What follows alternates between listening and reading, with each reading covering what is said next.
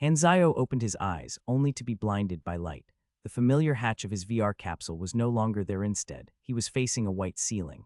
The walls that surrounded him were also white and reminiscent of cold, hard metal. They felt like something straight out of science fiction. The room resembled an intensive care unit, and Hanzayo lay atop a cold metal table, bare-chested and wired to all sorts of machines. His back was freezing. Hanzayo noticed that there was a group of people in white coats surrounding him, and they were looking at him as though they had just seen a ghost. I thought I just accepted a leveling request. Where am I? Suddenly, Hanzayo felt as though a large amount of data was being transmitted into his mind, causing his head to throb painfully. The last thing he could remember was accepting a leveling assignment. He was in the midst of creating a new character in Galaxy when he seemingly started to smell burnt eggs. Quickly let Ms. Hyla know. The test subject has come back to life. Call the guards. As the researchers started a commotion, Hanzayo realized that he could understand them, even though they were speaking in a language he had never heard before. Test subject, back to life, and guards. These terms unnerved him. Soon, he could hear the sound of rushing footsteps coming from outside. Should I make a run for it or just lie still?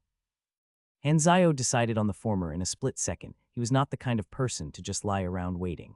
He abruptly sprang up, ripping the wires off him, and made a clumsy beeline for the door. The researchers did not attempt to stop him. Instead, they backed off hastily to avoid being knocked into. Crash! He pushed his way out into a white corridor, only to be greeted by a dozen or so guards suited in black and armed with electric batons advancing upon him from both sides. Hanzayo gasped at the sight of the crest on their uniforms. It depicted half a plant. The germinal organization from planet Aquamarine back in version 1, weren't they eliminated? Suddenly, a guard swung his electric baton at Hanzayo, and Hanzayo unconsciously raised a hand to block it. The ensuing current caused his whole body to spasm in pain. It felt like his bones were about to split, and his entire body turned numb. Is the pain calibration at 100? Galaxy's pain calibration was restricted to a maximum of 40 because any higher setting could potentially cause nerve damage to players. The VR capsule was also supposed to monitor the player's vitals to prevent this, but it was currently malfunctioning. It's only been 7 years and the capsule is having problems. Damn it, the repairman I paid $300 to a few days ago told me that it would still be good for another 6 months. I want a refund. The guards yanked him up and took him to a small room where they locked him up alone in pitch-black darkness. Hanzayo grimaced in pain as he massaged his wrist. His head continued to throb as more information poured in. It took Hanzayo a moment to reconcile the facts and make sense of what had happened to him. I've transmigrated into Galaxy. His eyes widened with amazement. Galaxy was a fully immersive virtual reality game that ran servers worldwide and boasted a peak concurrent player count of almost 60 million. The game was set in a vast universe with a world map and landscapes that were procedurally generated using the latest generation of quantum computers. The scale of its world was massive, and it was said to be able to run smoothly even with 1 billion concurrent players. There existed many organizations and companies that specialized in farming gold and running dungeons, and the best pieces of gear could even go for ridiculous prices of up to $1 million US. Being an extremely popular game, good balance was of the utmost importance. While big spenders did have certain advantages, it was not so unfair to the extent that it displeased the casual players. Maintaining competitiveness and improving skills were key factors towards game balance, and Galaxy did a good job in these areas, facilitating its strong allure as an esport. Although Hanzayo did indeed make a living out of playing the game, the term professional gamer didn't fit him well. He was instead one of the despised power levelers and preferred to work solo. Hanzayo had been playing the game since its very inception, and through the numerous patches, he had made a name for himself. In the last annual Top 100 rankings, he placed 47th. He definitely had what it took to try his hand at going pro, but what he enjoyed most about the game was the leveling experience. The germinal organization originates from one of the beginner planets. New characters were sent to back in version 1 of Galaxy, Planet Aquamarine, mumbled Hanzayo. Before transmigrating, Galaxy had already been operating for over a decade. Version 1 was ancient history. Have I time traveled too? Hanzayo's expression darkened. Does that mean I won't be getting my $300 back? Am I stupid? That's the least of my concerns. Hanzayo slapped himself. His memories were still jumbled up, and he could not recall anything about his original life, not even his name. All that he could recall were details regarding this world, such as its present era. He was currently in the year 687 of the Galaxy calendar, a year behind the updated timeline. In version 1, there were 3 universal powers that were upholding a peace that had lasted for 10,000 years, since the era of exploration. They were the Commonwealth of Light, the Crimson Dynasty, and the Arcane Church.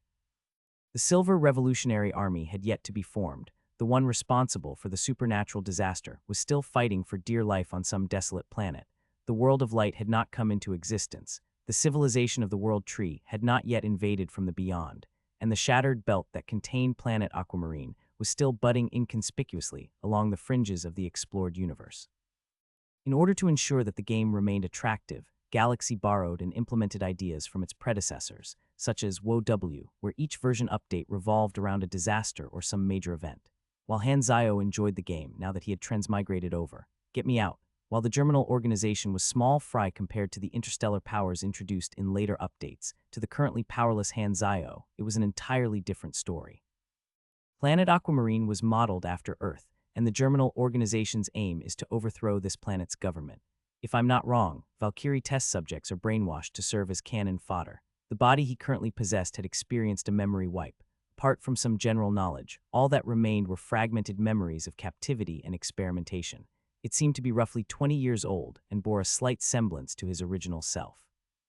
However, its state of health was as yet uncertain. He had heard the researchers mention that he had been injected with Valkyrie, one of the germinal's gene-altering drugs that was used to strengthen the brain. Valkyrie had a survival rate of only 30, but this body had reacted positively to it.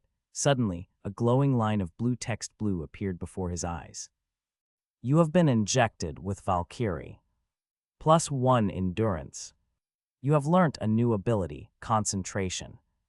You have learnt a new ability, low-level willpower. Virtual interface. Hanzio jumped for joy. Thank God I still have the interface. Hanzio was ecstatic but quickly discovered that there were several irregularities. NPC, not a player. Countdown timer. Hanzio furrowed his brows as he organized his thoughts. First of all, although he had no idea how the interface had transmigrated together with him, he had to treat this world as his new reality, meaning that if he died, he could not bank on being able to respawn like in a game. Secondly, he could still access the system's interface despite being classified as an NPC. This suggested that he could still level up like a player, which was good news. Thirdly, if the countdown timer confirmed his suspicions that he had indeed traveled back in time to before the game's launch, did it mean that real players would soon appear? Lastly, and most important of all, he was currently in grave danger. Hanzio felt indignant.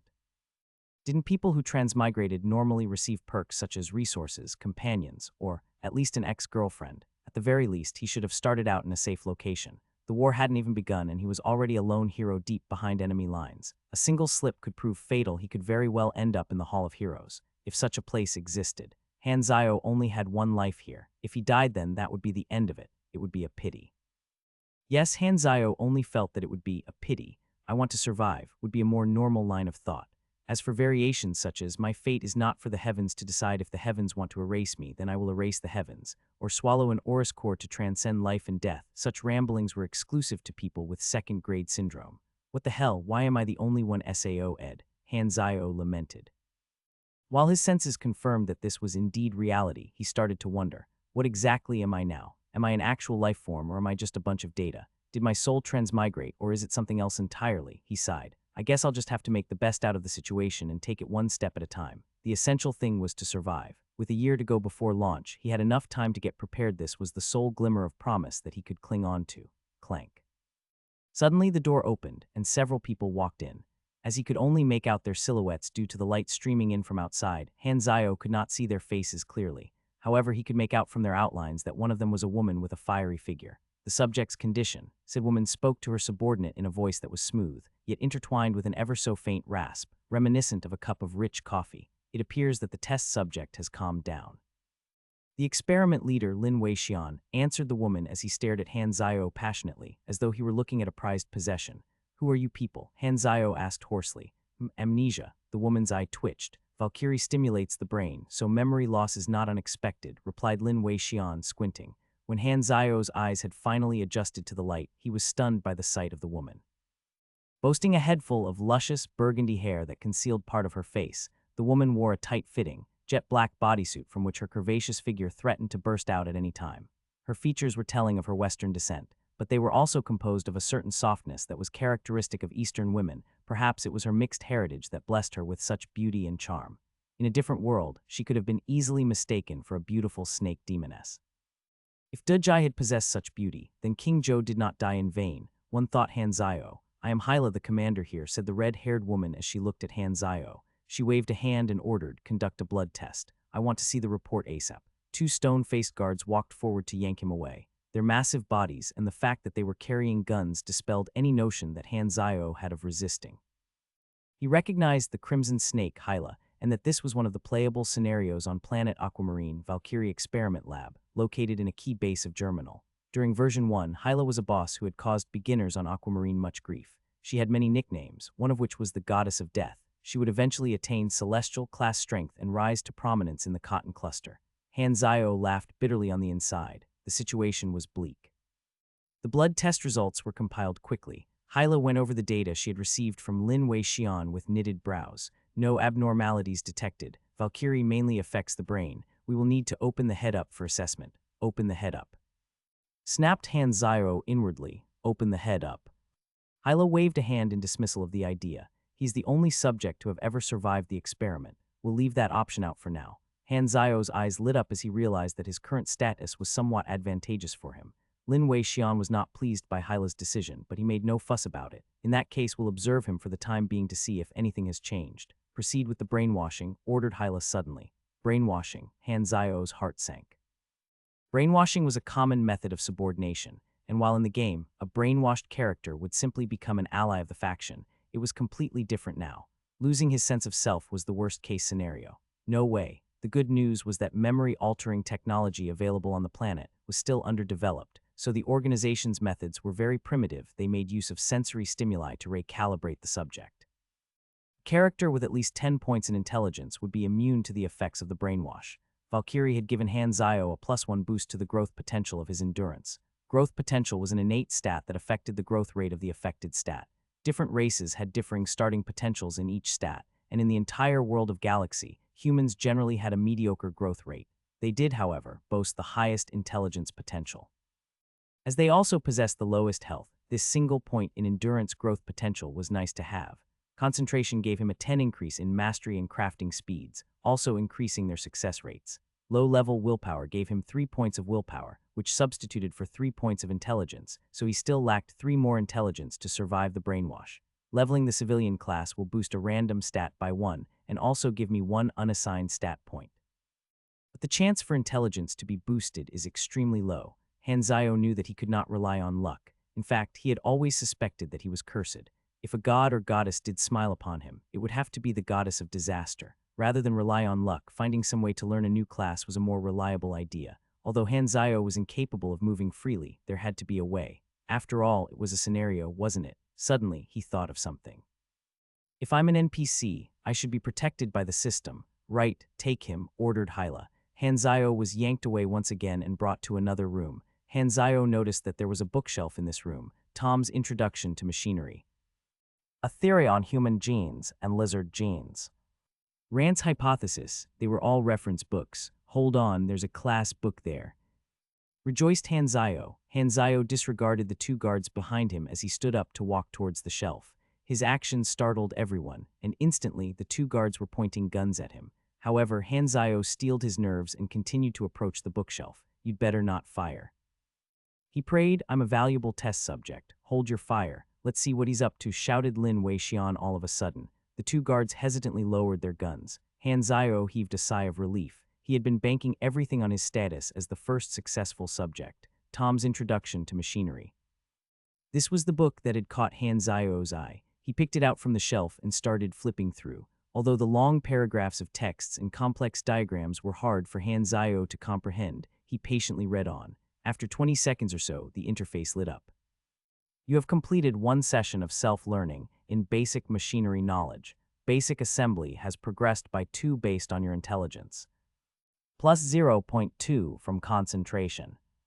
As I expected, Hanzayo rejoiced. Although he wasn't able to understand the book's contents on his own, the system's automated mastery system had allowed him to directly absorb the knowledge. Lin Wei-Xian's curiosity was piqued. The test subject seemed to be learning. He allowed Hanzayo to continue in order to observe him more. The entire room was now silent, except for the rustling of paper. Basic assembly. Progress rate, 15 plus 1 529 plus 2 948 plus 4.8. Hanzayo's reading speed increased with time. However, the pressure mounted on. Every second that passed could be his last. When Hyla arrived at the room, the sight of Hanzayo reading caused her to frown. What's going on? Lin Weixian began to explain what had happened. You're saying that his learning ability has been strengthened. That is my initial conclusion. If you allow me to open his head up to perform a thorough assessment, I will be able to come up with a more complete answer. Hanzayo flinched. How much does this bastard love brains? Hyla thought to herself, if his brain has been enhanced, he could prove to be more valuable than we initially thought. Is the brainwashing apparatus ready? She asked. Preparations are complete. Damn it, I have to be faster. Thought Hanzayo. Suddenly, a notification accompanied with a sound popped up on the interface. Basic assembly.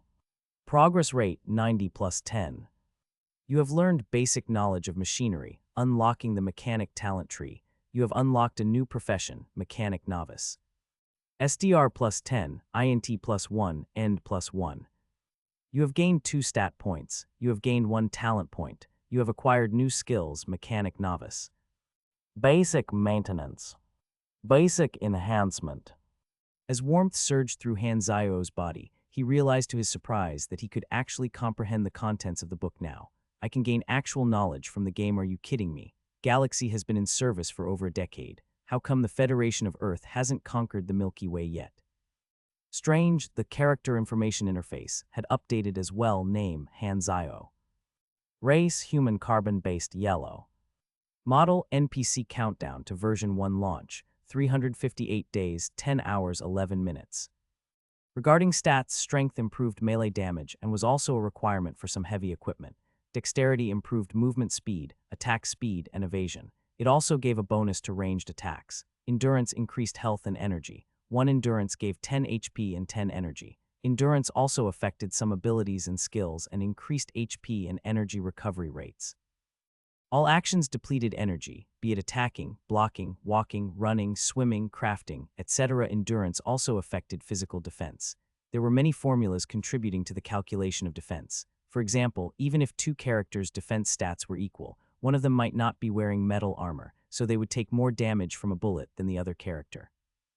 Other factors that affected damage taken included energy, range, bullet type, racial characteristics, and equipment material. All of these factors were taken into consideration when calculated by the quantum computer that the servers were run on. It was impossible for players to accurately optimize defense, but this wasn't that big of a deal, as having more defense could only be a good thing. Intelligence affected growth rates and willpower. A character with higher intelligence could master their skills faster. It also increased mastery and crafting speeds, and it could affect the quality of any machinery crafted by a mechanic, making it the most important stat for the class. Mystery affected a character's talent for supernatural powers, and it affected psychic powers and magic abilities, like how strength or dexterity affected physical abilities. Charm was useful when improving relationships with different NPCs and factions. It even enabled characters to enjoy discounts with certain sellers. Luck affected judgment and item drop rates. These were the 7 main attributes that stat points could be added to. Then there was also energy, a core component of the game that functions as mana for superpowers. It could only be increased through leveling or by acquiring certain skills, and it was described as a manifestation of the dormant power that lies in living cells. Energy was a requirement to unlocking superpowers, as well as latent awakening. A character would also receive bonus stats based on their energy level. LV. 1 energy was reached at 10 points LV, 2 at 50 points, and LV, 3 at 100 points. Each energy level would give random stats according to the character's class, and a character with a higher level class would benefit more from this. This bonus worked retroactively. Energy was also the mana for superpowers, and the additional stats received from energy were lost when the amount of energy remaining dropped below its tier. For example, LV. 1 stat bonuses would be lost when energy dropped below 10 points. The character would become fatigued after exhausting power, and this affected their combat ability. This mechanic made micromanagement in combat important. Energy recovered automatically, but at a slow rate. However, stamina could be used to recover energy faster. Also, when using superpowers without sufficient energy, stamina could be used as a substitute, and when there was both insufficient energy and stamina, health could be used. Many players ended up dying carelessly by sucking themselves dry this way. A character's grade reflected their combat strength. Characters were ranked according to their grade. The standard unit of measurement for energy was the ONA. Superhumans were graded A, B, C, D, or E based on their ONA levels. An E-grade superhuman, such as the present-day Hyla, possessed 100 ONA. A celestial class superhuman would fall under grade A. Grade A superhumans were capable of planetary scale destruction. Of course, grade A wasn't the limit. Hanzayo knew this, having transcended grade A himself. However, then was then and now is now. Having gained 2 unassigned stat points from unlocking the mechanic class, Hanzayo still needed 1 more intelligence in order to endure the brainwash. Apart from leveling up, there did not seem to be a way for him to obtain it. How was he supposed to gain experience? He obviously couldn't hunt monsters now or complete quests. Damn it, is there no way? Suddenly, an idea occurred to Hanzayo. He abruptly tossed the book to a side and proceeded to stare at the gun on the guard's waist with a blank expression. Hyla frowned but did not act. Everyone looked on to see what Hanzayo was up to. Hanzayo walked rigidly towards the guard. As if to make his intentions extremely clear, he reached out exaggeratedly for the gun. The guard instinctively drew his gun, and although Hanzayo did not seem to have any intention of snatching it, he tightened his grip. As Hanzayo was moving extremely slowly, the guard did not see a need to fire. "Unload the gun and let him have it," ordered Hyla. She was keen to know Hanzayo's motives. The guard obliged and proceeded to do so. Upon receiving the gun, some information popped up on Hanzayo's interface. 73 Wasp small caliber handgun. Key components: spring, slide, firing pin, magazine missing. Basic assembly automatically gave Hanzayo knowledge about many types of machines, and the blueprints for a 73 Wasp appeared in his mind. Instantly, Hanzayo understood how to assemble it. While in the game he simply needed to load the gun after learning it, he now had to perform some more technical procedures. Everything was truly far more immersive than it had been in the game, confirming his suspicion that he had transmigrated to an actual reality. Hanzayo began to strip the handgun and reassemble it. The skill icon for basic assembly lit up. After 40 seconds, he finished the task. To a specialist, 40 seconds was nothing. However, Hanzayo was a complete newbie. He had only spent 10 minutes on a book. Everyone was shocked. Is this the effect of Valkyrie? Lin Weixian started speaking excitedly. Such learning prowess. If I can analyze his brain, perhaps I can recreate. Go to hell. How much exactly are you obsessed with brains? Hanzayo proceeded to repeat reassembling the handgun. You have succeeded at an assembly basic 69 perfection rate, 28 exp gained. You have succeeded at an assembly basic 73 perfection rate, 32 exp gained. There were many ways to gain experience in Galaxy. Apart from hunting monsters and completing quests, skills and crafting were 2 key sources of experience for mechanics. As Hanzayo repeated the task again and again, he gradually became faster and faster. He was soon able to complete the task in a mere 20 seconds. Proceed with brainwashing now, ordered Hyla suddenly. Fortunately for Hanzayo, it had been enough. He had accumulated a total of 200 experience points. Use all experience to level up class Mechanic, ding. Mechanic Novice has leveled up, LV 1 LV 2. Energy plus 10. Intelligence plus 1, Endurance plus 1. You have gained 2 stat points. You have gained 1 talent point. Hanzayo breathed a sigh of relief. That was close. Hanzayo was strapped to a metal seat with his eyes forcefully pried open by extensions. Before him was a black screen with speakers on either side. He was unable to move at all. How long is the procedure? 12 hours. Keep watch here, ordered Hyla before she left with some grunts. Lin Weixian activated the procedure, and the screen lit up. It began to display all kinds of geometric shapes and patterns that morphed continuously. The vivid, rapidly changing colors and harshly alternating music caused Hanzayo much discomfort. While he wanted to close his eyes badly, he was unable to, and soon, his eyeballs turned bloodshot and swollen. Ah, this is so uncomfortable. It was a primitive method of brainwashing. The theory behind it was to overwhelm and distort the subject's thoughts to make it easier to feed messages into their mind. It did, however, have the advantage of not causing permanent damage to the brain, which both Hanzayo and Lin Weixian could appreciate. The depraved expression on Lin Weixian's face enraged Hanzayo. He felt like he was a pig at the slaughterhouse. Hanzayo added 2 of his 4 unassigned points into intelligence. You are being brainwashed, low level. Your INT 7. Your resistance 3. Brainwash failed. Hanzayo's discomfort immediately eased. At the end of the 12 hours, Hanzayo's entire body was aching, and his eyes were completely dried out. Hyla returned on schedule. The boss had assigned her the task of brainwashing Hanzayo, so she had to ensure that everything went smoothly. She undid Hanzayo's shackles, revealing bruises on his limbs. Although Hanzayo was still hurting, he continued to look at the screen blankly in order to act the part. Hyla suddenly bent forward, and her face came to within 2 inches of his.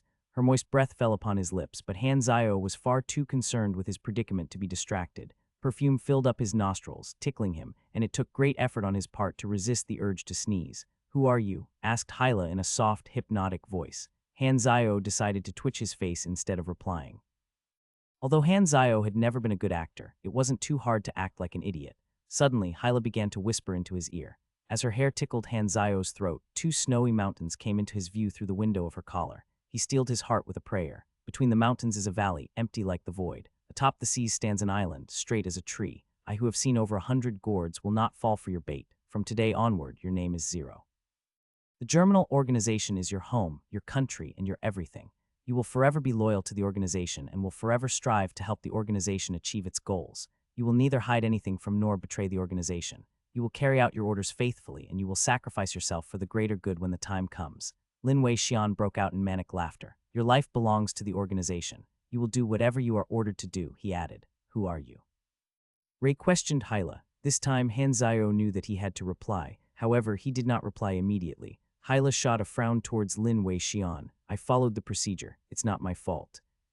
Suddenly, Hanzayo began to speak. I am Zero. Lin Wei Xian's eyes lit up. Valkyrie strengthened Zero's learning ability. However, as a side effect, it impaired his speech. Hyla thought back to Zero's earlier behavior. He had indeed responded slowly to his surroundings. Seems like the experiment was not perfect after all. You're wrong. This is perfection. He does not need emotions. Take him to recover. I will report to the boss. I'm safe now. Hanzayo could finally relax. He had come up with the idea of acting slow to lower their guard during the procedure. Although I didn't transmigrate to an ideal location, at least it's not so bad time-wise. The Valkyrie experiment was the prototype of a later super soldier project that implemented microchips into test subjects in order to ensure loyalty. Transmigrating to then would have been way worse. They would have been able to blow him up any time. At least Lady Luck is smiling upon me in one regard. Hyla made a call through an encrypted line. Boss, the situation has stabilized. Is the brainwashing complete? The man's voice was hoarse. I oversaw the procedure. There was no issue. What arrangements do you have for Zero? The Valkyrie experiment's aim is to train soldiers, so train him. How is my sister doing? Don't forget the deal, the man warned. I gave you permission to visit her once every 2 months. Don't cross the line. Hyla clenched her fists. The interior of the underground Valkyrie lab was almost entirely white. Guards constantly patrolled the grounds. After a night's rest, Hanzayo was brought to an isolated training field where Hyla awaited. While he was not too sure of what arrangements the organization had for him, he was certain that they would value his learning ability, meaning he would definitely get the chance to level up his mechanic abilities. It was virtually impossible to escape from such a tightly guarded fortress, so Hanzayo had steeled himself for the long haul. Zero, you will undergo daily combat and shooting practice from today onward. Hyla tossed a suit to him. Put it on. Hanzayo quickly wore it. As soon as he put the suit on, Hyla attacked, launching a vicious kick at chest level. Bang, too fast. Hanzayo was unable to react, and the kick cracked his ribs through armor. He staggered back over a dozen paces and clutched onto his chest, coughing, as expected of a superhuman. Although she was obviously not going all out, she was still several times faster than an ordinary person. 30 seconds of rest, she stated blandly. Combat training was tough but straightforward. No words were exchanged between the pair. They continued like this for 2 hours, by the end of which Hanzayo was completely exhausted and covered in bruises. He also now suspected that Hyla had masochistic tendencies. Are all Ice Queen types like this? He wondered. Hyla LV 30 has taught you basic combat. Progress rate 5. Hyla left wordlessly. A stout, burly man arrived to yank Hanzayo to the target practice field. I'm your shooting trainer, and one of the vice managers of this base, Balter, introduced the scary-looking man with a hideous knife scar across his forehead. He pushed a 73 Wasp into Hanzayo's hands and said, there's 10 bullets, hit the bullseye with all of them. Hanzayo frowned. How could a beginner who had never touched a gun in real life before hit the bullseye? Moreover, the target was a moving dummy 30 meters away. I'm no Olympic champion. Hanzayo shrugged his shoulders and raised the gun with his aching arms. Bang, bang, bang. After 10 shots, Hanzayo took a look at the scoreboard. As expected, he had failed. Suddenly, he felt a searing pain in his back. It was only with great restraint that he did not scream out. Turned around only to see a frenzied Balter licking blood off a black tactical knife. Continue. 1 miss, 1 cut. Let's see how much blood you will lose today. Hanzayo moved a hand across his back and it returned bloody. Bastard, he cursed inwardly. One of the glass panels in the room was a one-way mirror. Hyla and Lin Wei Xian were observing from the other side. Balter is being too careless with my precious test subject. Might as well let me dissect him now, bemoaned Lin Wei Xian. Hyla cast a plain look at Lin Wei Xian and replied, the organization will not approve of your request. Lin Weixian laughed coldly in response. I will have my way sooner or later. I created him. He is mine. Hyla remained silent. Balter LV-15 has taught you basic shooting. Progress rate 5. Agent profession unlock rate 1. Hanzayo was cut again and again. The cuts themselves might not have been deep, but there were so many of them that his clothes were completely drenched in blood. Balter watched the weakened Hanzayo with a grin. He reveled in the smell of fresh blood. Why are you not screaming? He asked. A good toy screams. Damn bastard. Hanzayo took a deep breath to compose himself. While he really felt like punching Balter, he knew that he could not afford to act recklessly. It was similar in some sense to Lowell when you trash talk despite losing. You're only setting yourself up for a more spectacular fall. For now, all he could do was suck it up. Laugh while you can. Hanzayo gritted his teeth. After the blood-boiling training session, Hanzayo was brought to dip in a special restorative bath for 2 hours. Although it healed his wounds, the pain from the cuts still lingered. There was an unused machinery tuning room in the base, and as Hanzayo had demonstrated some talent with machines, he was arranged to reside there. In the room were materials, tools, and a vehicle bench that he was given free rein to use. There were also shelves of books lined against the wall. Although there was a surveillance camera in a corner of the room, Hanzayo paid no heed to Ith had expected to be monitored 24/7. In the present year 687, Aquamarine was still a relatively new planet in the grand scheme of things. The planet was in the midst of a transition towards a new era, hence its technologies were still quite far behind for a sci-fi game, similar to that of Earth.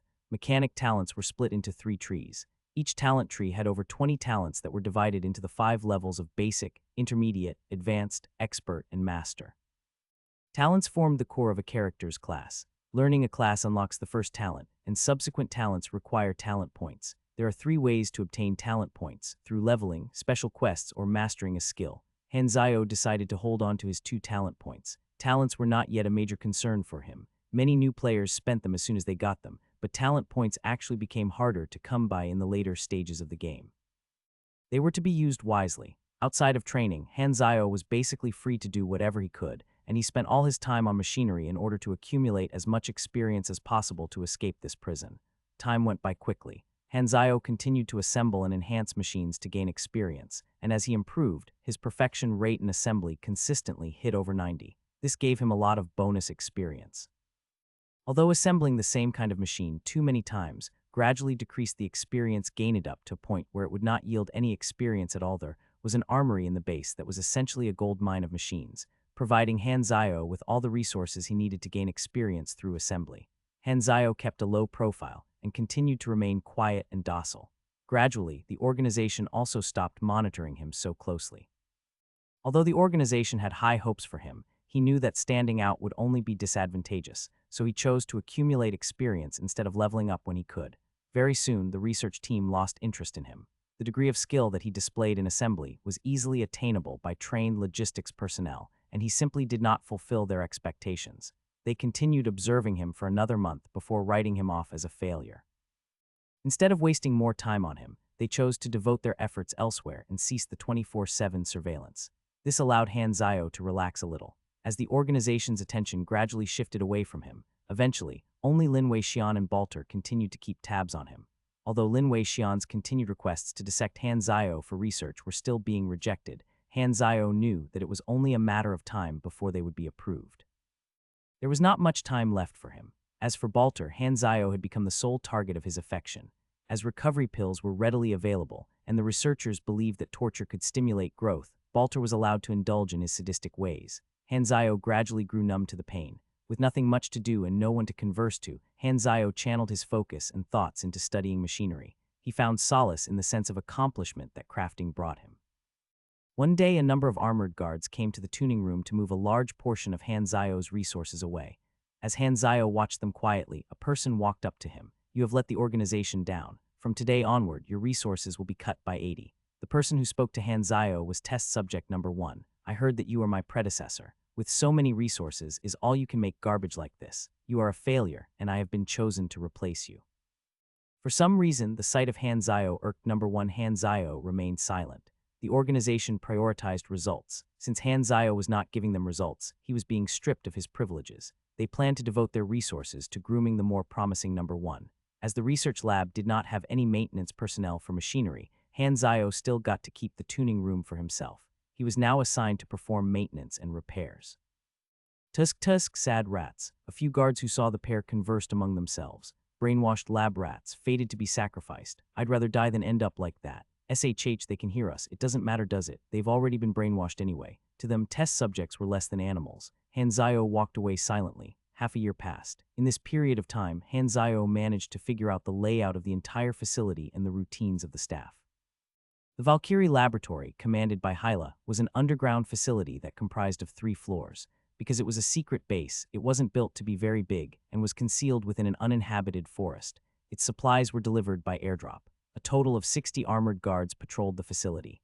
Every now and then, the organization would send a batch of test subjects who had had their memories wiped here for experimentation. Although there were a dozen so other Valkyrie laboratories, this base was the main one.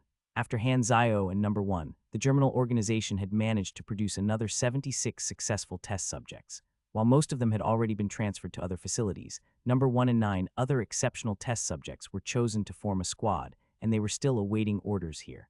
Hanzayo had grown accustomed to his life here. Aside from training, he spent all his time working with machines in the tuning room. The room had become a haven of sorts for him. The guards gradually began to ignore his presence, and when he passed by, they would simply gloss over him as though he were invisible.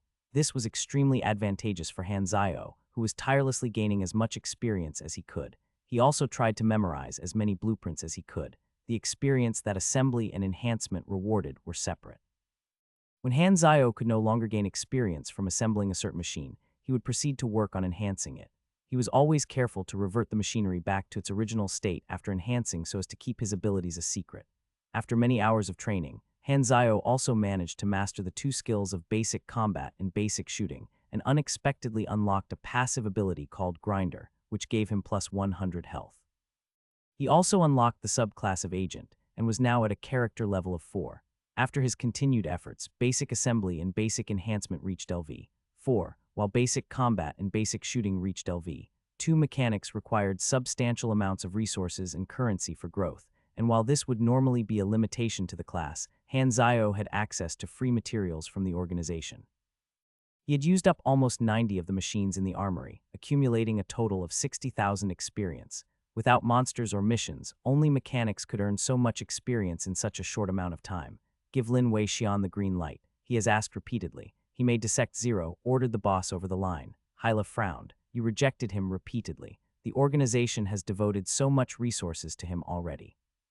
Must gain something in return, said the boss plainly. The only worth that trash has is in being recycled. That is Zero's fate. Hyla bit her lip. Understood. What are the results of Number 1 and his team's training? Continued the boss. Very promising. I see potential in them. Very good. Send them to the Night Owl base for training. I have already sent the Night Owl squad to receive them. They will arrive in 2 or 3 days. That's the day I visit my sister. You don't need to follow them. All right.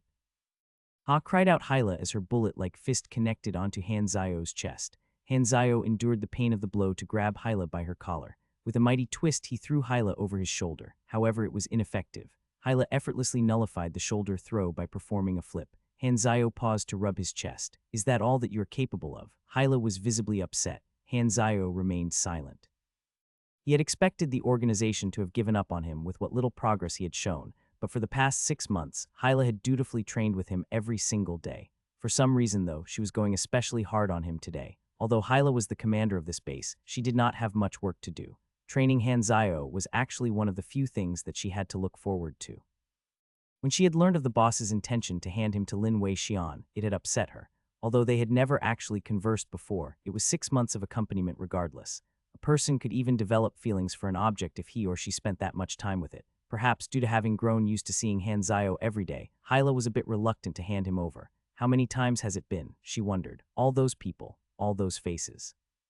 The organization's cruel methods had not only caused her to lose many of her friends, she had also lost her sister. The reason she had pushed Hanzayo harder today was to try and stimulate him. She had hoped to be able to draw out any latent talent in him. However, it had clearly been too much to ask for. The boss has approved of Lin Wei Xian's request to dissect you. She sighed. Strictly speaking, this was the first time she had ever spoken of anything outside of training to Hanzayo. Hanzayo's eyes flashed. Finally, although Hanzayo had been anticipating this from the moment he decided to lie low, he did not regret doing Sohai's background made it impossible for him to rise up through the ranks, which meant that he would only be able to continue on as a henchman. Either way, Hanzayo did not wish to work for the organization. Suddenly, Hanzayo noticed a photograph on the ground. It seemed to have fallen out of Hyla's pocket during their fight. Hanzayo bent down to pick it up. It was a group photo set in front of a vast blue sea that was basking under a setting sun. Two girls stood side by side in the center. One of them was Hyla, who was smiling radiantly. The other girl had snow-white hair and seemed to resemble Hyla somewhat. She looked both clever and gentle. Hyla's face changed upon realizing that she had dropped the photo. She immediately bent down to snatch for it. When she saw that it was undamaged, she let out a sigh of relief. As she pocketed it, she took a final, probing look at Hanzayo before turning around to leave. The interface suddenly lit up with a message. You have initiated a D-class quest, Night Owl Plans. Accept decline. Hanzayo's eyes lit up. My first mission in 6 months. Accept. Quest synopsis: the dark and blood-stained advent of the germinal organization has always been a great mystery to the 6 nations of planet Aquamarine. Hyla has a secret past that no one knows about. Where do her loyalties truly lie? You now hold one of the clues to this mystery. Will you seek to uncover the truth? You may choose to pass this clue on to someone else for a small reward. The quest had obviously been initiated by the photo. Hanzayo knew who the white-haired girl was. She was none other than Hyla's younger sister, Aurora. While the sisters both possessed supernatural powers, their powers were of 2 extremes. Aurora's blood possessed mysterious healing properties that could extend life or even bring back the dead. She had been brainwashed and was now being controlled by the germinal. Not only were they taking advantage of her powers, they were also using her as leverage to make Hyla do their bidding. Hyla only cared for one person, and that was Aurora. The war between the 6 countries in the germinal organization reached a climax at the conclusion of version 1. As a last resort, the germinal organization used Aurora's flesh and blood to create an endless supply of miracle drugs that won them the war. Hyla, who had been at the front lines at the time, only learnt of what had happened a few months later. Losing her sister tore her apart, and the germinal organization took advantage of her moment of weakness to capture and imprison her. After her escape, she became cold-blooded and ruthless, going so far as to sacrifice countless of lives in order to awaken her latent powers. She turned to the dark side and stopped at nothing to gain power, eventually coming to be known as the Goddess of Death, whose very name spread fear throughout the Shattered Belt. Although the present Hyla was cold, compared to the future Goddess of Death who wielded the power to wipe out entire civilizations, she was a billion times nicer. If he had the chance, Hanzayo would definitely do his best to alter her tragic fate not out of pity, but to prevent her from destroying his fleet of spaceships. However, he was still far too weak to do anything. Escaping the base was his primary goal. Hanzayo knew from Hyla's routine the past 6 months that she would leave the lab in 2 days. That would be the perfect chance. Hanzayo returned to the tuning room and summoned the interface. He currently possessed 2 subclasses and 1 main class, Civilian, Agent, and Mechanic Novice. In the later stages of the game, a high-level mechanic was akin to an entire galactic fleet. Mechanics were well known for having many skills. Each blueprint itself could be seen as a skill, and since there were thousands of blueprints of machines, mechanics could be played in any number of ways. The slew of skills at their disposal made them adept at all sorts of tactics and warfare. Nevertheless, they had a glaring weakness: they needed more experience than other classes to level up. Hanzayo contemplated for a moment before dumping all the experience he could into mechanic, initiating a leveling frenzy. Engineer Novice has been raised to LV, 3 plus 10 energy, plus 1 INT, plus 1 N plus 2 unassigned stat points, plus 1 talent point. Engineer Novice has been raised to LV, 10 max plus 30 energy, plus 1 INT, plus 1 N plus 2 unassigned stat points, plus 1 talent point. It took 130,000 experience to level LV, 2 mechanic novice to LV, 10. As a result, Hanzayo gained 8 endurance, 8 intelligence, 100 energy, 16 stat points, 8 talent points, and was now LV, 12. It was usually more cost-effective to raise the level of the main class first as it gave more energy. As Hanzayo did not meet the requirement for class advancement yet, he could not level mechanic up any further. Most classes had a starting level cap of LV, 10 that could only be exceeded after performing an advancement. Hanzayo continued to use 80,000 experience to level up Agent to LV, 9. He gained plus 12 strength, plus 9 dexterity, plus 3 charm, 9 talent points, and 9 points of unassigned stats from this, and hit LV, 20. While a character could have any number of classes, LV, 20 was the maximum character level before completing the special advancement mission. In the game, the maximum level was usually raised every major update. In version 1, it was LV, 60. Galaxy had hundreds of classes, and this gave players unlimited combinations to play around with. It made it common for a character to have individualized skill sets. As there was no fixed strategy in particular, each and every character could be skilled uniquely. This was one of the game's strong points. Hanzayo discovered an anomaly. His interface did not display a maximum level. This could mean that he was allowed to exceed the limits of a regular character. The gameplay of version 1 and version 2 was mostly based around the beginner planets. Although the stronger civilizations in the universe were already implemented from the start, players were unable to interact with them. Hanzayo wondered if his NPC status would have any impact on this. LV-20 Advancement Mission: Learn an Advanced Mechanics Skill. As one of the requirements to learning an advanced mechanics skill was to gain advanced knowledge, Hanzayo had no way to proceed with the advancement. He used another 150,000 experience to raise basic assembly and basic enhancement to their LV-10 each, thereby gaining 2 talent points. He then used 10,000 experience to raise the level of his Machinery Affinity Novice to LV-3. After some calculations, Hanzayo proceeded to use 60,000 experience to reach LV-6 in both basic combat and basic shooting, and this unlocked grappling and precise aim. He intended to use the remaining 170,000 experience to do some blueprint gambling. Blueprints were an important feature of the mechanic class. The first method of obtaining them would be through leveling talents. The second method would be through completing mission-sum missions, rewarded blueprints. The third way through perform reverse engineering, done by disassembling machinery. However, on top of certain conditions and requirements, this method expended experience points. The fourth way and the most important one was through combining talents. This method also expended experience points. As there were 60 talents, and the same type of combination could yield different kinds of blueprints, the possibilities were endless. Some blueprints even had hidden prerequisites, making it hard to determine exactly how many blueprints could be derived from a certain combination.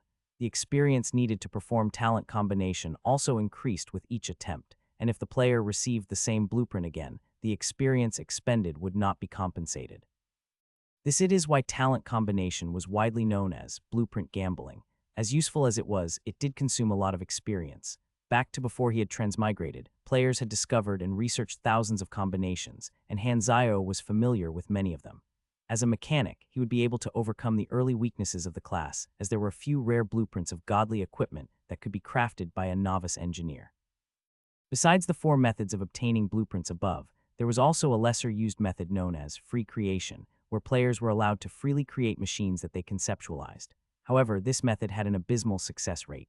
The success rate of free creation depends on various factors such as the viability of the concept itself, the quality of the materials, the character's level in knowledge, certain abilities, tools used, and so on.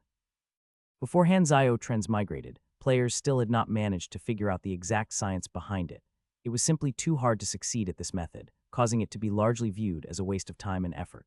As Hanzayo had gained 19 talent points from leveling his classes and 2 points from maxing 2 of his skills, he now had a total of 21 talent points. Hanzayo proceeded to pick out 2 books from the shelf before summoning the interface. Use 1 talent point to unlock the Weaponry Branch Talent, Basic Mechanical Engineering, YN. Use 1 talent point to unlock the Weaponry Branch Talent, Basic Bioengineering, YN. Confirm. A large amount of information related to these 2 talents began to be transmitted into Hanzayo's brain, causing him some discomfort. This continued for 10 minutes. When he was done, he used another 2 talent points to raise them to LV-2, increasing his degree of comprehension for them. Combining these 2 LV-2 talents can yield 6 types of blueprints. Each combination will double the required experience for the next. The first combination requires 10,000 experience, so 170,000 experience will allow me to combine 4 times. I must get that blueprint in 4 tries. Hanzayo nervously proceeded to combine LV-2 Basic Mechanical Engineering and LV-2 Basic Bioengineering. Proceed with talent combination of LV-2 Basic Mechanical Engineering and LV-2 Basic Bioengineering. 10,000 experience will be used. Yes, Hanzayo's vision whirled momentarily as a new blueprint appeared before him. Success! Congratulations on discovering Sky Swallow gliders. Not this one. Hanzayo clenched his fists. Continue. 20,000 experience will be used. Success! Congratulations on discovering Bionic Limb. Damn it, this is the worst one, again. 40,000 experience will be used. Success! Congratulations on discovering Lightweight Mechanical Arm. This is it. Hanzayo slammed the table excitedly. Haha, Lightweight Mechanical Arm. This is what I was hoping for. Half a year of hard work almost went down the drain. In one shot, Hanzayo was able to reach LV20 and significantly boost his combat ability. He spent 5 of his 27 unassigned stat points to raise his intelligence to 20, fulfilling the prerequisite to craft the lightweight mechanical arm. Now, he had one thing left to do: suit up. Hanzayo grinned as he looked at the spare parts scattered all across the floor. I will show you what raising a tiger's cub means. The Valkyrie lab was hidden underneath an abandoned farm situated within an extremely large forest.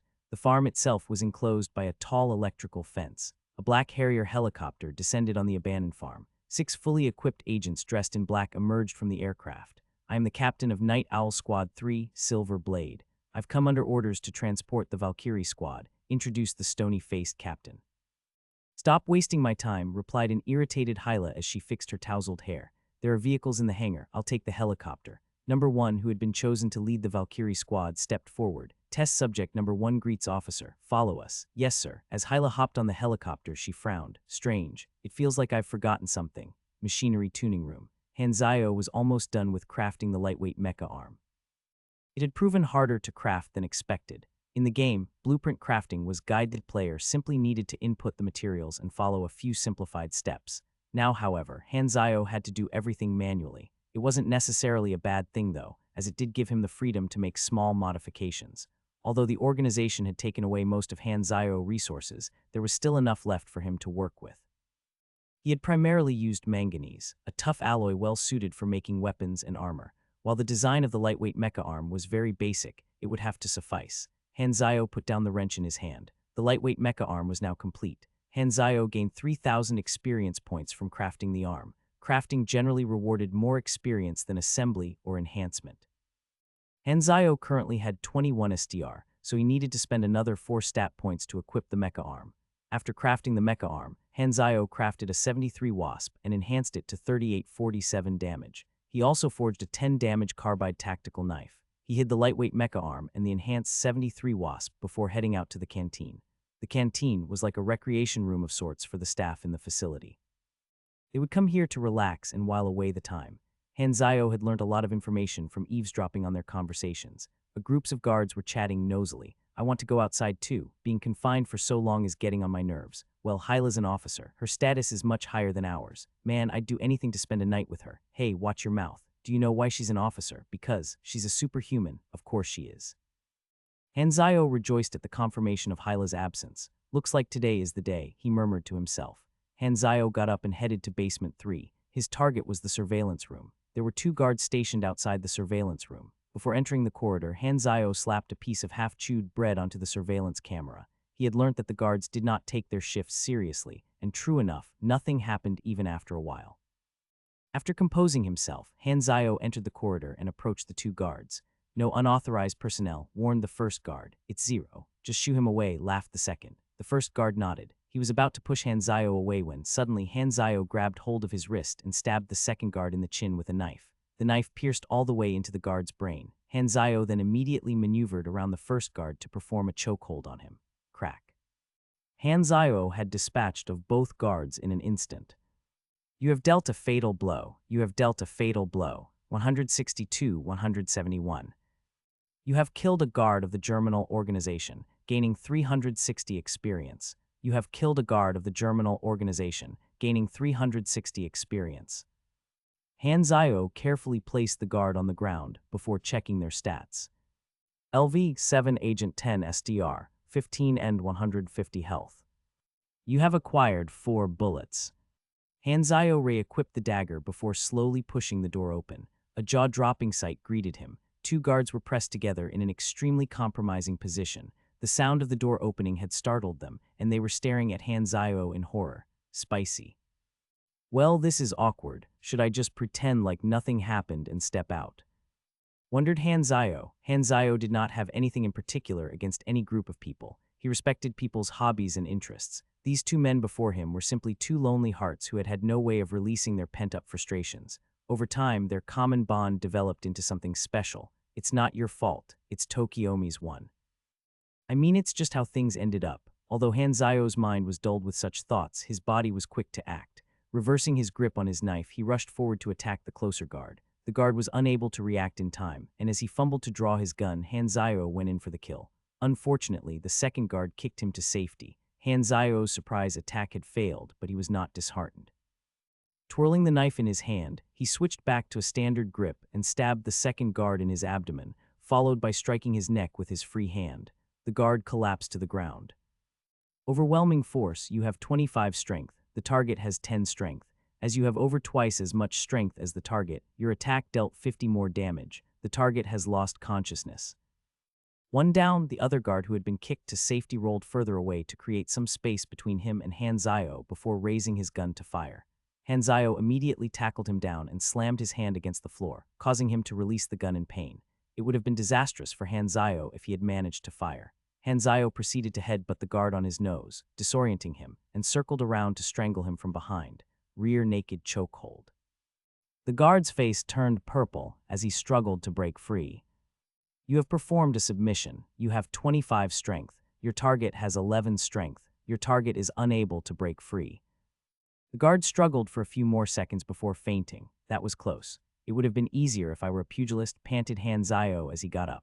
The pugilist class was the most popular class in Galaxy for the simple reason that it was the coolest-looking class. Their skills had the coolest names, such as Inferno Quake, Devil's Beam, or Starbreaker. Of course, many skills were not actually as powerful as their names suggested, but the point is that they sounded cool. Shouting out the skill's name as you used it also always seemed to make it stronger. Although most players weren't thick-skinned enough to do so, Hanzayo enjoyed it. Pugilists were also a much simpler class to play basically, just keep on hitting the enemy. Compared to the most demanding class to play, the mechanic, the difference was night and day. Hanzayo used his knife to finish the two unconscious guards. He looted 4 magazines of bullets from them. He then moved the bodies of the other 2 guards into the room, cleaned up the bloodstains in the corridor, and smashed up all the security monitors. After confirming that he had not missed anything, Hanzayo emerged from the room with his usual blank expression on once more. Eliminating the surveillance room was important to Hanzayo's escape. It allowed him to move freely. Hanzayo returned to the second floor where a guard suddenly stopped him. Mr. Lin Weixian wants to see you. Hanzayo's eyes flashed. Lin Weixian was one of the few people in the base who possessed a security pass that could access the main gate. He was saving Hanzayo the trouble of looking for him. Hanzayo followed the guard to Lin Weixian's private laboratory. It was a dimly lit room. The walls were lined with shelves of specimen jars filled with organs, almost like the private collection of a homicidal murderer. The organization has finally let me have you. If I dissect you, I will be able to find out the difference between you and the other test subjects. After extracting all the valuable information your body has to offer, I will preserve your corpse as a specimen. You will be fondly remembered as the first test subject. Hanzayo remained silent in the dark. You there, secure him tightly and don't let him struggle. It'll ruin my experiment, ordered Lin Weixian. He then proceeded to turn around to retrieve his toolbox of oddly shaped surgical knives and scalpels. Before Hanzayo, how many had fallen prey to them? Suddenly, Lin Weixian heard a dull thud from behind. He turned around, only to discover that Hanzayo was standing right behind him. Before he could react, Lin Weixian felt a pain in his chest. Looking down blankly, he saw that a knife was stabbed directly into his heart. His eyes widened with shock as he dropped the surgical knife he was holding. He could see the motionless guard lying on the floor behind Hanzayo, as well as the coldness in Hanzayo's eyes. Right, this room is under surveillance. Hanzayo seemed to have read his mind. Give up, I've already cleaned the surveillance room. That tone, is this really that dim-witted Zero? Lin Weixian shuddered as the color in his face drained quickly. Half a year, you've been faking it all along. Hanzayo nodded. How is that possible? You've fooled everyone. Lin Weixian wondered aloud, incredulous. Nothing is impossible in this world. Hanzayo twisted the knife viciously. Lin Weixian crumpled to the ground, wide-eyed in indignation and terror. I am your creator. Hanzayo changed into the guard's uniform before leaving Lin Weixian's laboratory. It was likely that people knew he had been taken to Lin Weixian, so a disguise was necessary. There were usually 4 people in the base that he had to watch out for Hyla. Number 1, Lin Weixian and Balter. As Hyla was not in, Number 1 had left, and Lin Weixian was a non-factor now. Hanzayo's escape would proceed smoothly as long as he did not encounter Balter. The main gate to the base was a reinforced steel door almost 1 meter thick. Even if Hanzayo used all the explosives in the armory, it would still not be enough to blast it open. The only way to escape would be through unlocking it, and only 3 people possessed the security pass to do so. One of them was none other than Lin Weixian, and naturally, Hanzayo had already acquired his pass. However, as the main gate was heavily manned, and everyone knew exactly who possessed a pass, escaping was not that straightforward. If Hanzayo so much as appeared at the main gate, he would be surrounded by heavy fire in mere seconds. One bullet would do only 10 damage to him, but add them all up and he would be lucky to last for even a second. Not a bad way to go, he thought, but I think I'll come up with a better idea. Hanzayo's plan was to cripple their communications in order to gain a few hours of time. This was the safest option. Currently, he was heading back to the tuning room to retrieve the mecha arm first. As the tuning room came into sight, Hanzayo was suddenly pushed from the side. To his horror, the person who had pushed him was none other than Balter. "Why am I so unlucky?" he groaned inwardly. "Which squad are you from?" questioned Balter. "Why have I never seen you before?" Hanzayo lowered his head and pushed his cap down. "I'm new here. I'm from Squad B. Why was I not informed of new guards? Hold on, your voice sounds familiar. Raise your head and show me your face." Hanzayo noticed that Balter was slowly reaching for his handgun. 3 guards nearby had also sensed that something was amiss. What should I do now? If Hanzayo were exposed now, Balter would definitely send guards to look for Lin Wei-xian. That would be disastrous. This is a problem. "I didn't want to have to resort to Plan B," muttered Hanzayo. "What did you say?" Suddenly, Hanzayo raised his head to reveal his face to Balter. "I've always wanted to tell you this. Go see a shrink, psycho. 0. Hanzayo took advantage of his confusion and thrust his knife into Balter's chest. Unfortunately, Balter dodged on reflex, and Hanzayo's knife only grazed his chin. "Fire!" The 3 guards hastily reached out to draw their guns. Unfortunately, they were too close to Hanzayo, and Hanzayo managed to close in on them before they could fire. He sent a fist smashing into the nearest guard's face. 48. The punch sent the guard flying backwards into his comrades. Hanzayo gritted his teeth as he turned around to make a dash for the tuning room. Balter's face darkened as he felt his chin. As he gave chase, he shouted into the transmitter on his collar, "All agents, listen up. Come to the tuning room on the 2nd floor at once. Test subject 0 has gone rogue." All the guards who heard the news were stunned. "0 gone rogue? Are you sure? Wasn't he brainwashed? Is this a drill? Are you dumb? Didn't you hear the gunshots?" Hanzayo became strangely calm under the assault of Balter's gunfire. As his brain began to process all the variables and data in his surroundings, the world before him astonishingly changed. Hanzayo's surroundings began to be reduced to 3D lines, as though his mind were filtering out all the clutter, making everything look clear to him. Somehow, he had entered a state of mind in which all his brain's functions were heightened. 2 seconds to reach the tuning room. 3.7 seconds for Balter to catch up. The 3 guards will not pose any threat for another 4.2 seconds, roughly 30 seconds before reinforcements arrive. Hanzayo had been through countless battles before. Although they were all from his time in the game, it was still experience. And it was precisely experience that enabled him to tap into this special state. He started to run in an irregular pattern to dodge the bullets. Interesting. "The toy wants to resist," mused a frenzied Balter. "You asked for it." Balter was an elite agent with over 20 years of experience. No matter how terrifying Hanzayo's learning capability was, he had essentially trained for only 6 months. To him, the outcome was already decided. As soon as Hanzayo neared the tuning room, he jumped inside and locked the door. Balter burst out in maniacal laughter as he paused to reload his gun. "Hiding in a room, you have sealed your fate." Suddenly, the door was blasted into smithereens by what appeared to be a gigantic mecha arm that appeared out of nowhere. It followed through to smash into Balter's chest. 95. Balter was sent flying into the wall. 4 or 5 of his ribs were broken by the force of the impact. As he got up, he coughed a mouthful of blood and looked at the newly emerged Hanzayo in disbelief. "What the hell is that?" Balter stared in shock at the gigantic mecha arm that was enshrouded by the black smoke it was pumping out. The 3 guards raised their guns to fire, but Hanzayo was a step quicker. With his right hand, he drew his enhanced 73 Wasp and fired 2 consecutive shots. With the accuracy bonus provided from his skills and dex, Hanzayo's current shooting abilities were extremely frightening. Each bullet hit either guard squarely in the throat. The 3rd guard opened fire, but Hanzayo simply raised the mecha arm. Clank, the bullet deflected. "Lightweight mechanical arm left, has lost 8 durability." Hanzayo fired another shot. The guard collapsed to his knees with an expression of disbelief. The corridor quietened down. Hanzayo and Balter faced each other off. "The nearest guard will take another 30 seconds to arrive," calculated Hanzayo. Hanzayo flexed his mecha arm tauntingly. Balter furiously spat out some blood and laughed coldly as he unsheathed a dagger that had been concealed within his boots. "That was quite a punch, but don't think that you can defeat me with a piece of junk like that. We'll see. I can kill you 10 times in 30 seconds, howled Balter as he suddenly pounced forward. Hanzayo charged forward to meet him. Sparks flew as Balter's knife clashed with Hanzayo's mecha arm. In the moment that they passed each other, Balter bent down and aimed a kick at Hanzayo's knee with his foot.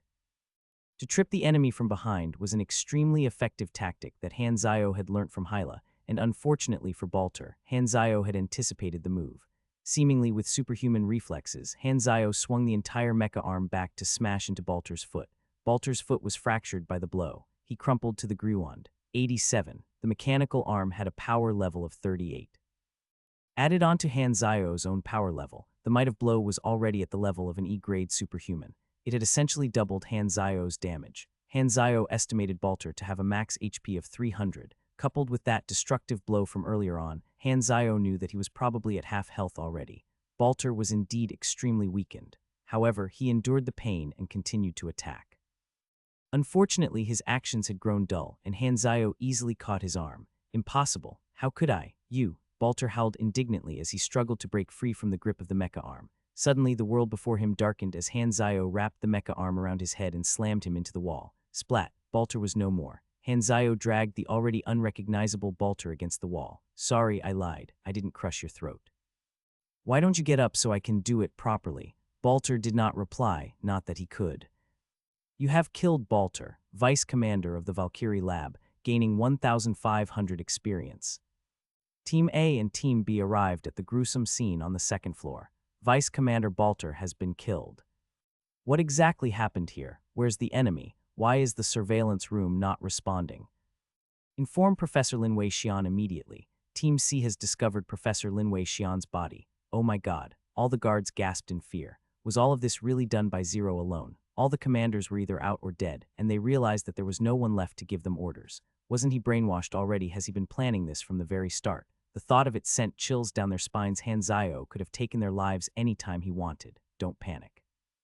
There's only one enemy. Proceed with a sweep of the facility. Fire at will. Team A will head to the armory. Team B, check out the surveillance room. Team C, go protect the laboratory. Team D, fortify the main gate. If Zero wants to escape, he'll have to go there. Now go. The team leader rose up to the occasion to give the orders. There were a total of 60 guards in the base grouped into 4 teams. Usually they were scattered, but this was an emergency. Unfortunately, Hanzayo was reading them like a book. Bang! A loud crash came from above, and the entire facility started to tremble. What's going on? Asked the panicked team leader through his intercom. The sound of gunfire intermixed with panicked yelling could be heard from the other end. Team C has encountered the enemy in the lab. I repeat, Team C has encountered the enemy in the lab. Damn it. Zero set the lab on fire with a grenade. Where did he get the grenade from? The team leader was both enraged and horrified. His team had been standing guard outside the armory, but they had seen no one the entire time. Send reinforcements quickly. Which team is nearest? Team B is also at basement 3. The surveillance room has been wiped. We're coming over right now. In basement 3, Hanzayo was hiding behind a corner near the laboratory while the fire raged within. He had used 3 hand grenades to set the lab on fire. Presently, there were a dozen guards from Team C that had suspected his presence and were advancing on him. After his battle with Balter, Hanzayo had not headed for the main gate immediately. Instead, he had gone back down to basement 3, predicting that the guards would conduct a sweep of the facility from the top. Since it was no longer possible to sneak out as he had planned, Hanzayo had to change his tactics. Here in the laboratory at basement 3 was where all the Valkyrie data was stored, making it one of the key areas of the entire facility. He knew that setting it ablaze would cause the enemy to panic. I still have 77 bullets and 5 custom grenades. Hanzayo reevaluated his inventory before peeking out from the corner for just an instant. Bullets were fired almost instantly. 12 guards, 3 N9 submachine guns, 9 73 Wasp handguns. I'm outclassed in firepower. Hanzayo's mind raced. It had been a minute since he set the laboratory on fire. Team B would arrive within 3 minutes, so he did not have much time left. Hanzayo knew all of this because he had been eavesdropping on a stolen intercom. Everything had happened so suddenly that the guards did not stop to consider this possibility. Hanzayo tossed out a grenade, causing the Team C guards to frantically jump for cover. Bang. Hanzayo used the smoke of the blast to sneak up onto the nearest guard. He gave him a mecha punch in the stomach, crippling him. Shoot, quickly, shoot. The other guards resumed shooting. Hanzayo yanked the poor guard up to use as a shield, and while this did not stop them from shooting, Hanzayo was able to close the distance, and he swiftly dispatched of another 3 guards. The remaining Team C guards scattered further back to pull apart from him. Hanzayo rolled and ducked as he closed in on them. The mecha arm's durability plummeted as bullets rained upon it. As Hanzayo evaded, he pulled out his handgun to return fire and scored 3 more kills. Suddenly, Hanzayo grimaced. You have been shot in your right arm by a 73 Wasp. 17 damage taken. You have been inflicted with a gun wound. You are now bleeding light and will lose 1 HP every second for 15 seconds. Quickly bandage your wound. You have been shot in your left leg by an N9 SMG. 21 damage taken. You have been inflicted with a gun wound. You are now bleeding light and will lose 1 HP every second for 15 seconds. Quickly bandage your wound. If not for Balter's training, he would definitely not be able to endure the pain. Hanzayo grit his teeth and threw out another grenade. Bang! The blast of the grenade caused Hanzayo's ears to ring in pain. He growled it off and proceeded with his onslaught. 1 minute later, Team C no longer existed. Hanzayo proceeded to bandage his wounds. He had lost 110 HP, more than a third of his max HP. A head-on assault is too costly. If only I had active skills. Team C, please respond. What's the situation? Asked a guard over the intercom. Hanzayo pinched his throat and replied, cough, cough. Team C has suffered heavy losses. We have trapped the target inside the lab. The target has been shot. Please send reinforcements quickly. He then picked a submachine gun on the floor and casually sprayed it to create the illusion of a fierce battle. Roger that. Please hold on. Team B is on the way. The guard did not doubt him at all. As Hanzayo's silent act was deeply ingrained in their minds, the idea that he could employ such tactics simply did not occur to them. Hanzayo proceeded to tie his 3 remaining hand grenades together and hung them on the door of the laboratory. He then hid behind a desk and loaded 3 submachine guns before firing his handgun multiple times to create the illusion of a crossfire. Footsteps approached and the door was kicked open. Kaboom. As soon as the guards began to scream, Hanzayo rushed forward under the cover of the smoke and stuck 2 SMGs out of the door to open fire onto either side. Although vision was limited, Hanzayo could hear his shots landing, and when he had emptied his clip, the guards were no longer making any sound. The standard tactic to attack a room was for one person to kick the door while the others hid on either side. As the guards in the base were not an elite squad, Hanzayo had known that they would employ this tactic. Although most of Team B had been lucky to survive the first round of grenades, they were unable to hide from the ensuing storm of bullets. His inner face lit up like crazy. When the smoke cleared, Hanzayo saw that 3 guards remained. When they saw Hanzayo emerge from the room, their eyes grew wide with shock and fear. Is this really that dim-witted Zero? Hanzayo fired 3 consecutive shots to finish them off. What was that explosion? What's going on? Team A's leader shouted through the intercom. Hanzayo randomly picked up several scattered guns and fired them around casually. Team B is under ambush. We are engaged with the enemy in the experiment lab. Requesting assistance. Requesting assistance. Team A is coming right now. Something seemed off about the entire situation to him, but he could not figure out what. It was only when they reached Basement 3 did the team leader finally realize what was bothering him, and he hurriedly ordered, all guards, listen up. Zero might have infiltrated our comms. From now on, only take orders from me. It suddenly became apparent that Zero could be baiting them. After all, they hadn't heard of any other Team B member speaking since then. An unbelievable notion occurred to the team. A leader, did Zero already wipe out both Team B and Team C? The notion caused him to shiver. If that was what had happened, it would mean that Zero had wiped out over half of the entire base's guards alone.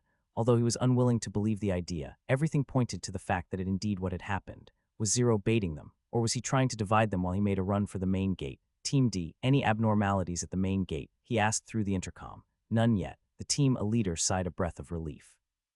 He couldn't let Zero play them for a fool any longer. The situation at present was already extremely bad. He knew that hoping to kill Zero now was no longer realistic, and that he had to inform Hyla ASAP. Team A, listen up. Return to the main gate right now. He decided it would be better to gather all the remaining people to fortify the main gate. There, they could simply wait for reinforcements. This was the plan that appeared safest and surest to him. No matter what Zero's aim was, his fate would be sealed as long as he had nowhere to run. Team A retraced their steps to join up with Team D at the main gate. Teams B and C have most likely been eliminated. I'm going to call for reinforcements. Guard the exit. The team leader glanced at the present members. There were 31 of them. With 31 guns directed at the corridor, the second Zero appeared he would be torn to shreds. However, he suddenly realized that something was off. Hold on a second. Shouldn't there only be 30 of us? Beep, beep. Security panel flashed green as the gate suddenly opened. As the guards turned back to look, their jaws dropped. There was a man who was wearing the same uniform as them at the gate.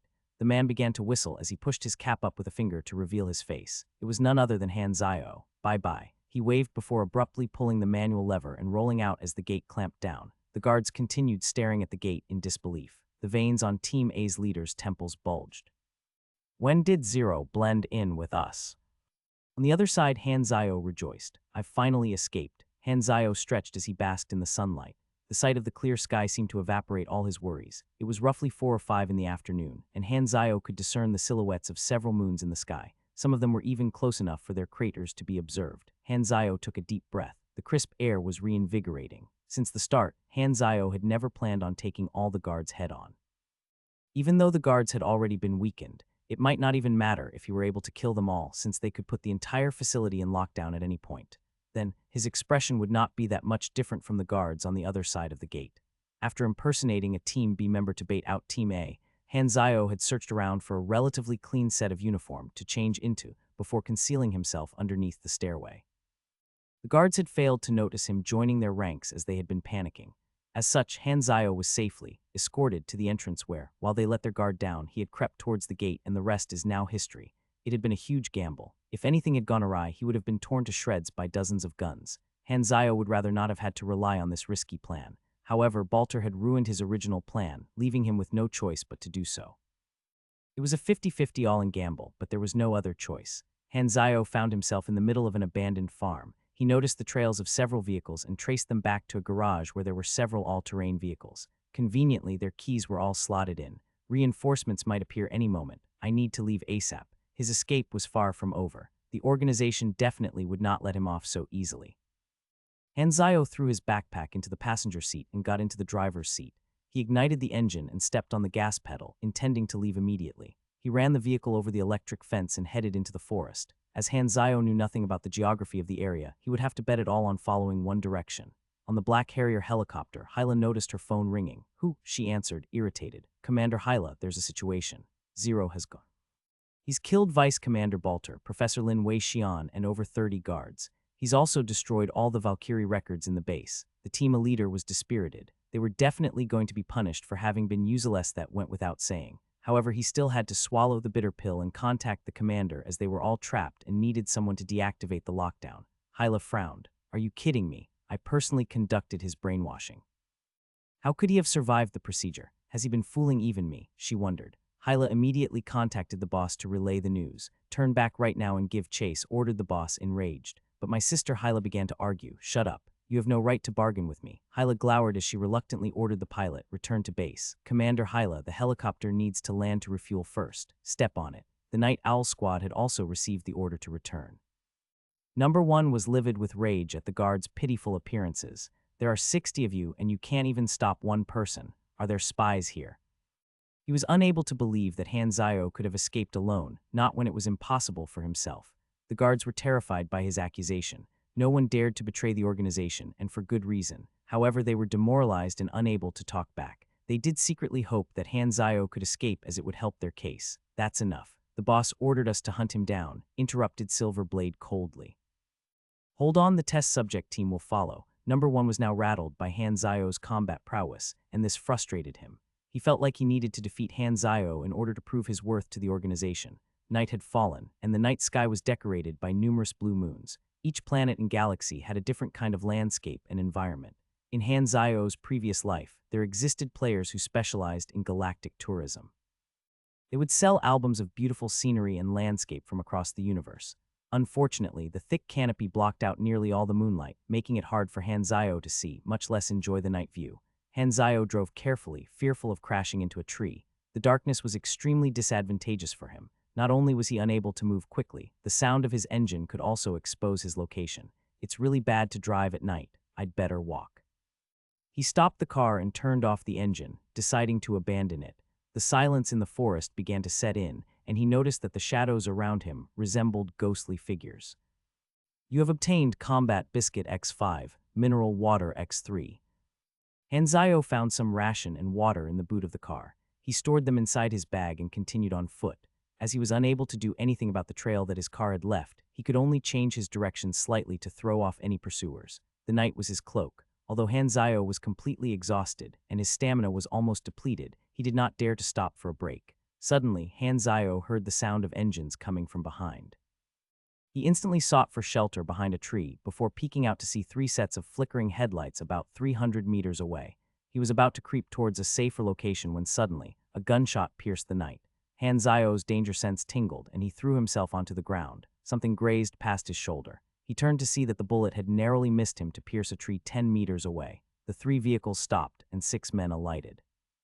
They were none other than Night Owl Squad 3. The person who had fired was Silver Blade, 6 Cyclopes. Hanzayo was momentarily taken aback by their appearance. Those are night vision goggles. Hanzayo cursed his luck. You have been grazed by an SWP sniper rifle, 18 damage taken. Holy cow, even though it was just a graze, it did as much damage as a direct shot from a handgun. All 6 of them were elite agents in advanced class. Although they were lower level than Hanzayo, they still had high stats and were much better equipped.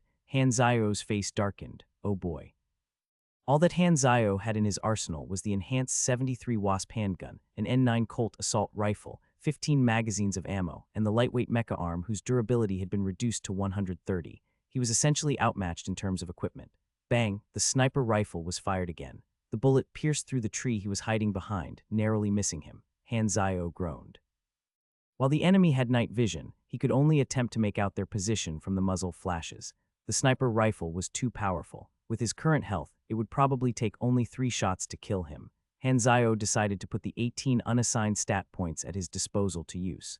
He added 14 points into End for additional health and 4 into SDR to bolster his SDR advantage. Engaging in a shootout would only be disadvantageous, so even though close combat was risky, he had to take the chance. It was virtually impossible to run away since the enemy had night vision. The only way to make it out now was to kill them all. With the plus 10 bonus from the mechanical arm on top of his 29 SDR, Hanzayo had enough SDR to ensure that his blows would proc, overwhelming blows. With 36 points in End, he now had a max HP of 460. He had instantly gained 140 HP from adding End, which was crucial as Hanzayo was already low on health.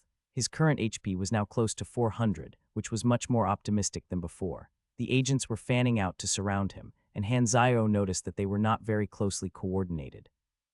He estimated that it would take around 5 to 8 seconds for them to reach each other to help. In other words, Hanzayo had to be sure to finish off his target in this short amount of time. Having killed over 30 guards in the Valkyrie base, Hanzayo was now sitting on 116,000 experience points. He dumped all of it into his combat skills. Grappling has been raised to LV, 5 plus 7 counter, plus 10 damage barehanded. Basic combat has been raised to LV, 8 plus 8 damage barehanded. As basic combat has reached LV, 8 and submission has reached LV, 3, you may learn one of these 3 advanced skills, Special Ops Combat. Jiu-Jitsu.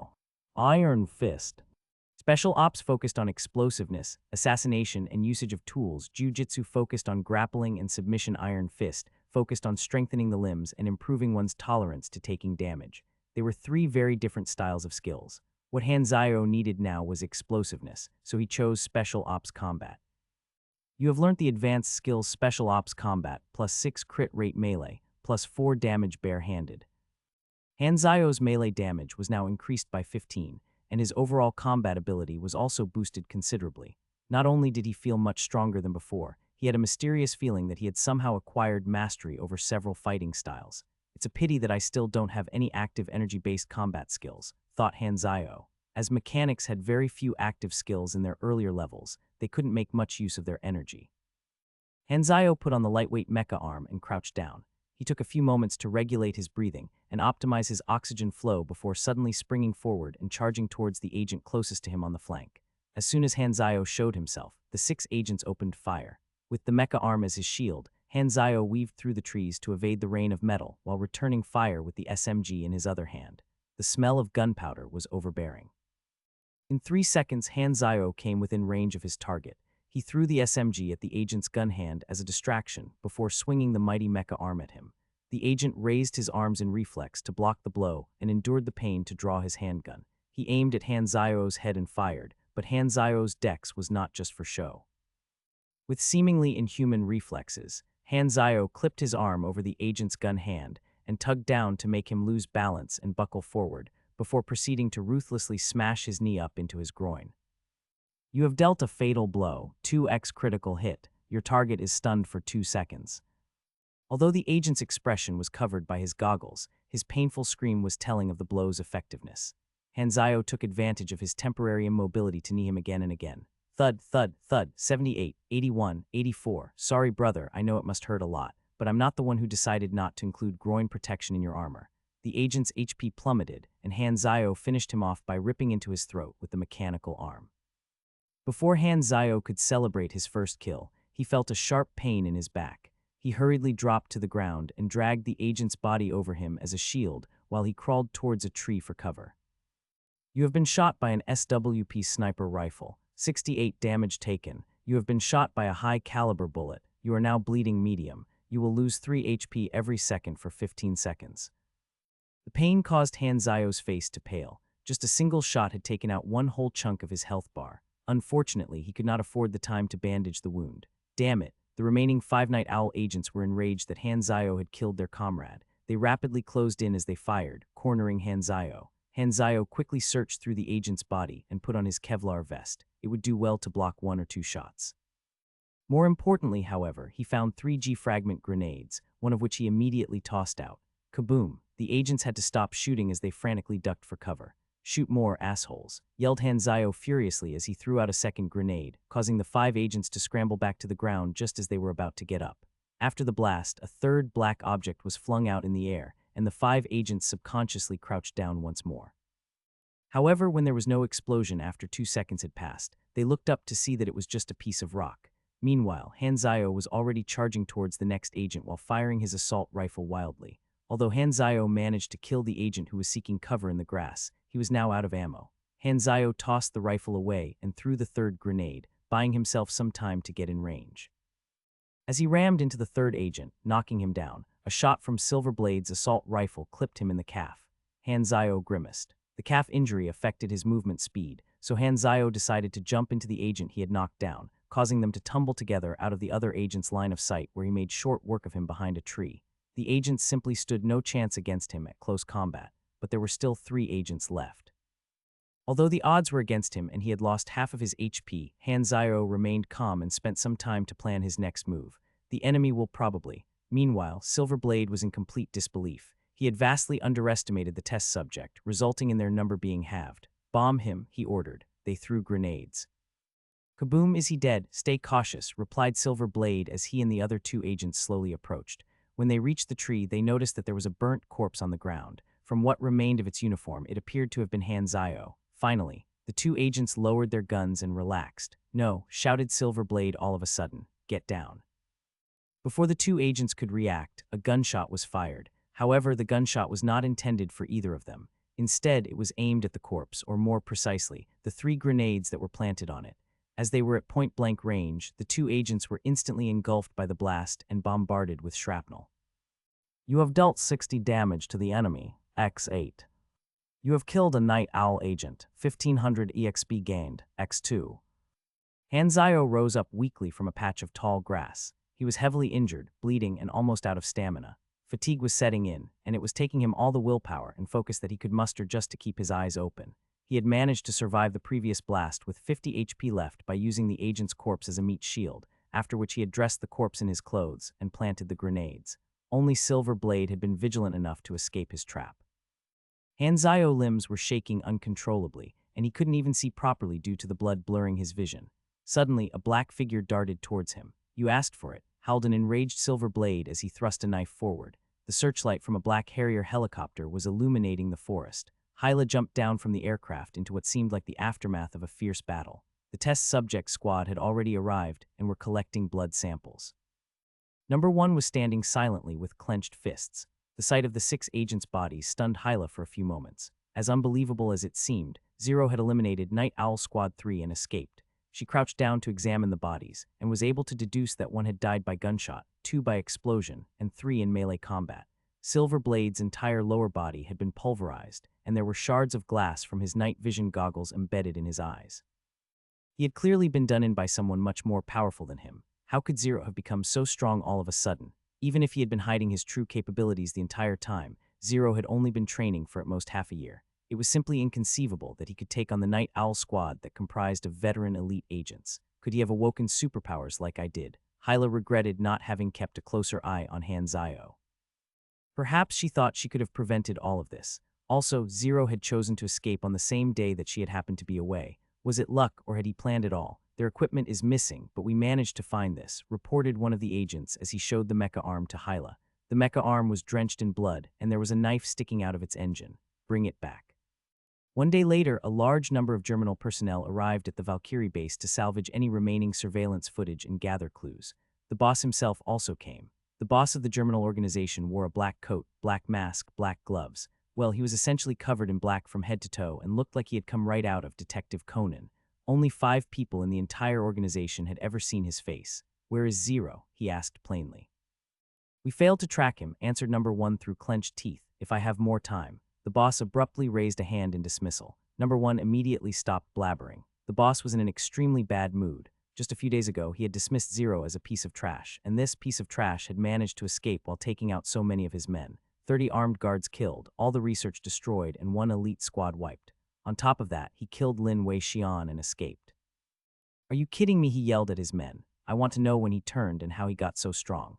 A researcher hastily replied, "We have come up with a theory after going through his records." "Go on." "Zero's behavior and actions before and after the experiment are strikingly different. According to the original reports from his capture, Zero's original identity was Zio Han, the 3rd son of the Illumira family's second in charge. This was shocking news even to the boss himself. The Illumira family were a powerful warring clan allied with the country of Thews. Test subjects captured for experimentation were usually criminals or stragglers. How did someone with such background end up in their hands? The son of the Illumira's second in charge. How? According to our investigations, Zio Han was the most ungifted among his siblings. Not only was he unable to awaken any energy, he was extremely incapable at leadership and weak-minded, answered the researcher as he flipped through his report. Our agent stumbled across him in the wreckage of a battle. He had been following his elder brother, Zio Hai, on a transport mission when they were ambushed by an enemy. Continue. At the time, Zio Hai was in command of the team, and the assailants' true aim was not the goods that they were transporting, but he himself. He was the most promising of his siblings, and was more or less guaranteed to succeed his father's position. According to our intel, the ambush was an inside job. Someone within the family wanted to get rid of him. During the ambush, Zio Hai forced Zio Han to swap clothes with him, and he used him as bait. In the end, while Zio Han was hit by a cannon, Zio Hai managed to escape to safety. "Since when was our network that well informed?" frowned the boss. Zio Hai did not bother to hide the truth, including the fact that he used Zio Han as bait. The circumstances of Zio Han's death did not hurt Zio Hai's standing in the family. At the time, the second in charge even said that Zio Hai had done well. As you know, the Illumira family values power above all. A burden like Zio Han meant nothing to them. Even his siblings did not mourn his death. Han Zio's past existence was like a roadside flower that everyone trampled over without notice. The boss laughed coldly. "The weak do indeed deserve no sympathy. Enough of his past. Tell me what happened during the 6 months. We think that the Valkyrie experiment triggered a change within his body, a change greater than we could have imagined. It did not just unlock his talent for machinery, what it did was enhance his intelligence. We think that he has been planning his escape from the very start." "Are you saying that the brainwash did not work on him?" interrupted Hyla. "Yes, I'm afraid so." Hyla frowned. The researcher continued, "How is it possible for a subject with no memories to develop his own will? The only explanation seems to be that Valkyrie helped him to regain his memories. However, since he was never a gifted person to begin with, Valkyrie must have also awakened some kind of hidden strength within him." "Are you sure?" asked the leader coldly. "Not absolutely," admitted the researcher. "It was simply conjecture after all. Who the hell could be sure? Number 1 couldn't help but butt in. Was he just luck?" The boss instantly silenced him with a stare. "Oh right. The guards also brought back this mecha arm that he used," added the researcher. "Although the craftsmanship of the arm itself is not very refined, I must say that it is quite a revolutionary concept. It seems like this mecha arm played a huge part in his escape. The weapons development department would like to replicate this model for development." "Finally," thought the boss, "something good to hear. Funds are not an issue. I just want results." The researcher nodded, continuing, "No matter what, Zero's cunning and talents make him a dangerous person. He has high research value. Whether dead or alive, obtaining his body will undoubtedly help us in perfecting Valkyrie." While the researchers were all terrified of Han Zio as he could have killed them anytime he wanted, they were, after all, men of science. Number 1 frowned. From the moment that he was created, he knew that he had a predecessor. This fact alone caused him to identify Han Zio as an enemy. However, just when he thought that he had surpassed Han Zio, reality hit him like a truck. Before determining the exact factor behind the drug's effects, cease all experimentation. Round up all the test subjects once more for another round of brainwashing. "I don't want another Zero to appear," ordered the boss. Number 1's eyes widened in disbelief. He felt that his loyalty to the organization was being doubted. "I wish to lead a team to pursue Zero," he burst out. The boss looked at number 1 as he contemplated. He did indeed have high expectations for the test subject squad. Can you do it? I will definitely succeed, declared number 1. Fine, bring 0 back dead or alive. 7 days later, somewhere in a radiant, glowing forest, a frail-looking man was still trying to find his way out of the seemingly endless woods. Hanzayo needed food and water desperately. His backpack was bulging, but only with equipment. 7 days ago, he had defeated Silver Blade with relative ease by sacrificing the mecha arm. Losing it was not that big of a deal, though, as Hanzayo still had the blueprints and could always craft another. Although the forest was not an ideal place for recovery, Hanzayo's high end gave him resistance to wound infection. Still, he did have to withstand the pain of digging out the bullets inside him. The pain from extracting the sniper bullet lodged in his shoulder blade in particular had been so excruciating that it had immobilized Hanzayo for almost an hour. At the very least, he was lucky to have not encountered any wild beasts, although he did catch a few hares. The wild beasts on planet Aquamarine were extremely ferocious, and some of them were even intelligent. In Galaxy, they occasionally attacked human cities. Some beasts, like the amphibious orca elephant, were so massive that conventional weaponry was completely ineffective against them. Although Hanzayo knew the geography of planet Aquamarine well, it wasn't really of much use to him when he did not know where exactly he was. Hanzayo would sleep on top of trees at night, and if the past 7 nights had taught him anything, it was that mosquitoes were the most detestable creatures in the world. Will I ever get out of this forest? As if in answer to his prayers, a wanderer's encampment soon appeared in Hanzayo's sights. Suddenly, Hanzayo's expression changed, and he jumped backwards abruptly. In the same instant that he had reacted, a huge net sprung up from beneath the sand. It was embedded with shards of metal. The bastard dodged. A long-haired young man carrying a shotgun walked out from behind a tree. His clothes were ragged and patched with animal skin. "Stand still," he shouted. The young man was most likely one of the residents from the encampment, and Hanzayo, not wishing to create unnecessary trouble, held his hands up above his head. "I'm just a passerby." A passerby. Hanzayo's bulging backpack caught the young man's eye. "What's in the bag? Take everything out," Hanzayo sighed. No wonder the trap was so big, it was precisely meant to catch people. Morals are always blurred in times of trouble. Most wanderers were surviving citizens of the old countries who opted not to join the Six Nations. As life in the wild was harsh, killing and stealing might have been frowned upon, but they were inevitable occurrences. "Are you deaf?" I said. "Take everything out," yelled the long-haired young man as he walked forward to hit Hanzayo on the forehead with the butt of his shotgun. Hanzayo was exasperated. The only contents in his backpack were guns, ammo, and equipment that belonged to the Germinal organization. How was he going to explain that? "Do you not understand me? Want me to screw you up?" The long-haired young man cocked the shotgun threateningly. Suddenly, Hanzayo threw an elbow into the chest of the unsuspecting young man, sending him flying back in shock. Hanzayo grabbed the shotgun from him out of midair. The young man landed heavily on the ground, and he clutched his chest in terror as he scrambled to crawl away. Hanzayo cut out some rope from the trap and tied the whimpering young man to a tree. When he examined the shotgun, he realized that its barrel was outright crooked and shook his head. At the very least, it implied that the young man had never killed before and that he had only been acting. Nonetheless, the young man was so terrified that when he saw it in Hanzayo's hand, he panicked even more. "Big brother, please spare me. Forgive me for not recognizing MT. Tai." Hanzayo slapped him squarely on the face, reprimanding, "So you know that you were wrong." I was wrong," blurted the young man shamelessly. "Why?" The young man thought for a moment before carefully answering. "I should have brought one more gun." Hanzayo burst into laughter. "You're a funny one, eh? Please show me mercy, Mr. Saint. Just let me go as if you're passing wind," sobbed the young man with dripping tears. "Get lost. I've never passed such a big wind before." Hanzayo raised the shotgun and struck the young man across his face to knock him out cold. At the end of the day, the young man was most likely a resident of the encampment, and Hanzayo still needed to obtain food and water from them. Count yourself lucky. Half an hour later, Hanzayo finally reached the encampment. His appearance seemed to unsettle the wanderers. Life in the wild was full of perils, and wanderers were often unwelcoming to outsiders. Their way of life was similar to that of the gypsies, and they were frequently on the go. There were pickup trucks lined up outside the tent. Most of them were rusty, and some didn't even have exteriors. Hanzayo noticed that there were only a few dozen tents, making this community a relatively small one. Nevertheless, it was a miniature society in its own, and Hanzayo located the camp's merchant, a bearded Westerner who conducted his business by his pickup truck. "Outsider," the bearded man raised an eyebrow. "Do you know the rules?" he asked. "What rules?" "Barter trading only." "Well, that's just fine," thought Hanzayo, "since I don't have a single penny. I want a map, 3 buckets of water, and 5 kilos of food. Bread or dried meat will do," said Hanzayo as he retrieved a handful of bullets from his bag and put them on the truck. I'll pay with this. Gunpowder. The bearded merchant's eyes flashed with greed. Gunpowder was extremely valuable among wanderers as hunting was a key source of food. 150 bullets, stated the bearded merchant.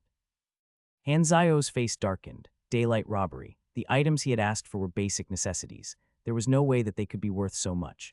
Hanzao's bronze bullets were high-quality bullets that could easily go for 10 apiece, yet the merchant was asking for 150 of them, equivalent to 1,500. Up to you, added the merchant nonchalantly as he turned his attention to his fingernails. As Hanzao desperately needed food and water, he gave in to the merchant's demand. Sighing, he aligned 150 bullets on the back of the truck. Suddenly, the big bearded man waved a finger. 180. Hanzao glared at him. Oh ho ho, such scary eyes. Do you want to kill me or something? Quickly, people, come and see. This man wants to kill me. Dozens of wanderers gathered around in an instant. Some of them even came with sticks and bats. This is our territory. Are you trying to be funny, kid? Okay, 180 bullets. Fuck me. Hanzao hastily threw out more bullets in case he jacked the price up further. The merchant laughed shrewdly and sent someone to fetch the goods. After confirming the items, Hanzao raised a middle finger at the merchant before turning around. Suddenly, the merchant spoke. Hey, are you planning to walk out of the forest? Why you have a problem with that? I have an old pickup. Want it? Asked the bearded merchant nicely. Not as though I can afford your price. Hanzao shot back. Oh, I think you can, said the merchant as he pointed towards Hanzao's bag. You have so many bullets, you must have many guns too. Hanzao's bag was indeed full of gun-shy quality ones at that. He had looted from the Night Owl squad. He even had the sniper rifle and some Kevlar vests. He could easily afford an old pickup. However, Hanzao shook his head. A car would leave a trail. Hanzao would rather not try racing a helicopter. Walking was safer. Furthermore, if the Germinal organization's agents discovered their guns here, it would be disastrous not only for Hanzao, but for the wanderers here as well. In some sense, it would be dishonest of him to sell them. Although Hanzao had recently killed a big number of people, it was not out of perverseness. It was to survive. The merchant, however, was not an easily dissuaded person. He was about to speak again when suddenly a man's voice boomed out. Kailuo, you're taking advantage of outsiders again. A well-built man clad in hunter's clothes patched with animal skins appeared behind the crowd. As he strode forward to the center of the crowd, everyone shifted to make way for him. The man seemed to command respect. The big bearded merchant groaned. Hukshuan Jun, I just painstakingly closed a deal. Don't come and interfere. Hukshuan Jun grabbed the bullets on the truck up and pushed them back into Hanzao. The stuff you want isn't actually worth much. Treat it as a gift. Here, take these back. Hanzao was stunned by the man's chivalry and stared at him in disbelief. The man was an extremely muscular Mongolian with white hair on the sides of his head, and his eyes were as sharp as an eagle. He looked very much the part of a righteous man, and Hanzao instantly warmed up to him. Hey, what about me? Interrupted Kailuo. Isn't it just some food? I'll give you more tomorrow, replied Hukshuan Jun casually. Kailuo was frustrated. It wasn't every day that a foreigner came by for him to make a quick buck. He who comes from afar is a guest. You look too frail to be traveling alone. Why not recuperate over at my house? Hanzao hesitated. He did indeed need a proper place to recuperate. In any case, Hukshuan Jun had given him a very good first impression, so he nodded. As Hanzao followed Hukshuan Jun, the crowd scattered. Kailuo fumed, but there was nothing that he could do. He did not dare to offend Hukshuan Jun. Hukshuan Jun led Hanzao to his tent. As he entered the tent, he shouted, and we have a guest today. Cook more. Okay, replied a woman's voice. Hanzao followed behind Hukshuan Jun into the tent, and was a woman who looked rather ordinary and wore a simple waist skirt. Hanzao noticed that she was blind. This is my wife, introduced Hukshuan Jun with a smile. Nice to meet you, greeted in as she faced the entrance. She then turned back to pick up crockery, dried meat, and wild vegetables, and arranged them inside a simple clay oven in the center of the tent. Hanzao and Hukshuan Jun sat down and chatted away. After a while, Hanzao became certain that Hukshuan Jun did not have any ulterior motives. He was simply an extremely nice person. I noticed earlier that most of the people in your community are white. How did you end up with them? Asked Hanzao. There were 4 races of humans on Aquamarine: black, white, yellow, and Shanu. There wasn't any special reason for it. It just happened to be a chaotic time. I met some travelers by chance and decided to stay with them as I was sick at the time. Although we come from different countries and are of different races, we are all remnants of the old era and have all experienced the loss of our countries. There isn't a need for distinction. We are all human after all. Some of those who had lost their countries chose to join the Six Nations. Others opted to join the Germinal organization. The rest could only become wanderers. Wanderers made up 1/3 of the planet's population. Aquamarine used to have over 100 nations, but that all changed when an advanced civilization came into contact with the planet. The idea of advancing humanity and stepping out into space sparked a movement for sustainability, and the idea of unifying countries gained some popularity. While it was indeed far-fetched to think that alone could change the face of the entire planet, there were people in power who supported the idea and conspired behind the scenes to make it happen. Long story short, after numerous wars, negotiations, and all kinds of peaceful and non-peaceful efforts, all the countries were united into the Six Nations in the span of a few decades. Many things that people had once thought to be irreplaceable were simply shoved aside by the unstoppable tides of change, and many lives were sacrificed in the process. Such is civilization. People are like the sediments in the river, destined to go with the flow. While maintaining the status quo is always easy, revolution always comes with pain and suffering. When comparing individual gain to societal improvement, it is natural for people to favor the former. Truly selfless people are rare creatures, otherwise selflessness would not be seen as a virtue. Statements such as "See, there are still good people in the world" are sad to hear. Nevertheless, change had come too soon to Aquamarine. The Battle of Andria was the nail in the coffin. Sometimes I think about the way we took our lives for granted. I miss how life was peaceful back then. Who would have thought that change could come so suddenly? I mean, even if the planet's resources do end up being depleted, wouldn't that be in a few hundred years from now? Why do we have to answer for something like that? Lamented Hukshuan Hanzayo sighed empathetically. Who knows, perhaps it was inevitable. Societal strife was destined to reach a boiling point. Maybe short-term pain is better than long-term suffering. Hanzayo shrugged. The Battle of Andria set the post-unification landscape of the planet in stone. Andria was the name of a continent, once home to several nations. As the war developed, Andria had, for some reason, became the proxy of the conflict. It was as though all the countries had agreed to settle things there once and for all, as though they were trying to contain the scale of damage inflicted onto the planet. However, billions of lives were lost as a result. By the time the war ended, all that remained of Andria was a desolate land of scorched earth and withered trees. Its rivers were left blighted, and the once fertile, lush landscape was no more. The Six Nations simply packed up and left as soon as the battle ended, ignoring the destruction that they had caused. Hanzayo noticed an old blister on Hukshuan-jun's palm. "You used to be a soldier?" he asked. "Yes, for over 10 years. I thought that remnants like yourself would choose to join the Germinal organization." Hukshuan-jun shook his head. "My home country was peacefully annexed by Stardragon. Soldiers like me didn't have any say. We simply follow the decision that our leaders made. I do detest the Six Nations, but the Germinal organization is no better. They popped out of nowhere to take advantage of our hatred for the Six Nations. Sigh, I'm a simple man. All I want is to escape war. War is cruel. My eyes were blinded by a flash grenade. My husband and I fled tirelessly before settling here. Even though life as a wanderer is not easy, it is better than war," and chimed in. As she finished speaking, the smell of meat filled up the tent, causing Hanzayo's mouth to water. "How do you cook without being able to see?" he asked, and puffed her cheeks. "Don't look down on me. I might be blind, but I can still smell, hear, and feel. It's not like I don't have any limbs." Hukshuan-jun smiled. "She has a strong character. Won't even let me take care of her. I don't want to be your baggage," responded in meekly, prompting Hukshuan-jun to scratch his head in embarrassment. He hurriedly changed the subject. "Oh right, I'll let you take a look at my baby." Hukshuan-jun opened a storage box beside him to retrieve an old-fashioned gun. "Let's see if you know your guns," he said proudly. "Bayonet musket, old era. Grade average. Base stats damage 3840. Fire rate 0.9s. Magazine capacity 20. Range 200 million range. Power output 25. Durability 5,300. Stat bonus +1 dexterity. Length 0.77 million. Weight 7.1 kg. Additional effects accurate. Remarks: this weapon has accompanied its master through countless battles. "It is a fine gun," praised Hanzayo. "Even though it has been used for so long, you still keep it well polished. The barrel is perfect, truly a well-made gun. This gun is my partner. He's been with me for close to 10 years, laughed Hukshuan-jun. "It only looks new because I frequently oil it. The truth is that its workings have aged. It can't be used anymore." The pair continued to chat until the sky darkened and it had finished cooking. And had cooked a gigantic pot of creamy soup filled with tender meat and wild vegetables. Not only was it extremely fragrant and flavorful, it was also visually appetizing, and Hanzayo couldn't help but drool. Hanzayo gulped at the sight of the meat. He had had nothing good to eat for the past 7 days. His closeness with Hukshuan was skyrocketing on the spot. +1, +1, +1. After dinner, Hukshuan-jun asked Hanzayo to stay for the night. Hanzayo decided to stay since he did not intend to travel at night anyway. They laid a mattress for him and set up a partition. "Your bag is too big. I'll put it outside," said An. "I'll do it myself." Before bringing his bag out, Hanzayo dismantled all the guns in his backpack to take out their triggers. He wrapped them in some animal skin that he got from Hujung Xuan and set the package in a corner. Hanzayo also loaded up his 73 wasp and placed it under his pillow.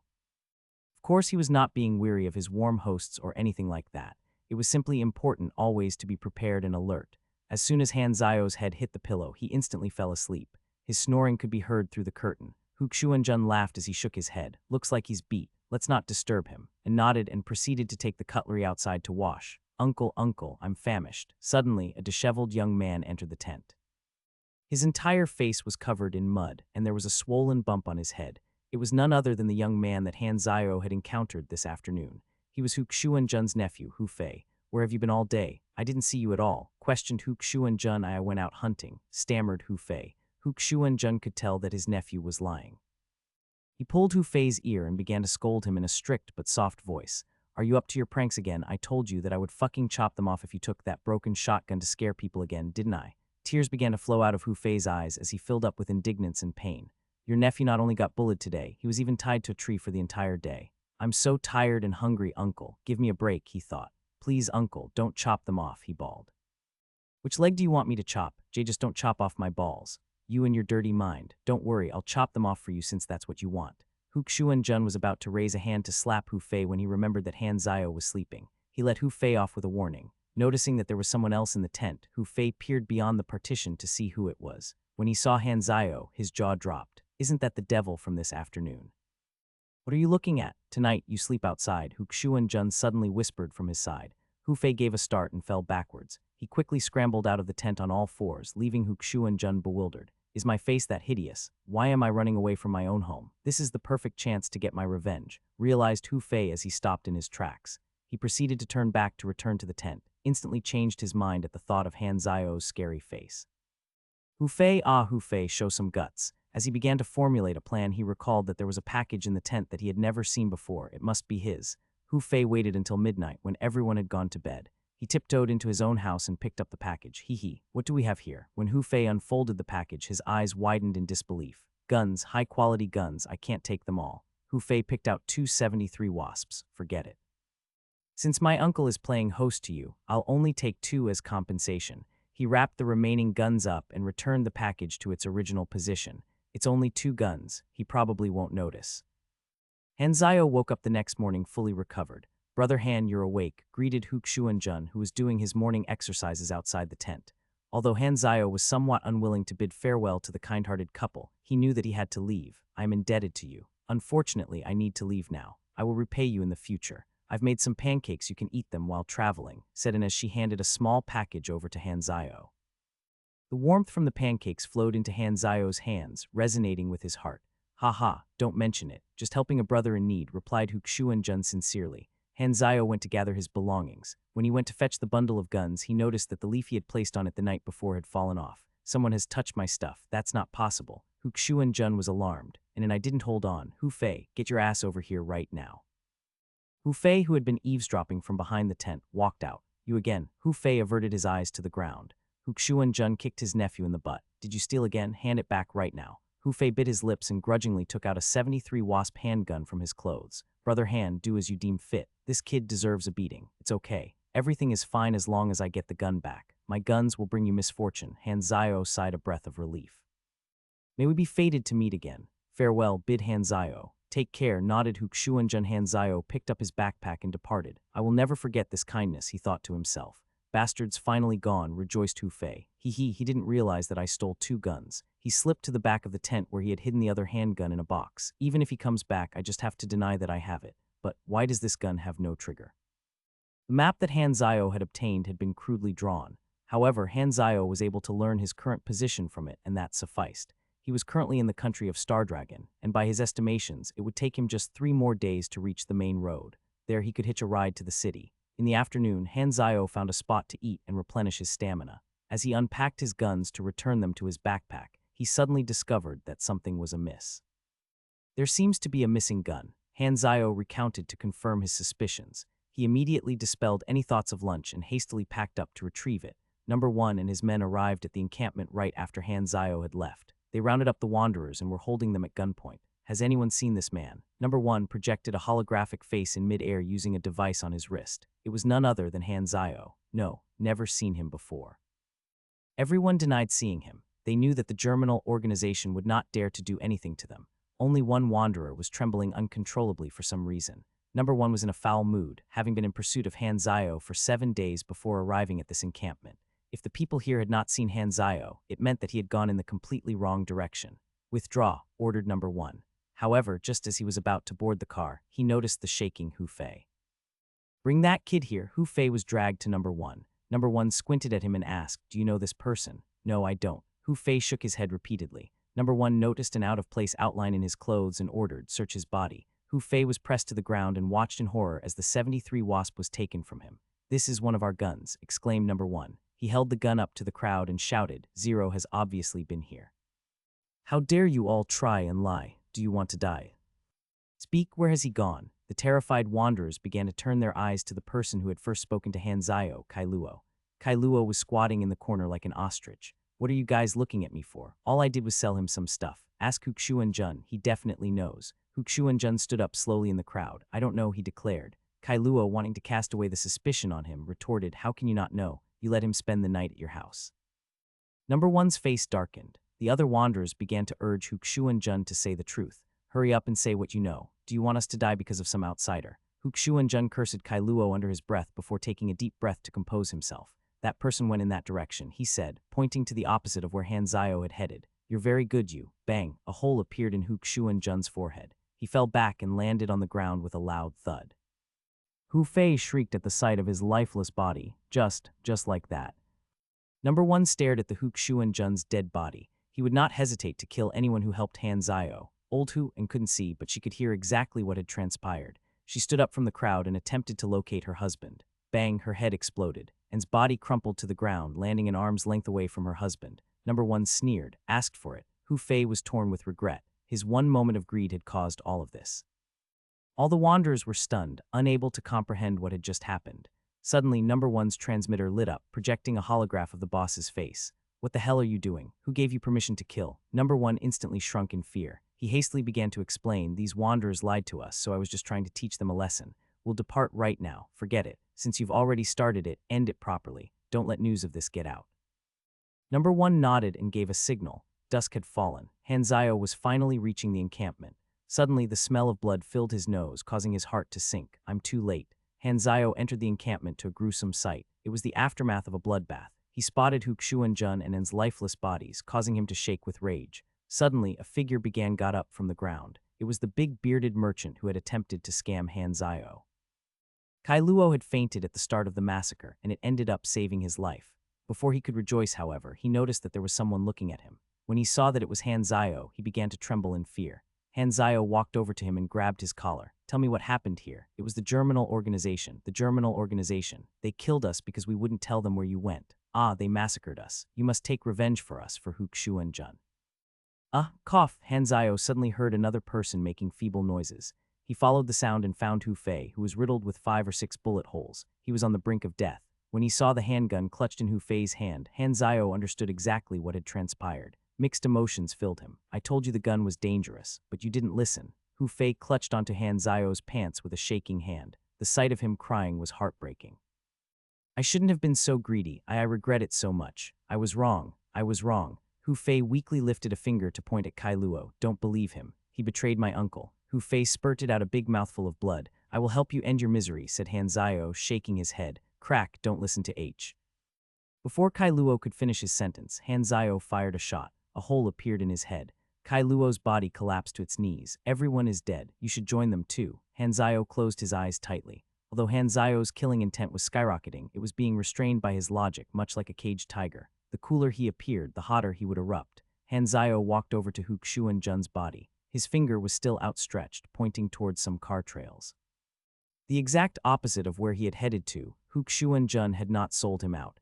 Hanzayo's heart ached. Even until the end, Hukshuan-jun had looked out for him, an outsider. You have activated a Class E quest. Revenge. Quest hint: eliminate the test subject squad. Quest reward: 15,000 experience. Hanzayo left the couple's side and walked into the tent to retrieve Hu Xuanzhen's prized bayonet musket.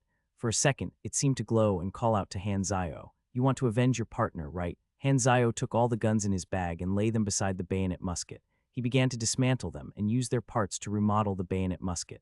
Hanzayo's basic assembly and basic enhancement were both LV-10. Although the names of these two abilities were very simple, they were indispensable abilities of a mechanic. Bayonet rifle modified. Grade average. Base stats damage 66-69. Fire rate 1.1 s. Magazine capacity 10. Effective range 450. Power output 37. Bonus stats +2 dexterity. Length 0.86 million. Weight 83 kg.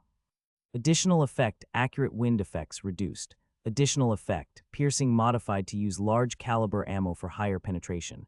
Description it hungers for vengeance. Hanzayo counted his sniper bullets. There were 25, all looted from Silver Blade. As there seemed to have only been 2 cars, there was probably not more than 12 enemies. Hanzayo began to give chase into the forest. He knew that it would be impossible to catch up with a car, but that was not Hanzayo's intention at all. There was a high chance that they would realize they had been lied to and head back. Hence, Hanzayo planned to ambush them when they inevitably retraced their steps. Although if Hanzayo fled in the opposite direction, he would be able to shake them off once and for all, an inner voice told him that he would regret it. The quest itself was irrelevant. This was personal, germinal, spat Hanzayo hatefully. The forest was pitch black at night, making it hard to even see one's fingers. Wolves howled in the distance. Hanzayo had been lying in wait for almost 3 hours. Suddenly, the sound of engines approached. Hanzayo's face twitched. 4 headlights appeared in the distance. Finally, mumbled Hanzayo calmly. He put on one of the Night Owl Squad's night vision goggles and spotted the outline of 2 cars. He then cocked the rifle and held his breath to aim. After 8 seconds, he pulled the trigger. In an instant, the sniper bullet traveled across hundreds of meters to strike a tire on the front car, causing it to explode. The car crashed into a tree. Do you even know how to drive? Cursed a dazed number 1. Leader, the tire exploded. How can a low-pressure tire explode?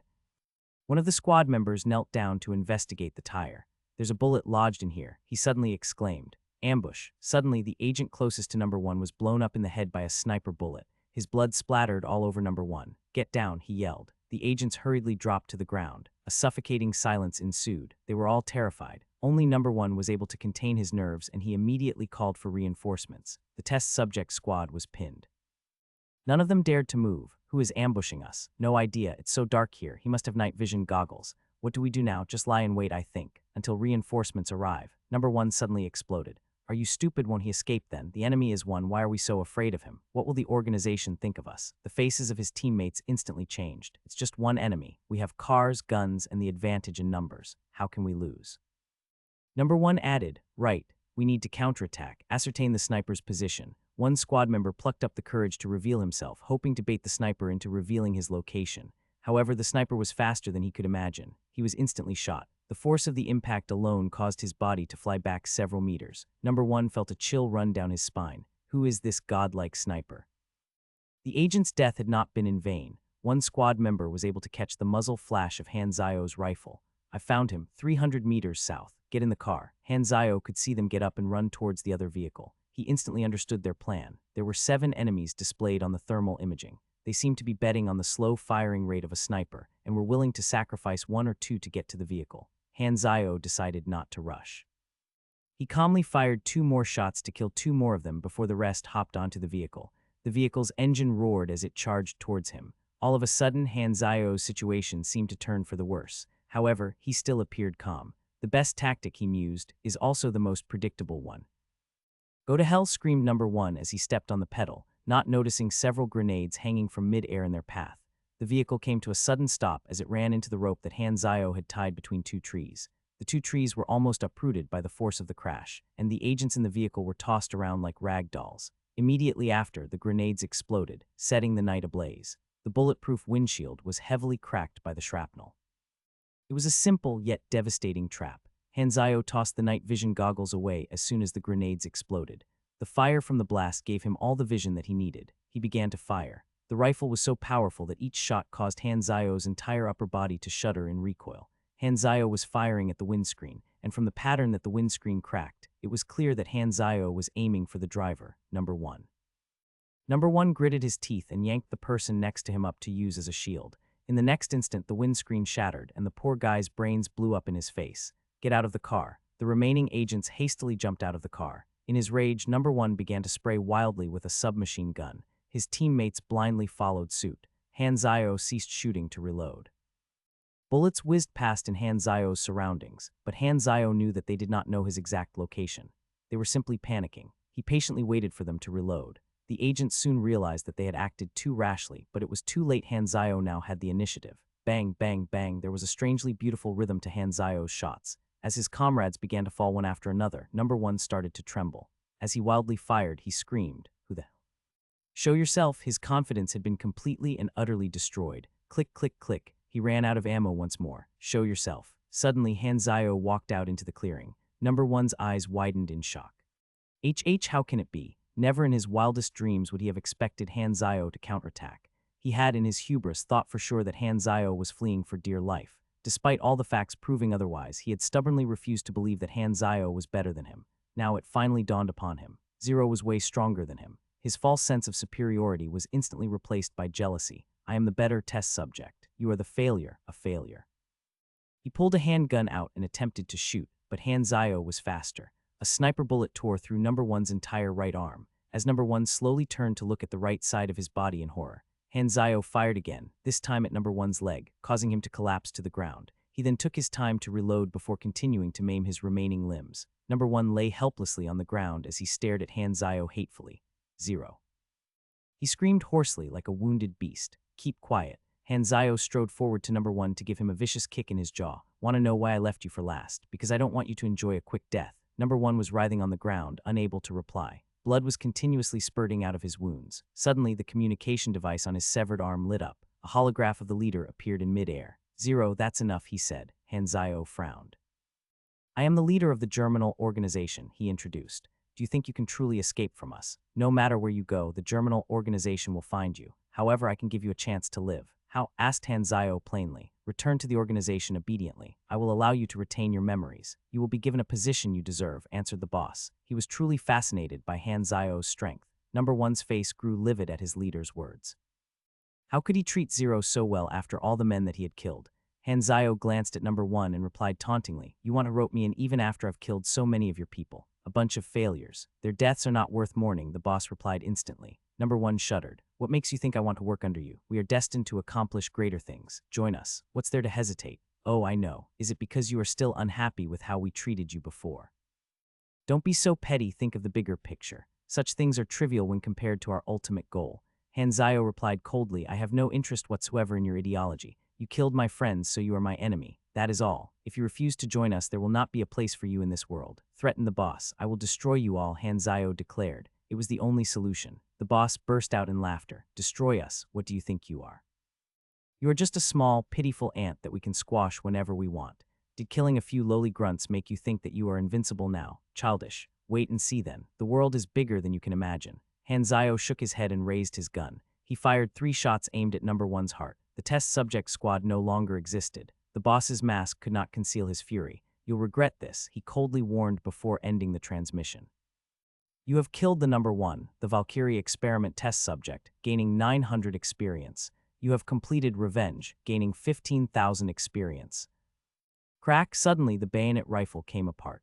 The SWP sniper rifle that Hanzayo retrieved from the test subject squad had the prerequisite of the sniper ability, so Hanzayo dismantled it to fix the bayonet rifle. Hanzayo had gained a total of 20,000 experience tonight. As the Germinal organization would surely come for him, Hanzayo needed to find a hiding place. He was indeed still too weak to take them head-on. The wealth of information that he carried over from the game was his trump card. In order to make good use of it, Hanzayo needed to seek the aid of a power as mighty as the organization. The 6 nations, Stardragon, Maple, Theseus, Raylan, Hesla, and Ordina. Since he was already in Stardragon and they were the most peaceful of the 6 nations, there could be no better choice.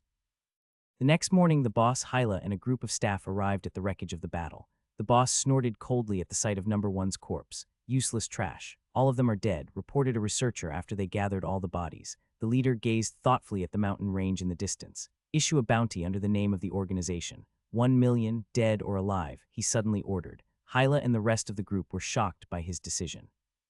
The Germinal organization was the kingpin of the underworld, and they had not needed to issue a bounty for the past 3 years. Was it really necessary to do so for a lowly trader? My leader, you seem to overrate him. Zero barely managed to escape by the skin of teeth. What threat can he pose to us? HMPH. That bastard actually dared to declare war against us, so I will make him pay for his arrogance. I will crush him. If Zero is captured alive, use all available means to extract his secrets. If he is killed, then dissect his body to figure it out. What about those people? Asked the researcher as he pointed towards the corpses. The boss was about to order them to be disposed of when a thought crossed his mind. How's the preparation for the Super Soldier project? He asked. The basic theory has been perfected. We are about to proceed with cell and animal testing. We should be able to remove any side effects and carry out human experimentation in 8 months. Skip the testing, proceed with human experimentation immediately, interrupted the boss. The risks are too huge. Only Valkyrie test subjects can endure the procedure and there aren't many of them. Rushing things might be unproductive. Experimentation can only create cannon fodder. Only vengeance can create true monsters, he replied enigmatically. He is the perfect subject, he added, pointing at number 1. Hatred will fuel him. No pain will stop him from his desire for revenge. I see, the researcher nodded. Summon his soul, the boss ordered Hyla. Hyla exhaled deeply before raising her hands in the air. They began to glow in a grayish light as the surrounding temperature instantly dropped. Suddenly, ghostly wailing resonated in their surroundings, and number 1's body seemed to respond to the cries. A gray, misty cloud of fog began to materialize above number 1 before flowing into his orifices. The boss unfurled his jacket to retrieve a vial of crimson-red fluid. Hyla's expression changed when she saw the red fluid. Her eyes flickered with killing intent for a moment. She had to force herself to suppress her emotions. Aurora Reviving Drug, an extremely powerful healing drug made from her sister's bone marrow extract. The boss poured the fluid over number 1. The fluid seeped into his body, and what followed next could only be called miraculous. Number 1 began to regain his color, and his wounds started to regenerate. The damage to his jaw was reversed, and limbs began to form out of his stumps. Number 1 suddenly opened his eyes. His face was twisted in agony. Zero. You have unlocked reputation with the Germinal Organization faction. Your reputation with the Germinal Organization has dropped by 1,000. Germinal Organization, hated traitor. You have triggered the Class A quest, a seedling in the dirt. Quest synopsis, freedom is priceless, and you have risked your life to earn it, but your troubles are not over yet. The organization has put a bounty on your head. You will be hunted down for the rest of your day. You may have escaped, but your prison has simply grown larger. In order to obtain true freedom, there is only one path. You know what to do. Quest tip, this quest is an achievement quest. You will be rewarded based on the amount of damage and destruction you cause to the organization. Current achievement rate, 0. Note your achievement rate may not be fixed. Your achievement rate may drop. You may also choose to finish the quest at any time. If your achievement rate is less than 20, you will fail the quest. If your achievement rate is higher than 20, you will be rewarded based on your achievement tier. Generally speaking, Class B and higher quests were main quests related to key events. In version 1, the key event on planet Aquamarine was the clash between the 6 nations and the Germinal Organization, and players were allowed a choice of ally. From Han Zio's memory, there had been quite a number of players who had allied with the Germinal Organization. This meant that he would have to face up against them eventually. Although the Germinal Organization neither won nor lost, they did suffer huge losses. Han Zio realized that he would have to watch out for competitors. There were many factions fighting against the Germinal Organization. Han Zio felt that having to contribute 20 of the total damage done was asking too much. Nevertheless, he accepted the quest without hesitation. There was no harm in trying. This is the main quest line. In version 1, the events of Aquamarine were heavily centered around the Germinal Organization. Since Han Zio would have get stronger on the planet anyway, he would definitely become involved in the war. During the character creation process of Galaxy, the system would ask the player to input his preferences, such as the type of planet or class they would enjoy. From their answers, they would be sent to a planet that suited them. This was a key feature of the game and attracted many players. Some people simply liked exploring the universe and experiencing different kinds of civilizations. Aquamarine was a more realistic, science fiction city-style planet modeled after Earth itself. The truth was that Han Zio could just hide himself in the wilderness and wait until the Germinal Organization weakened. However, while this ensured his safety, he wouldn't be able to get stronger. When the main plot of the planet unfolded, there would be an influx of quests and missions. With Han Zio's knowledge of the game gave him an unfair advantage. 3 days later, Han Zio finally emerged from the forest. The forest was situated within Star Dragon territory, which made the fact that the German organization dared to set up a base here quite surprising. Perhaps the safest place is where the enemy least expects them to be. Hanzio walked for a while more before seeing railway tracks. He hopped onto a freight train that was on its way to deliver livestock to the western capital. As the wilderness was fraught with danger, and war seemed like it would break out at any moment, most of the public roads connecting Star Dragon cities had been blockaded. Resources were transported mainly by freight. Star Dragon cities were all enclosed in giant electric metal fences. 2 days later, Hanzio could spot the giant enclosure through the window in his carriage. He swept aside the hens jumping around him to make space to stand up and take a better look. Star Dragon, Western Capital, Division 13, here I come, cock-a-doodle-doo. Star Dragonon of the Six Nations. The majority of Star Dragon's population was comprised of yellow people, and its national symbol was a celestial dragon. The bad blood between Star Dragon and the Germinal organization can be traced back to the Battle of Andria, where the Germinal organization had colluded with other enemies of Star Dragon to launch large-scale assaults on its cities during the crucial period of the war. Casualties numbered in the hundreds of thousands, and Star Dragon had been forced to recall all its forces. Back then, it had severely weakened their status as one of the Six Nations. All of Star Dragon's cities were barricaded by great electric fences of barbed wire, and the only way to enter any city was through a main gate. The freight train arrived at the open-air train station connected to the entrance of the city. The area was like a military base. There were bunkers and watchtowers guarded by the army. Troops were stationed in every corner. Over 1,000 wanderers alighted onto the station square. They began to queue up for the inspection. Only those confirmed not to possess weaponry or carry infectious diseases were permitted to enter. The Six Nations all welcomed wanderers. The war had caused a lack of manpower and talent. Hanzio needed to find a way to evade inspection. The Germinal organization had offered a bounty for him, so things could go awry if he were to be recognized. While his aim was to get in touch with Division 13, he could not risk being exposed before then. Fortunately, there existed a way. Back in the game, players that were wanted by a country simply had to pay a smuggler NPC a fee to be sneaked in. There was a very inconspicuous man in a corner of the station. He was neither queuing up to enter, nor seemed to be waiting for anything in particular. This man was the ringleader of the smuggling business, and normally he would only serve people who were trusted in their network. Suddenly, he noticed a frail-looking man coming up to him. It was none other than Hanzio. "Is it safe?" he asked. The ringleader looked up at Hanzio. It was a face he did not recognize. "Safe," the ringleader played dumb. "I'll pay with these enough." Hanzio tossed his backpack to the ringleader. He opened the bag up to take a look inside. Holy shit, so many guns. Which syndicate is this young master the boss of? As guns were prohibited in the Western capital, Hanzio had to dispose of them one way or the other. Enough, definitely enough. "Where did you learn about my business?" he curiously asked. "That's none of your business." The ringleader took no offense to Hanzio. He knew that he had been too inquisitive in his excitement. He got up and asked Hanzio to follow. Hanzio was led to a van parked outside the station. There were already a few passengers on board, and when he arrived, he became the center of attention. Hanzio found a spot and sat down quietly. The windows of the van were plastered with black tape. The van would bring them to a secret military side entrance. As long as the price was right, the officer in charge would turn a blind eye. A short young man was sitting beside Hanzio. Bored, and seeing that Hanzio seemed like an easygoing person, the young man spoke to him. "Little brother, your first time to the Western capital." Hanzio glanced at him and replied, "Yeah, it is. How should I address you?" "Majayu, Hanzio." "Hanny, since it's your first time to the Western capital, I shall introduce you to the city. The Western capital is divided into 8 districts. District 1 is the seat of the government and where the officials reside. No one is allowed to enter there. The other 7 districts each have their own attractions, but they are all secretly controlled by big shots in the underworld. Remember, never offend any of them, or else you might lose your life."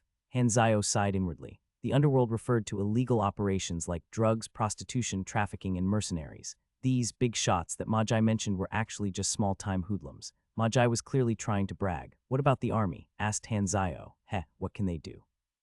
"Do you expect them to raid the districts? My cousin is the right-hand man of one of the bosses in the underworld. I came here to seek help him," boasted Majai. "Wow, you're so cool," replied Hanzio. Being praised sent Majai over the moon. "Of course, my cousin is quite the figure in Western capital. Have you ever heard of his great name, the Leopard?" "Oh, right, it's your first time here. Are you here to seek refuge with relatives?" "No, I've come to find a job and settle down." Hanzio chose a random answer. "What do you say when I come with me? Follow my brother and you will have a bright future." Majai suddenly became animated. Hanzio rejected his offer, but Majai was not easily dissuaded. Hanzio's repeated refusals clearly upset Majai. Fool, you'll regret this. Don't come crying to me in the future. Hanzayo ignored the idiot and turned away. Magi glared at him. A while later, the van stopped in front of what seemed to be a closed tunnel. There was an officer waiting for them on the other side of the fence in the tunnel. He opened the passageway to let them in upon receiving payment from the ringleader. Follow the officer. He will bring you to the outskirts of the city. The officer silently led them through the compound. When they finally stepped out into the sun, they were greeted by a line of skyscrapers in the distance. As the group scattered, Magi glared at Hanzayo one more time before going on his way. As Hanzayo walked on the streets, he noticed that his tattered clothes were gaining a lot of attention. Without any money to quench his thirst, he had to look for a public water dispensary. All he had to his name was a 7-day stench. Of course, none of it actually posed a problem to him. Half an hour later, Hanzayo emerged from a shopping mall dressed in a white shirt and black pants. There was a cigarette in his mouth. You have unlocked a new ability, LV. 1 Steal. Steal increases your success rate when stealing. In his previous life, many real-life skills had practical use in the game. For example, someone who had a military background would have an easier time grasping shooting-related abilities in the game. As the saying goes, one can never learn too many tricks. Hanzayo only acquired skills in thievery as a means of self-defense against thieves. Me, a thief. Hey, don't accuse me of stealing if you don't have proof. I, the Venerable Han, am a law-abiding, state-loving citizen. Back in secondary school and high school, I was always the model student. I was in the top 3 every year. People always praised me for being a righteous young man, plus I've never even peeked on a girl before, much less steal. As for now, cough, cough. I'm just borrowing some money from a kindred soul out of desperation. You feel me, bro? Now that Hanzayo had escaped from the germinal organization, he no longer had access to the resources that he would need to become stronger. Joining the 6 nations would solve this problem. Hanzayo already had a plan in mind. In Galaxy, there was known to be a secret encounter hidden in the western capital. Hanzayo arrived at the gates of a workshop concealed inside an inconspicuous alley. The workshop was nameless, but it had a spanner for a logo. The secret encounter will be mine in this life. There was a chess table set up at the entrance of the workshop. 2 elderly men were currently engaged in a game. Their appearances were in stark contrast to one another. The shorter elderly man was bearded and had long, unkempt hair, while the taller old man was prim and proper. Both of them were staring at the chess board intently. Hanzayo noticed that the tall old man had a missing arm. Both of them paid little heed to Hanzayo as he stepped into the workshop. Hanzayo took a look at the chessboard. They seemed to be playing an intense game of Go. Suddenly, Hanzayo realized that it was not Go at all. It was 5 in a row. What the hell are you guys looking so serious for? A woman appeared from within the workshop. Do you need something repaired? She had a fair complexion, rosy cheeks, and was around 1.65 million tall. Her hair was clipped behind with a black pin, and she was wearing a black vest on top of denim shorts. Although Hanzayo wouldn't go so far as to call her a stunning beauty, she did have an extremely pleasant-looking face. She was very much the proverbial girl next door who had gentle eyes and a warm smile. She seemed to be in her mid-20s. Hanzayo's personal preference. Women at 20 can be compared to peaches, good to look at but not yet ripe. Women at 30, on the other hand, are like ripe grapes. Of course, these things are always a matter of taste. As for women at 40, what about 50? 50-year-old women cannot be described as fruits anymore. They are potatoes. May I know if this place needs an apprentice? Hanzayo asked. For some reason, the woman was overjoyed to hear his words. She hastily grabbed Hanzayo's eblo and pulled him in, as though afraid that he would change his mind. Come in, quickly. You might catch a cold. Hanzayo looked up at the blazing sun and wondered, is catching a cold the dialect here for heat stroke? The workshop was largely colored in black and white, and there was a second floor. The first floor was the working area, and it was a fairly spacious area. There were a number of vehicle platforms and workbenches equipped with various tools and machinery. Hanzayo could tell from the blemishes on the workbenches that they were relatively old. There was also quite a number of metal shelves lined up against the wall that were stacked with all sorts of metals and spare parts. My name is Liu Kyan. I'm the boss here. You can call me Sister Kyan, introduced the woman. Sister Kyan, Hanzayo greeted. He then inquired, I wish to take up apprenticeship here. Are there any requirements? Tell me your situation, replied Liu Kyan. Her first impression of Hanzayo was quite favorable. She particularly liked the dead look in his eyes that made Hanzayo look like he was a bum. He will probably be content with a low wage, she thought to herself. I come from afar. My name is Hanzayo. I'm 21 years old and I have some basic mechanic skills. You can call me Technician Han. Technician Han. A puzzled look appeared on Liu Kyan's face. From afar.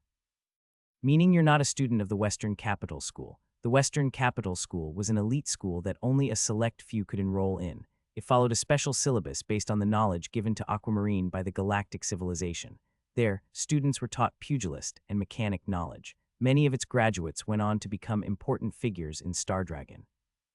However, as less than 1 in 10,000 people possess superpowers, having guidance did not make it easier to awaken them. I've only learned some basic mechanic theory, Hanzayo replied humbly. That's a pity, bemoaned Liu Kaiyan. Sorry, I didn't mean it that way, she hastily added. It's fine. Anyway, I still need to test you. I do need a helper, but you will have to meet my criteria first. Liu Kaiyan went to fetch a faulty household appliance back to test Hanzayo.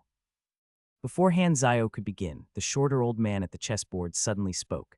Kid, why did you come here? Liu Kaiyan frowned in puzzlement. Wasn't it just to find work? Hanzayo looked at the old man and replied, I'm just looking for a job. For some reason, his reply upset the old man and he flipped the chessboard. I am the owner of this shop. Pass my test and I will allow you to stay. Oi, old man Liu, you're being a sore loser again, erupted the tall old man. I have something important to do, stated old man Liu matter-of-factly. Shameless, replied the tall old man exasperatedly. Star Dragon Strategic Defense Division, also known as Division 13. Hanzayo's mind was racing. Old man Liu was none other than the key character in the secret questline, and Hanzayo had come here to meet him.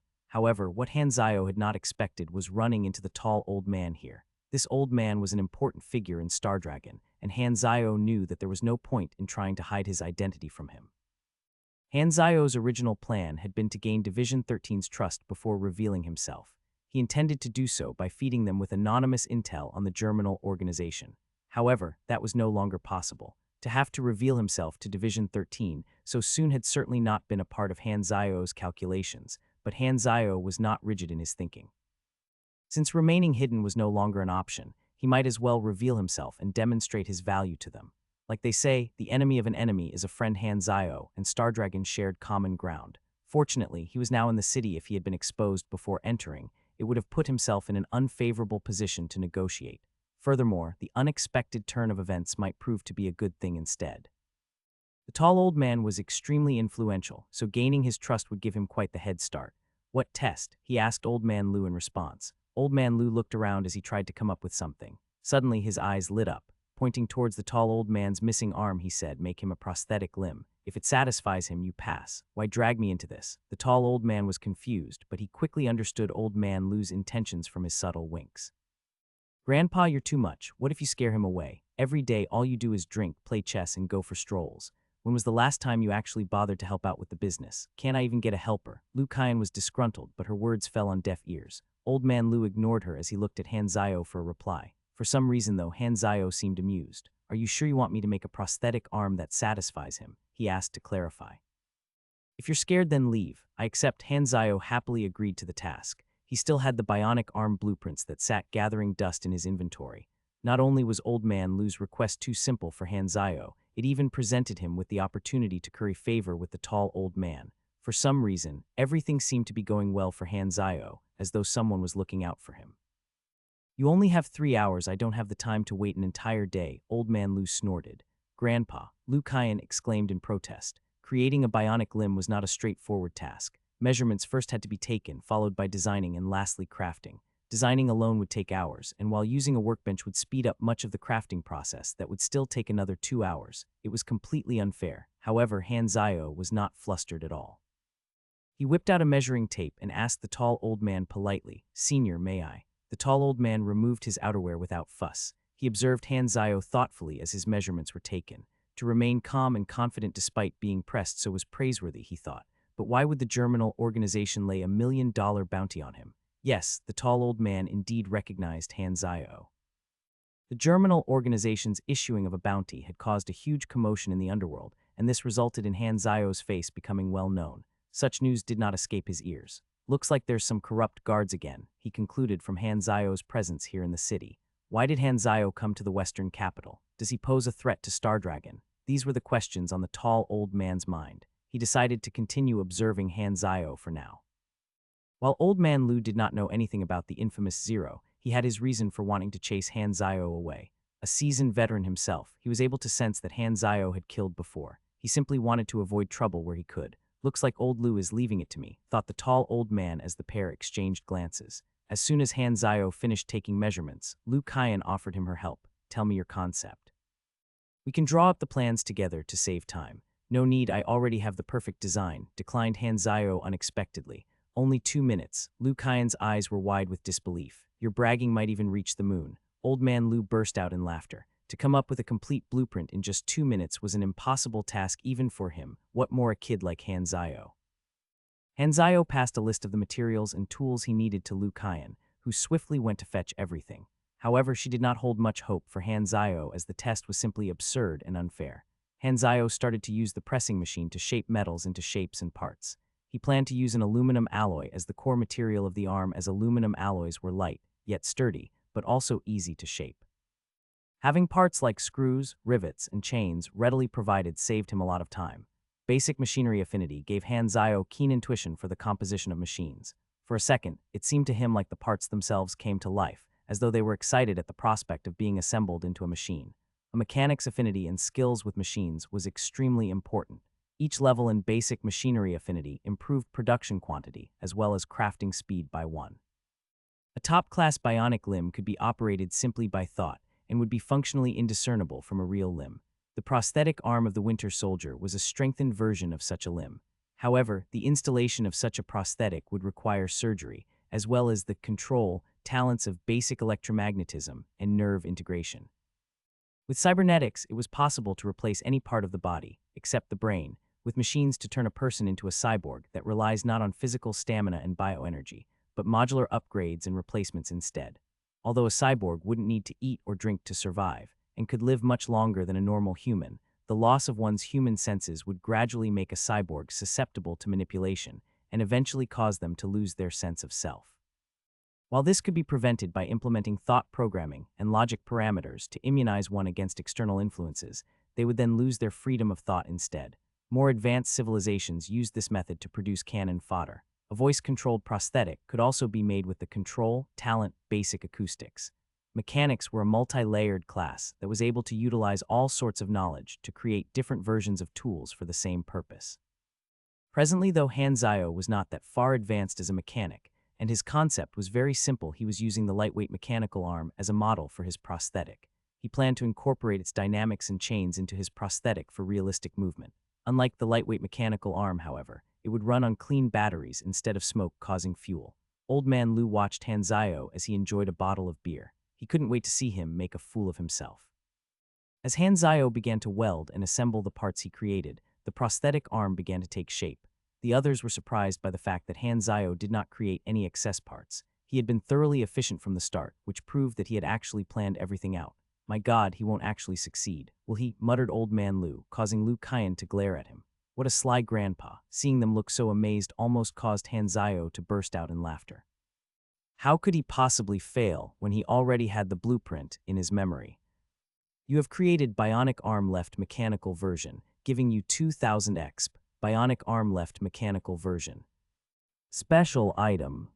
A very realistic prosthetic created using the principles of machine dynamics and suspension. Adjustable to suit the user's needs. It is soft, yet extremely durable."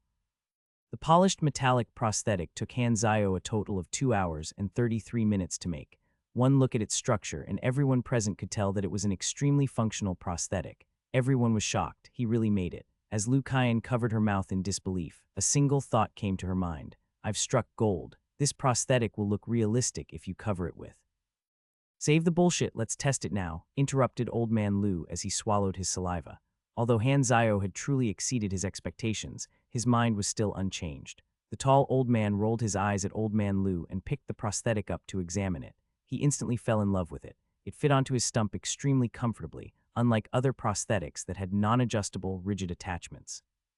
The reason that he did not like to wear a prosthetic arm was that they always got in the way of his movement.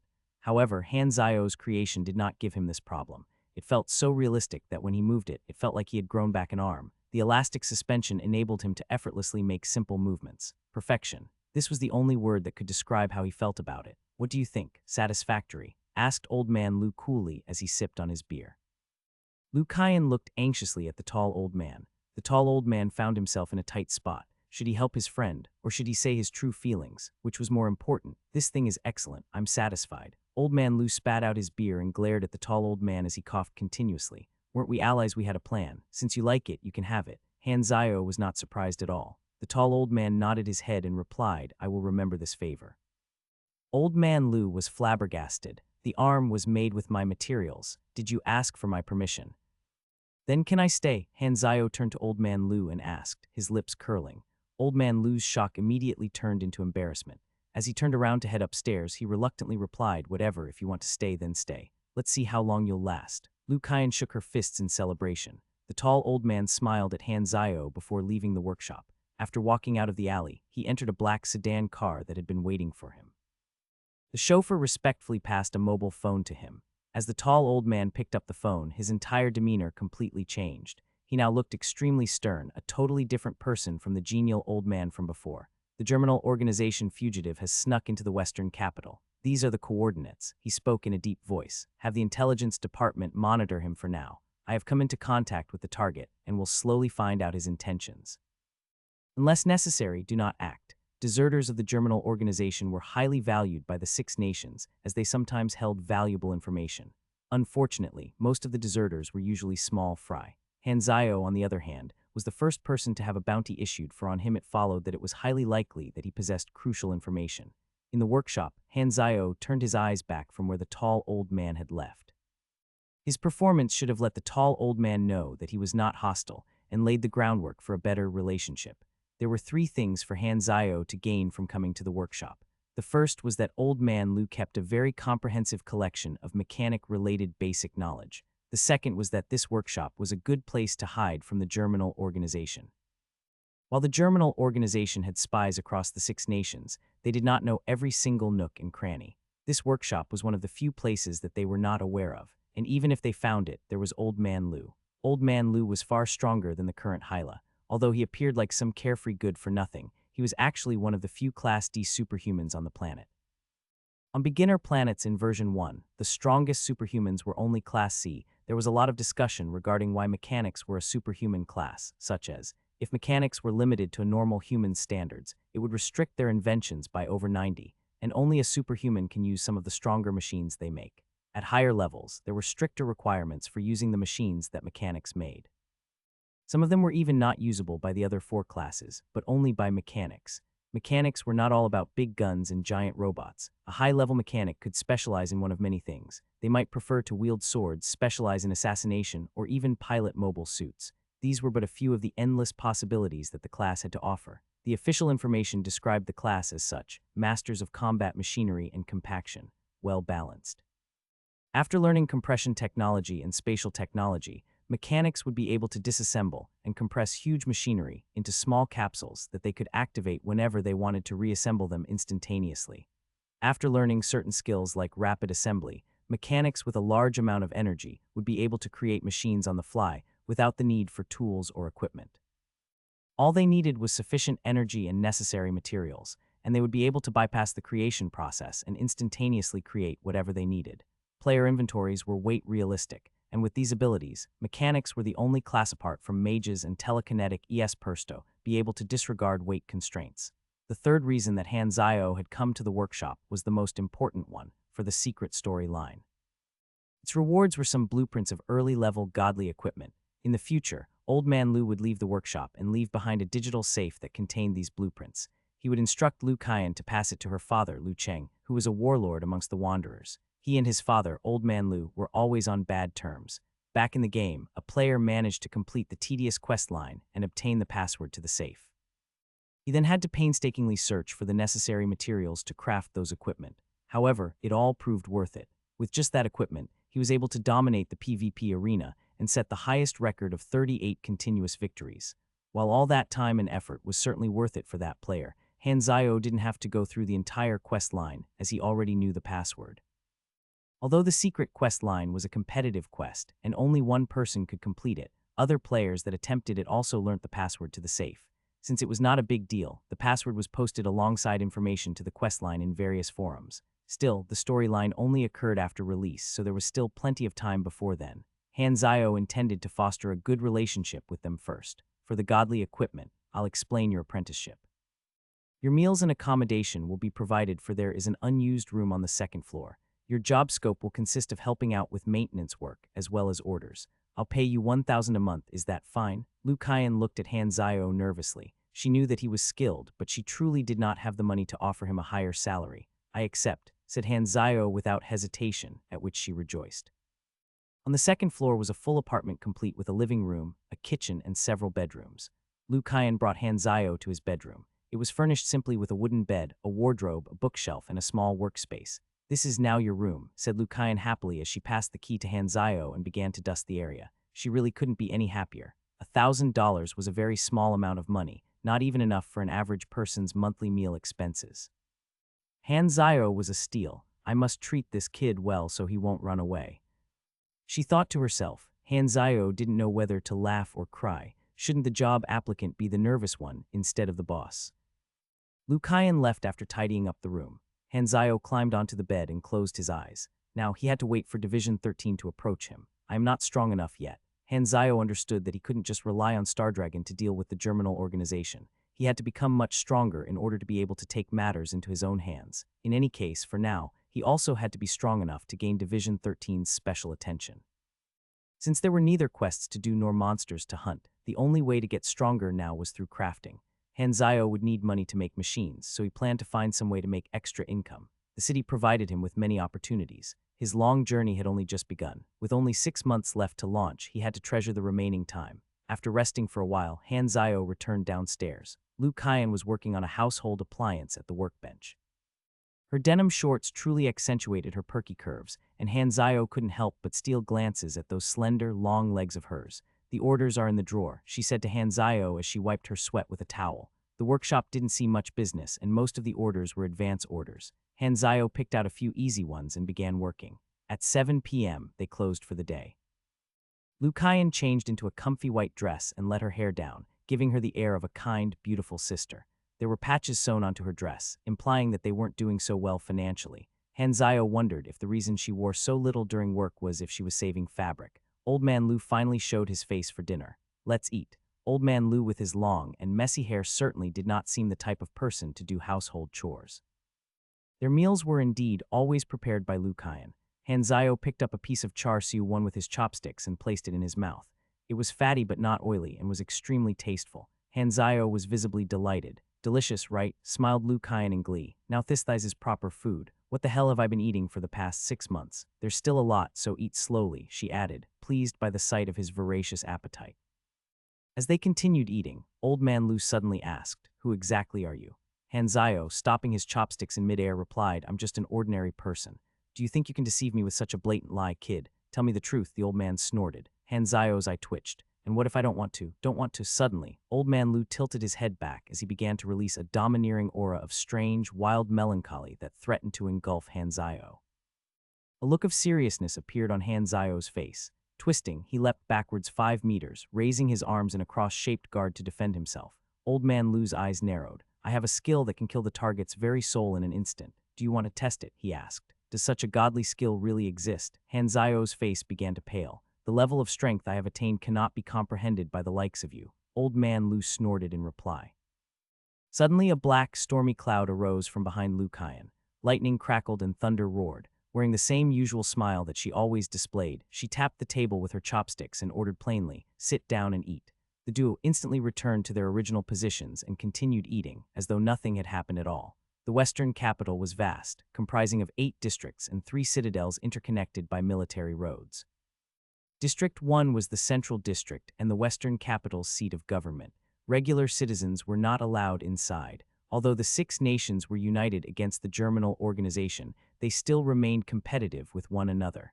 After all, alliances were only temporary.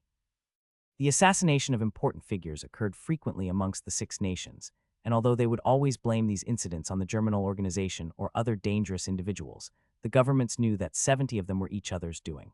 The Germinal organization, the Wanderers' Army, intelligence agencies and brokers, illegal arms dealers, individual criminals, mercenary assassins, hackers, and other kinds of shady groups comprised the planet's underworld. Dragonhorn Tower was the central building of the government, where the top brass operated from. Its walls were reputed to be strong enough to repel intercontinental missiles. The headquarters of a secret department was situated below Dragonhorn Tower. Beneath Dragonhorn Tower, at an undisclosed basement level, was the Stardragon Strategic Defense Division. Dozens of screens hung from the wall, displaying countless data and information. Intelligence agents typed away at their keyboards while even more bustled around. This place was the central network of the government, where information was filtered and channeled. Division 13 served not only as Stardragon's ears and eyes, but also as a hidden knife. Reporting 0 has been located. A gentle-looking bespectacled female secretary hastily knocked open the office door of the department's director. A stern-faced man was seated behind the desk. Drool could be seen on the corner of his mouth. "Speak," he said in a low voice. "Director, were you secretly taking a nap again?" The bespectacled secretary squinted at him. "Cut the crap," the intelligence director glared back. "Talk." 0 is currently hiding in a machinery maintenance shop in District 7. The director swiveled away from his secretary, and she could hear him sigh in contemplation with his back faced towards her. After a moment, he turned around to face her again and said, "The higher-ups want to adopt a friendly approach. You just turned back to wipe your drool, right? I really regret promoting you." The secretary pushed her glasses up and ignored him. "How exactly should we proceed? Since 0 came to the Western capital alone, he must want to cooperate. Activate protection protocol immediately. We must not let Germinal's agents learn of his presence here. The hackers intercept any news of his trail and prevent leaks. Also, send an undercover agent to check him out. He might just be a spy they sent. Get confirmation before making direct contact. A traitor worth a $1 million bounty. There are two possibilities. Either he possesses important information, or he possesses great power. For now, we are unable to ascertain how dangerous he might be, so proceed with utmost caution. I don't want a repeat of what happened with Black Spider. 2 streets bombed, yet we failed to apprehend him. I was scolded for 2 whole hours by the minister as a result of that. As the workshop wasn't that busy, Hanzayo had quite a lot of free time to look for the extra income he needed. Kiro Junkyard, the biggest disposal ground in District 7. Here, endless piles of trash were sorted out every day. This place fell under the territory of an underworld boss known as Big Raccoon. Where there is light, there will be shadow. Such is society, and this holds all the more true in times of chaos. Although the Western capital was the main capital of Stardragon, it was certainly not a holy sanctuary for the law-abiding. It was infiltrated with spies from other nations and plagued by criminal networks and illegal businesses. Small-time bosses like Big Raccoon may have been infamous, but they were certainly not the key players. As Hanzayo entered the junkyard with a dust mask on, he was stopped by a few vicious-looking thugs. "Kid, you're in the wrong neighborhood." A bald, muscular thug blocked Hanzayo's path as he stared him down. To them, Hanzayo, with his small frame, looked like an easy target to bully.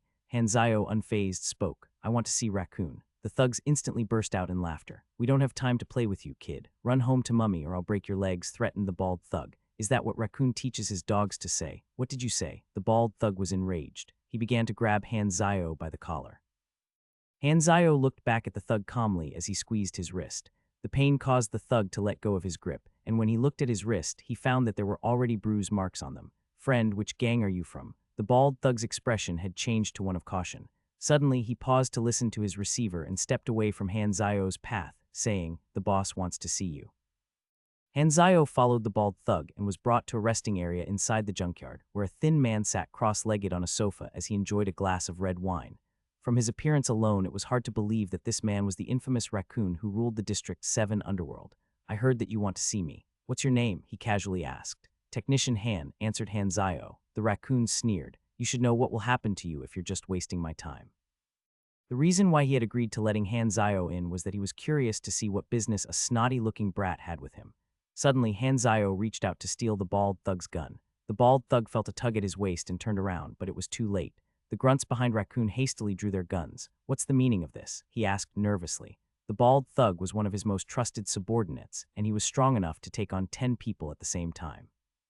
Yet he wasn't able to react to Hanzayo's speed. "Who the hell is this kid?" Unexpectedly, Hanzayo began to disassemble the gun, but it wasn't a simple disassembly. The gun unraveled almost instantaneously. As if Hanzayo were performing some kind of magic, the disassembled parts fell and scattered onto the floor. "Firearms are a sure profit. I can help you manufacture them in exchange for a little bit of compensation. This kid can make guns." Firearms were hot in demand in the black market. Using a gun and making a gun were two completely separate concepts. Mechanics who knew how to create guns were rare and highly esteemed. Even though Raccoon was the leader of a gang, they were just small-time hoodlums. To be able to find a mechanic willing to make guns for them was inconceivable, yet here Hanzayo was. "This is my chance," thought Raccoon. "What arrangements do you have in mind? I will make a list of materials and parts for you to gather. Manufacturing and assembly will all be done by me. I'll come here to work for 2 hours every morning. I want 1,500 per gun, and freedom to take anything I want from this junkyard." Hanzayo had already thoroughly analyzed the Germinal organization's guns. He was now able to easily make simple guns. Since I'm providing the materials, 1,000 negotiated Raccoon. Hanzayo instantly turned around and began to walk away. This caused Raccoon to become flustered. He had only been trying to test out Hanzayo and did not expect such a big reaction. Wait, we'll follow your charges, he hastily said. One handgun was worth 3,000 to 4,000 on the black market. Hanzayo's asking fee was still quite reasonable. Get a workbench ready, along with the materials. I will come from tomorrow onwards. I'll go check the junkyard out now. A skilled craftsman always retained the power to dictate his terms. Hanzayo knew full well his own. Furthermore, his true strength and identity was a mystery to them. This gave him the complete upper hand. Hanzayo salvaged quite a number of parts from the junkyard before leaving. As he left, he noticed that someone was following him. Clearly, Raccoon was trying to find out more information about him. However, for Hanzayo, shaking him off the thug was an easy task. Division 13 will learn of my mechanic skills. Thought Hanzayo to himself. The fact that he was working with Raccoon would definitely be found out by them. In any case, it was a way to demonstrate his abilities to them. Plus, he also needed the opportunity to craft machinery for experience. The reason he had chosen Raccoon was due to the junkyard's proximity. When he returned to the workshop, Liu Kaiyan questioned his whereabouts. I went to the junkyard, said Hanzayo, pointing to the big bag of spare parts in his hand. The junkyard. That place is not safe. Don't go there in the future. Liu Kaiyan wasn't really concerned with what Hanzayo did in his free time as long as his did his job right. In fact, she had a soft spot for people who did not demand high pay. Hanzayo put the spare parts aside and summoned the interface. He still had a lot of unused talent points, and he decided he would dump all of them into the 2 unlocked arms talents. This workshop was a treasure trove of mechanic knowledge. It was one of the best places to level up as a mechanic. Hanzayo went to look for old man Liu to borrow some of his books. He found him cooped up in his room as he expected. I wish to borrow some mechanic knowledge books. Go away, you. There's not a single book for you here. Don't be so petty. Think of it as investing into a promising young man and nurturing him. It seems like you are more thick-skinned than me. However, I simply don't want to lend you my books. What can you do about it? What indeed could Hanzayo do about it? The following day, Liu Kaiyan entered Old Man Liu's room with a spare key and stole some books for Hanzayo. Old Man Liu was infuriated. Why do I have such a disloyal granddaughter? Just you wait, I will make you leave this workshop. In Galaxy, each player's advancement mission was not always the same. Hanzayo's LV-20 advancement mission could be counted as one of the harder ones as advancement knowledge was extremely rare on beginner planets. In fact, his advancement difficulty was actually comparable to a LV-41. Most LV-20 characters were usually unable to find basic knowledge for even one talent tree. Some unlucky ones would not even have a main class. Since there wasn't any advancement knowledge in the workshop, Hanzayo could only learn more basic knowledge. However, Hanzayo was content with this. Finding knowledge books was a common problem for players. Some players weren't even able to learn all their classes' basic knowledge by LV-40 or even LV-50. Fortunately for Hanzayo, the workshop contained a complete set of basic mechanic knowledge, which more than gave him a head start. It was an expressway to the finish line. Intergalactic Contact Law 7th Edition. When coming into contact with new civilizations, these 127 intrusive actions are to be avoided: war, gene manipulation. This was why planet Aquamarine had not been given any cutting-edge technology. Advanced knowledge was the best that the planet had to offer, and even that itself was heavily controlled and treated as a top secret. Add 1 talent point into basic weaponry, yes, no. Add 1 talent point into basic material composition, yes, no. Confirm. Basic weaponry contained knowledge on how to craft simple guns and conventional weaponry. It also increased mastery and crafting speeds. Basic material composition was one of the core weaponry talents. The quality and grade of a product was affected by that of its materials, and many of the key materials for higher-level machinery were synthetic compounds that had to be crafted. You have learnt 5 weaponry talents. You have unlocked Novice Refining and Overload. You have unlocked the Blueprint Robot Rover. Novice Refining allowed one to refine materials for higher quality ones. Any skills or abilities with the terms novice, beginner, or basic were generally the lowest versions of themselves. Most of them would have more advanced versions. For example, molecular refining, that allowed the user to perform instantaneous molecular manipulations simply by expending energy. Materials were graded similarly to equipment.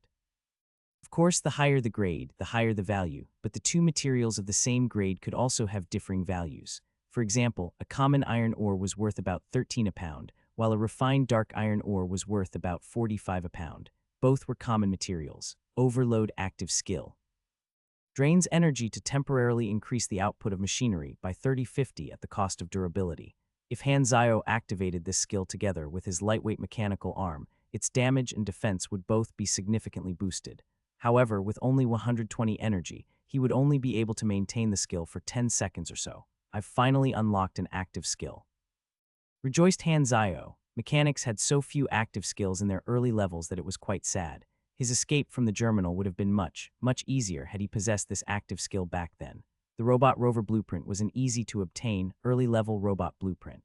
It was a low-level utility robot that could be equipped with weapons and armor for combat, scouting, and defense purposes, and was also able to self-destruct. It wasn't created for a specific purpose, but could be modified and improved.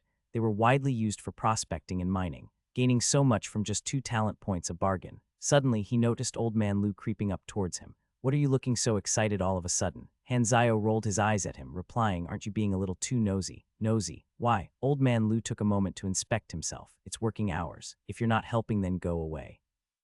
Interrupted Lu Kaiyan as she slammed her welding torch down. Her face was flushed and dripping with sweat under the protective goggles she was wearing. "Little brat," grumbled Old Man Lu as he carried his bottle of beer outside for a walk. "Shop owner, is this a repair shop?" A customer arrived as soon as he left. It was a middle-aged man. Hanzayo turned to look at the guest, and he noticed the man was looking at him. The man immediately averted his gaze. Suspicious, thought Hanzayo. When he further noticed his above-average sense of balance and solid footing, he realized that the man was most likely an agent from Division 13 who had been sent to test him. Lu Kaiyan walked forward to receive him with a polite smile. "Welcome. What is it that you need repaired?" "My car broke down," replied the middle-aged man as he watched Hanzayo. "It's outside. All right, no problem." Just as Lu Kaiyan was about to pick up her toolkit, the middle-aged man suddenly pointed at Hanzayo and said, "I want this little brother to repair my car." Lu Kaiyan was stunned. "Do I not look capable enough? You're being sexist." "I'll do it," agreed Hanzayo as he took the toolkit from his dejected boss. The pair came out of the alley into the main street, where an old sedan car was stopped by the roadside. "This is the car." Hanzayo lifted the bonnet, inspected the interior, and swiftly began to perform repairs. As Hanzayo worked on the car, the middle-aged man tried to strike a conversation. "Kid, you're quite young, aren't you?" "I'm 30. 30. Do you think I'm blind or what?" The middle-aged man nearly choked. "How should I address you?" he asked. "You should show some sincerity when asking for a person's name," replied Hanzayo without looking at him. "I'm Feng Jun," answered the middle-aged man awkwardly. "That's a nice name," complimented Hanzayo, except that he didn't sound the least bit sincere, leaving the middle-aged speechless. "But you misunderstand, I just want a cigarette," he added. Feng Jun uncomfortably took out his cigarette pack and passed one to Hanzayo. "You can call me Hanzayo," introduced Hanzayo as he took a puff and returned to the task at hand. Feng Jun continued to probe. "Hanzayo, you're not a local, are you? Where are?" "It's done," Hanzayo suddenly interrupted, cutting his words off. "What the hell? I've only just started to probe you. Can you not be so quick?" Hanzayo expressionlessly stretched out a hand, saying, "A pipe was broken. I'll charge you 60. Pay up." "Of course I know the pipe is broken, damn it. I broke it on purpose." Feng Jun smiled as he took out his wallet and slowly fiddled around in an attempt to buy more time. "You have pretty good skills. Where did you acquire them?" "Natural talent." "Oh, that's amazing. Where are you from?" "From the countryside." Hanzayo raised an eyebrow. "Are you trying to get a discount out of me?" At his wit's end, Feng Jun coughed dryly before finally pulling out the money to pay up. "Will the department reimburse me for this?" He wondered. Hanzayo sneered. "I thought it would take you another hour to find your money. How big is your wallet?" As he whistled whimsically, he proceeded to pack up and headed back to the workshop.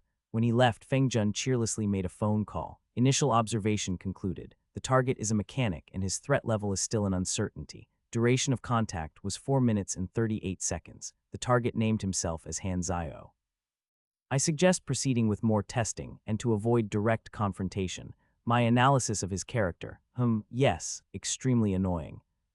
The next couple of days went by peacefully. Hanzayo's daily routine now included going to the junkyard every morning to produce guns. He was paid in cash daily after each session, and was able to salvage a number of spare parts for creating the rover. He had already begun to craft some of its parts, but was holding back on assembling it.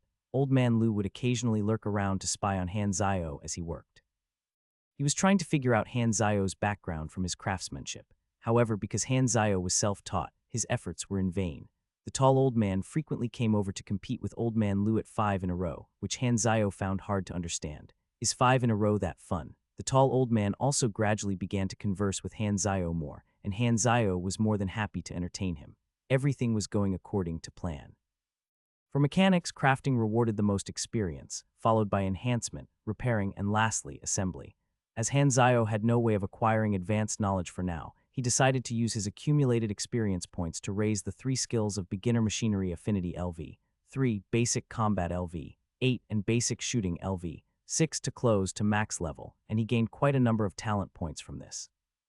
The prerequisite for advancing to trainee mechanic happened to be unlocking Intermediate Machinery Affinity, which required LV, 5 and Beginner Machinery Affinity. Machinery Affinity was one of the common prerequisites for many blueprints and skills. Although Hanzayo now had a whopping 15 talent points, which seemed a lot, it was always better to save some for rainy days. This was something that he had learned the hard way. To think I actually had to spend over tens of millions of Ina's universal currency just to buy water of Lethe to reset my talent points back then. At Kiro Junkyard, Hanzayo had been busily producing guns all morning. When he was about to leave, Raccoon passed him a stash of money that he pocketed without counting. That should be enough for today. I'll make a move first, said Hanzayo. Now that Hanzayo had served his purpose, Raccoon planned to get rid of him. However, it was not time yet. Raccoon was an extremely cautious person. Fine by me, replied Hanzayo, who saw through his intentions. He left the junkyard, remembering to make a few extra turns to shake off his tail before coming to a large mechanic market. This market was popular among students from the Western Capital School and the Mechanic School due to the variety of machine parts and metals it offered. Hanzayo spent all of the 70,000 aquamarine dollars that he had earned to buy the remaining materials that he needed for both the rover, as well as another lightweight mechanical arm. After obtaining the materials, he returned to his room to continue working on them. A few days later, Hanzayo had finished crafting all of the rover's parts, and he was now assembling the robot in his room. 1.2 meters tall and armor plated to protect its interior. Its top half was the shape of a person, except that it didn't have a neck. It ran on a basic integrated circuit. It had 2-section mechanical arms that could bend and rotate like a person's, and its fingers were remodeled by Hanzayo into guns. Its torso could also rotate 90 degrees and was inlaid with magazine compartments. Instead of legs, it moved on tank tracks. The system prompted Hanzayo to name his creation. Adopting his past naming style, he named it Rover 1. Rover 1 Tank Style. Type Robot. Grade Common. Basic stats 800 durability, 18 defense, 59 power output, 23 max speed, 120 energy. Height 1.18 million. Weight 64.8 kg. Mode of control, remote electrical signal. Control radius 50 million. Energy source, battery unit. Energy usage 8 min. Power capacity 3680 ona. Right arm module, small caliber machine gun 3540 DMG, 4 firing speed max 7 for 10 seconds, 30 magazine capacity plus 60 belt capacity, 40 power output, 18 accuracy. Left arm module, small caliber machine gun 3540 DMG, 4 firing speed max 7 for 10 seconds, 30 magazine capacity plus 60 belt capacity, 40 power output, 18 accuracy. Skills self-destruct to inflict 280-430 explosion damage in a 30 million radius. Metal armor, reduces damage taken by 8 except penetrative attacks. Note, don't underestimate this little fella just because he looks stupid. The name Rover is not exclusive to one type of robot. The key materials used to craft Rover 1 were 2 common materials, steel and plastic resin. If Hanzayo had used a higher quality steel alloy, Rover 1 would have higher durability and defense. Nevertheless, he would be able to update or upgrade the rover with better parts when he got them to keep it relevant. This was a selling point of mechanics. The number of modules that could be installed on robots, vehicles, and mobile suits was limited by their energy capacity. Beside the quality of the energy source itself, energy capacity could be upgraded by energy talents. Rover 1's energy source was a standard battery unit, so its energy capacity was low. Completing the rover rewarded Hanzayo with 24,000 exp. The following day, Hanzayo finished crafting the lightweight mechanical arm. You have crafted lightweight mechanical arm left, gaining 2,500 exp. His second lightweight mechanical arm was still a left arm, like before. However, the materials he had used to craft it were lower in quality than before, causing it to have a lower grade. Lightweight mechanical arm left. Grade Common. Base stats 2845 damage, 812 defense, 26 power output, 205 durability. Prerequisite S 23 SDR. Bonus stats: 4 attack speed. Length 0.51 million. Weight 6.1 kg. Additional effects: bonus plus 6 SDR. Currently, Hanzao's strongest form of combat was melee combat, so the lightweight mechanical arm suited him well. Mechanics that favored melee combat were known as mecha warriors. Hanzao did not intend to walk down this path, as it was long-ranged capabilities that mechanics truly excelled in after all. However, since mecha warriors was the style that offered low-level mechanics the highest combat prowess, it would have to do for now. Hanzao hid the lightweight mechanical arm before heading downstairs. Liu Kaiyan was engaged in a conversation with a customer who kept on glancing at Hanzao when he appeared. He was clearly yet another agent from Division 13. Division 13 had, over the past few days, sent many undercover agents to spy on Hanzao, but since Hanzao was a tough nut to crack, they were now attacking from a different angle. Why are there so many people asking about you? Asked a puzzled Liu Kaiyan when the agent left. Well, I'm popular, but they're all guys. Hanzao froze up. It's not what you think. Don't worry, I won't judge you, replied Liu Kaiyan as she started giggling. Why are you giggling like that? Suddenly, Hanzao's turned serious. He had received a system alert. You have triggered the Class E mission, Assailants. Accept reject. Hanzao was bewildered. What could have triggered such a mission? Accept. Mission synopsis: the bounty on your head is being eyed. Your enemies are near and they are hiding in the shadows. Meanwhile, a certain group of people has been watching you to assess your potential. What will you do? Requirement: avoid death. Reward: 10,000 experience. Bonus reward: 1x skill level up card basic. Hanzao rolled his eyes at the dramatic synopsis. The group of people, referred to in the synopsis, most definitely referred to Division 13. Hanzao put the clues together and conjectured that Division 13 could have leaked intel on him in an elaborate setup to test his combat strength. However, if that were the case, the people after him must not be too strong. After all, Division 13 wouldn't risk things blowing up in the city. Although Hanzao wasn't interested in typical Class E mission rewards, the bonus reward caught his eye. A skill level-up card was certainly something handy to have. If a mission had a bonus reward, it meant that there was a secret condition to fulfill. Hanzao guessed that this mission's secret condition was most likely to kill all of his assailants. Since the enemy could appear at any moment, I'd better not stay in the workshop. Hanzao didn't want to rely on Old Man Liu. After contemplating for a moment, he thought of the perfect location for battle: Kiro Junkyard. Kiro Junkyard was Raccoon's territory. Hanzao planned to kill two birds with one stone. He put down his tools and called out to Liu Kaiyan with a request: I wish to take the day off. Okay, replied Liu Kaiyan, blinking. Is something wrong? No, why? Hanzao paused. Hanzao always looked lethargic and bored, and Liu Kaiyan, being the observant woman that she was, had noticed the sudden change in air about him. If she had to describe the kind of feeling Hanzao was giving her now, for some reason, dangerous was the word that came to mind. If you're facing any difficulties, I'll definitely help you, she said in a serious tone. Not knowing what to say, Hanzao stared at her, which caused her to shift about uncomfortably. She turned away from Hanzao and twirled her hair, saying, Don't you know it's rude to stare? Hanzao turned away too and replied, I won't be back for dinner. I was actually thinking of letting you try my latest creation, black pepper pineapple baked rib stew with parsley, responded Liu Kaiyan dejectedly. Hanzao shuddered. What kind of cuisine from hell is that? Hanzao returned to his room to get ready. After a short while, he headed out with a backpack and a trolley. Boss, is that kid the target? A man wearing shades was tailing Hanzao. Every time Hanzao turned back, he would instantly vanish by making use of his surroundings, be it a public phone booth or a magazine stand. He was clearly a professional. He was using the mini receiver in his ear to communicate with his partner, who was hiding in an old van 2 streets away. There was a total of 5 masked men in the van. They were none other than Hanzao's assailants. They were the Bee Sting Squad, a group of mercenaries who specialized in hunting bounties. They were decently well known in underground networks, having successfully completed numerous missions.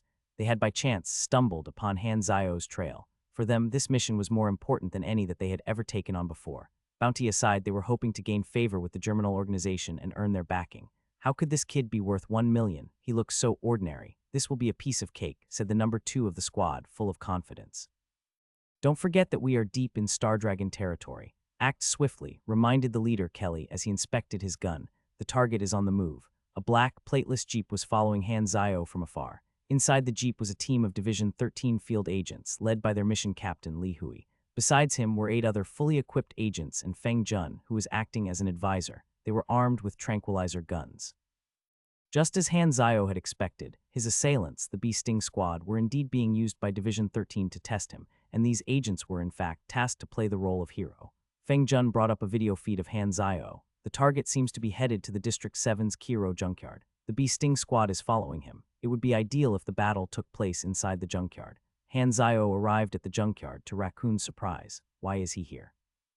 I've come to find some spare parts, Hanzayo casually lied. It was a reasonably convincing excuse. Raccoon then invited Hanzayo for lunch, assuming he would decline, but unexpectedly, Hanzayo agreed, causing him to be visibly caught off guard. Hanzayo took his dust mask off, revealing his face to Raccoon. Raccoon found his face strangely familiar, but wrote it off.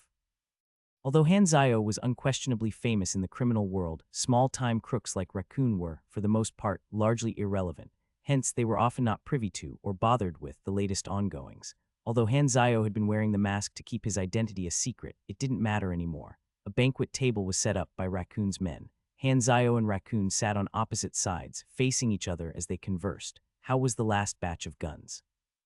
Although a batch of mass-produced guns wouldn't vary too much in quality, there would always be minor differences from gun to gun.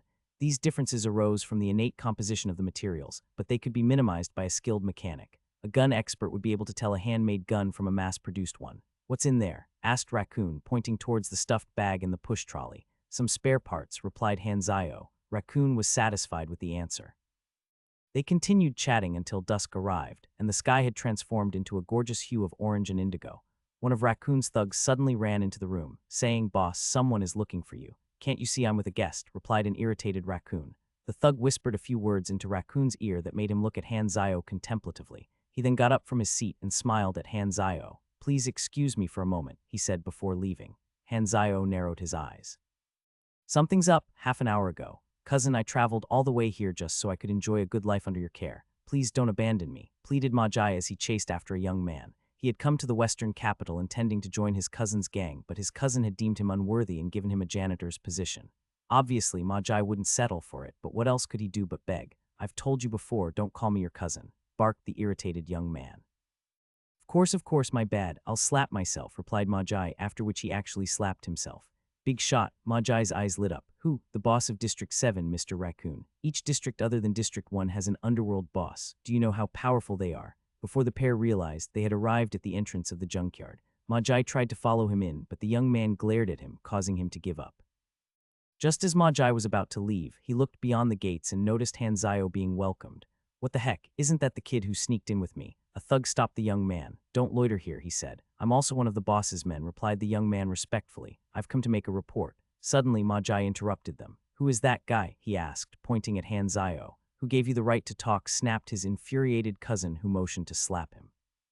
However, the thug stopped him. "That person is an important guest of the boss," he answered. "An important guest?" Majai was shocked, but his shock was immediately replaced by jealousy and bitterness. "This is unfair. Why is that ignorant brat having it so much better than me?" Scenes from their conversation replayed in his mind, causing him to feel embarrassed. "You know, Technician Han, not really, but we did talk a bit when we were being smuggled in." The thug's eyes suddenly lit up. Majai and the young man were stunned. The duo was led to a room. "What do you want from me?" asked Majai nervously. "Relax, it's nothing. That guy is a mechanic who knows how to make guns, and our boss has been thinking of making a move on him for a while. But since we aren't sure of his background, we haven't acted yet. I just want to know everything you know about him." Majai's eyes lit up at the thought of being able to gain the boss' favor. This was a once-in-a-lifetime opportunity that could allow him to surpass his cousin. He sneered and shot a scornful look at his cousin. "Who cares what happens to that bastard Hanzayo?" After waiting for about half an hour, Raccoon came to meet them. When he arrived, both Majai and his cousin hastily arose to greet him. Majai was so tense that he even knocked his own chair down. "You know Technician Han's background?" asked Raccoon. "His name is Hanzayo. He's a wanderer who snuck into the city with me. It was his first time coming here. He has no relatives. That's all." Coon's eyes twitched. The sight of the boss' displeasure made Majai think harder to recall something. Oh right, he was empty-handed when he came here. His clothes were also extremely tattered, and he looked like a nobody. "Very good." Raccoon turned around and left. "Anything for you, boss," cried out Majai after him. Raccoon paused and turned around to look at him. "I like you. Join my gang." Majai's eyes widened with joy. "I've hit the jackpot." After Raccoon left, Huangmao began to fawn all over Majai. Their roles were now reversed. "Majai, please take good care of me in the future." "What did you just call me?" scoffed Majai. "Cousin." Both of them sure were shamelessly quick to adapt. Majai put his arm around Huang Mao's shoulders gleefully. Brother, may I know what boss intends to do with Han Zio? He asked the thug. Isn't it obvious? We'll force him to spill out the blueprints for the guns before silencing him. That's good then, replied a relieved Majai. Less than 3 minutes later, Raccoon returned to the banquet hall. Han Zio had left all the dishes untouched. Raccoon smiled. Han Zio, right, looks like you found out my name. Sensing the calm before the storm, Han Zio stealthily reached for the lightweight mechanical arm in his backpack. Click, he equipped it. Although he had already intended to do battle from the start, Han Zio still remained as vigilant as ever. He had learnt the importance of vigilance the hard way back in Galaxy, but that's a story for another time. Raccoon began tapping his fingers on the table. Hee. I've always been curious about your true identity, but it turns out that you're just a wanderer. I must say, you have indeed been very cautious all this time. So what? Raccoon's face darkened. Do you understand the situation you're in? Hand over everything you know about making guns. Why so cold? We were nothing more than business partners. Would you believe me if I said that I can slaughter all of you if I wanted to? Han Zio smiled tauntingly. Raccoon snapped his fingers as he sneered. In an instant, the 4 thugs around him were pointing their guns at Han Zio. Did you think that I wouldn't be prepared? What a joke. All of these guns being pointed at you were created by yourself. Other than Raccoon and the 4 thugs across the table, there were 2 more men standing guard outside the room, and there was little space for Han Zio to maneuver in the compact room. Even if I tell you, you will still silence me. Raccoon laughed coldly. It was exactly as Han Zio said. I do hope that you cooperate, though. At least it will save you some suffering. And if I don't, I have some men who are good at things like torture. You will talk eventually. Suddenly, the air about Han Zio changed as he decided to drop the facade. Do you actually think that you have me cornered? The sudden change alarmed Raccoon, but he shook his head. Even if you do have some kind of trump card in that bag of yours, do you actually think you can move faster than a bullet? What if I told you that there's powerful explosives in here? Raccoon laughed. Majai's appearance had been, without a doubt, a coincidence. How could Han Zio have made preparations? Who was he trying to fool? I don't know who the person who told you about me is, but he obviously knows very little. Why don't you try checking the Underworld network to see the latest bounties? Raccoon frowned. How could Han Zio remain so calm, and what was he playing at? Although Raccoon did have some power in the Western capital, he was actually just a small-time hoodlum in the grand scheme of things, too insignificant to partake in the matters of the Underworld. Hence, he paid little attention to such matters. He must just be trying to buy more time. Why should I even listen to him? Since you don't believe me, wanna bet? Life is always full of surprises anyway. Now that I noticed, this room is pretty small, isn't it? Perfect for an explosion. First comes the blast, followed by the shrapnel. Then this entire place will be razed to the ground. But I guess that's fine since we'd all have died in the initial shrapnel. Enough, I have no time for jokes. Stand up or I'll fill you up with holes. Han Zio shrugged his shoulders, sighing, can't we talk things through? Fine, I'll give. Suddenly, as the last rays of sunlight dissipated, darkness descended. Han Zio had been waiting for this. Vroom, the mechanical arm roared to life, shredding the backpack apart. Han Zio flipped the dining table, sending pots and plates smashing into Raccoon and the 4 thugs. Talk things through? Ha, as if. There were 4 thugs in front of him and 2 behind. Han Zio knew exactly what he had to do. He picked the table up to use as a screen and charged forward like an unstoppable juggernaut, holding the mechanical arm up in front of him. Crash, the 4 thugs were knocked aside like flies. Fire, screamed an enraged, bloody-faced Raccoon. The 2 remaining guards began to fire. Bullets clinked and clanked onto the mechanical arm, causing its durability to plummet.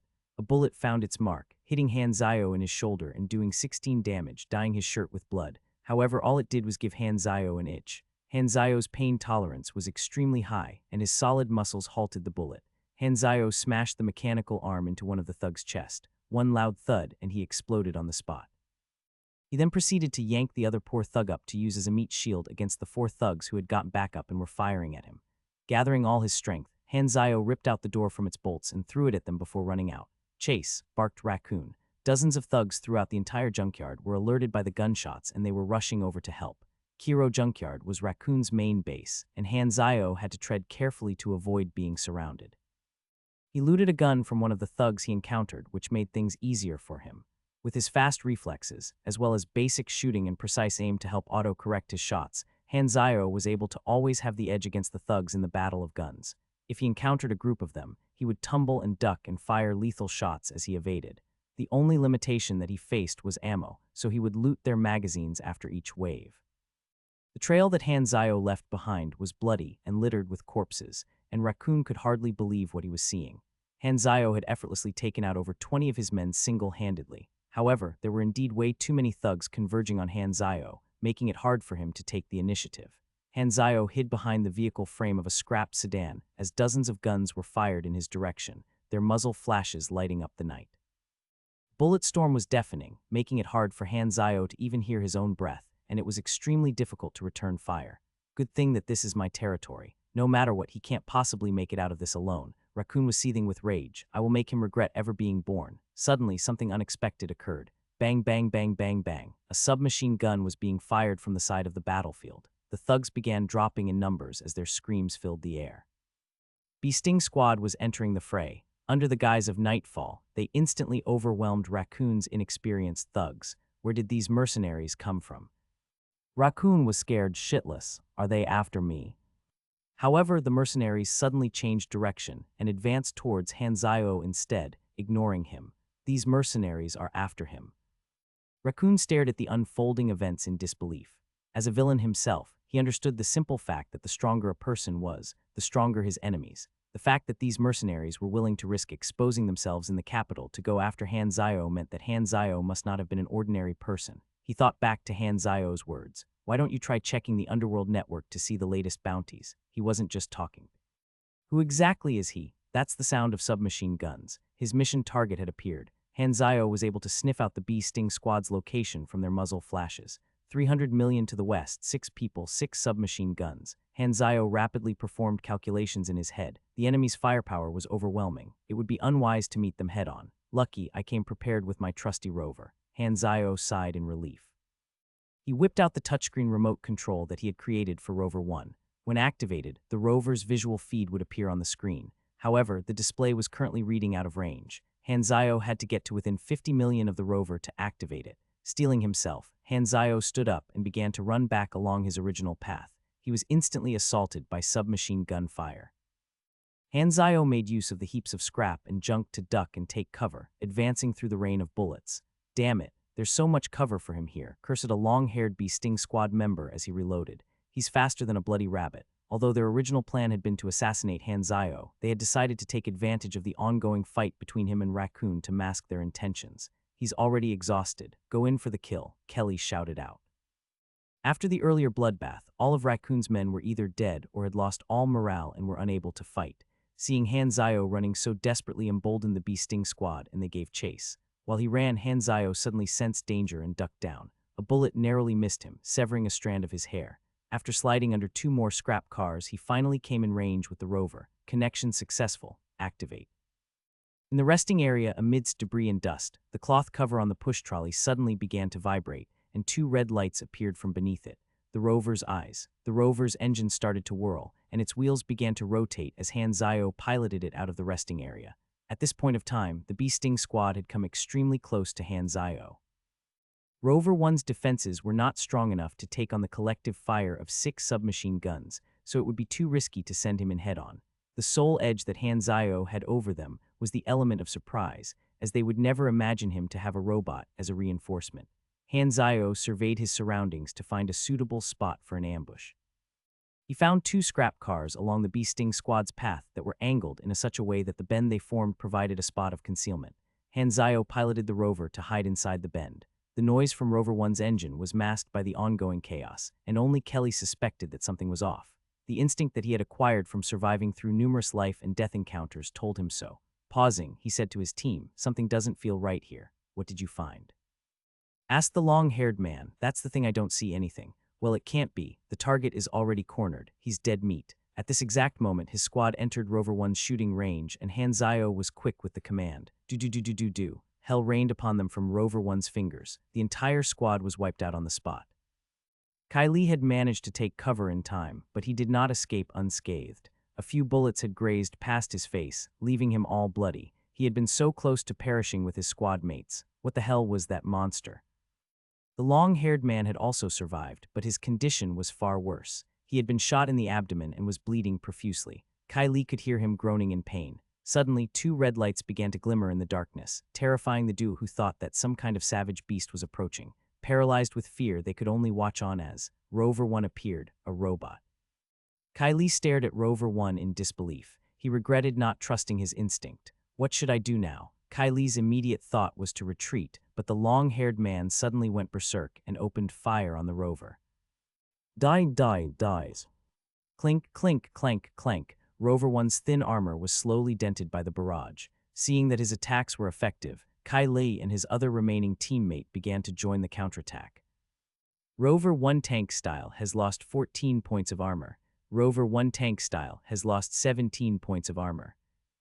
As Rover 1's armor was made with inferior materials, it was not tanky at all, and its armor integrity plummeted under the trio's assault.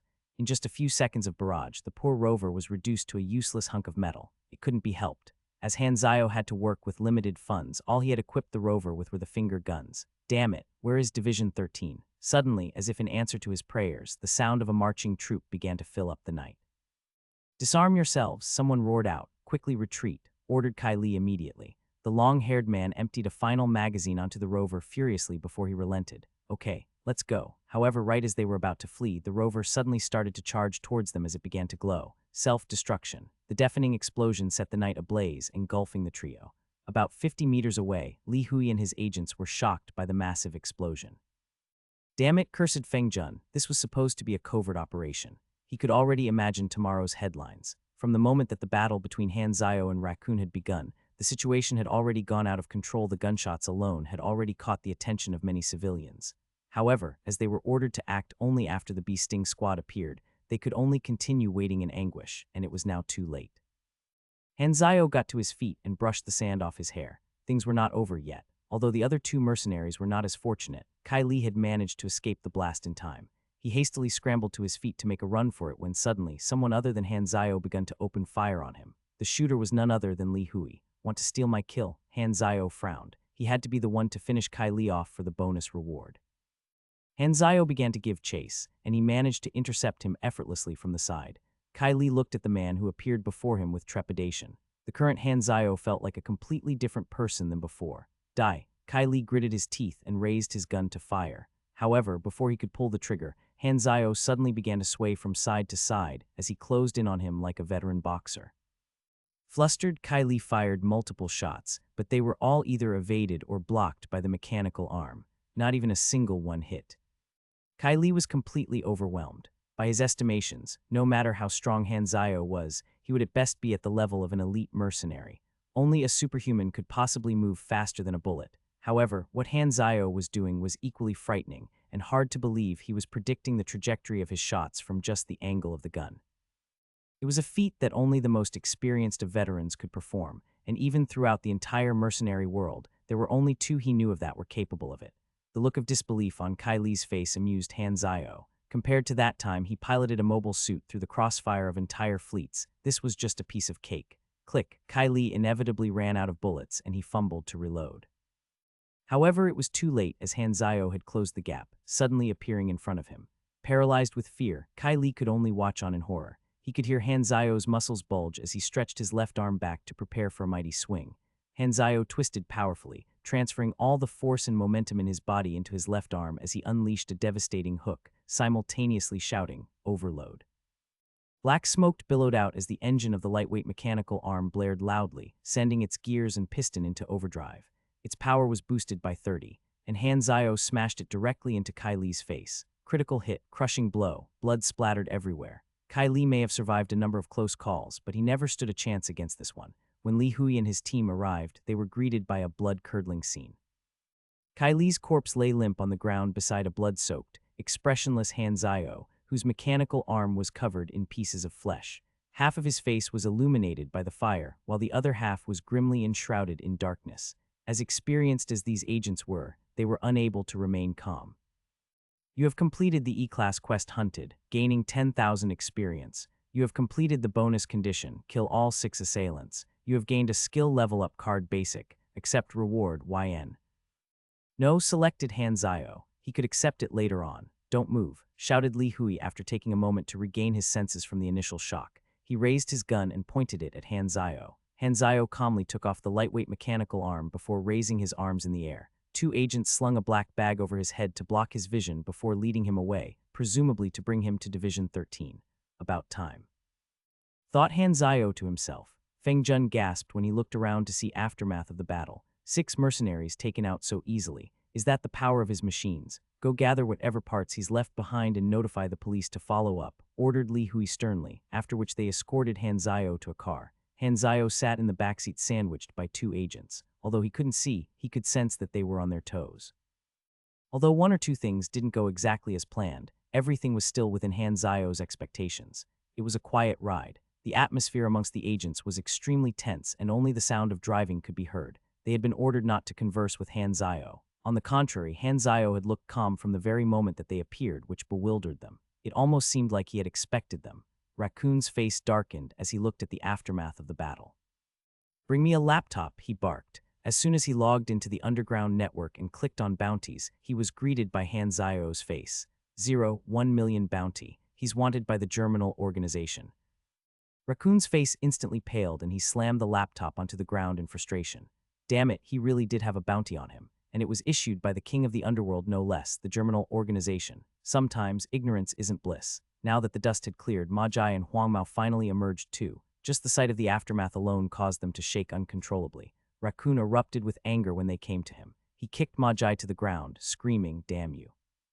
It's all your fault, I will make you pay for this." Magi clutched his stomach in pain as he shivered helplessly on the ground. What did I do now? Suddenly, Raccoon heard the blaring of sirens and he turned to see 7 or 8 police cars arriving at the entrance. HMPH, the ever-late police. Raccoon tidied himself a little bit before going up to receive them. He was not the least bit flustered by their appearance, as from his perspective, he was a victim, and he also had connections with them. But before he could say a word, the fully armed officer pressed him to the ground to handcuff him. Raccoon panicked, and as he struggled to break free, he shouted, "What are you guys doing to me? I am the victim here, okay? I know your commander's secretary." "Stop wasting your strength," replied the officer plainly. "This is Division 13's order." Hearing Division 13 caused Raccoon's eyes to widen with disbelief. Division 13 was involved with important matters relating to the country's security. Why would they come after me? It must have something to do with that damned Hanzayo. Division 13 is helping him. Why? Germinal traitor, Division 13, Star Dragon, Intel. The truth dawned on him. They want to silence me. From the moment that Hanzayo had shown him his face, Raccoon's fate was sealed. He set me up. Realizing his impending outcome, Raccoon began to tremble in fear and rage. "Hanzayo, I curse your ancestors." Meanwhile, Magi, shocked badly by the sudden turn of events, fainted and dropped to the ground. When the bag over Hanzayo's head was finally removed, he found himself in a bright room. It took a few seconds for his eyes to adjust to the light. He was seated on a cold metal chair in front of a table. It was a typical interrogation room, with a one-way mirror to Hanzayo's side. 2 people sat across the table. Li Hui and Feng Jun. Allow me to introduce myself. I am an intelligence officer from the Strategic Defense Division of Star Dragon. Spoke Feng Jun. This is not the first time we have met. Do you remember me? I remember, replied Hanzayo nonchalantly. The man with the very big wallet. Feng Jun was speechless. Can you not bring that up? Division 13, Li Hui introduced Li Hui. Both his expression and his manner of speech were stone cold. Star Dragon's Strategic Defense Division consisted of 13 sections in total and was referred to as Division 13. Should we call you Hanzayo or Zero? Feng Jun asked. Whatever you like. Cut the crap, interrupted Li Hui. Explain why the Germinal organization has $1 million bounty on you and tell us everything you know. Why should I tell you? Asked a bemused Hanzayo. Li Hui laughed coldly in response. What do you think this place is? If we want you to talk, you have to talk. So what if I don't? Taunted Hanzayo. Shoot me. Do you think I wouldn't dare? Barked Li Hui. Enough, enough. Calm down. Hanzayo, you should know we are with the government. If you cooperate, we won't treat you badly. Hanzayo smiled and shifted in his seat to adopt a more comfortable posture before replying. Good cop, bad cop. How outdated is this tactic? Can you at least try something different? I, for one, have a thing for pretty girls. Having to talk to 2 stern old men is such a turn-off. Service with a smile, understand. Come on, smile. Hanzayo hit the nail on the spot, taking Feng Jun aback. Feng Jun coughed dryly and communicated with Li Hui through a glance, who understood the message. He abruptly stood up in an act of anger and pointed at Hanzayo as he shouted, "This is not a place for you to try and act funny. I have the power to imprison you for as long as I want." How scary, mocked Hanzayo before suddenly wiping the smile off his face and adding, "I'm from the Germinal organization. Threats, do you think such things will work on me? Come on, you're making fools out of yourselves. If you want us to cooperate, sure, show me your sincerity. Get someone qualified enough to speak to me. You two aren't." As Hanzayo finished his sentence, he tugged onto his restraints, slamming the chair so loudly that it echoed out in the tiny room. Feng Jun and Li Hui looked at each other. Their task was only to get a grasp on Hanzayo's position, and Hanzayo knew this well, which was why he was acting fearless on purpose to declare that he still had something up his sleeve. Suddenly, a deep voice was transmitted through the speaker in the interrogation room. "As you wish, I will talk with you." "Who are you?" asked Hanzayo as he turned to the obvious one-way mirror. "Division 13, Intelligence Director. Do I qualify to speak to you?" "I guess you will do," Hanzayo nonchalantly replied. Both Li Hui and Feng Jun's eyes twitched. What a shameless person. The Intelligence Director let it slide and started to ask, "You just said that you are from the Germinal Organization." "I was," Hanzayo corrected him mid-speech. "So you have deserted?" "Yes." "What was your position?" "A logistics research personnel." "What did you research?" "Machinery and weapons." "You are lying," cut the Intelligence Director. "How can that explain your $1 million bounty?" Hanzayo smiled. He had expected this very question. "Rather than call me a liar, haven't you guys already assumed that I possess some kind of valuable intel? Isn't that why you've been investigating me from a distance?" He replied, "Intel can indeed be used as a weapon, but only in the right hands. I left my trail exposed to prove my willingness to cooperate. I am not your enemy. The Germinal Organization is, and they are my enemy too. Why should we even bother to cooperate with you?" asked the Intelligence Director in reply. "Look around you, you are in our territory. We have all sorts of tools to make you talk." Hanzayo paused to smile calmly for a moment before suddenly saying, "Message log, Galaxy Calendar Year 687, 14th of June. Signal location, Planet Aquamarine. Destination, Planet Blackstar's 8th base. The contents of this message are top secret." The Intelligence Director remained silent for a full 10 minutes. Li Hui and Feng Jun gave a start when they realized that although what Hanzayo had spoken of made no sense to them, it was clearly valuable intel to the director, who in turn had to go relay the information to the top brass for further instruction.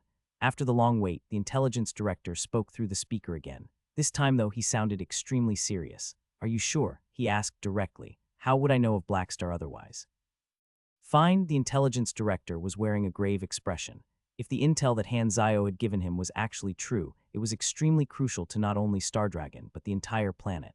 Hanzayo smirked. He had obviously come well prepared. In the exploration era, there existed 3 galactic powers who had been warring for tens of thousands of years.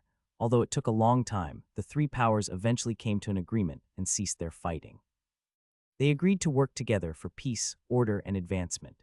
The universe was extremely vast. It was filled with countless stars and far more life forms that thrived in every corner. Large amounts of data and information were constantly being broadcast throughout the universe via technology, and the amalgamation of the thoughts and wills of all life in the universe gave rise to a phenomenon known as the whispers of the universe. Although the universe did appear calm and static on the surface, it was in fact bustling with activity. All kinds of civilizations underwent the same phase, from admiring space to wondering if they were the only ones. In their hubris, they would conquer their respective galaxies before entering the vast universe, thinking that they were the destined ones, only to find that they were not alone, and definitely not special at all. The explored universe could be seen as divided into numerous sectors. For example, the Shattered Belt, the Ancient Starfield, the Silver Spiral, and the Sea of Purity. A sector comprised of dozens of star clusters, each containing numerous galaxies that in turn housed planetary systems or star systems that were number-coded, homes to the innumerable planets. Together, they formed the thrilling universal landscape of the game, Galaxy. Shattered Belt Colton Group, the Garden Ninth System Planet Aquamarine. This was basically Aquamarine's place in the vast universe. Its precise coordinates would take a combination of words and numbers derived using complex math to describe. The interstellar power that had come into contact with Aquamarine was an advanced civilization of the Garden, the Kedolas. The Blackstar that Hanzayo referred to was originally a part of the Kedolas, but they broke away in an attempt to seize power and were now bitter enemies. The world of Galaxy was massive, and many powers and civilizations were constantly at odds with one another. A civilization's degree of advancement largely depended on its space travel capabilities. As the Kedolas could freely travel between systems without relying on wormholes or stargates created by even advanced civilizations, they were considered a galactic civilization, a few levels higher than planet Aquamarine. The fact that Aquamarine had been contacted by an interstellar power was top-secret information withheld by the Six Nations. Hence, the Intelligence Director believed Hanzayo to be speaking the truth, and this was what made him extremely nervous. However, the truth was that the Germinal Organization had made no such contact with Blackstar. Hanzayo simply made it up because it was impossible to verify anyway. It was a sly tactic to get them to not only value him, but also take action against the Germinal Organization. Furthermore, it would help him complete his main quest, so why not? All the beginner planets were situated quite far away from each other. However, there were specialized galactic tourism services that one could get in touch with as long as he had a device capable of interstellar transmission. They would automatically locate the transmission and come to the buyer. As long as one had enough money, even having a full tour across the entire universe was not impossible. After all, if players on different planets weren't able to come together, how would competitions and tournaments be held in Galaxy? Most game events were held on neutral or uninhabited planets. "Get me a map of Star Dragon and a pen," asked Hanzio suddenly. Feng Jun went to fetch the items and put them on the table. Hanzio picked up the pen and circled 3 locations on the map, saying briefly, "These are 3 of the Germinal Organization's secret bases in Star Dragon. Treat it as my proof of sincerity." "You only know 3. Hanzio rolled his eyes inwardly. "Of course not, but you can go check these ones out first. We can talk more after." "What are your conditions?" asked the intelligence director at long last. Feng Jun and Li Hui closely watched Hanzio in anticipation. "I just want us to work together against Germinal," replied Hanzio with a mysterious smile. "That's all." Thought the director to himself. "I will relay our conversation to the higher-ups. Sorry, but you'll have to continue staying here for the time being." Click, the mic was turned off. Hanzio frowned as he shook around his handcuffs. "Don't take too long. I only have a day off." The director, vice director, 13 section heads, and some other top brass of Division 13 quickly assembled in the conference room to discuss how to proceed with Hanzio. Hanzio possesses knowledge of vital information. With his help, we will be able to launch precise attacks on the Germinal Organization's bases. He is a mechanic and has demonstrated combat ability on par with elite agents. He is willing to cooperate, read the intelligence head from a compiled report. "I believe that we can put some trust in him and work together," he added. After a few seconds of uncertain silence, the Internal Affairs Minister was the first to raise his objection. "No way. What if the intel he gives us is false?" Division 13 was split into 2 factions, the hardliners led by the Internal Affairs Minister and the conservatives led by the Intelligence Minister. The 2 factions sat separately. "That is very unlikely," answered the Intelligence Minister. "He is a deserter of the Germinal Organization and only stands a chance to live if he gains our protection. There is no reason to doubt his willingness to cooperate. For all you know, it could just be an elaborate act." The Internal Affairs Minister shot back. "I suggest we detain him and extract the intel from him by force. Division 13 doesn't need to negotiate with anyone. You are being ridiculous. Such measures are uncalled for. Hanzio has already demonstrated his sincerity to us. What we should be doing is accepting it and working together against the common enemy. That is what a coward would do. You are the definition of brainless." Under the leadership of their respective spokesmen, the other members from the 2 factions began to engage in an exchange of insults. Although both factions valued the intel that Hanzio possessed, one faction wanted to befriend him and work together, while the other faction saw him as a potential threat. The squabble looked like it was almost about to escalate into a brawl. The director and vice director simply watched on. The director was the person with the most power in Division 13, while the vice director was actually a bureaucrat tasked by the higher-ups to perform supervision. He was also referred to as the administrative director. It wouldn't be unusual for there to be power struggles for the director position in an institution like Division 13, but the vice director actually couldn't be bothered with much at all. Take now, for example, he had been sitting still from the start without uttering a single word, as though his spirit had left his body and was on a tour of the world. He was probably even more concerned with what he would have for dinner later on. Well, if you consider that his ambitious predecessor had ended up mysteriously charged with treason, wanting to maintain a low profile was understandable. The director, on the other hand, was a dignified-looking man who commanded respect. He contemplated for a moment before speaking his mind. "Since you want to both cooperate with him and control him, isn't there a perfect solution? Let's recruit him to the department." The bickering crowd instantly broke up. Silence ensued. The hardliners stared at the director blankly. What the heck? Absolutely no way. What if Hanzio's motive was precisely to infiltrate us? That goes against our secrecy policy. The director suddenly bellowed. "We'll settle it the way we always do. We'll have a vote." The conservatives rejoiced. Aside from the one neutral minister, each faction had exactly 6 people. With the director's vote, they would most likely win it. On the other hand, the hardliners were panicking. Suddenly, the internal affairs minister spoke. "I think that the logistics department will suit him well. Not only will it maximize his usefulness as a mechanic, we will be able to keep him under close watch since he will be inside the headquarters." He had already resigned himself to the inevitable. For once, the conservatives agreed with him. The logistics department was indeed the best option, as Hanzio would be confined to the HQ. However, the director suddenly cut in. "Since we are going to make use of his talents anyway, might as well assign him to the covert ops department." The atmosphere in the conference room suddenly froze. All the ministers turned and looked towards the neutral minister, the covert ops minister, who had been in the middle of yawning. "Ah, what me? Then it's settled," decided the director as he slammed the table. Words and actions may be deceiving, but motives are not. We'll let him join the covert ops department after verifying the locations he's disclosed. The ministers all face-palmed themselves. Whatever makes you happy, boss. The vice director yawned to break the silence. Time to finish up already. What's on the canteen menu today? After the conference, the intelligence minister and the logistics minister proceeded to the logistics department together to examine the lightweight mechanical arm. They were interested to see Han Zio's craftsmanship to gain insight on him. The personnel they had tasked with conducting the examination was Luo Xuan, the ace of the logistics department.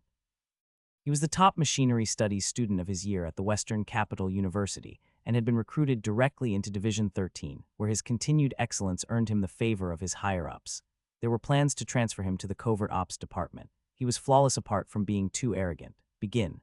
Luo Xuan began to get to work with the lightweight mechanical arm, but he suddenly stopped and reported, "It's encrypted."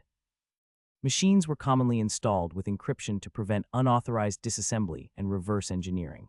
The basic assembly knowledge that Han Zio possessed came with the method to install such encryption. The encryption that he had installed would take an E-class mechanic to crack. Evidently, Han Zio had anticipated this series of events. Rover 1 was also encrypted, not that it mattered, since it had self-destructed. "Can you crack it?" asked the intelligence director. "No problem," replied the confident Luo Xuan. He didn't think that it was possible for an unknown mechanic to make a lock that he, a genius, couldn't crack. 20 minutes later, however, he had not made any progress and was sweating profusely. 4-layered encryption is the bastard who made this machine crazy or something. A 4-layered encryption was extremely complex to crack, as the slightest error would cause the machine's internals to disintegrate, rendering it useless. Luo Xuan was at a loss of how to proceed. The intelligence director's face had long since darkened. "Can you crack it or not? Don't waste my time." Luo Xuan suppressed his irritation and through gritted teeth replied, "This encryption is too complex. I need more time. Enough. I don't have the time to wait for you. Just tell me your thoughts on the arm." Luo Xuan's face darkened in displeasure and he replied, frustrated, "The craftsmanship itself is nothing special. Only the encryption was well made. Feels like the creator is some bumpkin who treats garbage like treasure." The intelligence director's eyes twitched, but he left without saying anything else. His men retrieved the lightweight mechanical arm. His next plan was to perform actual combat testing at the germinal bases that Han Zio had revealed to them. He was actually more interested in the rover. It was a shame it was burnt beyond recognition. Division 13 may have been powerful and mighty, but one could never have enough new weapons. The research department is always allocated with the largest cut of the budget, yet those useless fools only know how to create useless crap like double-sided sticky bombs, curved guns that don't work at all, and fake nipples to hide poison needles. They even have male and female versions. The Covert Ops Department had borne a grudge against the research team ever since 2 of their agents were self-poisoned due to a wardrobe malfunction. Meanwhile, the director was making a phone call to the tall old man. "I have ensured that Han Zio will join the Covert Ops team." "Old man, is he really worth doing all this for?" asked the director curiously. "Heh. Intel is not all he has to offer. I have a feeling that he will play a crucial role in the battle against the germinal organization."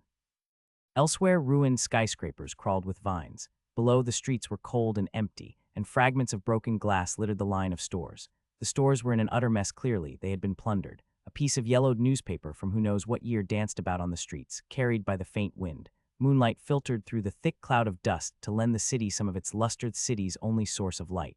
This was an abandoned city.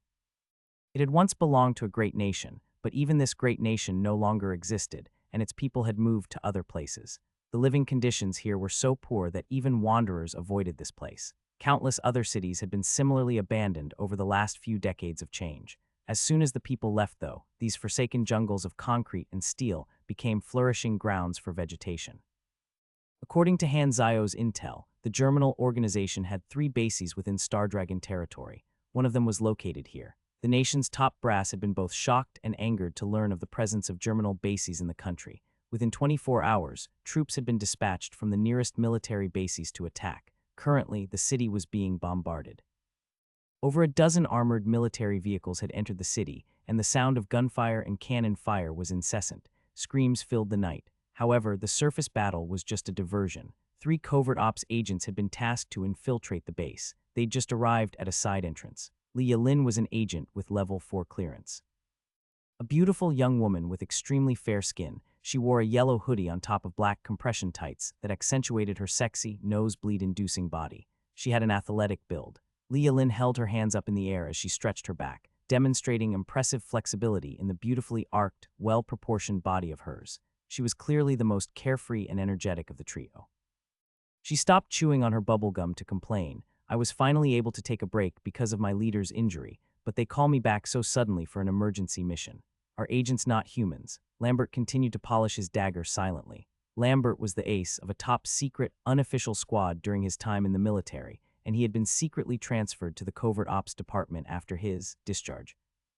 He wore a military-style uniform, and on top of the dozen or so daggers strapped across his waist, there was a black sniper rifle across his back. This mission seems to be very important, stammered Li Yao, a 1.7 meters tall man who looked extremely young. He was the hacker of this three-man cell and carried a bag filled with the team's tools. He was in the midst of hacking the door. It didn't take him too long. The trio exchanged glances before entering. Li Yalin led the front while Lambert took the rear. They hacked through numerous high-tech gates effortlessly as they made their way to the server room.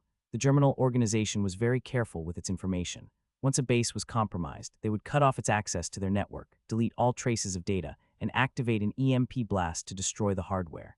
Hence, they had always remained elusive to the Six Nations until Han Zio arrived.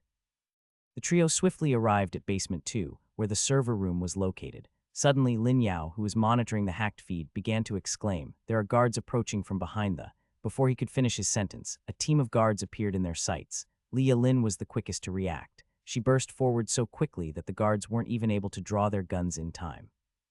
Leaping gracefully into the air, Lin Yalin performed a mid-air split to kick the front two guards in their heads, snapping their necks instantly. Her power was just as impressive as her flexibility. She landed on her hands and used them as a pivot to spin her entire body. Her legs began to glow yellow as she extended them while spinning, easily sweeping through the crowd of guards. Pugilist.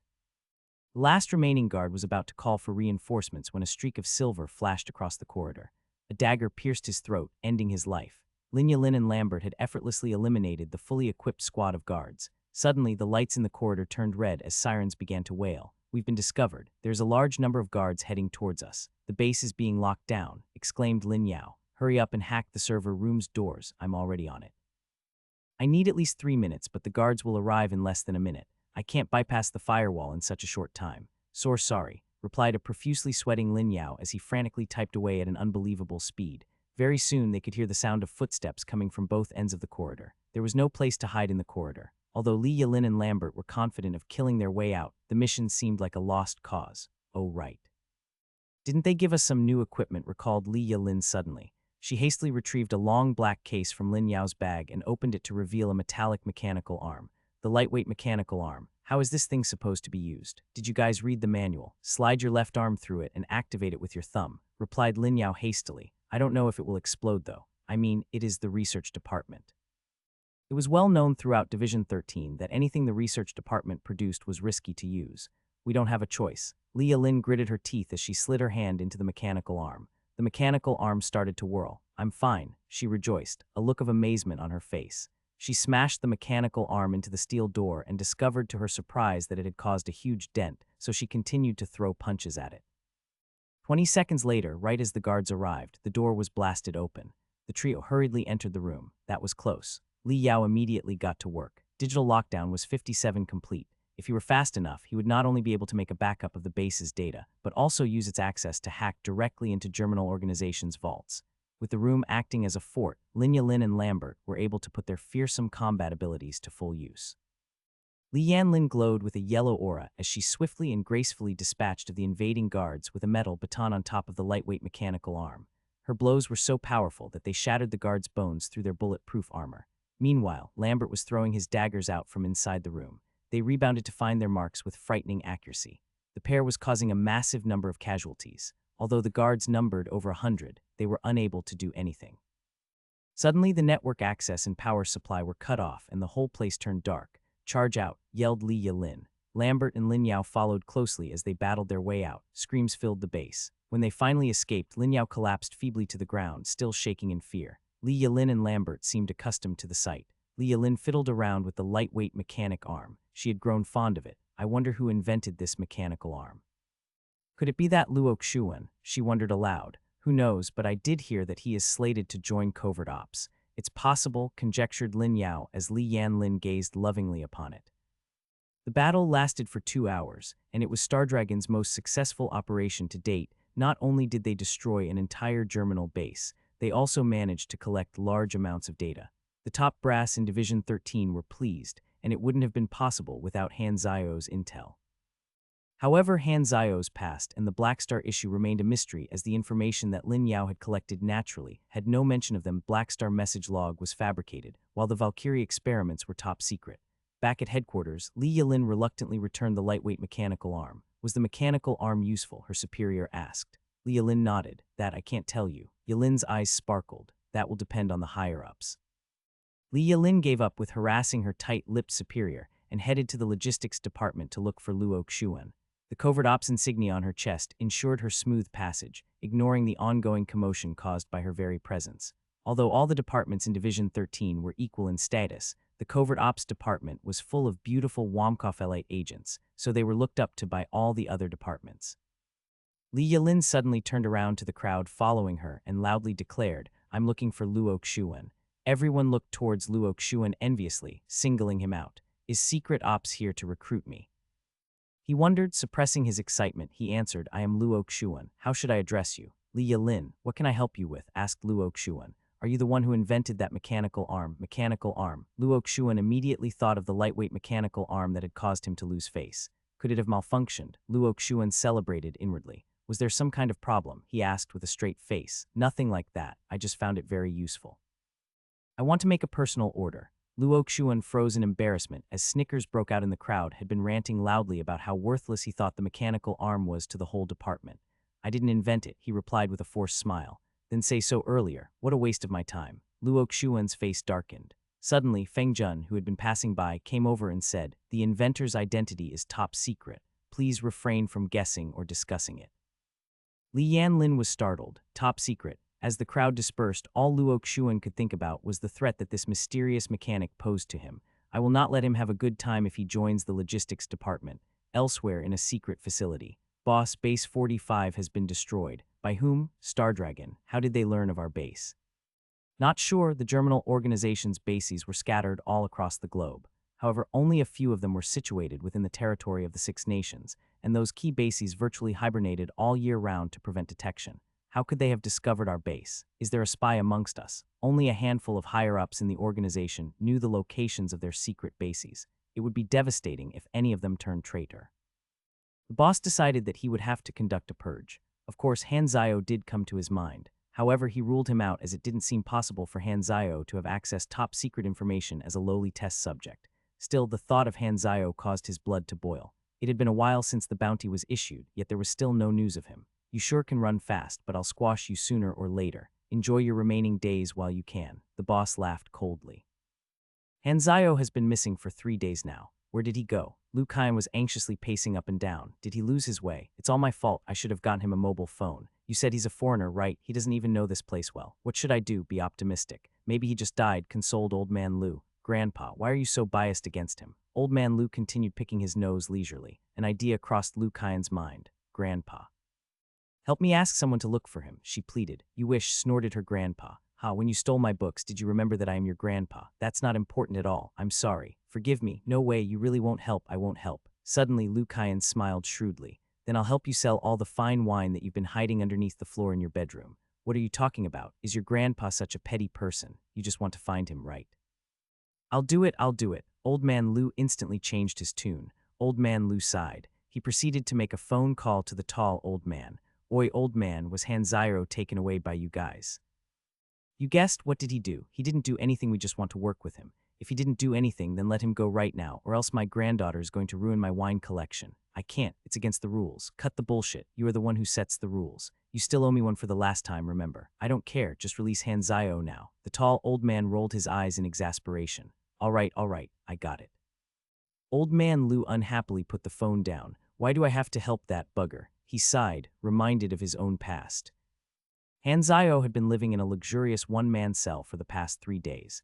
He didn't seem the least bit worried about his situation. Instead, he was more concerned with getting stronger. He was currently consulting the interface. Having accumulated a total of 90,000 experience recently, he decided to level basic combat LV 8 to LV 9 before redeeming the skill level up card. A glowing bronze card appeared in Hanzairo's hand.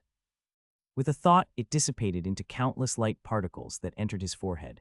Hanzayo shuddered as a surge of energy welled up from within. When it stabilized, Hanzayo could feel that he had become stronger. Basic Combat LV, 10 max, plus 10 damage unarmed, plus 2 SDR, plus 1 end. Many skills gave stat bonuses at certain levels. The level cap is just the beginning. Although Hanzayo's character level couldn't be increased any further for now, there were other ways to become stronger. Basic Combat has been raised to max level. You have gained 1 talent point. Alright, I have 16 talent points now. Hanzayo also used some experience to raise basic shooting to LV 8, leaving him with 20,000 experience that he intended to gamble on blueprints. While blueprints could be sold to other players for money and experience back in the game, NPC trading was monopolized by unions and guilds due to quotas. Of course, that was not a problem for Hanzayo now, since he literally had no competitors. He intended to develop a large clientele, starting with Division 13. Proceed with Talent Fusion, Basic Weaponry plus Basic Assembly. YN. This combination will use 10,000 experience. Confirm. Congratulations, you have discovered Foldable Machete. Proceed with Talent Fusion, Basic Weaponry plus Basic Material Composition. YN. This combination will use 10,000 experience. Confirm. Congratulations, you have discovered High Explosive Gunpowder. Hanzayo's eyes lit up. High explosive gunpowder was one of the better discoveries possible. Not only were its applications manifold, it was not hard to craft at all with the required knowledge. It had been one of the most traded goods back in the game. The foldable machete, on the other hand, was a disappointing discovery. As its name suggested, it was simply a machete with a foldable blade. It was clearly a weapon for beginners, and Hanzayo could have easily come up with something like this even without the blueprint. If only I had discovered some long-range weapon instead of this. At least I got something decent. Nevertheless, as it was something new to Aquamarine, it was not completely worthless. Just because all mechanics learnt the same knowledge did not mean that they would create the same things. Before Hanzayo had transmigrated, tons of discoveries and inventions were still being made on a regular basis. Granted, not all of them were practical, but they at least gave rise to possibilities. Hanzayo would have to make do and work with these 2 blueprints. During his time in the Germinal organization, he had managed to accumulate 60,000 experience. He would definitely be able to earn much more here in Stardragon after joining Division 13. Suddenly, the interface lit up. Class A Mission, Fall of the Germinal. Progress rate 1.6. Looks like Division 13 has made their move. Hanzayo was surprised by the number. Logically speaking, with how massive and powerful the Germinal organization Wasteven destroying one of their bases shouldn't have that much of an impact on them as a whole. In the game, the war between the Germinal organization and the 6 nations had mostly been a back and forth, with neither side being able to hold a clear advantage. There was, however, a point of time in which the 6 nations were able to corner the Germinal organization, and victory seemed all but assured. Yet they were unable to end the war as the Germinal organization had a trump card up its sleeve, Protocol Doomsday. Hence, completing the mission would be impossible, unless Hanzayo could somehow shut the protocol down. The Doomsday Protocol was a last resort, and although it saved the organization from destruction, many Germinal members were disillusioned and swayed as a result. Most of the people who join the Germinal organization are people who hold a grudge against the 6 nations and believe in the promise of a new government. However, none of them would truly want to see the world burn if I could expose the truth. Hanzayo shook his head. It was way too early for him to be thinking of such things. A few moments later, Feng Jun finally returned. He brought Hanzayo back to the interrogation room where the intelligence minister came to talk with him again. The locations of the bases have been confirmed. We believe in your sincerity now. The higher-ups have decided to make you a member of Division 13. I did it. Inwardly, Hanzayo sighed in relief. Looks like getting on good terms with the tall oldie has paid off, he thought to himself. He knew that the tall old man definitely had a hand in this. And the department has decided that you will join covert ops. You will be assigned to a squad. What? Hanzayo's expression spoke of his grievances. The dawn of the new era had seen the loss of countless lives, resulting in a lack of manpower and talent. While this resulted in the 6 nations having to loosen their recruitment criteria across the board, the covert ops department could never be compromised. This definitely has to be the tall old man's doing. Thought Hanzayo, does he like me that much? Of course, being able to join covert ops was a good thing.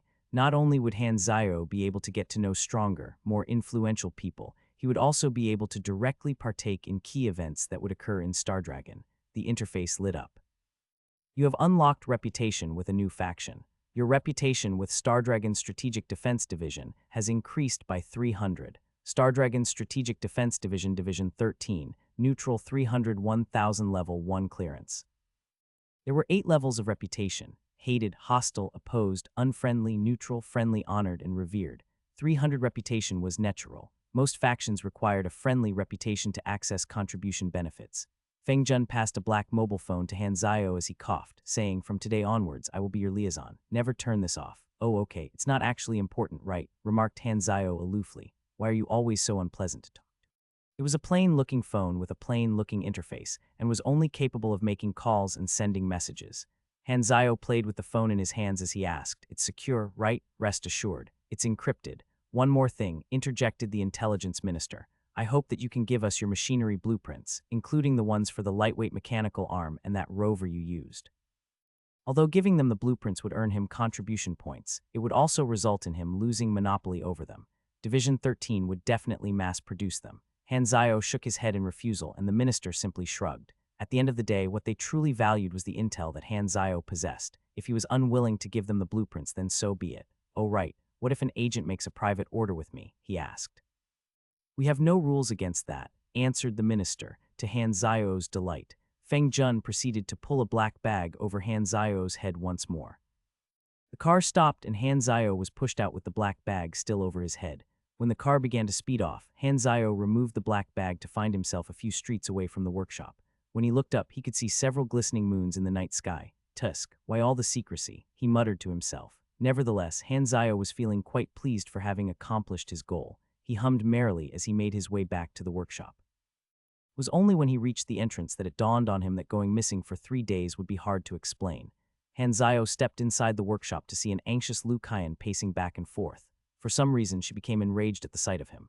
"Why did you only come back now? Do you know how worried I've been? You're a foreigner. I thought something might have happened to you." Hanzio put on his "did something happen?" expression and stared at her blankly. "What exactly were you doing?" "Taking a stroll. Can you at least try to come up with a better excuse?"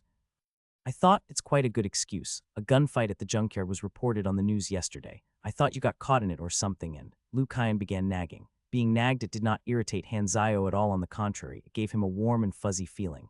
However, Old Man Lu appeared to ruin the moment. "You came back alive. How disappointing. I'll get you a mobile phone over the next few days. The cost will be deducted from your salary," said Lu Kaiyan. "There's no need."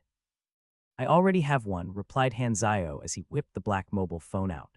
Although they had told him not to share the number with anyone else, screw Division 13. When he saw the black phone, Old Man Lu gave a start. He pulled Hanzio away to a corner. "This is a Division 13 phone. You joined Division 13, so you know what this is. HMPH, since you've joined Division 13, get the hell out of my workshop. You can leave if you want to. I'm not leaving." "How dare you talk to me like that? Why would you even want to?" Old Man Lu suddenly paused. "Are you trying to woo my granddaughter?" he glowered. "No," Hanzio hastily answered. Suddenly, however, Old Man Lu's expression grew strange. "Hey, little Han, now that I think about it, my granddaughter is not that young anymore. What do you think about her?" Hanzio immediately stiffened up. "Old Lu, as the saying goes, a stolen melon is not sweet, but at least you would have a melon. Besides, we need a boy to carry on the family name." "We don't drag me into your family tree. Heh heh, strike while the iron is hot. There is only so much I can help you with," he added while patting Hanzio on the shoulder before heading upstairs, leaving Hanzio utterly bewildered. Old people who want descendants are scary. Hanzio turned around, and to his horror, Lu Kaiyan had been standing behind him the entire time. She stared at Hanzio with big, bright eyes that seemed to be on the verge of tears. "This is a misunderstanding." Jerk Lu Kaiyan covered her blushing face and ran upstairs. "It's not like that." For Luo Xuan, the next few days were restless ones. He was afraid that Hanzio would join the logistics department and steal the limelight from him. When it finally got to his head, he went to find a director to ask about Hanzio. "His information is classified," the big-bellied logistics director, who always wore a smile on his face, said when he asked. "All I can tell you is that he's joined Division 13. Luo Xuan's heart sank when he heard the news. "Will he join logistics or research?" The director shook his head. "Neither. He's joined covert ops. He'll start in a few days." The news stunned Luo Xuan. How could some unknown guy who popped out of nowhere be directly recruited into secret ops? "I've worked my ass for so many years, yet I'm still in research. This is unfair." 1 week after the junkyard incident, the underworld bosses of the 6 other districts gathered together to discuss an important issue. the disappearance of Raccoon. Through piecing together bits of the puzzle, they were able to uncover that Division 13 had a hand in it, and this shocked all of them. What exactly did Raccoon do to incur the wrath of the mighty lion? Raccoon must have offended Division 13 somehow. He is probably dead already, declared the boss of District 2, who had initiated the meeting. All of the bosses present had grave expressions. Although they usually acted high and mighty in front of their subordinates, they all knew that Division 13 could easily wipe any one of them out. They were really just small-time hoodlums. After all, the Western capital was the seat of the government, and they were just sewer rats hiding around. In fact, they could not even be compared to the intelligence and firearms brokers in the slums.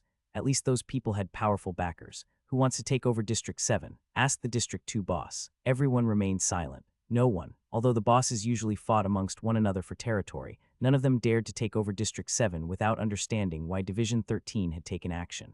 Fine, then we will leave it open to new blood.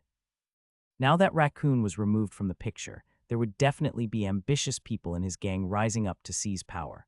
Of course, it was not that they were willing to let a new rival emerge. Instead, as the situation in District 7 was still unclear, they were just waiting to see what would happen. It would not be too late to get rid of the new boss as soon as everything stabilized. Hanzao's life in the workshop returned to normal. After a few days, he asked for an advance of his first month's pay to order some materials from Division 13. At present, he was examining a dark red bullet lying on his palm. It was carved with flame patterns. High explosive bullet causes an explosion in a 3-meter radius upon hitting the target.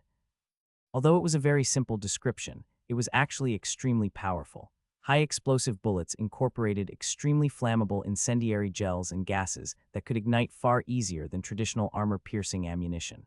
They would explode immediately upon coming into contact with air, and the bullet itself would also be consumed in the explosion, leaving nothing behind.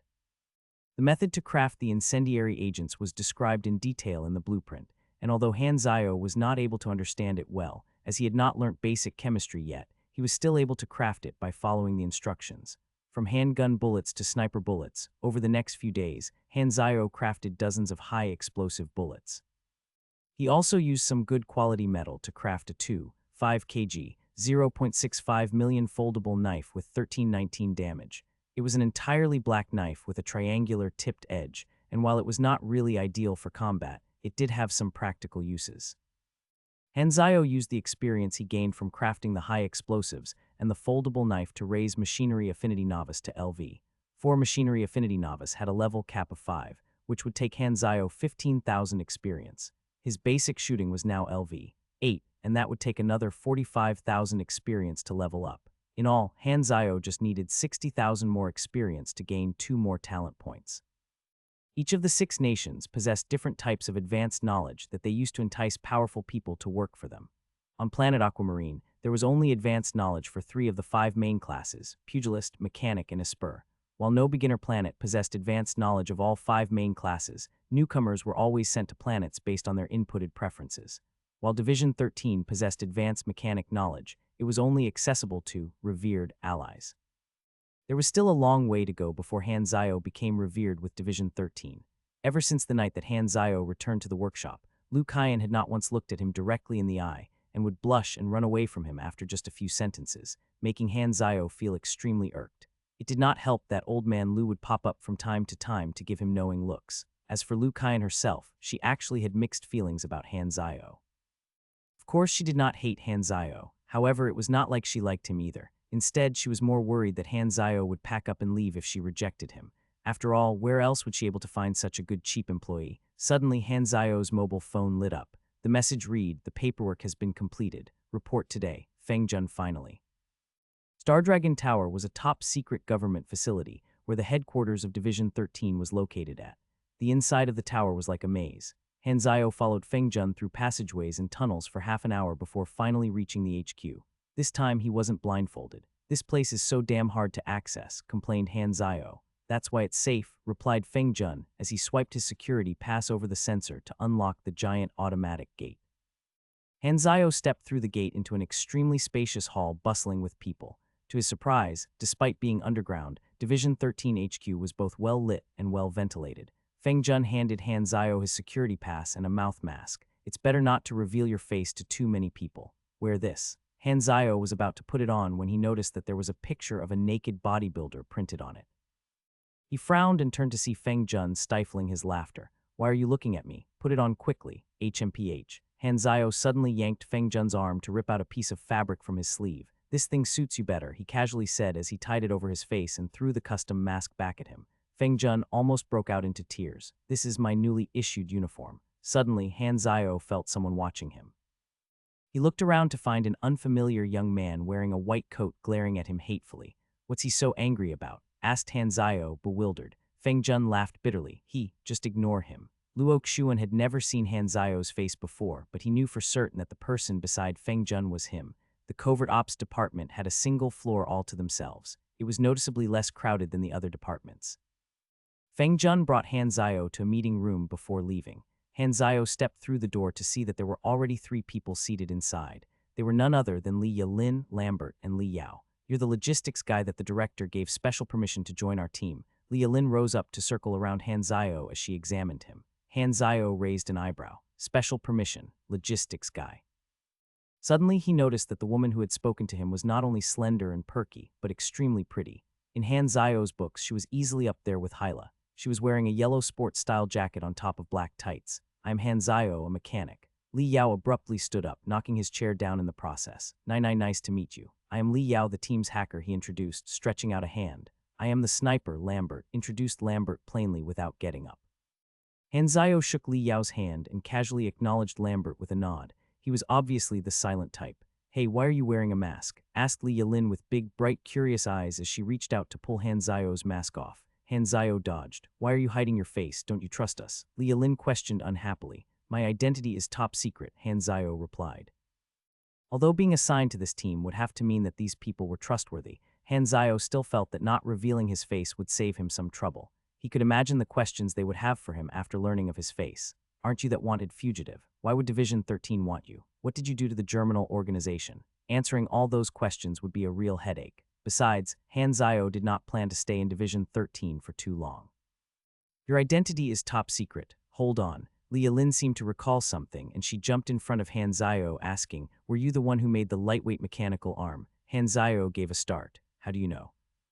"Haha, so it's you." Li Yalin jumped about excitedly before slinging an arm over Hanzayo's shoulder. "Make another one for me." Hanzayo's mouth twitched. "It won't be free." Li Yalin laughed loudly before asking softly, "Can I have a discount?" "No, you miser, I still don't know your name." This overly friendly pretty lady was giving him quite a headache. Li Yalin, in charge of close combat, she reluctantly answered. "So the 4 of us are a team." "No, there's still our leader." "Where is he?" "He's not here, he's recovering from an injury." "Even the leader gets injured. Covert ops must be some dangerous work," remarked Hanzayo. The trio exchanged awkward glances. "The leader is sick from food poisoning," explained Li Yao. Hanzayo was speechless. Li Yao coughed dryly. "The covert ops department takes on special high-difficulty missions. Each team contains 4-7 people, and other than completing the missions assigned to us each month, we are basically free to do whatever we want in our free time," he began to explain. "That's nice and all," thought Hanzayo, "but I want to hunt monsters." Nevertheless, he could understand why Division 13 arranged things like this. They would rather not put a valuable asset like him in the face of danger. Well, at the end of the day, Hanzayo not only gained their protection, but also a platform to make some money, so he was satisfied. Mechanics were really too weak early on compared to pugilists or aspers, so crafting was much more efficient for them to earn experience. "Does our team have a name?" asked Hanzayo. "Team name? What use would that have?" replied a still displeased Li Yalin. "That's true," muttered Hanzayo. Suddenly, Li Yao interrupted. "We were just issued a mission to take in Black Spider. Apparently he's still hiding here in the western capital." Hanzayo raised an eyebrow. The timing of the mission was too sudden. It was probably deliberately assigned by the higher-ups. "Black Spider," Li Yalin wondered aloud. "I know him. He's infamous for being a solo bounty hunter. The last time those field agents tried to bring him in, he blew up 2 whole streets. Why would he still hide here in the capital?" "When will we depart?" Lambert asked. "There's no rush. Since they've already confirmed his location, let's just act at night. Since this is your first mission, just familiarize yourself with the logistics preparation." Although it was their first meeting, the trio did not inquire too much about Hanzayo's identity. To be assigned to covert ops already meant that the higher-ups trusted him, and that was enough. "You have triggered the Class E mission, Black Spider. Accept, decline." "Accept." Mission hint: Black Spider is a notorious murderer and bounty hunter. This is your first mission with the Covert Ops Department. Your responsibility is to help the team succeed. Mission requirement: defeat Black Spider. Reward: 5,000 experience. Bonus reward: 40,000 experience or mind stabilizer. Black Spider, isn't that a mini-boss? Thought Hanzayo to himself. Black Spider was an Esper who was regarded as one of the hardest bosses to kill in version 1.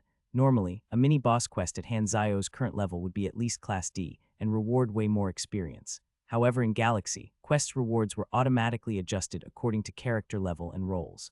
Generally, in a party quest, players who contributed the most damage or healing would earn the most experience. It was a system that prevented experience leeching. I guess it's still better than nothing, Hanzayo consoled himself. From what Hanzayo knew about Black Spider, this mission would be a piece of cake for his team. However, the bonus reward was a different question. Hanzayo knew for sure that the condition for the bonus reward would be to take Black Spider in alive, but it could prove difficult to accomplish as Black Spider was in fact a superhuman, and his abilities made him much harder to catch than to defeat. As of now, only Hanzayo knew about the fact that he was a superhuman. In the game, it would only be revealed later on after launch. On the other hand, since Hanzayo had a complete understanding of the extent of Black Spider's abilities, it was still possible to catch him. "How much will you charge me?" asked Li Yalin all of a sudden. She was clearly still hung up on the lightweight mecha arm. "One lightweight mecha arm will cost 20,000, 10,000 up front, plus materials, and I'll make you one in 2 days. Li Yalin pouted. Although it was almost a month of her wage, she was still bent on having it. "Do you have anything else for now?" Hanzayo pondered for a moment before whipping out what seemed to be a 10-centimeter black knife handle without a blade. "What's this for?" asked Li Yalin uncertainly. Hanzayo chuckled and pressed a small switch on the handle. Instantly, a blade shot out from within it, transforming the stick into a 70-centimeter sharp knife. "This is a retractable knife." For Li Yalin, it was love at first sight. The reason she favored her baton was due to its portability, and the retractable knife took it one step further. It was as concealable yet stronger. Just as she was about to grab it out of Hanzayo's hands, Hanzayo dodged. 1,000 for one, he stated with a straight face. In truth, it had only costed him 300 to make. "You stingy miser, money face," Li Yalin scolded as she forked out the money. As she started to play around with the knife, Lambert suddenly spoke.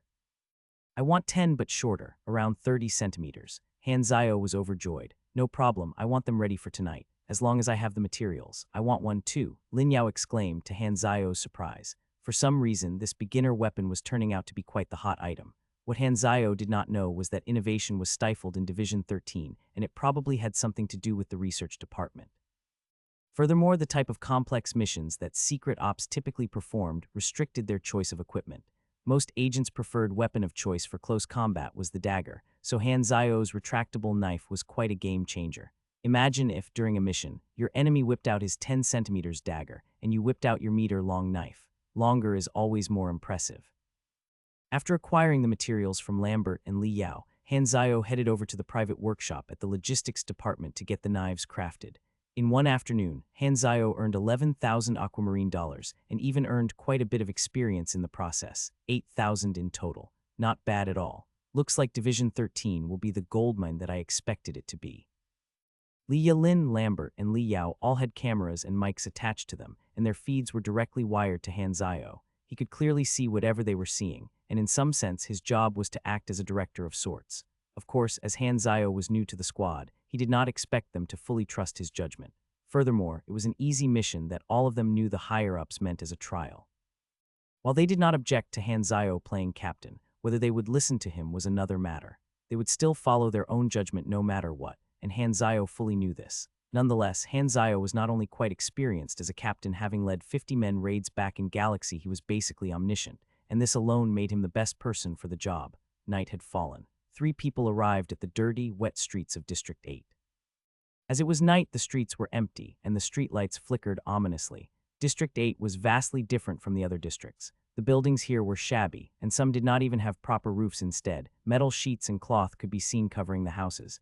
Laundry was hanging up all over the place, and the streets were uncleaned and full of litter. This was a place that could hardly be called safe.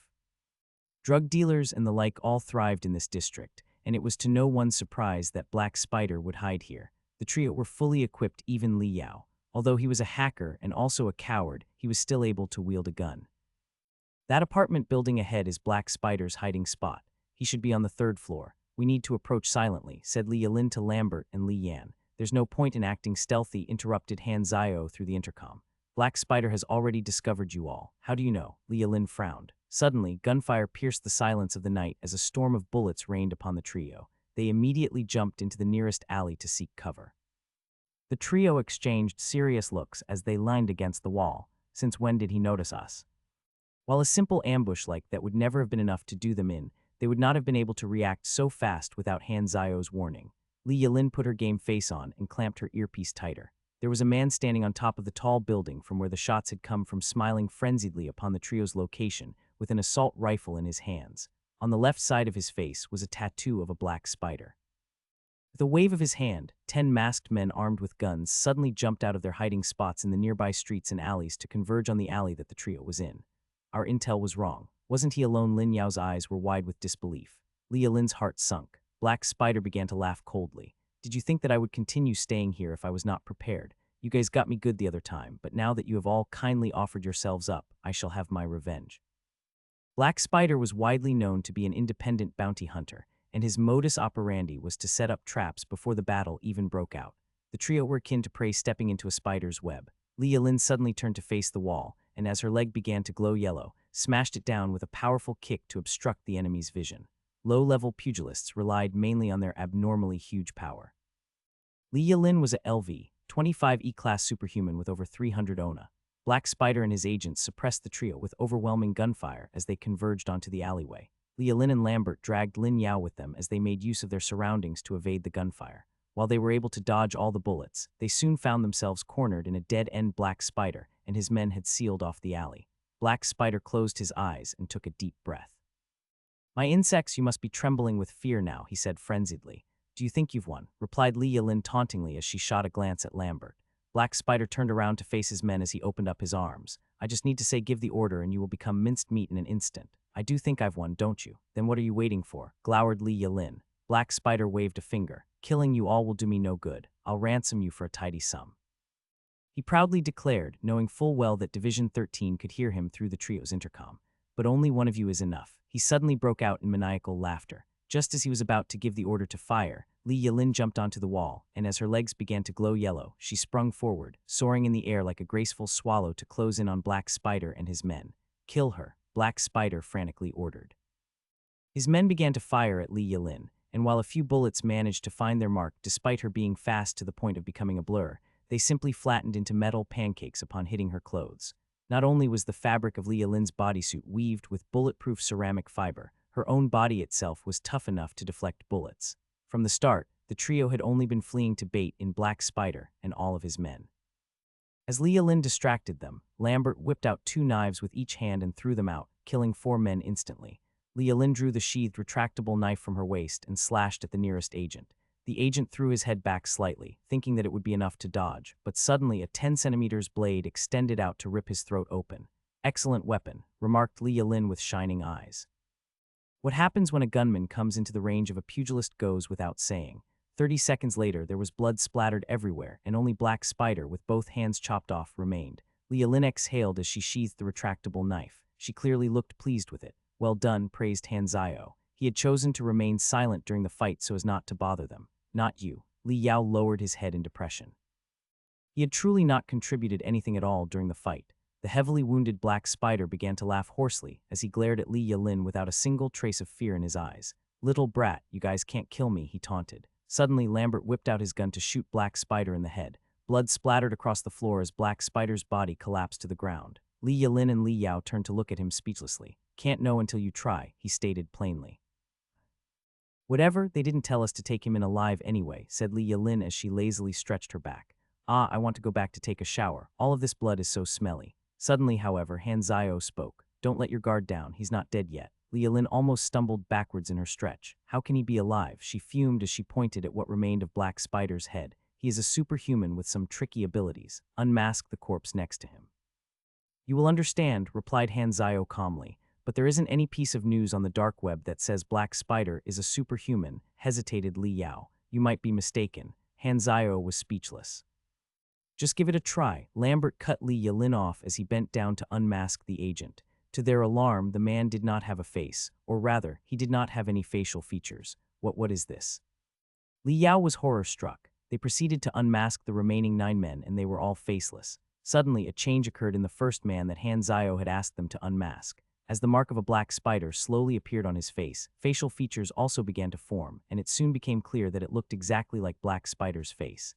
Next, the wounds on this person actually began to heal up, and after a while, this corpse's eyelids began to move, blow his brains up. Hanzayo instructed firmly. Lambert fired without hesitation. They proceeded to listen to Hanzayo and repeat the same procedure one by one on whichever faceless man the same signs next appeared on. Li Yalin and Li Yao were thoroughly shocked by what was happening, but they suppressed their doubts and carried out Hanzayo's instructions. Although they had no idea how Hanzayo knew of Black Spider's secret, he, without a doubt, knew his stuff. When there was only one faceless man left, Hanzayo stopped them. Don't kill him, just cripple him. When the mark of the Black Spider and Black Spider's face formed completely on the faceless man, he opened his eyes in horror and shouted, "How do you all know my superpowers?" The name of his ability was Parasitic Copy. It allowed him to create a faceless copy out of himself after a certain period of time. The copy did not possess intelligence and could only operate and follow simple instructions within a fixed radius of himself. Each copy that Black Spider had was like an extra life, and he could reincarnate indefinitely as long as a copy still existed. In this manner, he was virtually immortal. While this ability did not have any direct offensive use, what it did was alter Black Spider's very life form and free him from the restraints of flesh and blood, turning him into a force of consciousness that could reside in any of his copies. As long as a copy existed, he was invincible. It was his greatest secret, and one that he would never divulge to anyone. How could anyone have figured it out? Hanzayo laughed at the sight of Black Spider's dumbfounded and horrified face on the feed. If it had been some other mini-boss, he might not have been able to recall their abilities, but Black Spider had been a headache for countless players in the game, so he left a lasting impression. At present, Black Spider had actually not even mastered his power, making it the perfect time to deal with him. Nonetheless, it was a superpower with extremely high potential. Who knows what someone who had mastered it would be capable of? Not even Hanzayo knew, as Black Spider had died early in the game as well. Not this early though, of course. How did he die? Black Spider's power might have been tricky to deal with, but there were still ways to deal with it. Since he had transcended flesh to become purely soul, one could simply damage his soul directly to cripple his wings. Still, superhumans with soul-damaging abilities were far and few in Galaxy, so most players remained incapable of killing him easily. This was why he was considered one of the hardest bosses to kill in version 1. And of course, Black Spider considered himself so as well, until he met Hyla. Out of all the classes, Espers were the ones who possessed all sorts of extraordinary abilities. Unlike the other 4 superhuman classes, Espers only needed to consume gene-awakening drugs instead of learning knowledge in order to unlock their abilities. Each character in Galaxy was given one chance to take the gene-awakening drug, and if it failed, that character would never be able to switch classes to become an Esper again. The success rate would depend on the type of gene-awakening drug used, and as you might have guessed, this was indeed a pay-to-win feature. Even the lowest-grade gene-awakening drugs went for as high as $398, and the ultra-perfect deluxe gene-awakening elixir, the awakening drug with the highest success rate, was worth well over $5,000 despite it only having an 18 success rate without guarantees. It was truly a money spinner for the game's company. Previously, Hanzayo had also tried his hand at switching to an Esper. Unfortunately, the only result that he arrived at was that Esper players were all filthy rich. Black Spider quickly calmed down and threatened, "I have unlimited copies. Even if you destroy this body, you won't be able to kill me. Mark my words. I will definitely hunt you down for the rest of your lives." Lambert was about to raise his gun when Hanzayo hurriedly stopped him. "Follow my instructions." As Li Yalin listened to Hanzayo, she suddenly began to act high and all-knowing as she replied to Black Spider, "Unlimited copies. Stop trying to scare people. You can at most have 50 bodies. Apart from the 10 here, the rest are scattered across the globe." Black Spider's eyes grew wide with disbelief. Figuring out the nature of his powers was one thing, but to actually know such secret information, how was that possible? Black Spider's mind was racing. "Someone knows everything about my powers. Who could it be? Could it be an Esper who can read minds?" Li Yalin continued, "As long as we don't kill this copy of you, we can lock you up for as long as we want." Black Spider's face changed, and he immediately attempted to bite his own tongue off to avoid his impending fate. Unfortunately, Lambert was a step faster, and he managed to restrain him. Unable to even end his own life, Black Spider could only glare hatefully at Li Yalin.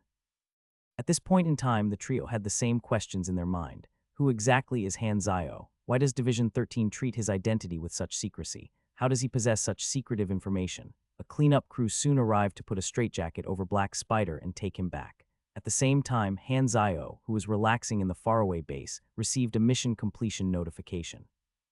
You have completed the E-Class mission, Black Spider, earning 5,000 experience. You have fulfilled the secret condition, take Black Spider in alive, earning 40,000 experience or a soul stabilizer. The soul stabilizer had the effect of raising spiritual resistance, granting the user immunity to mental and spiritual attacks. It was a piece of equipment that was particularly useful against magic users. As there were no mages or psychics on Aquamarine, the soul stabilizer was not really of much use to Hanzayo for now, so he naturally selected the more practical reward of 40,000 experience. What about Hyla, you ask? That would still be thinking too far ahead. Not bad at all, Hanzayo smiled to himself. The trio finally arrived back at the secret ops HQ. Leah Lin rushed into the room and asked Hanzayo with wide, curious eyes, "How did you know that Black Spider was a superhuman?" Hanzayo laughed enigmatically. "I'll tell you for $1 million, he offered, frustrating Leah Lin. "Whatever. Oh right, what are we going to do about him?" Li Yao shook his head. "I heard that the higher-ups want to send him to Death's Door Island and lock him up forever." Death's Door Island was a maximum security prison that the Six Nations established together. It was located in the middle of an ocean, making it impossible to escape from. Only those that the Six Nations deemed the most dangerous were sent there, evil individuals, warlords of the Wanderer's army, and other important figureheads. Death's Door Island was so named as a sentence to the island was essentially a death sentence, except that it was where sea death would actually be an escape. Hanzayo was pleased with the arrangement, as there was truly no other way to keep him from coming after them for revenge. At the end of the day, the team's first operation together was a perfect success, and after tidying up, everyone made their own way home. Hanzayo, too, was about to leave when, suddenly, Feng Jun came up to him with a worried look. "Internal Affairs wants to ask you a few questions. Haven't I proved my trustworthiness?" asked Hanzayo. The Internal Affairs Department appealed for a second interrogation. As it is within reason for them to do so, the higher-ups did not object. "As you know, your previous identity is a sensitive topic. The higher-ups are split in two on the matter of yourself," he added softly.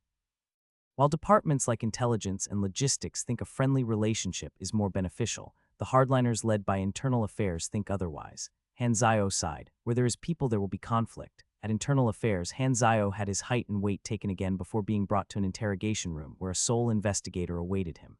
Name, Hanzayo. Gender, female. The veins on the investigator's temple bulged. Age, 30. No, I mean 31. Bang. The investigator slammed the table. "Stop playing a fool. Why ask all these pointless things? Can we just go straight to the point?" "Continue. Family relationships," the investigator continued through gritted teeth. "I'm an orphan, no relatives. Where were you born, MT? Buju. Nonsense. We didn't find any record of your birth. Go ask your superior," Hanzayo replied plainly. Obviously, the higher-ups would not divulge Hanzayo's information to a normal member of staff.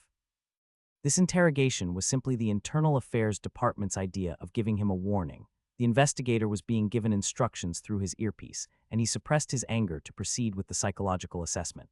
The investigator gave Hanzayo a number of hypothetical scenarios for him to say what he would do in each of them. Hanzayo, however, was not cooperative and gave random answers. Finally, the interrogation ended. As the investigator sealed the compiled information in an envelope, he coldly told Hanzayo, "The Internal Affairs Department is always watching you. Pray we don't find anything on you. So you mean you currently have nothing and can't take any action against me?" taunted Hanzayo before leaving the room in high spirits. The investigator's face instantly darkened, and his hands shook with fury as he clutched the envelope. On his way back to the workshop, Hanzayo thought about how to go about starting his business in Division 13. The first thing he would need to do was to get his name out there. Pulling out his phone, he made a call to Leah Lin to ask for her help. After some negotiation, she agreed to help him out on the condition of a lifetime 20 discount. However, there was still a problem. The workshop was not well equipped for Hanzayo's plans, so he would not be able to carry out mass production. After thinking things through, he decided that he had no choice but to speak to Lu Kaiyan directly. "Sister Kaiyan, I have something to say." Lu Kaiyan shivered. "It was unavoidable all along," she thought to herself, "but now I am mentally prepared. There's something I want to tell you," continued Hanzayo. "Actually." Suddenly, Lu Kaiyan turned to face him and bowed resolutely. Sorry, but I have to reject you. Please don't get me wrong, you are a good person." The atmosphere instantly stiffened. Hanzayo's eyelids twitched. Although he actually did not even have any intention of wooing her, being rejected in such a manner still left a bad taste in his mouth. "You misunderstand. I just want to refit the workshop and install an independent workroom for my own use. My friend has lent me the money." "What do you think? It's like a small upgrade." Lu Kaiyan gave a start and started to blush. She felt like she was about to die from embarrassment. Okay, fine, I agree, she replied before running upstairs. Ah, that was so embarrassing. Hanzayo rolled his eyes. He suspected that she probably did not even hear him clearly. Hanzayo drew up a proposal for his upgrades and passed it to Feng Jun to get it approved by the higher-ups. As Division 13 valued Hanzayo highly, and it was a perfectly reasonable request, it was immediately passed, and construction workers soon arrived at the workshop. 2 days later, there was now a new mini-workshop right next to the main building. As Division 13 had fully paid for it, it would be more accurate to say that Hanzayo was borrowing it, and under his request, they had also built an underground space for his convenience. Over the next few days, Hanzayo received many orders for the retractable knife. Although all of his clients were Division 13 agents, Hanzayo preferred not to meet with any of them directly just in case. He instead relied on Li Yilin to act as a middleman. The materials were sent directly to Hanzayo's workshop, and he crafted dozens of retractable knives over the next few days, earning him quite a lot of experience, some of which he used to raise mechanic affinity to the highest level, thereby gaining another talent point. Back in Division 13, word that Li Yilin's team had acquired a mechanic named Han Zioned, that he was open to private order spread like wildfire. Unlike in his previous life, there were no competitors, so Hanzayo had the entire market to himself. Hanzayo only intended to take orders for both the retractable knife and high-explosive gunpowder, but he made an exception to craft a lightweight mecha arm for Li Yilin. While the retractable knife was indeed selling like hot pancakes, Hanzayo knew that its popularity would soon fizzle out. After all, most people were only buying it for its novelty. Moreover, as its design wasn't really that complex at all, it wouldn't be strange for imitations and similar products to appear in the near future. As such, Hanzayo had planned all along to only use it to earn a quick buck. Comparatively, the high-explosive gunpowder had more promising potential. Not only was it inexpensive, it was extremely useful, and being a consumable, clients would keep on returning for more. Furthermore, unlike the retractable knife, high-explosive gunpowder would not be easily replicated as soon as the bullet cap was opened. The gunpowder would react with air to combust and leave no trace. It was essentially impossible to craft without the blueprints and manufacturing process for the planet's current technology. Hanzayo used the money he earned from the retractable knife each day to purchase large quantities of materials for making high-explosive gunpowder. He only planned to push it out into the market after accumulating a stockpile. One day, when Old Lu and the tall old man were having one of their chess sessions, Hanzayo saw the tall old man and came up to him.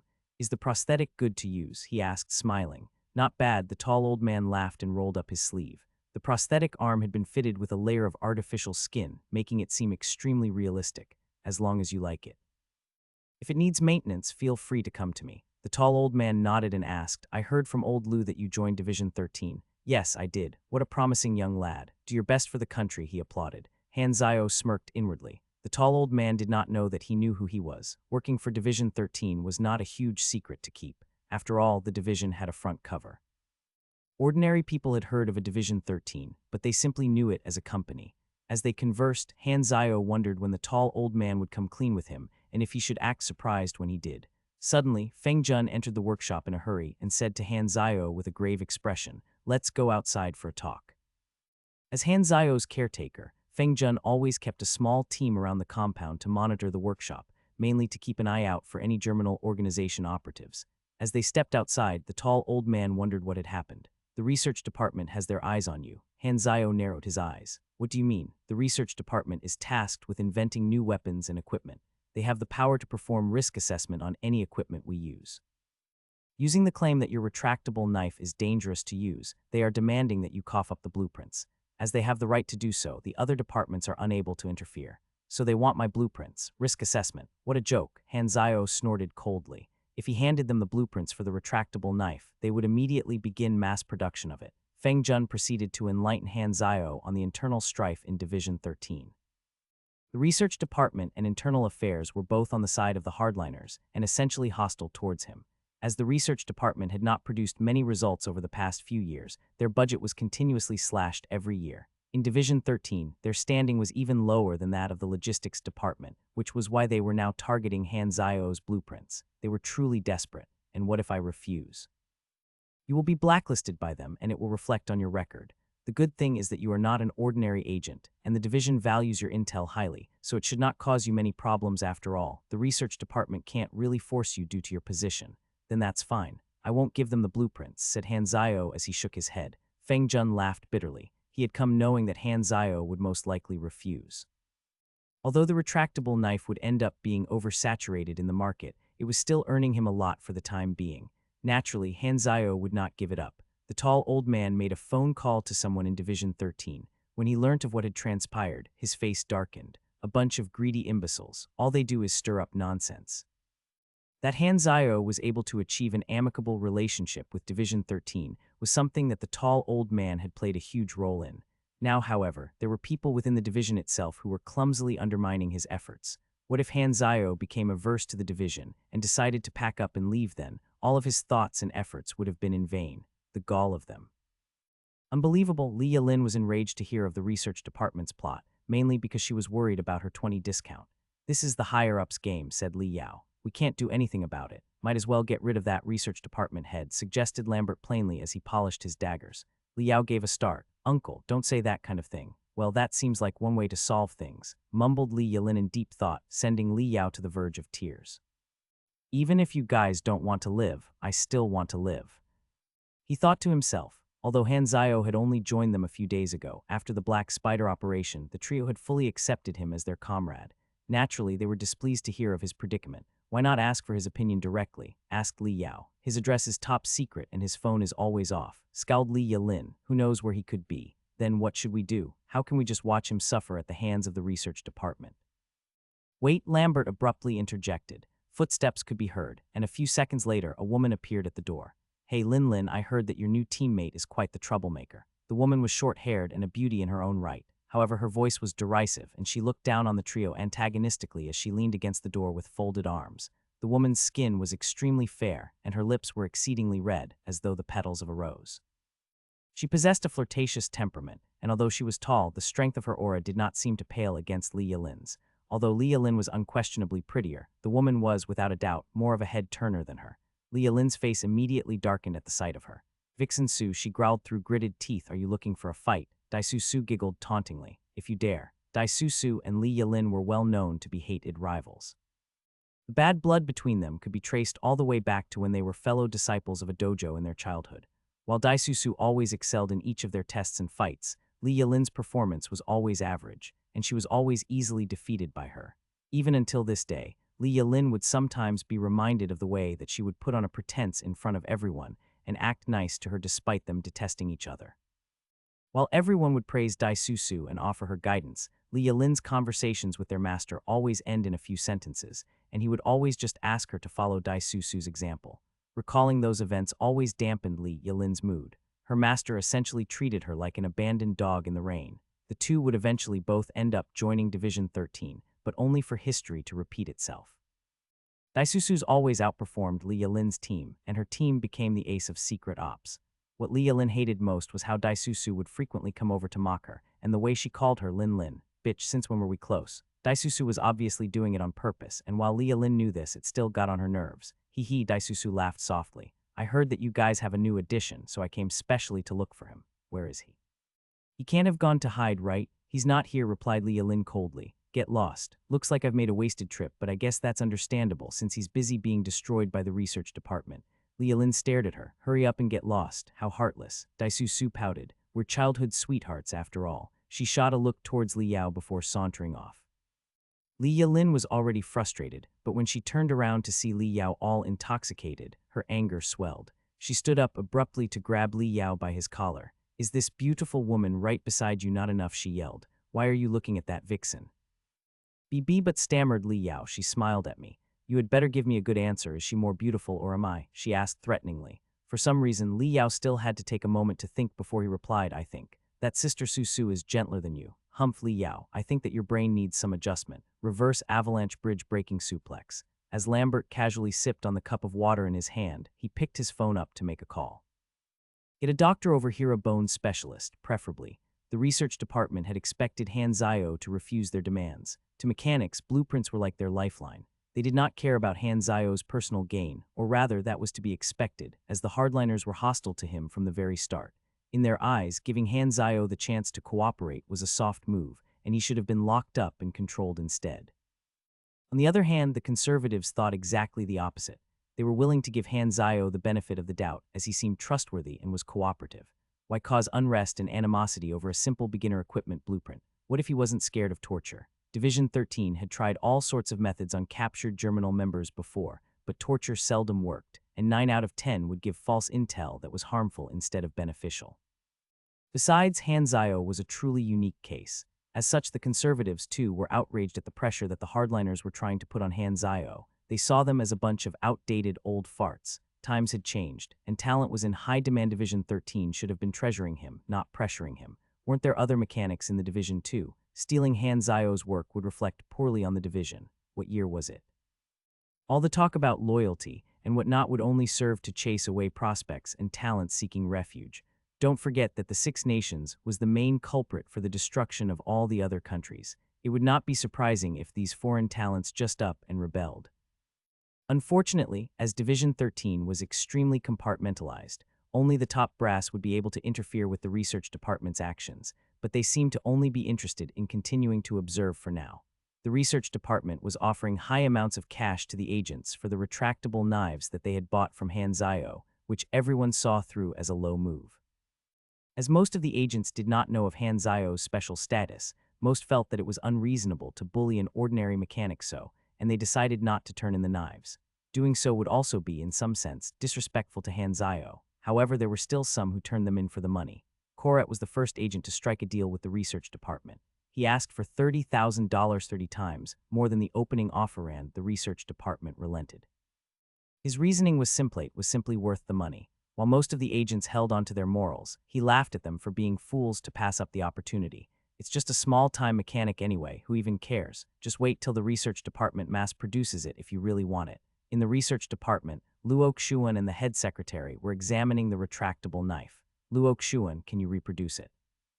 Piece of cake, this thing isn't even well made, plus it's not encrypted. Then I'll leave it to you. If you can figure out the blueprints, I'll pull you over into our department. Of course, your position will be higher. Luo Xuan's eyes lit up. Since his debacle over the mecha arm, he had started to feel that he did not have a future in logistics. If he could gain the favor of the higher-ups again, he would definitely be able to surpass that blasted Hanzio. Back at the workshop, Hanzio had moved into the new building for convenience sake. The arrangement brought Lu Kaiyan some relief, as things were still awkward between the pair. Whoosh! Hot steam gushed out as Hanzio, who was wearing a heat-resistant suit, opened the furnace lid. He proceeded to use a pair of iron tongs to pick up a piece of glowing hot metal from within. For now, there were two options available to Hanzio for making the retractable knives: molding or stamping. While both methods had their own advantages, the latter allowed for mass production with a higher success rate, so Hanzio favored it.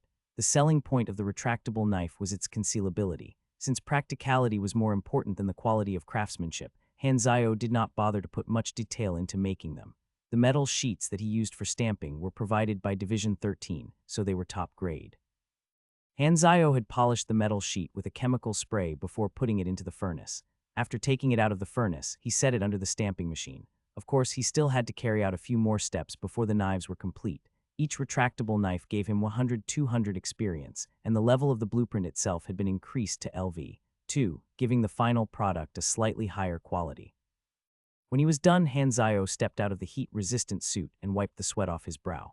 After examining the newly made knives, he proceeded to work on some workshop orders. Midway, Hanzio's phone rang. He picked up his phone to see that it was Li Yalin. Something bad has happened. All the agents want to cancel their orders. What happened? Hanzio was shocked by the news. The research department has reverse-engineered the retractable knife, and they announced that they will proceed with mass production very soon and make it available to everyone. Although everyone could see how blatantly underhanded the research department was being, since they were going to be provided with free retractable knives, it was only natural for them to want to cancel their orders with Hanzio. The retractable knife's profitability had run its course. Hanzio sat in deep thought.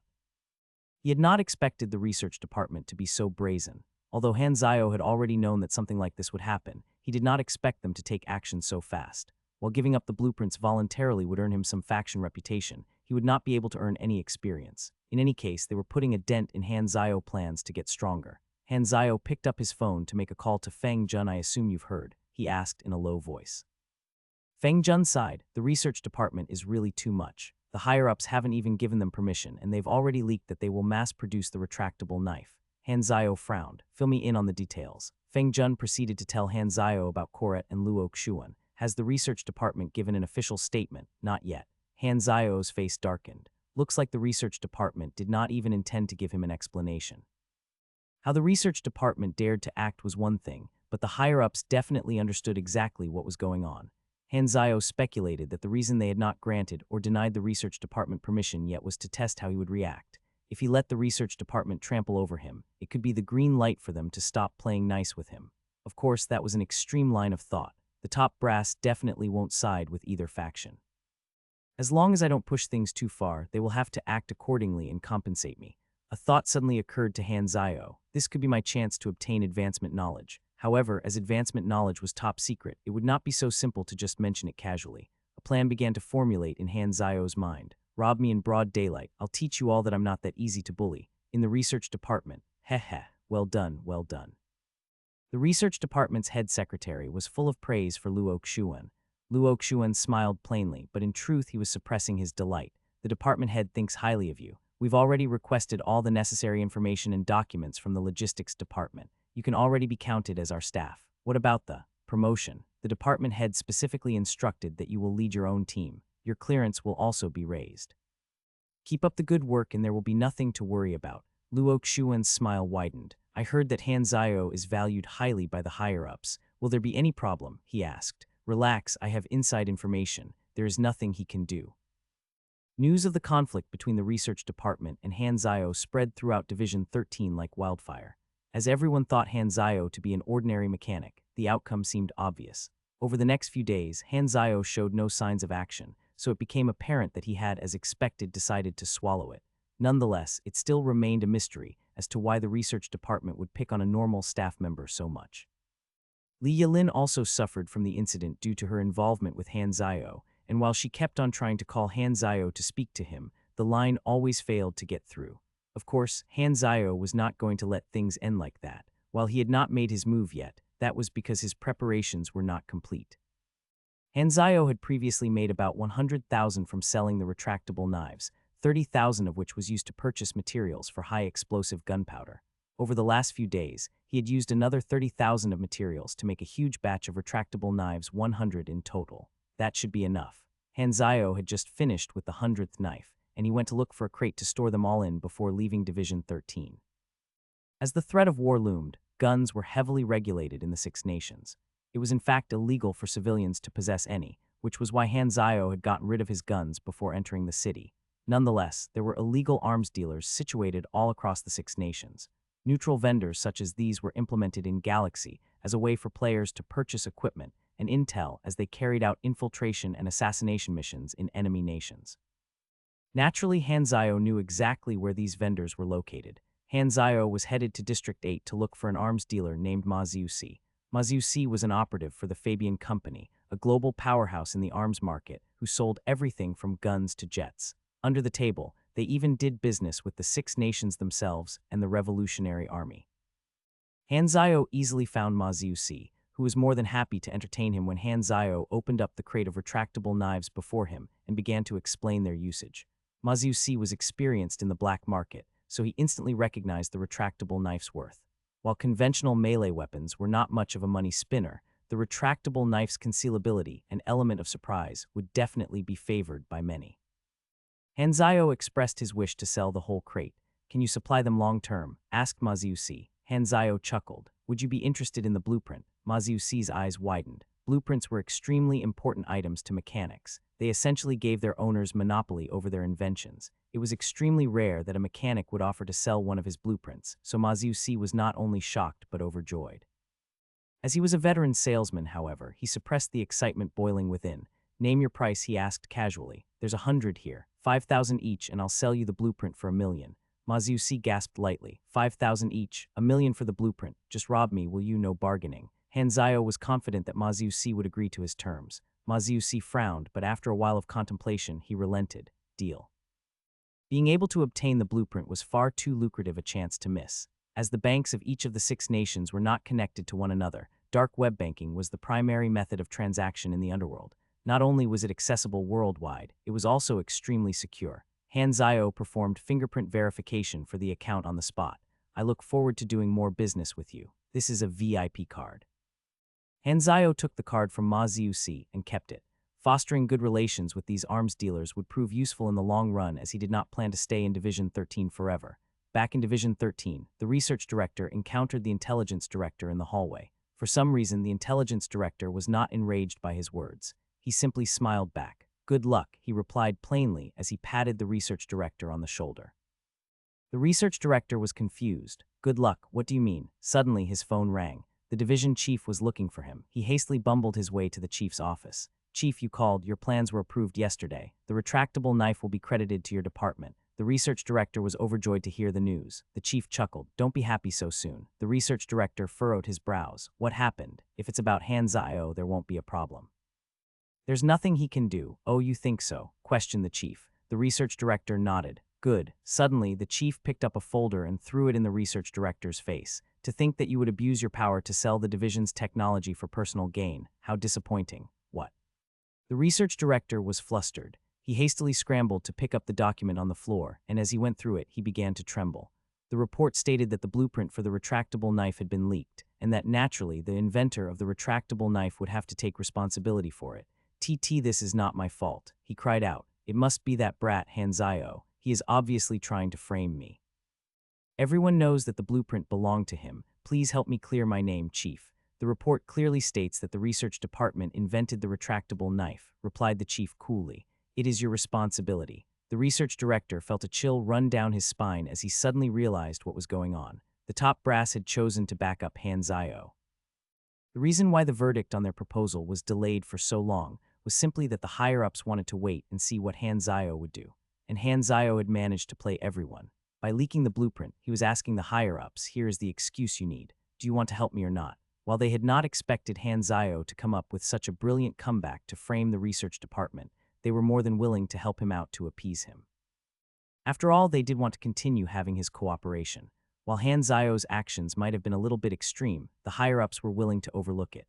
The blueprint was rightfully his anyway. Of course, if it had been a normal agent, they would without a doubt send him to court-martial and expel him from Division 13. It was Hanzayo's unique identity that stopped them from doing so. The intel he possessed was truly far too valuable. In any case, he had not stepped entirely out of line yet. Furthermore, it was important to display the division's fairness to everyone. At this point, the research director's face had turned completely pale. He deeply regretted having tried to pick on Hanzayo. While the crime itself was not grave to the point of a death sentence, his career was essentially over. "Hanzayo, you bastard." He screamed inwardly. When news of the research director being charged with selling weapons illegally broke out, all the agents in Division 13 were filled with disbelief. The fact that he was not immediately sentenced heavily hinted that there was more to the entire incident than met the eye. It did not take long for the agents to put two and two together and arrive at the unbelievable conclusion that Hanzayo had orchestrated it all. Previously, they thought that Hanzayo had kept quiet due to caving in, but in retrospect, it was simply the calm before the storm. Did he actually frame the research director? The gall of him. But doesn't that mean that the higher-ups are supporting him? What everyone found hardest to believe was that Hanzayo actually got off scot-free. This caused a lot of speculation regarding his true identity to arise, and the person happiest to hear the news was none other than Li Yalin, who was vindicated from all the odd looks that people had been giving here due to her connection to Hanzayo. The first thing that she did was look for Dai Susu and gloat in front of her. However, Dai Susu was not the least angered by her. Instead, she was more preoccupied with her newly found interest in Hanzayo, who exactly is Lin Lin's new teammate. The research director was only given a strict warning for now, and unable to touch Hanzayo, his men suffered the brunt of his rage. Of course, Luo Xuan was not spared. Instead of his promised promotion, what he earned was a demotion to the position of an ordinary staff member. "Damn it," cursed Luo Xuan. If he had known things would turn out like this, he would have obediently continued on in the logistics department. It was also now too late, as the logistics director was not even willing to grant him an audience. "This is unfair. Why do they want to protect Hanzayo? How is he better than me?"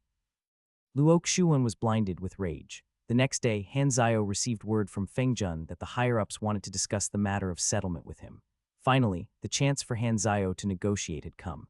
Hanzayo knew that in the future, the hardliners would not carelessly take action against him again, so it was probably the one time that he would be able to acquire advancement knowledge. Hanzayo arrived at the HQ with his mask on as usual to meet with Fengjun. Fengjun led him to the chief's office where three people waited: the chief himself, the research director, and an old man who was faced against the glass window. Gu Hui, Star Dragon's strategic defense chief, introduced the chief. Han Zio squinted. It was a familiar name, but he could not recall where he had heard it. Someone wants to see you, Gu Hui continued in a low voice. The old man turned around and smiled at Han Zio. Han Zio's acting skills immediately kicked in. Tall old man. The tall old man chuckled. It must be quite a surprise. Who exactly are you? Asked Han Zio as he nodded blankly, similar to how he had once acted back in the Germinal organization. All you need to know is that I have some power in Division 13. Heth, don't be so nervous. I've already noticed you from back then. You gave me quite a favorable impression. Mission accomplished. As Han Zio wiped the confusion off his face, the tall old man scrutinized him for a second before slowly saying, "Tell me, how do you want this matter resolved?" "I just want some compensation," Han Zio stated calmly. "Isn't the money you earned from selling the blueprint enough compensation?" The research director could not resist shooting his mouth off. Han Zio shot a look at him. "If not for you trying to steal my blueprint, I would have been able to make even more money. And if you had even tried asking nicely, I might have even sold it to the division. But ask yourself, did you?" The research director could not retort. "What kind of compensation do you want?" asked Gu Hui. Han Zio faked a sigh and pretended to contemplate for a moment before replying. "I don't want something like this to happen again, that's for sure." In any case, even if Han Zio only chose to sell his goods privately, he would still only be selling to Division 13's own agents. While the quantity would not be as much as if they were mass-produced, they still only benefited the division. Furthermore, what if more valuable blueprints ended up leaking? And, continued Han Zio as he rubbed his chin, "I want to have a look at advanced mechanic knowledge." The tall old man furrowed his brows. Was it a coincidence, or had Han Zio planned to ask for it from the very start? Advanced mechanic knowledge was top secret in Star Dragon, and only accessible with a level 5 or higher clearance. In Galaxy, the equivalent requirement was an honored reputation. Each of the 6 nations in the Germinal organization possessed different kinds of advanced knowledge, but only the most trusted and deserving would have a chance to obtain them. Although Han Zio appeared calm and firm on the outside, he was actually extremely nervous. Such a request would normally be impossible to ask of. Now, it all depended on the tall old man. Why advanced knowledge? Just curious. After 5 minutes of tense silence, the tall old man made up his mind. As he looked deeply into Han Zio's eyes, he slowly spoke. "Fine, I will allow it." Han Zio was instantly overcome with relief and joy, but he suppressed his emotions.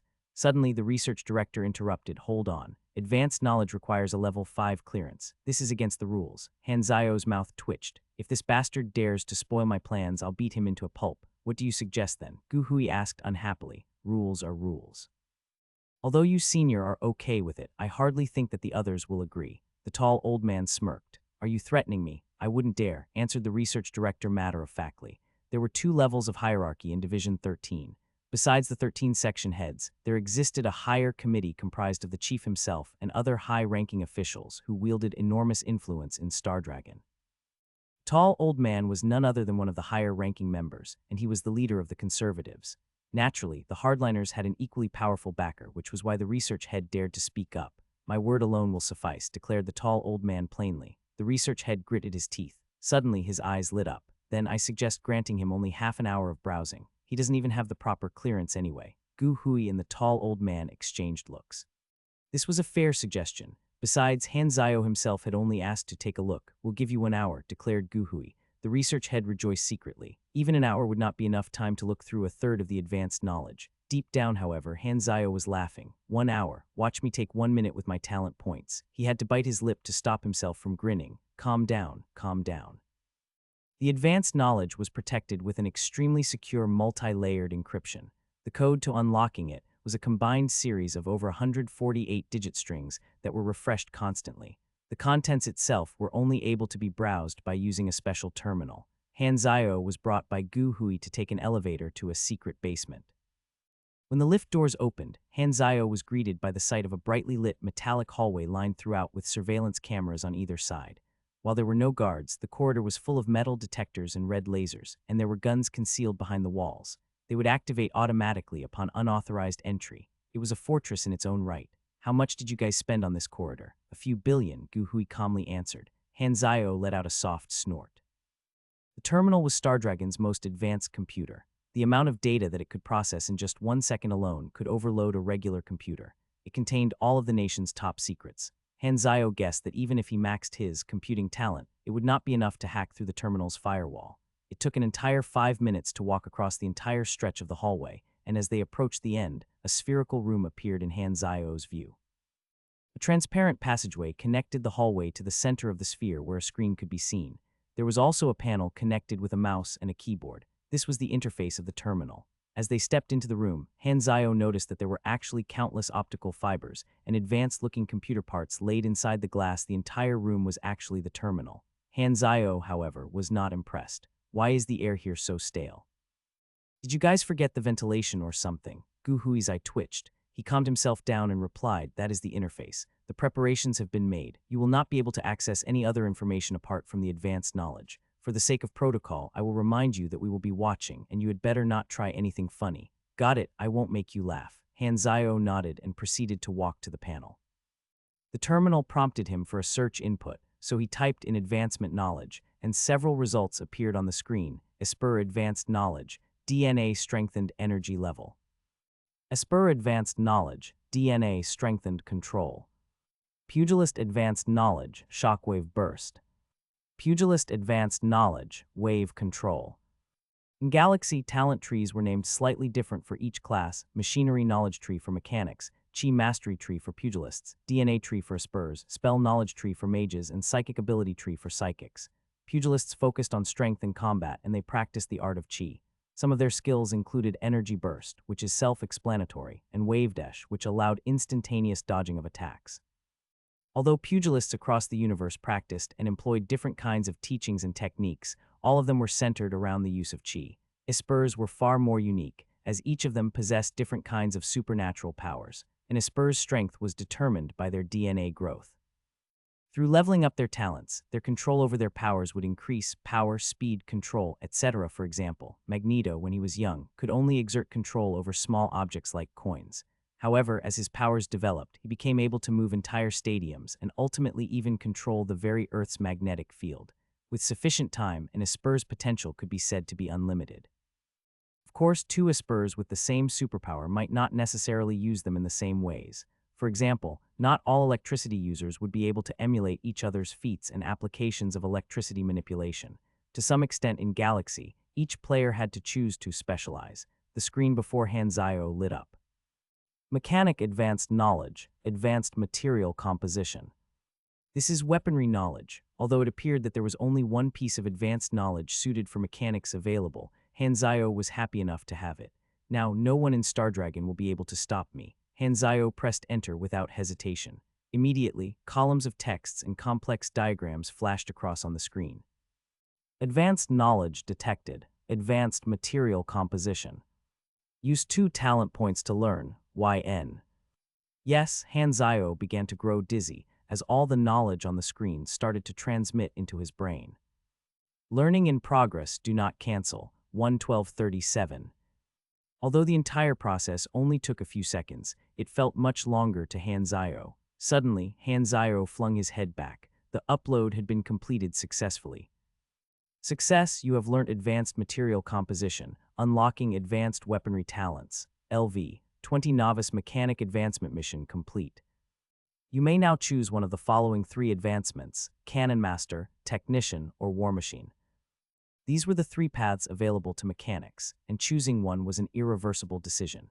Cannon Masters specialized in long-ranged bombardment and heavy artillery. At higher levels, they possessed frightening firepower. It was commonly known in Galaxy that the key to winning or losing against Cannon Masters lay in range. If the enemy Cannon Master is within 100 million, don't hesitate to charge him down. However, if he is over 1,000 million away, it would be wise to proceed with caution.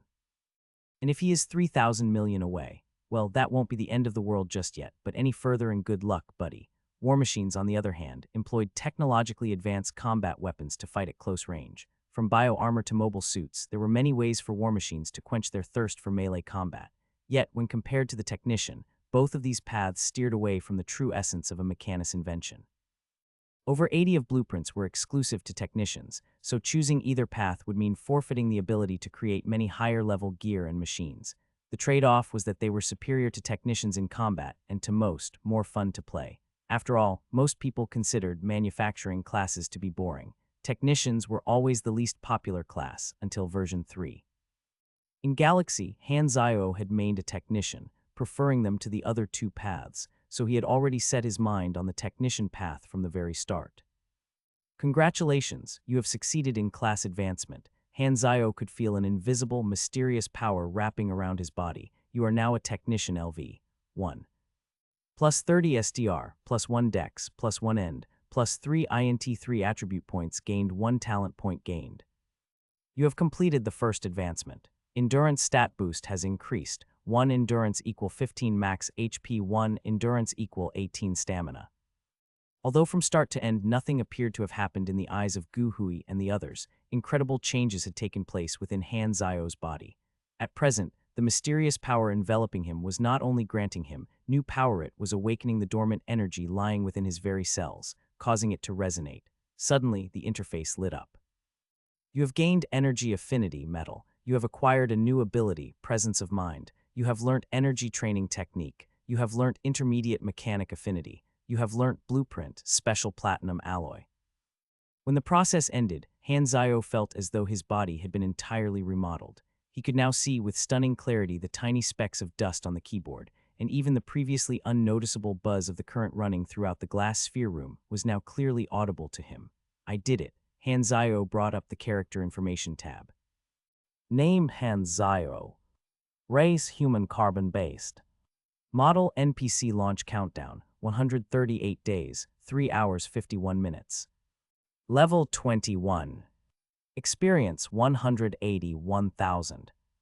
Main class LV 10 novice mechanic LV 1 apprentice technician 50,000. Health 670. Stamina 854. Attributes 31 SDR, 18 dex, 38 end, 32 INT, 1 MYS, 5 CHA, 1 LUK. Unassigned stat point S3. Energy 160 LV, 3. New energy type, magnetic, gives a bonus to machinery affinity. LV 110 energy SDR plus 1, dex plus 1, end plus 1, INT plus 1, max stamina plus 20, damage machinery plus 1, crafting speed plus 1. LV 250 energy SDR plus 3, dex plus 2, end plus 3, INT plus 1, max stamina plus 50, damage machinery plus 2, crafting speed plus 2. LV 3100 energy SDR plus 3, dex plus 3, end plus 5, INT plus 2, max stamina plus 100, damage machinery plus 3, crafting speed plus 3. Energy level 98 104. Grade Class E Superhuman. You have finally taken the first step of transcendence. Don't get too full of yourself. There is still a long way to go. Specializations: high focus, lesser mental resistance, hard worker. New presence of mind, plus 5 INT. Class abilities: basic machinery affinity, LV 5. Basic maintenance, LV 10. Basic enhancement, LV 10. Basic refining, LV 1. Overload, LV 1. Blueprint sky swallow gliders, LV 1. Blueprint prosthetic limb, LV 1. Blueprint lightweight mechanical arm, LVs 1. Blueprint rover, LVs 1. Blueprint high explosive, LV 3. Blueprint retractable knife, LV 2. New intermediate mechanic affinity, LV 1 plus 2 production quantity plus 2 production speed. New strafe, LV 1 cost 3 energy 15 stamina, cooldown 12s. For 2 seconds enables instantaneous movement within a 3-meter radius. Grants 15 bonus firing speed for the duration of the skill. Can only be used when equipped with a gun. This skill can be activated even if you are on your last bullet. New Blueprint Platinum Al. Grade Green. This material is made with advanced technology. It has high ductility and is suitable for making armor and various machines. Crafting requirement: basic refining, LV 5. Other abilities: basic combat, LV 10 plus 10 damage barehanded plus 2 SDR plus 1 end. Basic shooting, LV 8 plus 8 accuracy ranged. Grappling, LV 5 plus 7 counter melee plus 10 damage barehanded. Precise aim, LV 1 plus 3 accuracy ranged plus 2 critical rate ranged. Special ops combat, LV 1 plus 6 critical rate melee plus 4 damage barehanded. Stealing, LV 1. New energy training technique, plus 10 energy 0 80 times. Each use costs 800 experience and 500 stamina. Talent points 16. Class talent tree. Weaponry. Basic assembly LV 101. Basic mechanical engineering LV 201. Basic bionics LV 201. Basic weaponry knowledge LV 101. Basic material knowledge LV 101. New advanced material composition LV 102 14 talents not learnt. Energy 20 talents not learnt. Manipulation 20 talents not learnt. Reputations Germinal organization hated 1000. Stardragon SDI Division 13 neutral 301,000 clearance level 1. Legend 0. 180,000 experience 45000 from the Black Spider mission, and the rest mostly accumulated from Hanzao's efforts in tirelessly crafting retractable knives and highly explosive gunpowder. Currently both blueprints were at LV2 and LV3 respectively. As they were cheap and easy to craft, they were much easier to level up in contrast to other blueprints like the lightweight mecha arm or the rover. A month had passed since Hanzao arrived at the western capital. Since then, Hanzao had earned an overall amount of 200,000 experience, which was equal to a third of what he had earned back in his 6-month stint with the Germinal organization. Now, with over 1,500,000 in his possession, finances were the least of Hanzao's concern. The first-class advancement was the biggest game changer, as it granted the player an energy attribute. Hanzao lightly pressed his thumb towards his index finger. As soon as he did so, his index was enveloped by a sort of invisible air. It felt similar to a weak current, and Hanzao could discern that it was magnetism. Magnetism was one of the attributes that a mechanic could specialize in. Combat-wise, it was not as powerful as the destructive attributes of fire or lightning. Instead, its main use was in strengthening the machinery affinity of a mechanic. It would eventually allow for automated crafting. Energy attributes were not limited to just the natural elements. Instead, they could be thought of more as concepts of how each class uses energy. For example, the energy attribute for psychics is spirit. Furthermore, energy attributes could also be nurtured and changed. For example, a pugilist who cultivated various techniques would be able to grasp the speed of wind, power of fire, or hardness of iron, etc. Abstract thinking and intermediate machinery affinity were self-explanatory, while strafe was an active defensive skill. If Hanzao had chosen the path of Cannon Master, he would have gained 3 new skills. However, he only gained 1, strafe, a defensive skill.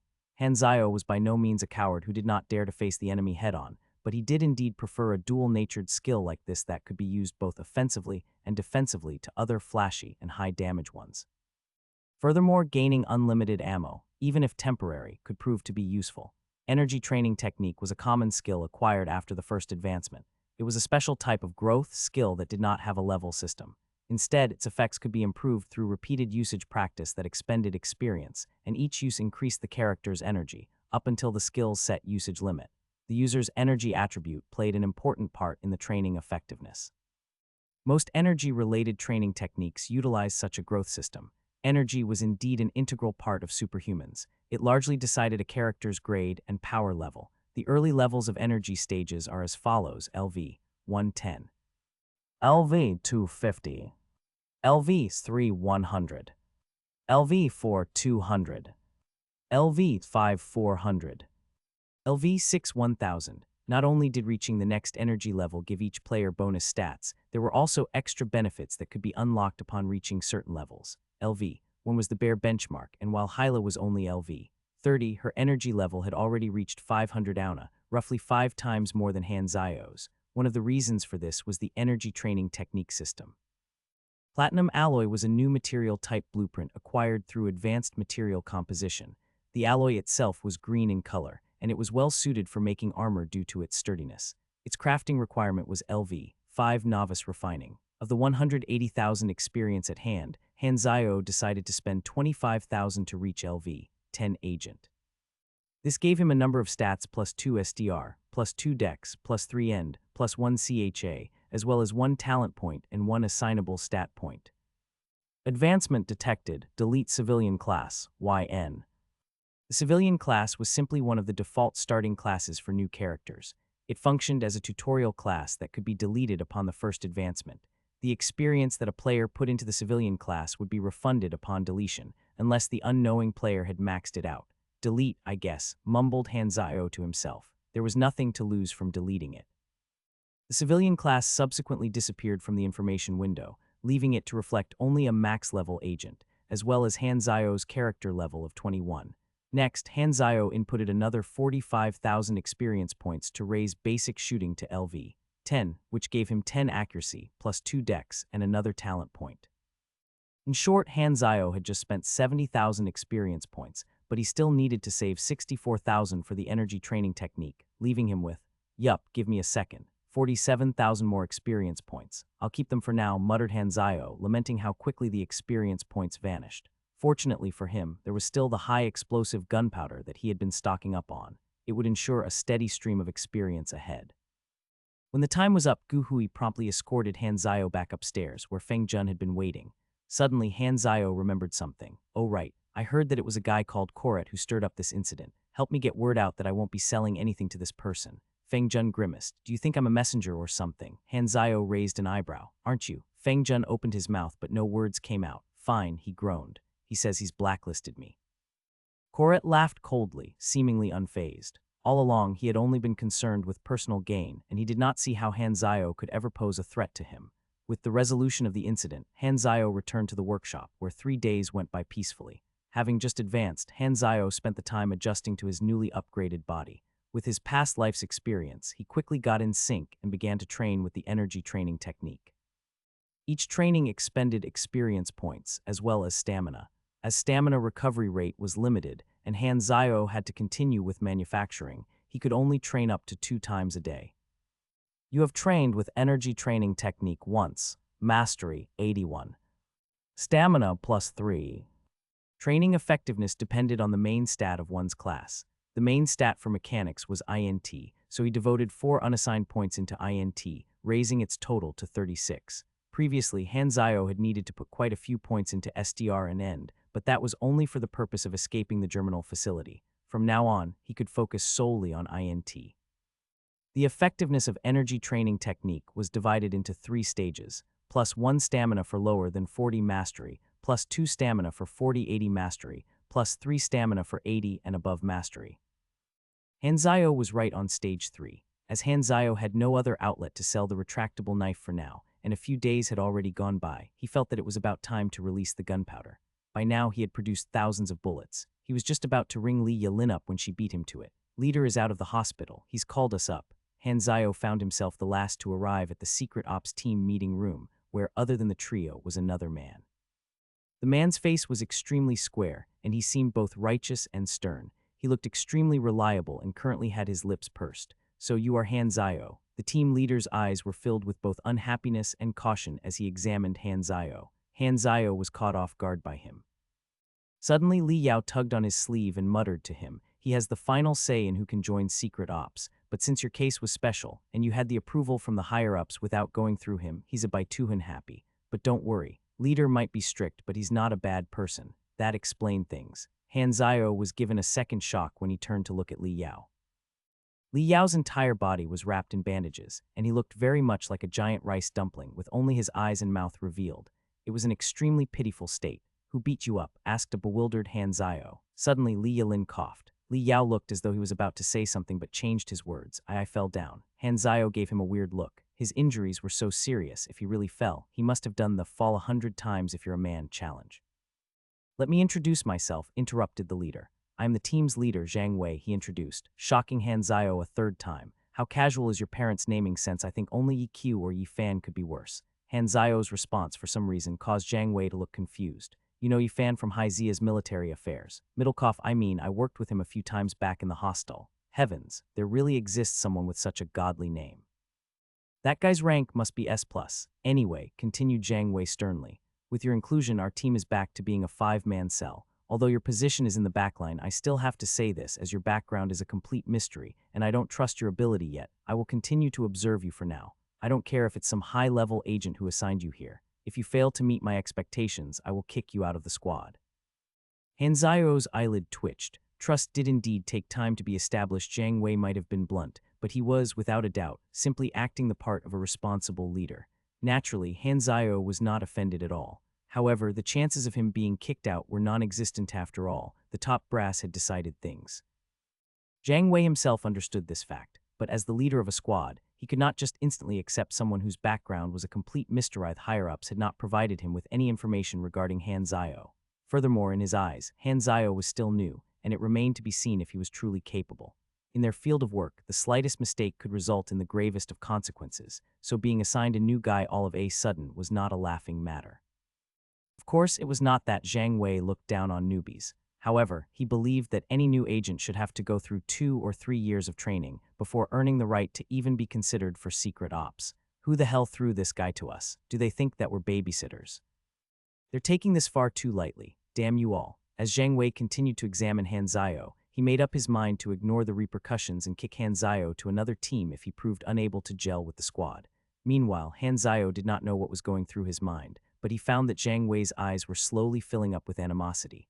Suddenly, Li Yao's laptop flashed, prompting him to turn his neck around with much effort. His expression changed as he yelled, "There's an urgent mission. They want us to depart now. Details?" asked Zhang Wei sternly. Ma Qingyang's team was ambushed during their mission to assault a germinal base. The higher-ups want us to provide assistance immediately. They'll fill us in on the plane. Assaulting a germinal base, wondered Han Zio. He could guess roughly what had occurred, having previously given Division 13 info on 3 of their bases. All 3 bases were situated within Stardragon territory, which was why Stardragon had been able to immediately mobilize its troops to destroy 2 of them. The destruction of these 2 bases had increased Han Zio's achievement progress rate to 2. However, the germinal were no fools and had clearly anticipated that the 3rd base would be attacked as well. They had clearly set up a trap. Li Yao was about to say something, but he hesitated. Han Zio smiled and simply replied, "Fine." As Zhang Wei did not participate in the Black Spider mission and had only received a flowery description of events from Li Yilin, he did not trust in Han Zio's ability yet. Han Zio sighed inwardly. He understood this well. Han Zio pondered for a moment before holding Li Yilin back to pass her 4 magazines of high-explosive ammo. "Consider it a gift from a friend." Li Yilin's eyes lit up upon seeing them. "Is this your new invention?" Han Zio chuckled. "Don't squander them. Thigh can start quite a fire." You have triggered the E-Class mission rescue. Mission description: provide assistance to the secret ops team being chased by the enemy. Your role is to assist your teammates in completing this mission. Mission requirement: successfully rescue Ma Qingyang's squad. Mission rewards: 8,000 experience. Bonus rewards: none. 8,000 experience only, lamented Han Zio. "Brother Han," said Li Yao. "Leader isn't particularly against you or anything like that, so don't worry about it." "I know," replied Han Zio casually, which eased Li Yao's worries. He then swiftly popped up 3 laptops and worked away at them to adjust the video and audio feeds. From the first-person footage on the screen, they could see that the trio had already boarded the aircraft. Beneath HQ was a special railway used to quickly transport agents and staff to a landing site. On the jet followed another team of 12 secret ops agents, and on the way Han Zio, Li Yilin, and Li Yao made small talk, while Zhang Wei and Lambert closed their eyes in rest. An hour later, the jet arrived at their destination. It was a cold desert filled with long stretches of dunes, and a bright, scorching sun was hanging in the azure sky, the intense heat of which caused the air to shimmer and the ground to simmer. Upon contact with the sand, the agent's boots instantly gave off a burnt smell. "We have arrived," reported Zhang Wei in a deep voice. The trio were fully equipped. Li Yilin, still with that yellow hoodie and black bodysuit, had a retractable knife by her waist, and a black bag over her back that contained the lightweight mecha arm. Lambert carried 10 modified retractable daggers and a huge, large-caliber rifle in Zhang Wei, whose equipment gave even Han Zio a shock. It was a powered armor suit. Zhang Wei's entire body was covered inside a sturdy, grayish suit of armor that spotted a few scars of battle. The helmet would have fit right in with the Middle Ages and only had openings for vision, but the arms were modified and fitted 2 thick-barreled machine guns. The ammo belt was concealed within the armor, but the reload chamber was located near the thighs. On the back of the suit hung a hexagon shield of steel, reminiscent of a tortoise, and overall, the suit made Zhang Wei look like an incomparably heavy, giant clunk of iron that was designed for show. It spurred Han Zio's interest. This is the prototype for the combatant armored suit, one of the few suits available back in version 1. As the 6 nations each possessed different kinds of advanced knowledge, the suits that they engineered differed from one another. Theseus was the nation that initiated development of the armored suit, and sometime after the game's launch, they made the combatant armored suit, a mini-modular mobile suit, the first of its kind on planet Aquamarine. At present, it was probably still under development, but although what Zhang Wei was wearing was just a prototype, Han Zio wondered how Division 13 were able to acquire the fusion technology. In Galaxy, players who were exalted with Theseus could purchase the combatant armored suit from them. They were extremely pricey, and even routine maintenance and repairs cost well over tens of thousands. It was not something that most players could afford. Without encryption measures in place, technicians were able to reverse engineer blueprints. If the technician already possessed the required knowledge, it would make the process faster, but even without any, it was still possible to reverse engineer a piece of machinery or technology, just that it would take much more time and require astronomically larger amounts of experience. Furthermore, the results would often come out as incomplete. Required knowledge for crafting the combatant armored suit was an advanced weaponry knowledge possessed by Theseus.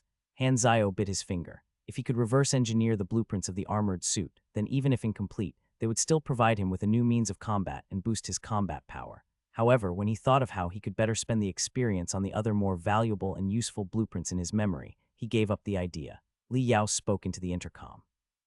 Ma Qingyang's squad is about 13 km away. There are 15 armored cars and 1 black Harrier helicopter in pursuit. The meeting point is set on a hill 3 km away. The objective will be to slow down the enemy and link up with the Ma Qingyang squad. Do not engage the enemy excessively. I have already sent them the coordinates. Now, get ready.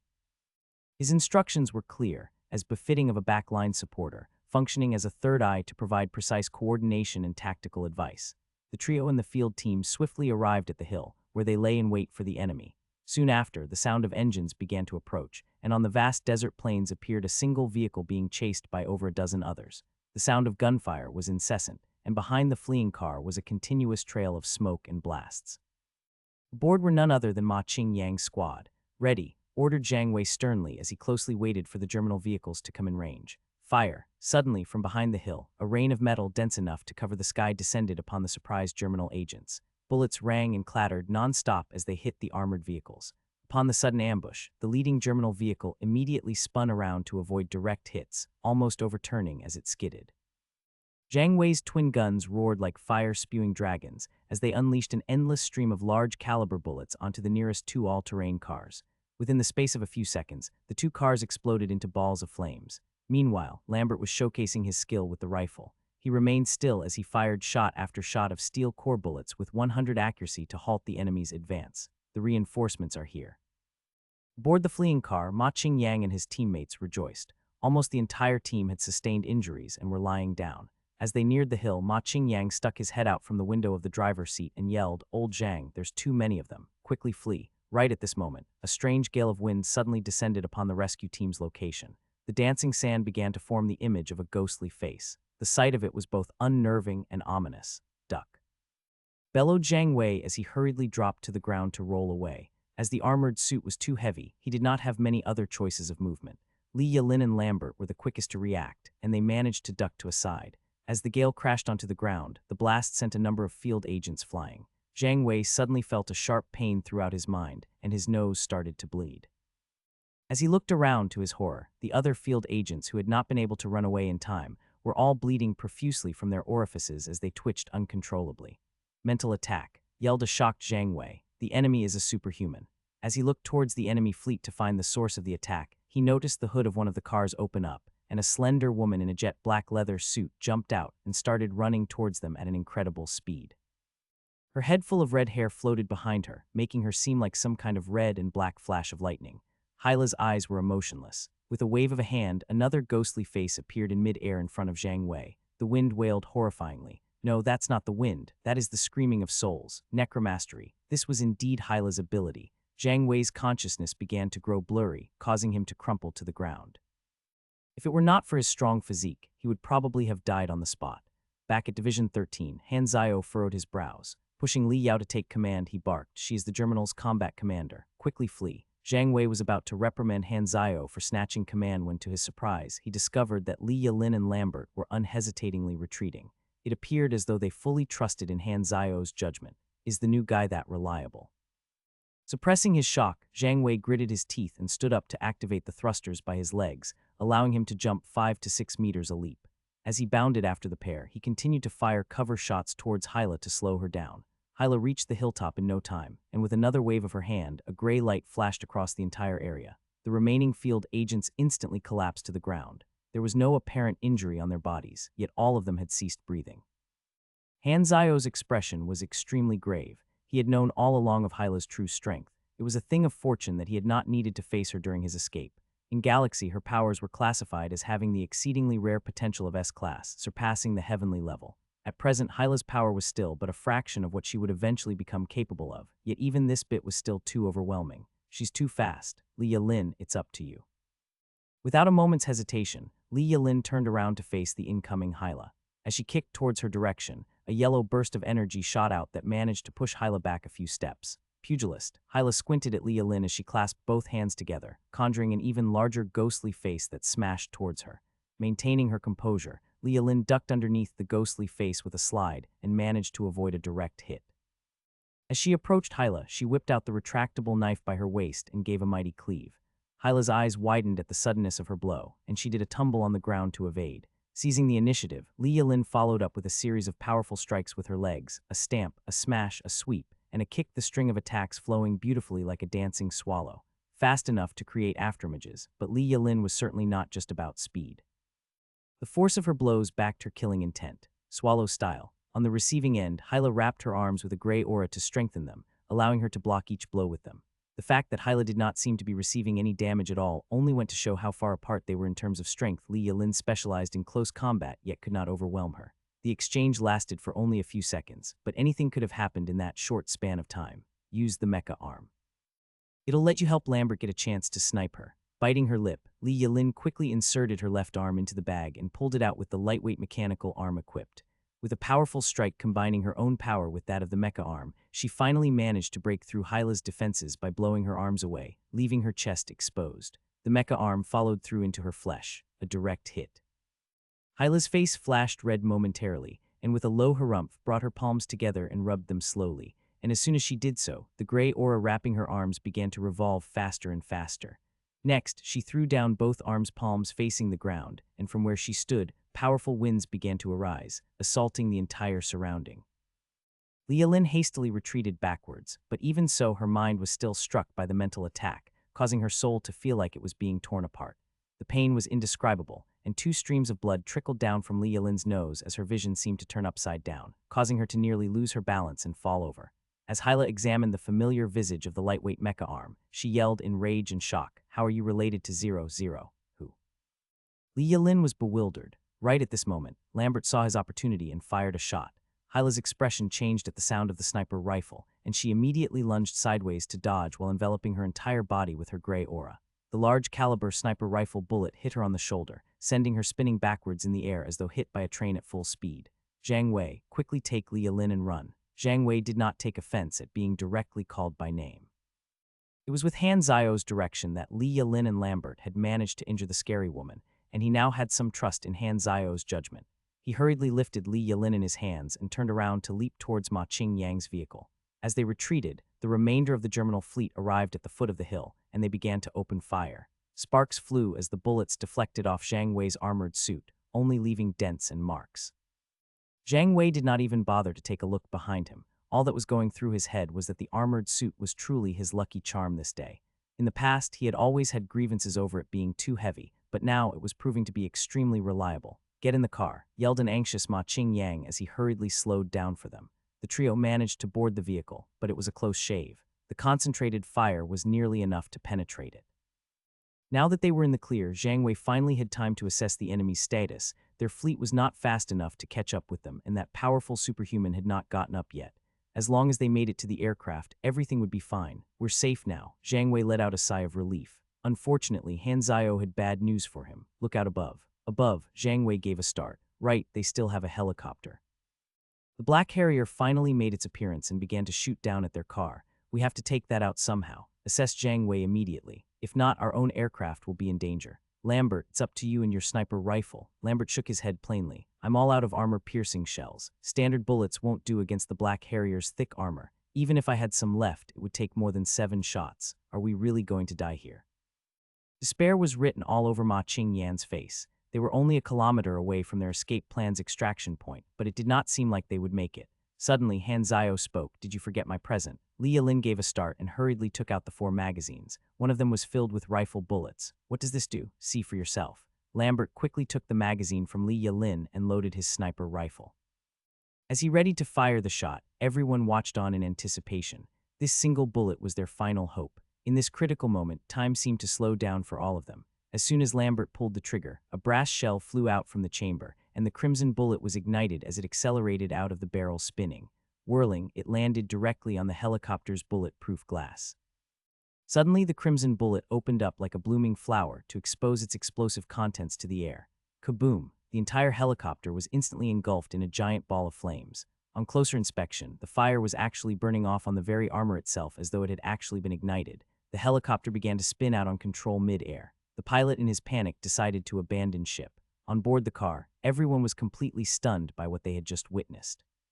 Slowly, their attention turned towards the magazines that were full of the magic ammo. Even reinforced armor was ignited. What the hell is this am? Who got their hands on such good treasure? Asked a stupefied Ma Qingyang. Li Yalin's eyes began to shine. This stuff is good. She immediately loaded up her handgun with one of the magazines and fired a few shots. The pursuing enemy vehicles similarly went up in balls of flames, and even the missed shots were setting the ground ablaze. As the vehicle's armor heated up, their interiors soon turned into furnaces, and the heat was even causing the engine and other key parts to overheat, putting a halt to their pursuit. As the gang's car charged into the aircraft hangar, the pilot who had been anxiously observing the situation immediately took flight, and they were soon gone with the wind. Back on the ground, Hyla's face was pale. Where she had been shot at on her shoulder was only a shallow wound. She was using her gray aura to heal it up. As she grudgingly watched the aircraft leave, she made a call to the boss and said through gritted teeth, "We've found Zero's trail. Rescue completed. You have earned 8,000 experience points. Plus 100 reputation, Stardragon SDI. Rosario, you're the best." Li Yao's eyes glowed with admiration. "Heh, you only just realized," replied Han Zio with a hint of smugness. "A late welcome was better than none." Han Zio chuckled. "No need to apologize over such trivial matters, I'm a gracious man." Zhang Wei felt a shiver down his spine. Han Zio's words sounded odd to him. "Oh right," continued Han Zio, "who made your armored suit?" "Oh, this is just a prototype of the combatant-powered armor. It was among the spoils of war during the battle with Theseus a few years back. Presently, it's the only functional one we have. They tried to reverse engineer it, but as progress was too slow and maintenance proved troublesome as well, it was handed to me. The combatant armored suit's crafting prerequisite was the advanced weaponry talent large-scale remodeling, which was also required to craft many other power suits, machine frames, and other larger combat machinery. If Theseus had only just created the prototype, then Stardragon would definitely be much further behind. Han Zio saw his chance. "You can leave the maintenance to me." "Sure," rejoiced Zhang Wei. He now trusted Han Zio's ability. "Is this special bullet a new invention of yours?" interrupted Li Yalin excitedly. Han Zio proceeded to fully explain the use of the high-explosive gunpowder. Regular incendiary ammunition required a flammable target to work effectively, but the high-explosive gunpowder contained a special chemical that could activate upon simply coming into contact with the air and light up anything that it came into contact with. Its temperature and power were comparable to a Molotov, but what made it scary was that this power could be harnessed within bullets. Everyone could see how this was a game changer. "Are you selling this?" asked Ma Qingyang animatedly. Of course, 50 a bullet. Now that they had proved effective, it was a good time to release them. "I want 200, replied Ma Qingyang immediately. 20 handgun bullets, 150 submachine gun bullets, and 30 sniper rifle bullets." "Okay," answered Han Zio. "You can collect them in a day. You can start to collect orders," he instructed Li Yalin privately. "Like before, I'll give you a 20 discount." Li Yalin's lips curled into a grin. News of how the mission unfolded spread like wildfire in Division 13. Naturally, the incendiary bullets became the talk of the town. Han Zio's new product. "I heard that that's what saved their lives." The retractable knife incident had already garnered Han Zio a lot of attention. Upon Ma Qingyang's order of the bullets becoming public knowledge, many agents came forward to inquire about them.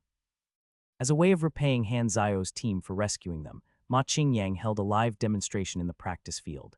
Everyone was stunned by the power of the incendiary bullets, and the first thing they did after the demonstration was look for Li Yalin to place orders. Everything was going according to Han Zio's plan. It was a revolutionary invention, and this time, the top brass knew they had to make sure that things would not end up like the previous fiasco.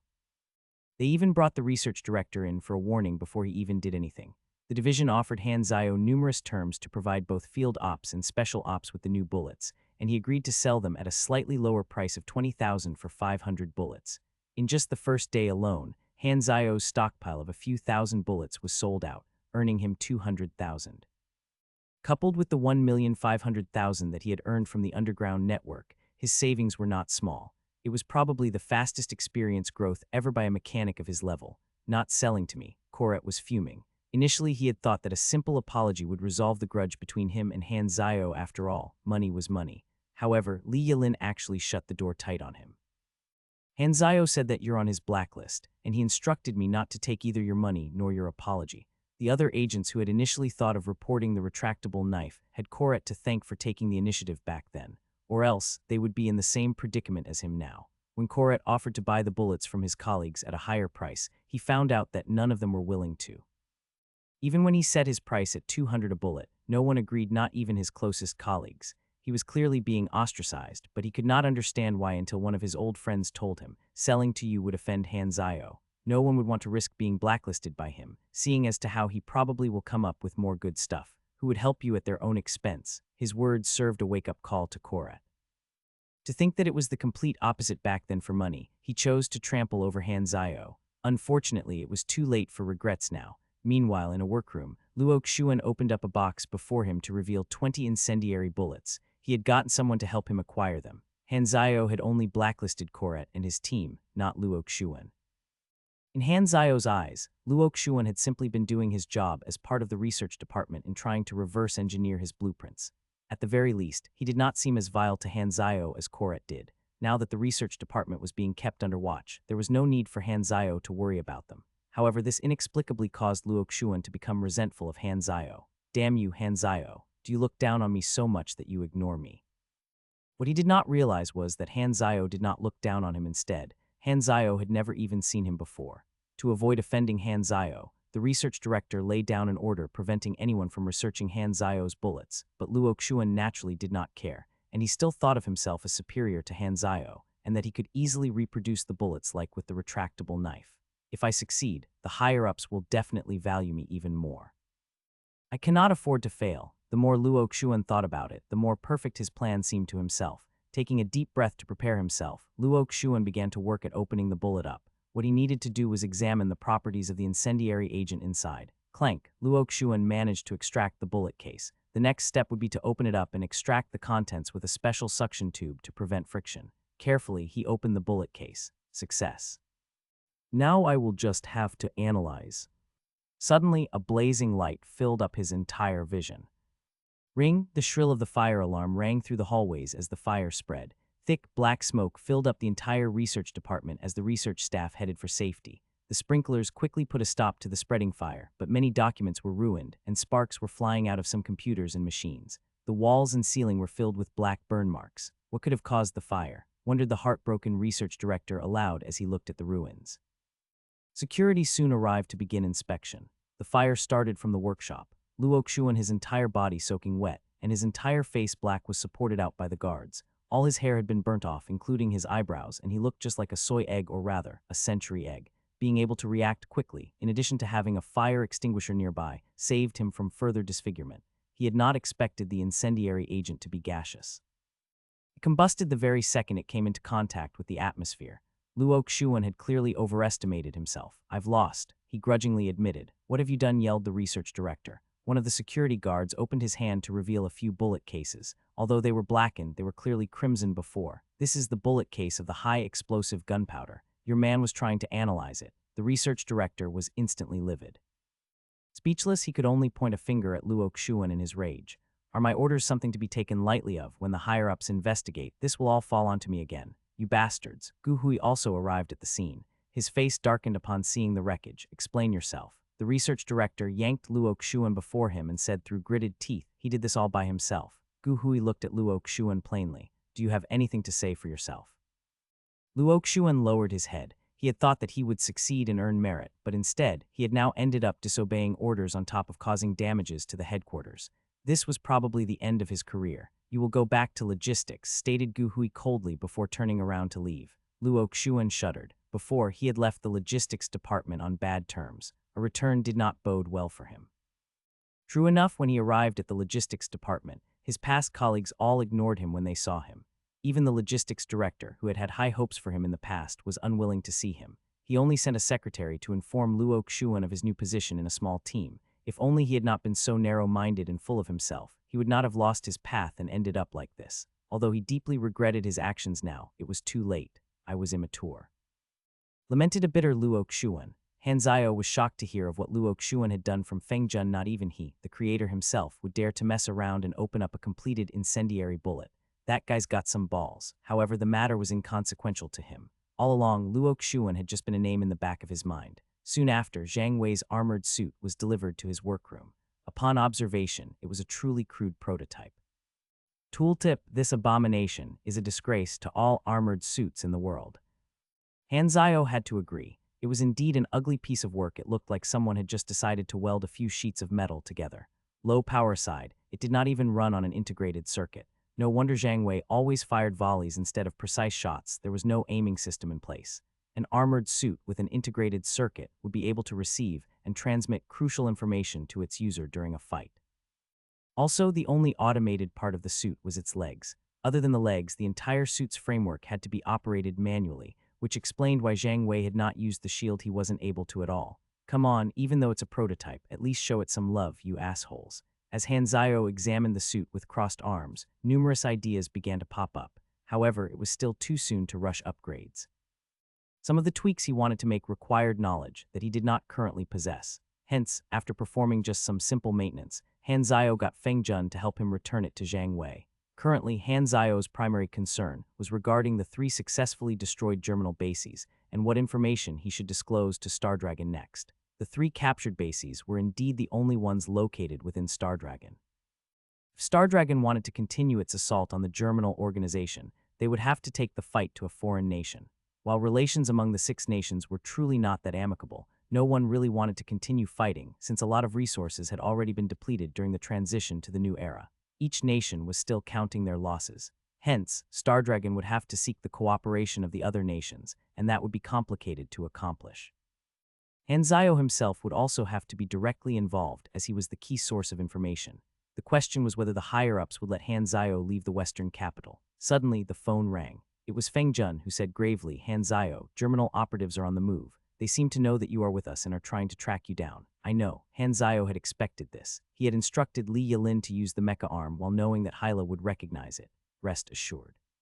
There will be men keeping watch around you 24/7. The western capital was Division 13's territory. Even if the germinal organization were to find out Han Zio's exact location, they would probably not be able to touch him, not easily at least. Still, as there were several superhuman assassins amongst their ranks, Han Zio knew that he could not afford to let his guard down. Looks like I should prepare some defensive measures.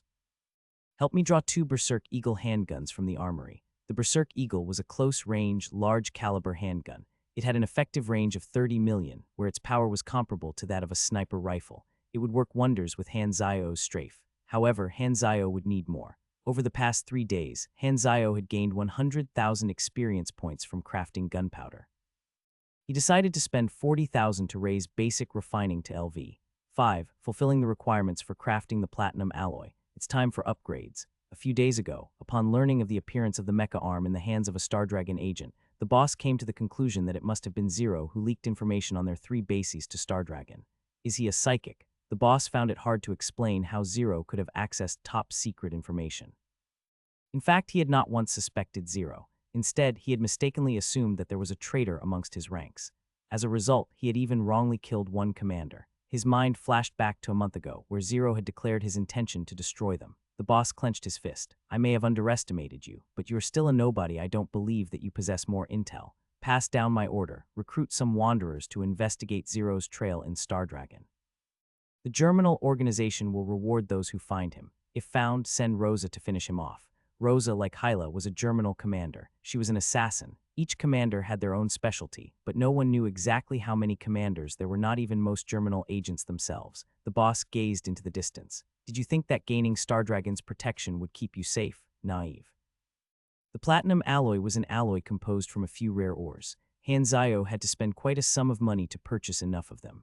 After making the alloy, Han Zio used it to craft a retractable knife and another lightweight mecha arm.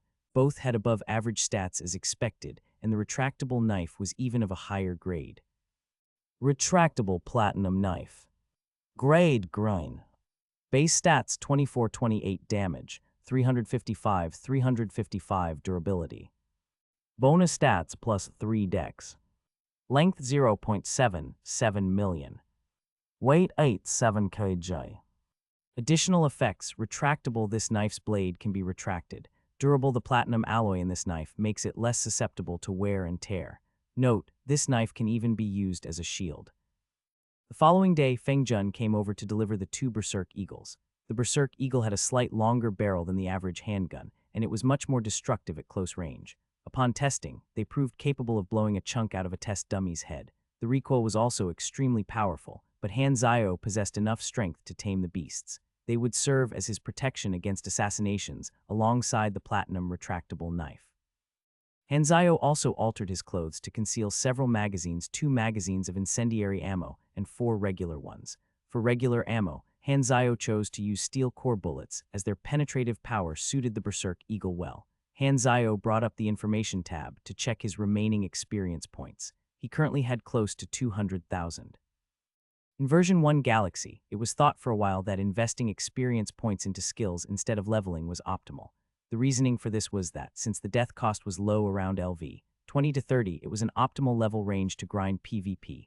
Unfortunately, it had all been someone's ploy. When the system congratulatory message popped up to celebrate the first LV 60 player in version 1, the entire server was first stunned, then outraged. It was none other than the same guy who had advocated the theory of self-capping one's level. Han Zio decided to spend 180,000 experience points to level up 3 times.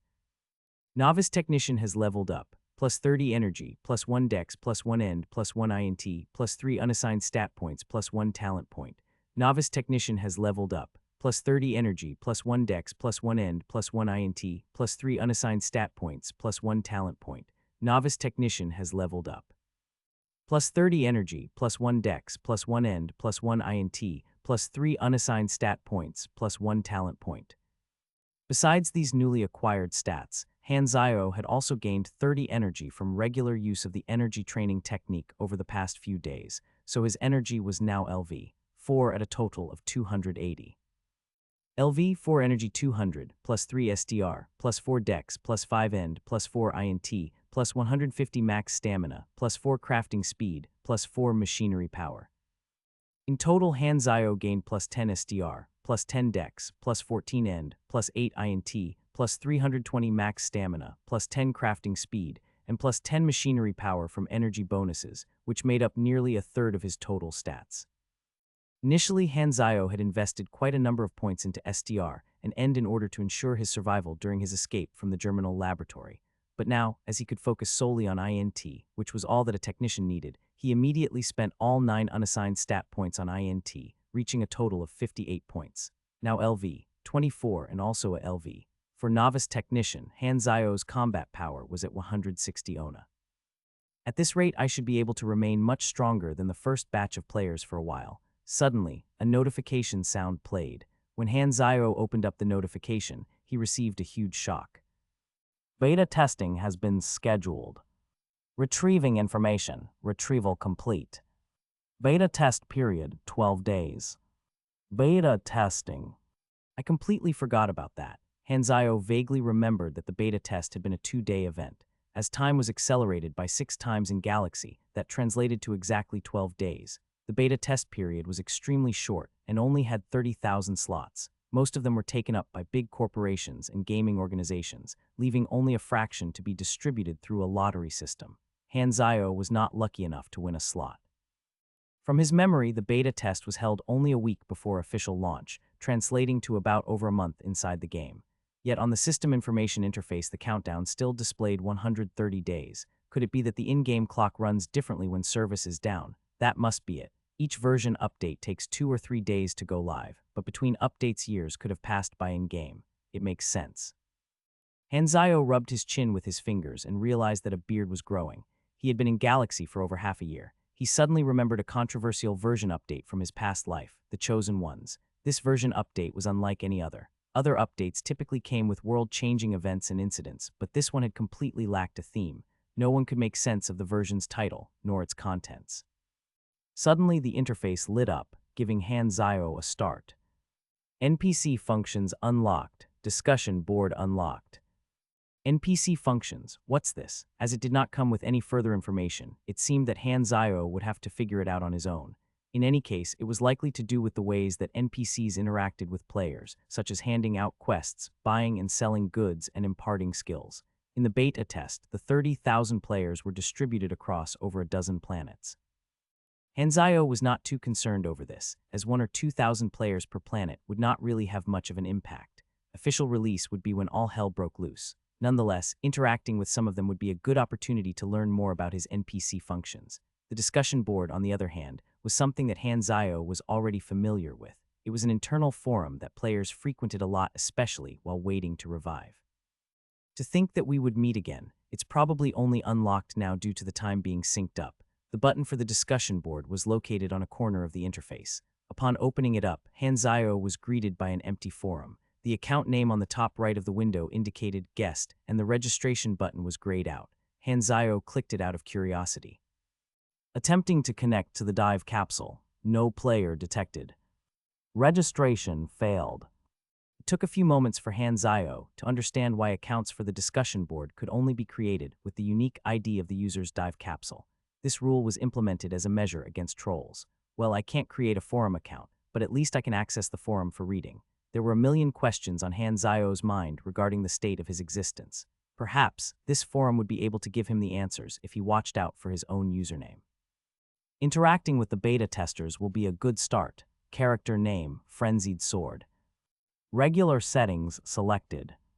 Character creation complete. Race human yellow. Based on your preferences, you have been matched to planet Aquamarine. Starting zone, Bighorn Village 24.152, 182.644. Spawning, please wait. Bighorn Village was one of several starting zones on Planet Aquamarine. As Frenzied Sword's consciousness slowly adjusted, he found himself standing atop a less field. The warmth of the sun felt just like it was real, and so too did the earthly smell of the soil. When he looked down to see his 2 arms, he was shocked by how realistic they looked and felt. It was a small field, and Frenzied Sword noticed that there were hundreds of other players around him. They, too, were curiously examining their bodies. Each player's name was displayed on the top of his head. Following the mini-guide shown during character creation, Frenzied Sword opened up the character information window. It displayed that he was LV1 and also showed the default starting equipment that he was equipped with: a shirt, a pair of pants, and a pair of shoes. They did not come with any stat bonuses. Damn it, I can't strip. A fellow player nearby was causing a commotion. He appeared to be trying to remove his pants unsuccessfully. What the hell are you even trying to do that for? The alarmed Frenzied Sword decided that moving away would be a good idea. Frenzied Sword was a professional gamer, albeit not so well known. Aspiring professional gamer would be more accurate. He had only recently joined the scene, so he was, by all counts, a newcomer. He had been keeping a close eye on Galaxy ever since learning of its promising esports prospects, so when the beta test was announced, he immediately asked his association for a slot. As the saying goes, the early bird gets the worm. Frenzied Sword was determined to succeed in this new game. Conversation broke out amongst the crowd. This is so realistic. What should we do now? Any hints? Suddenly, a white-bearded, fearsome-looking white elderly man appeared before the crowd and bellowed, "All of you outsiders. If you want to eat, then find yourself a job. Loafers are not welcome in our village. The crops in our farms need picking, and the shops to the south need workers. As long as you work hard, you will have food to eat." Beside the player's health bars were 2 other bars for hunger and thirst. Upon reaching 0, the player would gain a hungry or thirsty debuff that would cause their health to drop. Frenzied Sword examined the old man. Based on your level, you acquired the following information: Xander, Bighorn Mountain Village Chief. Level stats: I am your village chief now. Danger level middle. Players had an examine function that allowed them to learn an NPC's name and information. However, the amount of information obtained differed based on their level difference. The weapons store sells guns, bullets, and other weapons. The marketplace is where people sell food and water, and the amphitheater is where you will find mounts to rent. If you wish to leave, there is a train station several kilometers north of here. If you wish to learn a craft, the blacksmiths or the tailors are good choices. Xander's explanation filled in the new players on their situation. There were only a few subclasses and 1 combat class novice hunter available in this village, and they cost money to learn. Frenzied Sword opened up the map to find it mostly shrouded in fog. Before he explored the planet, he would have to first earn money. Is it possible to take on hunting quests straight away? Frenzied Sword recognized the man, Slice You Up, as the guild leader of the guild, Kill All. His IGN was telling of his personality. Upon hearing his question, Xander burst out into laughter. You weaklings think that you stand a chance against wild beasts. See those mountains over there. If you are not afraid to die, then by all means try, but it looks to me like none of you are even strong enough to even take on a silver hyena. The players looked towards where the old man pointed to see a range of forested mountains in the distance. Some of the mountains stood so tall that the clouds seemed to encircle them like huge, coiling pythons, creating an extremely scenic view that stole the breaths of the players. The graphics were incredibly lifelike. Galaxy was clearly ahead of the competition. Refusing to believe the old man, Slice You Up took his party to purchase some basic equipment with the starting money of 100 and headed for the mountains. It did not take long for them to return. Slice You Up in particular was shaken up quite badly. The first beast that he had encountered was a gorilla larger than an adult man. As soon as he raised his dagger, the gorilla threw its excrement at him, the force of which blew up his head, and it only got better. He respawned in the middle of a stampede. Why the hell would that freaking monkey know how to throw its excrement? Must everything be so realistic? For some reason, the foul smell still lingered around even after respawning. The developers were definitely trolling when they decided to add in this smell. WTF, aren't those monsters too strong? They didn't even stand a chance. He only managed to do 1 damage. Damn it, I dropped the knife I just bought. The amount of experience lost upon death depended on the character level. The respawn time also increased with each death. For the first death, respawning only took 10 seconds, but it would take a minute for the second, 5 for the third, and half an hour for the fourth, increasing up to a whopping 6 days. Death was very costly in the galaxy. Each character could also only die up to 10 times every day 6 days in-game. Reaching this limit would result in a character lock until the next day. It was an anti-addiction system that proved to be more effective than the exhaustion system of certain mobile games. The kill-all-parties sad state immediately deterred the other players from thinking of hunting monsters. They quickly dispersed to find work to do. As Xander watched over the buzz, he stroked his beard with a smile. The reward is so low. I only got 50. Leveling is so slow. It took me half an hour of quests just to earn enough experience to level up. Everything feels so real. I hit myself to test and blood actually came out. Amazing. Something is wrong with you, dude. The start was not as easy as the players had expected. Everyone was at least put on a level playing field. Furthermore, there was an extremely high degree of freedom for them to choose what they wanted to do. As the players went about their quests, many started to find themselves enjoying the game. Quests were tiring yet felt so fulfilling. Today is a blessed day. Are you a pro gamer too? Frenzied Sword recognized the trio walking towards him. They were also famous pros: Twinkle Fried Rice, a genius lauded for his mechanical skills; Sleepy Winter, a super veteran of esports; and Rainy Kim, a female idol gamer with tens of millions of fans. In the face of these big gods of the gaming world, Frenzied Sword felt as though he had shrunk a few feet. Is something the matter? Sleepy Winter laughed, replying, I was wondering, did you notice that the map sold in this town costs 3,000? There were 3 groups of beta testers. The first group were casual gamers who won their spots from the lottery system, while the second group were professional gamers or prolific personalities for whom a certain number of spots were reserved for. As for the third group of beta testers, they bought their accounts from resellers. The casual gamer would only be interested in checking out the game, but the latter too shared the same reason for playing the beta, to get a head start. This beta test will only last for 12 days in terms of game time. It's quite obvious that doing the beginner quests here is a waste of time, but you should have noticed that we are not forced to do them at all. What we should do is to take advantage of our head start and start exploring this world. We can be the first to discover all of this planet's secrets and treasures. Frenzied Sword nodded slowly. As time was indeed limited, to dawdle around in a beginner zone did seem like a waste of precious time. Questing here would certainly give them a level advantage over the newer players, but that would be all. In contrast, exploring seemed like a more promising and definitely more fun option. But why would you tell me all this? He asked. Sleepy Winter laughed. Those big guilds will definitely realize this soon enough. The problem is that they have the advantage in numbers, so they will easily be able to buy the map. What do you say to joining our party? It will definitely make things easier. Frenzied Sword accepted the invitation without hesitation. How are we splitting the cost? Asked Twinkle Fried Rice. Since I suggested it, I'll contribute more, replied Sleepy Winter. I don't like to owe people, so I'll contribute 1,000, added Rainy Kim coldly. My part's settled. She immediately turned around and left to earn money from quests. Sleepy Winter rubbed his nose bitterly. We've known each other for a few years already. Why won't you give me a chance? With the money they earned from questing, the 4 of them were able to procure the map the following day. Obtaining it cleared some of the fog on their maps, and it also provided basic information on the planet's current situation. They learnt of the 6 nations, the Germinal Organization and the Revolutionary Army, amongst other factions. According to this, the 2 biggest powers are the 6 nations and the Germinal Organization. The Six Nations seem to have quite a number of training schools and academies. It'll probably be easier to learn a main class there. Let's see. Seems like Stardragon isn't a bad choice. Bighorn Mountain was situated in Stardragon, and the public train station was not too far away. Sleepy Winter nodded. We don't have much time. It'll take about 3 days for us to reach the capital. Frenzied Sword groaned inwardly. He was starting to regret having joined the party. However, he knew that it was too late for him to chicken out. The journey could not be skipped, so the party had to sit through the entire 3 days. There were some quests available on the train, but overall it was not a pleasant trip at all. They did, however, have the forums to stifle their boredom. On the forums, players were posting about their experiences on the different starting zones.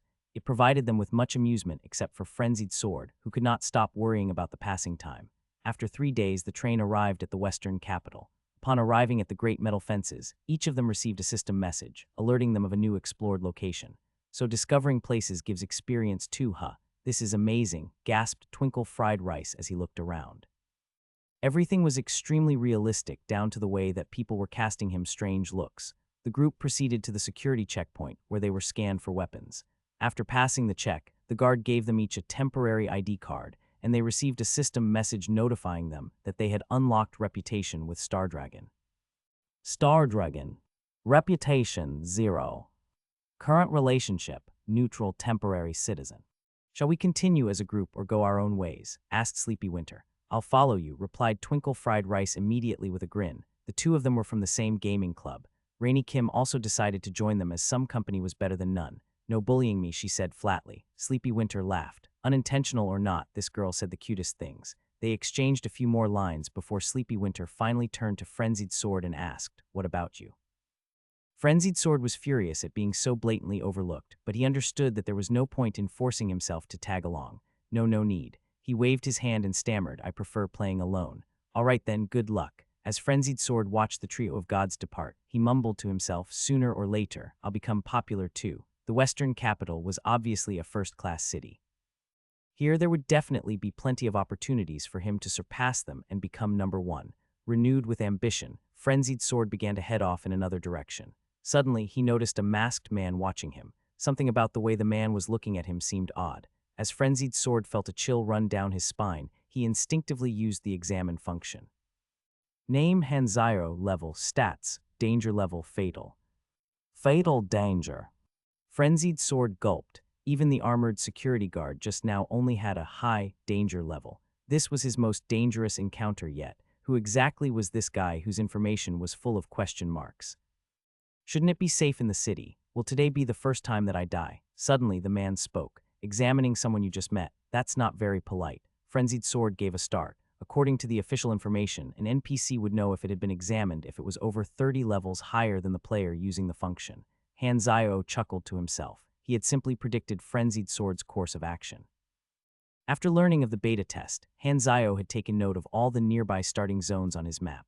The closest one was none other than Bighorn Mountain Village. It was only 3 days away, but Hanzairo did not want to leave the western capital as Germinal was actively looking for him.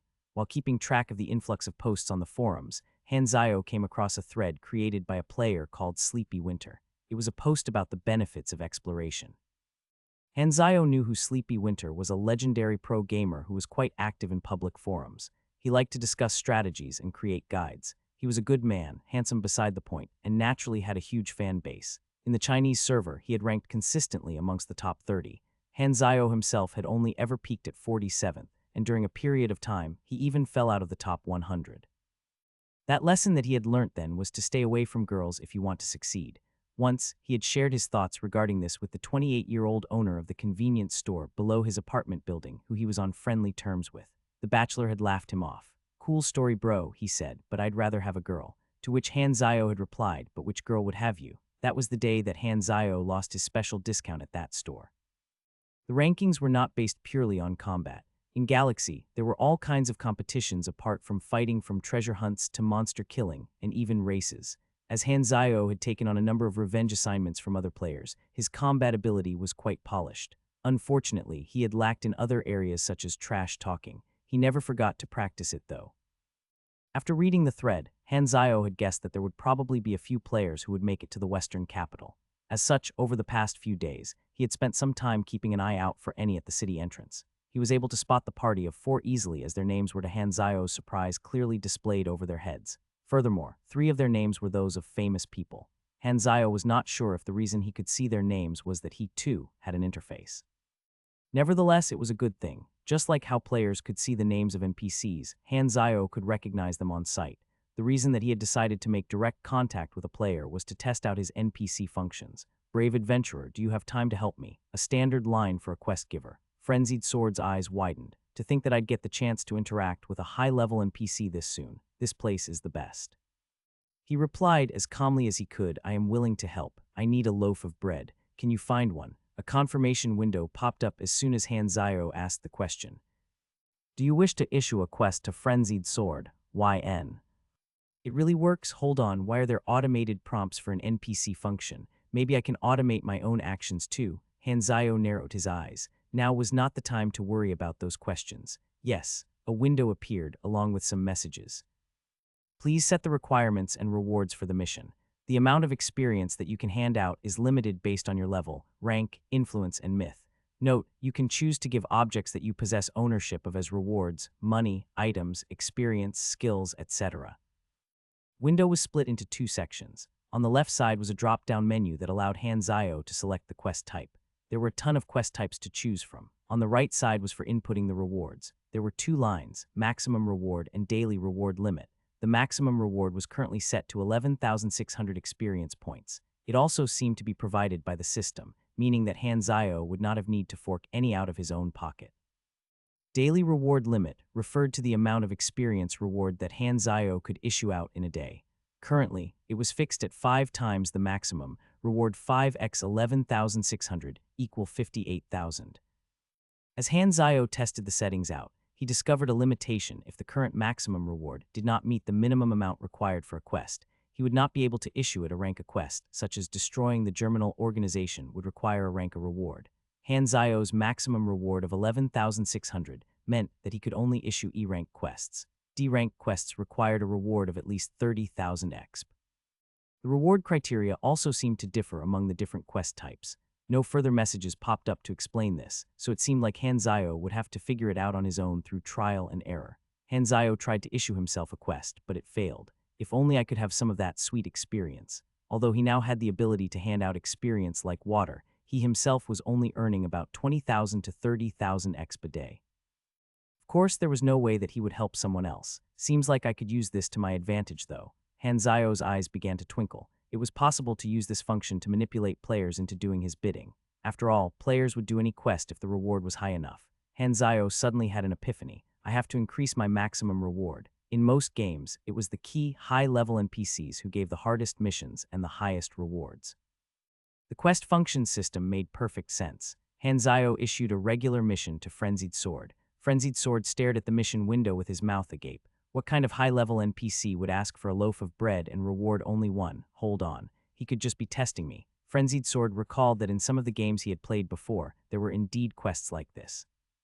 The more he thought about it, the more likely it seemed to him, so Frenzied Sword whipped out all 7 of the bread loaves he had in his possession and put them into Hanzao's hands.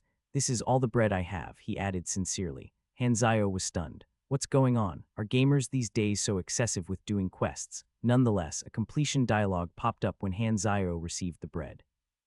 There were too many quest types to test out, so Hanzao decided to try out the other NPC functions. There was an icon in the shape of a person beside Frenzied Sword's name above his head. When Hanzao focused on it, an RPG-style meter bar popped out. The bar was half red, half green, and with a needle at the center. "Do you want to adjust favorability with Frenzied Sword? I can even do this." Hanzao was a bit scared to try. What if changing this also adjusted his thoughts? "If I set favorability to maximum, will I turn gay on the spot? No, I can't risk that." Hanzao decided to test it by moving the needle slightly left to reduce favorability by 5. He heaved a sigh of relief when nothing else seemed to change. This function isn't very useful. Your favorability with Hanzao has dropped by 5. Current status, stranger. What the why would my favorability go down after quest completion? What the hell? As Hanzao was wondering if he could perform transactions with players, he began to laugh shadily. "Hey kid, not bad. I only sell my goods to people I like and I like you." Frenzied Sword's jaw dropped. "My favorability dropped, but he still says that he likes me. Do you want to open up a shop to Frenzied Sword? YN confirm." a shop window immediately popped up. The window was divided into two sections. The left section was titled Item Shop, and there was a system hint saying that it was possible for Hanzayo to put up items on display even if they were not currently on his person. The right section was titled Skill Shop, where Hanzayo could put his own skills up for sale. Hanzayo fiddled around with the settings. Please set a price. You may select money, experience, or items. You may also set buying requirements such as favorability, level, skills, class, etc. So far, Hanzayo had been dealing in Aquamarine's international currency, the Aquamarine dollar. The dinar was the standard universal currency. Hanzayo discovered to his surprise that the shop function allowed him to set the item price in any currency that he had ever come into contact with. An idea suddenly came to Hanzayo. I can set favorability requirements to manipulate animerecap players to keep coming back for quests. Hanzayo was reminded of how he had spent long hours grinding out high-difficulty quests just to achieve exalted status with the Alliance of Lightal for the sake of a battleship. Now, however, the tables had turned. This interface is the best. A shop interface popped up in front of Frenzied Sword. As he scanned through the items, his eyes began to widen in disbelief. Godly equips, he blurted. Retractable knife, incendiary bullets, 73 wasp, Jackson assault rifle, bayonet rifle. Frenzied Sword was shaking uncontrollably. To him, all of these were godly equips that would allow him to surpass any other player. However, his expression changed when he looked at their price tags. It was as if someone had poured a bucket of cold water over him. Even the cheapest of them, the incendiary bullets, cost $100 each, while the lightweight mecha arm required 10 favorability. This is daylight robbery. And how am I supposed to gain favorability with this NPC when completing his quests reduces it instead? No wonder this NPC's danger level is so high. It's definitely still too early to interact with him, but Frenzied Sword only knew true pain when he took a look at the skill shop. Basic combat, basic shooting, submission. The sight of these skills caused Frenzied Sword to start drooling, until he saw their prices. There was also a mechanic class change tome, and an array of mechanic skills, but none of them were as eye-catching as the energy training technique, godly skill. Hanzayo shook his head upon seeing Frenzied Sword's reaction. You aren't a technician, so you are unable to learn it. By now, Hanzayo had already been solidified as a secret NPC in Frenzied Sword's mind. If I can make him my teacher, I will definitely become rank 1 in no time. But I really wanted to be a pugilist. That much was obvious from his in-game name. Damn it, this had better be worth it. Are you sure you want to become a mechanic, YN? Yes. Basic weaponry learnt. You have gained 500 exp, 100. Buying a skill was like paying for lessons, and Hanzayo's skill level would remain unchanged. Of course, the skills that Hanzayo had chosen to put on display were the more common and easily obtainable once-not that any player would know at this point. Frenzied Sword's reaction to energy training technique confirmed this. He obviously did not know that the skill was automatically given to all characters after the first advancement at LV 20. It wasn't that Hanzayo was trying to scam him, though. On the contrary, he had purposely set its cost at a whopping 10,000 exp and 3,000 just to make the shop look nicer. He had also placed a requirement of 10 favorability on it. Oh right, Hanzayo quickly reverted Frenzied Sword's favorability back to 0, which caused him to immediately have the wrong idea. I must buy more things from him in order to increase favorability. Suddenly, the NPC began to walk away. Where can I find you? Yelled a flustered Frenzied Sword after him. Hanzayo thought for a moment before handing him a piece of paper with the workshop's address on it. As Frenzied Sword watched him leave, he began to grow excited. This is my chance. With those skills and equips, I will definitely be able to climb to the top. Suddenly, his expression froze. I cannot let anyone find this secret NPC. To a city as big as the Western capital, a few beta testers were truly insignificant. For now, Hanzayo did not have any interest in them. The only reason he had come into contact with one was to test the NPC functions, and they certainly did not disappoint. Hanzayo was already thinking up ways to use them for scamming players. Frenzied Sword. As Hanzayo thought back to the player from before, scenes from another lifetime began to play out in his mind. In his previous life, Frenzied Sword had been part of the first batch of professional Galaxy players. As a pugilist, he had taken the first competitive season by storm and won one of 24 spots to represent China internationally. This honor alone had cemented his status as a legend. Unfortunately, this future pugilist legend was now a mechanic. Hanzayo did not know exactly how Frenzied Sword's fortunes would play out in this timeline, but he did know one thing for sure: there would be no Frenzied Sword representing China in the near future. The only reason Hanzayo dared to choose the mechanic class was that he knew it would eventually become the strongest class. However, this was something that no other player could know. In fact, the class seemed so bad from the start that in Hanzayo's past life, numerous gamers, including pros, who chose the mechanic class would give up their characters and restart in another class. I feel like I scammed him big time or something. Hanzayo shook his head. Scam? Nah, he made the decision himself. On the contrary, if he can endure a few patches, then he'll have me to thank. Yeah. From enlisting in the Stardragon army to joining underworld societies, there was no lack of work opportunities for players in the Western capital. Even just by walking on the streets and interacting with NPCs, there were plenty of quests waiting to be triggered. From the money that they earned from these common quests such as find the missing purse, rescue the cat stuck on the tree, and other collection missions, it became clear to Sleepy Winter that exploring had been the right thing to do. Of course, as the Western capital was a high-level zone, there were many places that the trio found inaccessible at their current level. Rainy Kim had been rejected at the gates of the Western Capital Academy, while Twinkle Fried Rice had been held at gunpoint when he tried to enter District 1, almost giving away his first death. The day after, the trio enlisted in the Stardragon army, thereby gaining their first combat class, Recruit. After a couple of training quests, their faction changed from Stardragon to Stardragon Army, and they earned the rank of Private. Out of goodwill, Sleepy Winter messaged Frenzied Sword to let him know about being able to join the army, but Frenzied Sword only replied briefly in acknowledgement. For some reason, he seemed uninterested. What Sleepy Winter did not know was that Frenzied Sword was preoccupied with trying to win Hanzayo's favor. In order to test out the limitations of the quest function, Hanzayo entertained Frenzied Sword and issued him with all sorts of strange quests, such as kick 10 people in the ass, strip a patrolling officer of his shorts, remain in a ballerina pose for 5 minutes, and many more. From these tests, Hanzayo learned that as long as the maximum reward was able to match the quest's difficulty, he would be able to choose any type of quest scenario that he wanted. Meanwhile, things were a bit different on the receiving end. Frenzied Sword, who found himself only being assigned crude and twisted quests, gradually began to develop a sense of fear toward Hanzayo.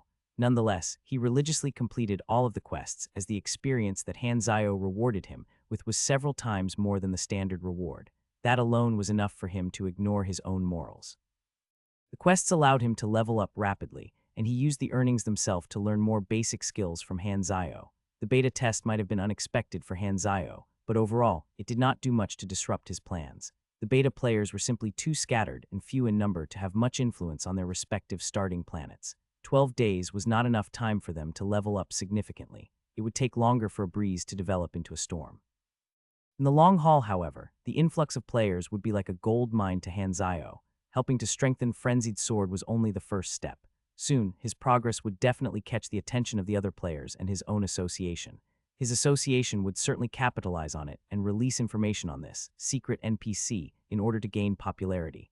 That was when the money and experience would start pouring in for Hanzayo. Frenzied Sword might have thought he was hogging Hanzayo to himself, but he was actually dancing in the palm of his hand. Official launch countdown, 126 days 11 hours 32 minutes. Aside from crafting incendiary bullets, Hanzayo spent most of his free time browsing the forums. Although it was usually buzzing with discussion and players would frequent it while their characters were dead or had set up shop, there were only beta players posting now. The women on Aquamarine are so beautiful, urgently looking for party members to fight the sand bandits. Location, Fallen Dragon Valley, Planet Longtoon. Coordinates are, a shot of Planet Brighton's magical floating city. I somehow transformed myself into some tentacled monster. How do I change back? Damn it, teach me how. Most of the threads were posted to request help or share information. Some parties also used the forums as a means to record and share their progress. There were over a dozen beginner planets of various civilizations available in the beta magical civilizations, scientific civilizations, and religious civilizations, to name a few. The societal structure of each planet also varied. The most popular planet seemed to be Planet Winterfrost, which was ruled by the Void Demon race. The planet also served as an outpost for the Destruction Army, whose aim was to destroy all civilizations. In Hanzayo's past life, they were an enemy who had given him quite a headache. As Hanzayo refreshed the forum page, a new thread caught his attention. First B-Class Quest. Hanzayo narrowed his eyes. He recalled that the first B-Class mission had only appeared after the official launch. How could someone have unlocked such a high-class mission during the beta test? Curious, he entered the thread to see that it was already erupting with discussion. Who are you trying to fool? I haven't even seen a D-Class quest yet. Are you dumb? He posted pictures as proof. They must be fake. Why is there only a quest name but no quest information? Nice try, clown. Who would want to share their quest information with you? It must be super hard. I'm still at the beginner zone. Does anyone know how to get out? The poster is the official account of the Throne of Gods Guild. They're legit. It should be true. Does anyone know which planet this is? All of you are noobs. Sorry, my dog ran over my keyboard. Hanzayo chuckled. In his nostalgia, he continued reading through all the banter before finally checking out the contents of the original post. There was only a cropped screenshot of a quest name. B-Class Quest, Investigate 0. Hanzayo scrolled up to check the poster's name. Throne of Gods. The Throne of Gods was a prestigious guild that boasted a lineup of renowned gamers. They were so big that they even had their own line of goods. In his previous life, Hanzayo had once taken up an assignment to strip their leader and take pictures of him in various embarrassing poses. He had then posted them on the forums with the title shocking, "Why would the leader of the Throne of Gods?" and charged a fee for viewing. While Hanzayo had earned his money, he had also ended up being chased around by the entire guild for an entire month. Ah, I miss player killing. Hanzayo sighed as he turned around to look at Frenzied Sword, causing him to freeze up. Hanzayo shook his head. If things went as they had previously, the Throne of Gods would join the Germinal faction to become the biggest player guild on their side. It was already looking likely. Germinal must be hellbent on getting him this time, for even beta players to be able to acquire the mission to look for him. For the average player, it would be impossible to evade the notice of Division 13 while trying to locate Hanzayo by themselves. Normally, it would take a large amount of people to even have a chance of succeeding. However, the Throne of Gods did not seem to lack manpower. As he considered the situation, Hanzayo finally decided on which Germinal base to act upon next. The Throne of Gods Guild had 15 players in the beta test. It was a team of core members led by both the leader and the vice leader. Before the beta test started, they had already decided to list science as a preference. Their reasoning was simple: since the world of Galaxy had a galactic setting, science would definitely be a core driving force of the game. As such, they were all able to start together on Aquamarine, and had also quickly purchased a map to begin exploring. The leader, Jupiter, was the one who decided to join the Germinal organization. Their starting zone had also been close to a Germinal base. Jupiter thought that the Germinal organization was probably the strongest faction on the planet, as they able to stand strong against all of the nations on their own. Choosing them had nothing to do with favoring their ideology or anything like that. After all, their only priority was to get stronger, and reality did not betray their expectations. After joining Germinal, they were brought to the Dark Crow Valley base where they underwent tough training to become low-level grunts. The biggest gain that they received there, however, was none other than the B-Class quest, Investigate 0. The only information provided by the quest was that the target, 0, was currently residing within Stardragon. At present, the 15 members were having a top-secret meeting to discuss how they would complete the quest. "This is our first B-Class quest," said Jupiter in a low voice. "As there doesn't seem to be fighting involved, with our level, we have a good chance of succeeding. The rewards are extremely good. With them, we will definitely be able to become the #1 guild. All we know is that 0 is in the country, but Stardragon is just too big," added Poseidon, a core member of the guild. "Beta test period is too short, so I think that we should only aim to complete the quest after official launch.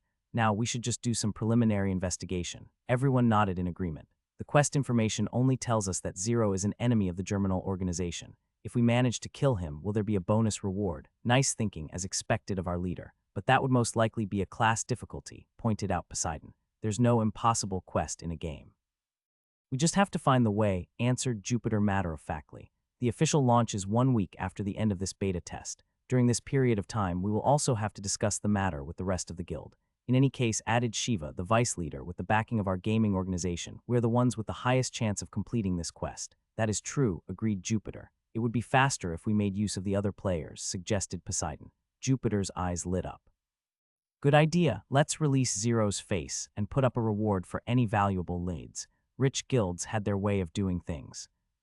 The Throne of Gods sure has deep pockets. If only I could find 0. The reward on 0's wanted poster was extremely alluring, but Frenzied Sword knew that as he was operating alone, it would be like trying to search for a needle in a haystack. While it might have been a pity, it did not bother him too much. Frenzied Sword's eyes filled up with fire as he took another look at Hanzayo. As long as I latch onto this guy, I will level up faster than anyone. Initially, performing all the strange quests that Hanzayo gave him did give him a sense of aversion. However, he gradually discovered that they not were that bad after all. At the very least, they were interesting to do. Compared to hunting monsters, running around to carry out these errands was much simpler. Of course, this came at the expense of his morality. One day, he realized that his mind was becoming more open, and he had an epiphany: shame is but an obstacle to human evolution. "Me a pervert? No, I have simply transcended. I have found the way. Does that guy like you or something?" asked a bemused Liu Kaian as she pointed at Frenzied Sword. He was staring at Hanzayo dreamily from the entrance of the workshop. "He seems pretty sincere. Why don't you give him a chance? She teased, giggling. It was the first time that she had spoken normally to Hanzayo since the misunderstanding. Hanzayo rolled his eyes and reached out to tickle her, causing her to yell out and dodge, startled. Hugging her sides with crossed arms, Lu Kaiyan watched Hanzayo closely with puppy eyes in anticipation of his next attack. Her grandfather's attempts at playing matchmaker had initially caused her much headache. However, she soon discovered that there was no cause for concern as Hanzayo was not particularly interested in her. To be more specific, he did not even seem to be interested in women at all. Although this eased her worries, it also raised other concerns. A woman's heart is unfathomable. Pay her attention and she might become wary of you, but neglecting her won't do either. Unfortunately, one's looks also play an important factor. If you're good-looking enough, you won't have to worry about it. Lu Kaiyan's casual attire was revealing a tantalizing view of her front, but it did nothing to stir Hanzayo's heart. Having been working for up to 15 hours almost every day recently, crafting had become the only thing that he could think about. Sometimes, he even found himself designing guns and weapons in his dreams. And the scary part was that once, when he woke up, he realized that the designs were all practical. This served as a wake-up call to Hanzayo, and he would think back to fond times with Mei Mei, and a dozen or so more ex-girlfriends to regain his senses. These names all sound the same, but they are different characters in Chinese. A man may die, but he must go down with his bird. Hanzayo ignored Frenzied Sword. By his calculations, the beta test would end in a day. The only reason Hanzayo had chosen to make contact with a player was to test the NPC functions. Suddenly, the interface lit up. You have triggered the sudden quest, Assassination. Quest hint: the assassin is closing in. Completion requirement: survive the encounter. Quest reward: unknown. Hanzayo's face stiffened. The attack could happen at any moment. Damn it, old Lu is not home now. For the quest to have triggered despite Feng Jun and his men keeping watch in the neighborhood meant that the enemy definitely had some kind of special ability to invade without getting detected. There was a high chance that it was a superhuman. Hanzayo immediately dashed into his room to retrieve his equipment.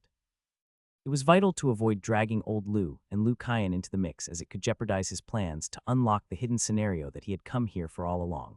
Facing his attacker head-on was also more of his style. Frenzied Sword chased after Hanzayo. As they ran, Hanzayo began to feel like someone was watching him. The temperature of the air suddenly began to drop, causing Frenzied Sword to rub his arms in fear. Even he could feel the murderous intent in the air. As they walked down an alley, Hanzayo's sense of danger began to escalate from a tingle into an alarm.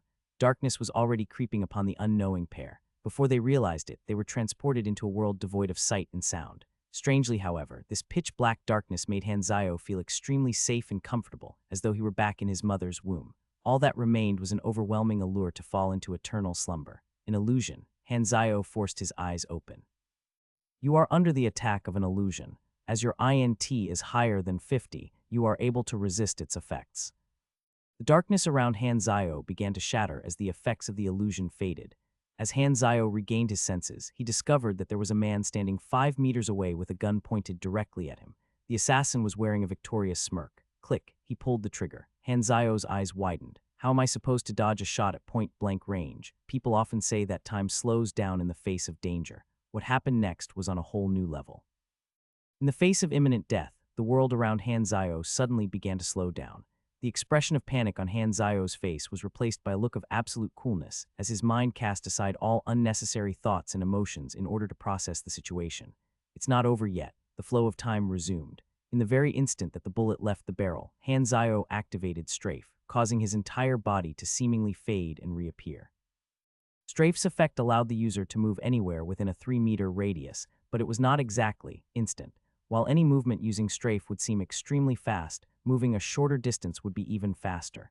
Hanzayo was able to dodge the fatal shot by moving just 2 inches. The bullet grazed past the side of his face. All it caused was a searing sensation. The assassin's expression changed.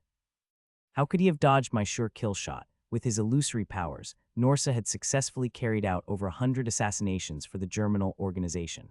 So far, it had not mattered whether his targets also had superpowers. However, according to the intel given to him, Zero should at most be at the level of an elite agent. How could someone who relied on machinery to fight be able to break free of his illusion? The intel was completely off the mark. As Hanzayo dodged, he whipped out both Berserk Eagles from his waist and activated Overload as he fired a volley of deafening shots. The recoil from the shots was so powerful that it caused his hands to shake. Bang, bang, bang. All of the shots found their mark on Norsa's chest. A perfect counterattack. Hanzayo's skillful usage of the strafe might not have seemed difficult, but it would not have been possible to pull off without the wealth of combat experience that he possessed.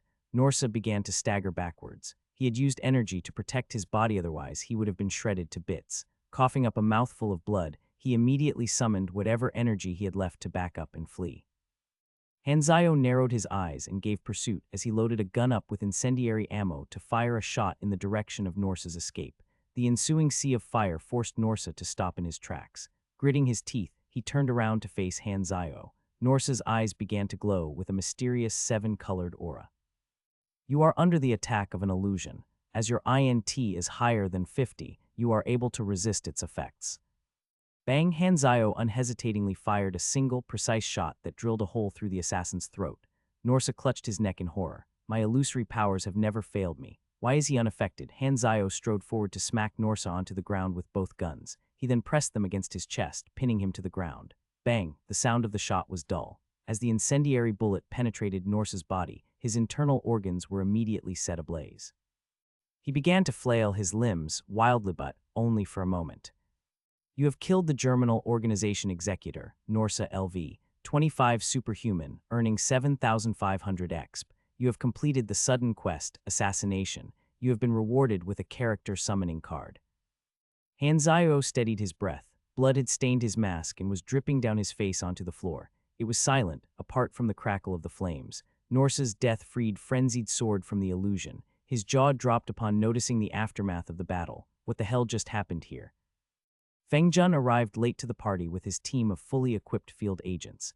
When he saw the blood on Hanzayo's mask, his first reaction was to feel Hanzayo's chin for any wounds. Are you hurt? Are you blind? Snapped Hanzayo, pointing to the graze on his cheek. That's good. Fengjun heaved a sigh of relief before looking at Hanzayo apologetically. They had failed in their duty to keep him safe. It's not your fault, consoled Hanzayo. This man is the Germinal Organization's executor, he explained, pointing toward Norsa's corpse. He's an assassin who has never failed, Norsa Connor. Norsa was widely feared even among the Six Nations. Once he had gunned down a high-ranking Star Dragon official in broad daylight despite tight security. Upon confirming the identity of the corpse, Fengjun's shock turned into amazement. Hold on, he came to assassinate you. But you killed him instead. Are you really that strong? You only realized that now. Hanzayo glared at him as he checked the interface for the quest reward. Character Summoning Card. You are able to use this character's ability once. Character, Norsa Connor. Ability, Illusory Power E. Only targets with more than 50 INT can resist this ability. Usage count, 0-1. Character summoning cards were quite uncommon in Galaxy. They only dropped from special quests, and their function was to allow the player to use the ability of the NPC character stated on the card. In Galaxy, people farmed and sold these for money, but it was only the rich players, who could afford to indiscriminately use them, who bought them. Although not Hanzayo's style, it was always better to have more tools at one's disposal. Fortunately, Hanzayo had assigned all his stat points to INT beforehand, otherwise things would have played out very differently. Do you wish to accept your reward now? YN yes. It was a use item that could be stored within the interface, allowing Hanzayo to pull it out whenever he needed it. Meanwhile, Frenzied Sword was still trying to comprehend the situation. When he used the examine function to learn that these mysterious men in black were aligned with the Star Dragon Strategic Defense Initiative, he couldn't help but look toward Hanzayo in wonderment. You know this guy? Fengjun asked Hanzayo curiously as he pointed at Frenzied Sword. Just ignore him. As Hanzayo wiped the blood of his face with a handkerchief that Fengjun passed to him, he frowned. If Norsa has found me, then it means the Germinal Organization must know exactly where I am. Not necessarily, replied Fengjun. The intelligence department has the network locked down. Any mention of you is blocked from being transmitted out. Hanzayo's spirits immediately lifted. Are you sure? Fengjun nodded, but Norsa definitely wasn't operating alone. He must have passed the intel on to Germinal spies hiding within the capital. It'll probably be a matter of time before they relay the information. Hanzayo abruptly started to run out of the alley. Hey, where are you going? Called out Fengjun hastily. I still have to take you back to HQ for debriefing. No time to explain. Quickly request for permission to seal all of the city's exits. It was possible that Norsa had learned of his whereabouts from the spies in the city, and that he had come straight for him right after. In that case, it was not too late to take action. Hanzayo knew exactly who the head honcho of the spy network was. The reason he had not taken action against him so far was that the Germinal would simply send a replacement to take over. On the contrary, leaving him alive had its advantages. Norse's death would confirm Han Zio's presence in the western capital, but if he could stop the intel from getting out, the Germinal would not be able to pinpoint his location. Of course, all of this was simply guesswork. It was possible that a spy had already left the city to deliver the intel. Nevertheless, it was worth a shot. Leah Lin, tell the others to meet up with me at District 8. These are the coordinates. Remember to drive a car. Of all places, the slums, I was expecting at least a fancy restaurant. There's no time, just do as I asked. After hanging up, Han Zio smashed the window of the nearest car by the roadside and jumped in. The owner was making a phone call right beside his car when the sudden sound of shattering glass gave him a fright. He immediately ran over to the driver's side and grabbed Han Zio by the collar. You, get out now. The next second, he found himself yanked halfway into the car with his head pinned against the steering wheel, causing the car horn to bellow noisily. Nice timing. Han Zio immediately began to search the poor car owner's body for the car keys. Upon finding them, he ungraciously shoved him out of the window and sped off into the distance. As the car owner sat dazed on the floor with a big bruise on his face, he wondered aloud, damn, since when were car thieves this brazen?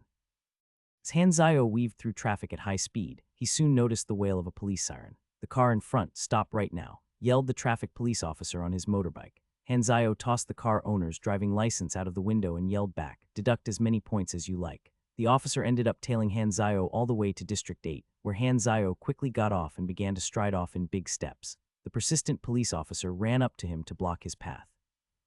Stop right now, Han Zio rolled his eyes in exasperation. With a quick chop that the police officer could never have seen coming, he knocked him out cold. Through a series of twisting Alice in the process, disposing of 3 muggers, Han Zio soon arrived at a small, dilapidated church building. It was now used as a means of shelter by some homeless people. However, the savior that they believed in never appeared, so eventually, people stopped believing. There were a number of vagrants in the building, but when Han Zio could not see the one that he was looking for, he abruptly grabbed the nearest one up and questioned, "Have you seen a tall, bearded man with the tattoo of a red wolf on the back of his hand?" The vagrant shivered at the sight of the blood covering Han Zio. "You mean Lu Gaoen," he answered meekly. "We call him tongueless because he never seems to speak. I think he went somewhere in the afternoon. Even regular citizens needed to go through lengthy checks at one of the 3 guard posts in order to leave the western capital. As it was currently only 2 p.m., there was still a chance for Han Zio to stop him. He could not count on Division 13 to pass a restriction order. Even if they were willing to, it would take some time for them to come to the decision. By then, Lu Gaoen would most likely have left the capital. Han Zio furrowed his brows. Which of the 3 exits was Lu Gaoen at? Time was ticking. Lu Gaoen left less than 2 hours ago, meaning that he must have received Norse's intel just then. Since Norse had come directly to assassinate him, he must have tasked Lu Gaoen with reporting the information back to their organization. Lu Gaoen would definitely not have expected Han Zio to know of him, so he would not see a need to deliver the intel with haste. Under such circumstances, the city pass that he would use would most likely be the one nearest to him, the Northwest Pass.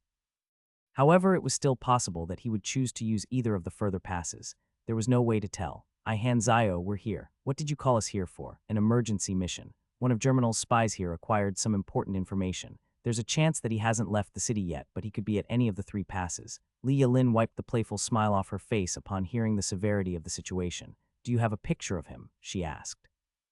Han Zio picked up some scraps of newspaper around him and began to draw out a rough image of Lu Gaoen from his faded memory. He then yanked the homeless guy from earlier on up and barked, "Look at this, does it look like Lu Gaoen? The eyes should be lower. His nose is a little crooked, hair is shorter." With the man's help, Han Zio was able to produce sketches of Lu Gaoen with a 70 or 80% resemblance. He then passed them to the trio and instructed, "Let's split up and get the security officers to keep an eye out for this person. Li Yalin and I will take her car to the furthest city entrance, while each of you will go to the other 2. Zhang Wei's face twitched as Han Zio gave them the orders. Am I still the leader of this team? Nonetheless, he let it slide as it was an emergency. As they set off, Han Zio immediately hopped into the driver's seat of Li Yalin's car. "Hey, it's my car," grumbled Li Yalin immediately. "I'll drive. You drive too slow. You don't trust the driving skills of a top agent." Li Yalin was so outraged that her eyebrows were almost contorted upside down. Unfortunately, she knew that there was no time to argue, so she grudgingly got into the passenger's seat. "Tighten your seatbelt," reminded Han Zio. Li Yalin rolled her eyes at him, replying, "You must be joking. I'm a pugilist. I'll be fine no matter how fast you go." "Suit yourself," replied Han Zio with a plain nod as he stamped on the accelerator. Half an hour later, a yellow sports car appeared at the south entrance. Spinning almost full circle, the car left 4 sizzling black tire marks on the road as it came to an abrupt stop. Hey, I thought you were a pugilist. You, don't talk to me, En Bliarag," Lialin puked nonstop as she leaned on the car door. Half an hour and 27 car accidents. Or was it 28? My head's spinning so much that I can't even count. Who taught you to drive? Hanzayo raised an eyebrow. Does driving have to be taught? Doesn't it? The first driver didn't have anyone to teach him, did he? Lialin gaped in the face of Hanzayo's perfect logic. She was about to shoot back at him when suddenly the urge to vomit kicked in again, causing her to throw her head back to the side. Really, I only drove a little fast, that's all. A little fast? I doubt the word break even exists in your vocabulary. Fine, fine, let's stop wasting time. As they neared the post, the station troop yelled out, "Stop, show your ID." As Hanzayo reached into his pockets to take out his ID card, his expression froze as he realized that he had forgotten to bring them along. Without asking, he directly reached into Li Yalin's pockets to find hers. Top pockets, none. Bottom pockets, none. Where's your pass? He asked. As Li Yalin still seemed too dizzy to think straight, Hanzayo continued feeling around that dynamite body of hers for it. I am being taken advantage of. Ah, I found it, rejoiced Hanzayo. He then held the pass up toward the guard, who had been gulping at the show. Oh, you guys are agents, come on in. As Hanzayo took a few steps forward, he discovered that Li Yalin was still rooted to the spot, giving him a deathly stare. What's wrong? Hurry up. Li Yalin took a deep breath to compose herself. Give me my ID back, she said stiffly. Why so fussy? Replied Hanzayo impatiently. He then casually walked back toward her and slotted the pass back into her rear pocket. Li Yalin's eyes widened. I am being taken advantage of again. Hanzayo then strode toward the sentry post to give the military officer in charge of security the sketch of Lu Gaoen. Please wait a moment as the system performs a footage scan. Li Yalin entered the sentry post, still biting her lips. The way that Hanzayo had felt her up did not seem to contain any ill intentions at all. As such, she was having a hard time even getting angry at him. She was just very unhappy, for some reason, and she continued glaring at him. Lu Gaoen worked for an intelligence organization known as Storm Eye, one of the many subgroups that were secretly under the wing of the Germinal organization. In most cities, Storm Eye had one head contact, in charge of relaying information back to the Germinal organization, as well as a few covert agents who gathered intel and only reported back to the head contact. One of Lu Gaoen's agents had reported seeing someone matching Zero's description in District 7. While at first unclear of Hanzayo's location, Lu Gaoen had discovered, after repeated investigations, that there was an area in District 7 that seemed to be cordoned off and watched closely by Division 13. It was most likely where Zero was hiding. Upon finding out that transmissions leaving the city were being blocked, he realized that Division 13 must have gotten wind of him somehow. Hence, he decided to go offline and take his computer apart in order to prevent being traced before heading toward the city entrance to leave.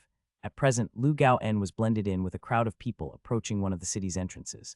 Norsa must have completed the assassination by now. Suddenly, the great metal fenced gate before him closed up. What happened? Why are we being stopped? We have orders to temporarily seal the exits, announced a soldier, starting a commotion among the crowd. Why would they close the gates? Lu Gaoen was shocked. Did Norsa fail? Still, as he had been extremely careful for the past 2 to 3 years, he was not worried of being discovered. He's the one. The sudden shout from behind caused Lu Gaoen to turn around. There was a bunch of troops walking menacingly in his direction. They were obviously after him. Impossible. Lu Gaoen immediately looked around him to find an escape path, but it was too late. Not only was he surrounded by the crowd, there were simply way too many troops in the vicinity. As despair filled him, he allowed a soldier to pin him onto the ground without resistance. As Hanzayo appeared at the scene, he sighed a breath of relief. We made it in time. You really did. Li Yalin was amazed. How did you guys know it was me? Asked Lu Gaoen as he raised his head to look up at Hanzayo. Hanzayo looked back at him plainly. In Galaxy, Lu Gaoen was the primary contact for all Germinal allied players in the Western capital. As Lu Gaoen resigned to his fate, he decided to activate the poison sac stored in his tooth. He would rather die than divulge any information regarding the organization that he had dedicated his whole life to. Suddenly, Hanzayo pulled out his handgun to fire a shot at Lu Gaoen's head, sending a trail of blood and brain matter spurting out. You have killed Lu Gaoen LV, 12, gaining 3,500 experience. Hanzayo raised his gun up to blow off the smoke from its barrel. If you want to die, at least give me the experience. Why did you kill him? Li Yalin was stunned by Hanzayo's sudden action. Division 13 could obviously have extracted a lot of vital information from him. There's poison stored in his teeth, his nails, and he even has some needles concealed in his clothes. We wouldn't have been able to stop him from killing himself. Hanzayo shook his head. In any case, Lu Gaoen's death was truly insignificant to him. He already possessed all the information that he needed. Nonetheless, things were getting a bit dicey. Looks like I'd better speed things up, he thought. In Black Raven Valley Base, the Throne of Gods Guild had gathered together for a meeting in-game. Things had not gone according to plan. As the other beta testers were all preoccupied with leveling up, their call for information had gone unanswered. Just as Jupiter was fuming over what to do, someone shouted, "Leader." The quest hint changed. Jupiter gave a start. Upon checking the quest tab, he discovered that the quest location had actually been updated. It now stated that Zero was inside the Western capital. The mission was updated. Jupiter scratched his head. However, while he was confused, he was not upset. It was the 12th and last day of the beta test, and they had barely made any progress thus far. We'll send members to search the Western capital after the official launch. Once the game launched, the guild would be able to make full use of its advantage in numbers. With so many members, there was no way that they would not be able to find him. Jupiter clenched his fists. This B-class quest is ours for the taking. This was their chance to take a step ahead of their rivals. In Germinal's headquarters, a report was being read out to the boss. Commander Rosa was last heard from in the Western capital. Another man also disappeared along with him, Lu Gao-en, our head contact in Storm Eye. Li Ryu has said that he will find a replacement for him immediately. "It's Zero," said the boss abruptly. He silenced Rosa and Lu Gao-en in order to keep his exact location a secret. "Humph, so you are in the Western capital. Star Dragon's Division 13 must be keeping him under their protection." Rosa was the ace assassin of the Germinal organization, while even Lu Gao-en had given the boss a favorable impression. It was a huge loss. That blasted Zero. The boss was furious. "Zero, did you think that you would be safe as long as you found protection?" While he had at first belittled Han Zio, over time, he had come to recognize the threat that he posed. According to the analysis of the security footage from the Valkyrie laboratory, Zero had never displayed any unusual behavior. Where he had gotten hold on their intel from remained a complete mystery. Order Storm Eye to pinpoint Zero's location. "I don't care if he's hiding within Division 13's HQ, find him no matter what it takes." The boss' voice was filled with murderous intent. As there was no way to know exactly what other vital information Zero possessed, getting rid of him before he caused further damage was the only option. Get 5 commanders and 200 night owls ready to take action as soon as he is found. I will permit the use of guided missiles. Zero, you're dead meat. The beta test is ending. 30. Frenzied Sword sighed as he watched the countdown timer. If only he could have just a bit more time to train. Of course, he was overall still quite happy with the progress that he had made. Han Zio's quests might have been very unseemly, but they sure did give a ton of experience. Furthermore, all the equipment that he had purchased from him helped to boost his combat power significantly. Although the skill set of the mechanic class revolved largely around crafting, which he disliked, seeing Han Zio's strength had given Frenzied Sword all the affirmation that he needed. "I, too, will gradually become that strong. There will be a spot among the pros for me." Beta test concluded. Countdown to game's launch, 122 days, 1 hour, 23 mins. Han Zio shook his head upon discovering that the discussion board button had been grayed out.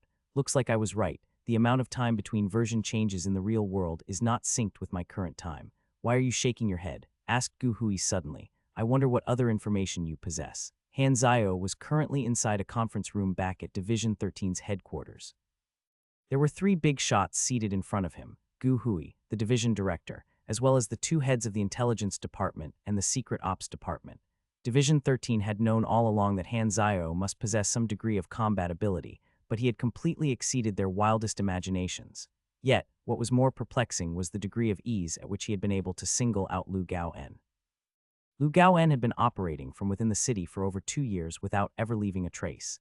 Division 13 had attempted to look for him many times, but they had all ended up in failure. The fact that Han Zio could so easily locate him served as solid proof that he knew way more than even they themselves. And so, this meeting had begun. Simply put, Gu Hui wanted to learn more of Han Zio's intel.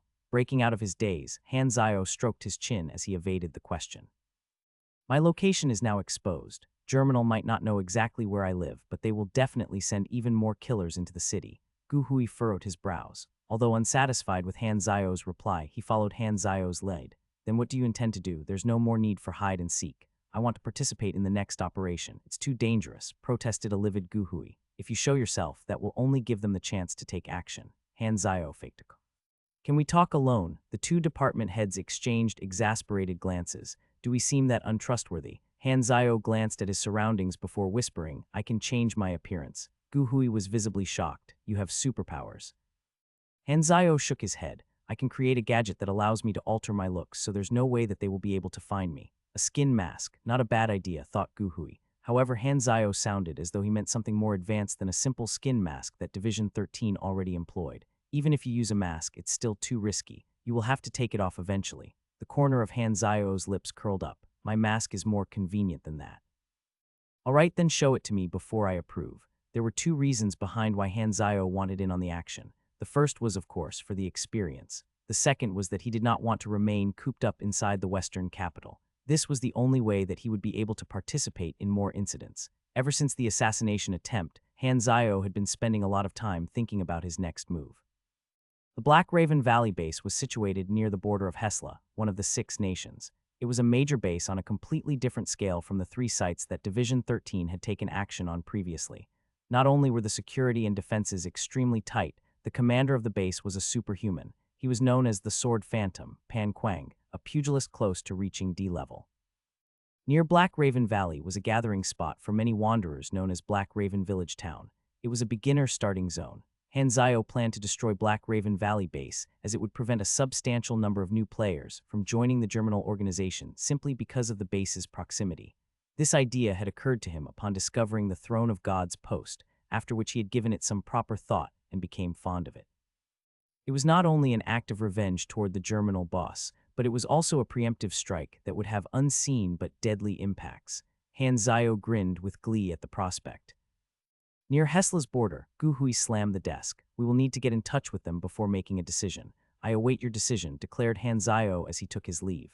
Feng Jun was waiting for him outside with a gloomy face. Why didn't you tell me about the assassin immediately? Because of that, I had to endure a yelling from my superior. Why would I inform you? It's not like you could have helped, teased Hanzayo, causing Feng Jun to become enraged. We might be buddies, but I'll still get angry if you insult me. Hanzayo smirked. Perhaps I should have a talk with the director over how my location got exposed. Oh yawahehe, you little devil. I was just kidding. Hanzayo rolled his eyes. Under Feng Jun's subservient escort, Hanzayo left the headquarters to return to the workshop. Altering his appearance was an idea that he had thought up a long time ago. He had known all along that the Germinal would resort to drastic measures against him once his location was discovered.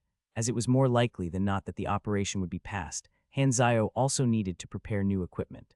The mecha arm and the retractable knife would not allow him to keep up with the level of the opponents they were about to face. It would also be nice if his current team was able to participate in the operation. Thinking about his team reminded Hanzayo of the need to upgrade Zhang Wei's power suit. The cost of the upgrade would not come cheap.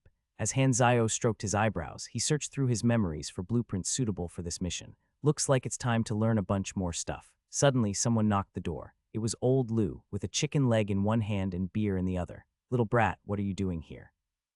I want to borrow a few mechanic knowledge books, replied Hanzayo as he turned his attention back to the bookshelf, expecting old Lou to chase him out. To his surprise, he instead said, the key is in the drawer. Just remember to return it when you're done. Hanzayo's jaw almost dropped. You actually agree. Since when had they been on such good terms? Are you still trying to promote your granddaughter to me? Old Lou's face immediately stiffened. What's so bad about my granddaughter that's stopping you from falling for her? But that wasn't why he wanted to thank Hanzayo. Instead, it was because the tall old man had told him that back then, Hanzayo had lured the assassin away from the workshop in order to prevent Liu Kaiyan from getting involved. This alone had changed old Lu's impression of Hanzayo considerably. Not bad, kid, praised old Lu with a satisfied smile. He gave Hanzayo a pat on the shoulder before leaving him to his own devices. As he left, Hanzayo noticed an oily handprint on his shoulder. That old imp. He proceeded to unlock the cabinet with the key in the drawer, picked out 7 books, and headed back to his room. Back in his room, Hanzayo took a deep breath as he prepared to learn all of them at once. Do you wish to spend 1 talent point to learn the energy talent, basic energy theory? Energy talent, basic biochemistry. Energy talent, basic optics. Yes, large streams of information began to fill up Hanzayo's mind, causing him to feel like his head was about to explode. After a short period of recovery, Hanzayo gritted his teeth and continued with the other books. Manipulation talent, basic electromagnetism. Manipulation talent, basic mechanics. Manipulation talent, basic quantum electronics. Manipulation talent, basic spatial sense. 7 sets of basic knowledge. However, the process did not stop there. Hanzayo decided to level up these new talents. Basic energy theory has been raised to LV 3. Basic electromagnetism has been raised to LV. 2. Basic digital electronics has been raised to LV. 2. Basic mechanics has been raised to LV. 2. As well as some previously learned talents. Basic weaponry has been raised to LV. 3. Basic material composition has been raised to LV. 3. Basic assembly has been raised to LV. 2. Advanced material synthesis has been raised to LV. 2. Just like that, Hanzayo spent 20 of his 21 talent points. You have learned a new technique, novice programming. You have learned a new technique, energy magnetism strengthening. Novice programming was unlocked from learning basic digital electronics, like basic assembly or basic enhancement. It was an integral technique for a technician, necessary for the making of both chipsets and system interfaces. Energy magnetism strengthening, on the other hand, was a passive ability that unlocked upon learning an energy manipulation talent. It did have a prerequisite, which was, of course, for the player to possess affinity with magnetism. On top of strengthening the user's control of magnetism, it also gave a boost to machinery crafting speeds and machinery damage output, 3 per level. Hanzayo was currently sitting on 38,000 experience, accumulated from mass-producing incendiary bullets. His daily experience gain was about 2 to 3,000. As for money, that was the least of Hanzayo's concerns. He had earned a whopping 3,600,000 thus far. It's time to try and get the disguise blueprint. Before he started, Hanzayo invested a few thousand experience to raise basic programming to level 3. Proceed with fusing of LV, 1 basic biochemistry, LV, 1 optics, LV, 3 material composition, and LV, 2 digital electronics. 20,000 experience will be consumed. Talent combination, also known as talent fusing, was not only limited to the fusing of 2 talents. However, the cost for adding additional talents was extremely high. Adding a third would only cost 5,000 experience, but the cost of subsequent ones increased exponentially. A fourth one would cost 40,000 experience. Generally, lower-leveled mechanics would perform talent fusion with only 2 talents because fusing more was not guaranteed to give better results. However, some blueprints, like the one that Hanzayo was aiming for now, could be crafted easily with the correct talents. Fusion successful. Congratulations on inventing Smart Optical Mask. The Smart Optical Mask made its first appearance in version 3, when players had just stumbled upon multiple talent fusing. Not only did it require the leveling of 4 talents across all 3 talent trees, it also required intermediate machinery affinity, 55 INT, LV, 3 basic programming, and last but not least, for the player to be a technician. Nevertheless, the Smart Optical Mask's usefulness befitted the effort needed to obtain it. Hanzayo passed a list of items to Fengjun. Oh my god. BOK recombiner, Ferrer IV solvent, and 12 microchips. Do you know how expensive these things are? I'm paying, replied Hanzayo plainly, instantly reminding Fengjun that they were not on the same pay scale. 1 hour later, he arrived at Hanzayo's workshop with 3 briefcases in hand. The first briefcase contained 3 10-centimeter long transparent tubes that were filled with an opaque white, sticky fluid. This was the BOK recombiner. The second briefcase contained a small vial of pale blue solution. This was the Ferrer IV solvent. These 2 materials could only be made within an equipped laboratory and were extremely valuable. These 2 tiny vials had cost Hanzayo 120,000. The third briefcase contained the 12 microchips. Each one was only about the size of a fingernail, and they were extremely thin. Upon closer observation, one would find that they were jam-packed with circuit lines. They were commonly used for small and complex gadgets, and the set of 12 cost 60,000. Hanzayo immediately began working on the mask. He started by opening holes on the thin plastic mask for his eyes, nose, and mouth. Then, he carved out 12 small holes on various locations of the mask for embedding the microchips in. Before putting the microchips in, Hanzayo uploaded the data from a scan of his own face to his computer. Using a library of over thousands of faces, he then spent 2 to 3 hours linking them up to a simple facial recognition and projection program on his computer. When he was done, Hanzayo retrieved some laboratory apparatus and began to work at mixing the BOK recombiner and the Ferrer IV solvent together. After some time, he managed to produce a composite material that was neither white nor blue like its constituents, but instead the color of flesh. This was the key material for making the Smart Meta Optical Mask. Not only did it possess some of the useful properties of the BOK recombiner and the Ferrer IV solvent, it had, most importantly, good conductivity. Hanzayo proceeded to embed the microchips beneath the mask before pouring the flesh-colored mixture over it. After a few more finishing touches, he left it to set within a special freezer. A short while later, Hanzayo opened the freezer and reached in to retrieve the mask. Apart from where the microchips were located, the mask was extremely smooth. On its thin surface, Hanzayo had installed an advanced crystal display that, upon being pressed, caused a spectrum of colors to appear on the spot. You have crafted Smart Meta Optical Mask, gaining 5000 exp. Smart Meta Optical Mask Face Equipment allows the user to change the appearance of his face when worn, concealing his identity. Charge 5 minutes for 10 hours of usage. This mask had cost a whopping close to 200,000 to make. Hanzayo picked up the mask and walked over to the mirror to test it out. A cool sensation enveloped his face when he put it on, and he pressed gently onto the microchip on the cheek area to activate it. The appearance of his face immediately transformed, and it continued to change into a different face with each press. This was by no means an ordinary mask of disguise. It was a godly piece of equipment that allowed the user to change his appearance at will. The Smart Meta Optical Mask would only transform into the faces of humans, as Hanzayo had only fed the program data of human faces. Apart from randomly changing, it was also able to store up to 3 different faces for the user to access and could revert back to the last 3 faces used. It also had an additional function that allowed it to scan a target's face and transform to it with a 70-80 accuracy. After playing with the mask a bit more, Hanzayo removed it and headed back to headquarters to look for Guhui. "You've created your mask?" asked Guhui. Hanzayo smiled and put the mask on. As Hanzayo did not intend to reveal the mask's transformation capabilities just yet, he had prepared it to display the face of an ordinary-looking young man beforehand. To Guhui, it simply looked like an extremely realistic mask. However, while Division 13 could already make such masks, none of them were as realistic as Hanzayo's. Furthermore, not only did it seem to be extremely portable, it was clearly very easy to wear. Interested in selling the blueprints to us, Hanzayo faked a burst of laughter. "It's just a simple mask. Why would I need a blueprint to make it? You guys can make them too, right?" "That's true," thought Guhui to himself. Inwardly, Hanzayo let out a breath of relief upon seeing Guhui give up the idea. "I managed to fool him." Then continued Hanzayo, "Can I join the operation?" Guhui thought for a moment before nodding. "The Hessla Intelligence Service has decided to join us for this operation. You will come along with your team." Hanzayo had known that Hessla would agree to taking action. It was the Germinal organization, after all. Suppressing the excitement in his heart, Hanzayo asked, "When do we depart?"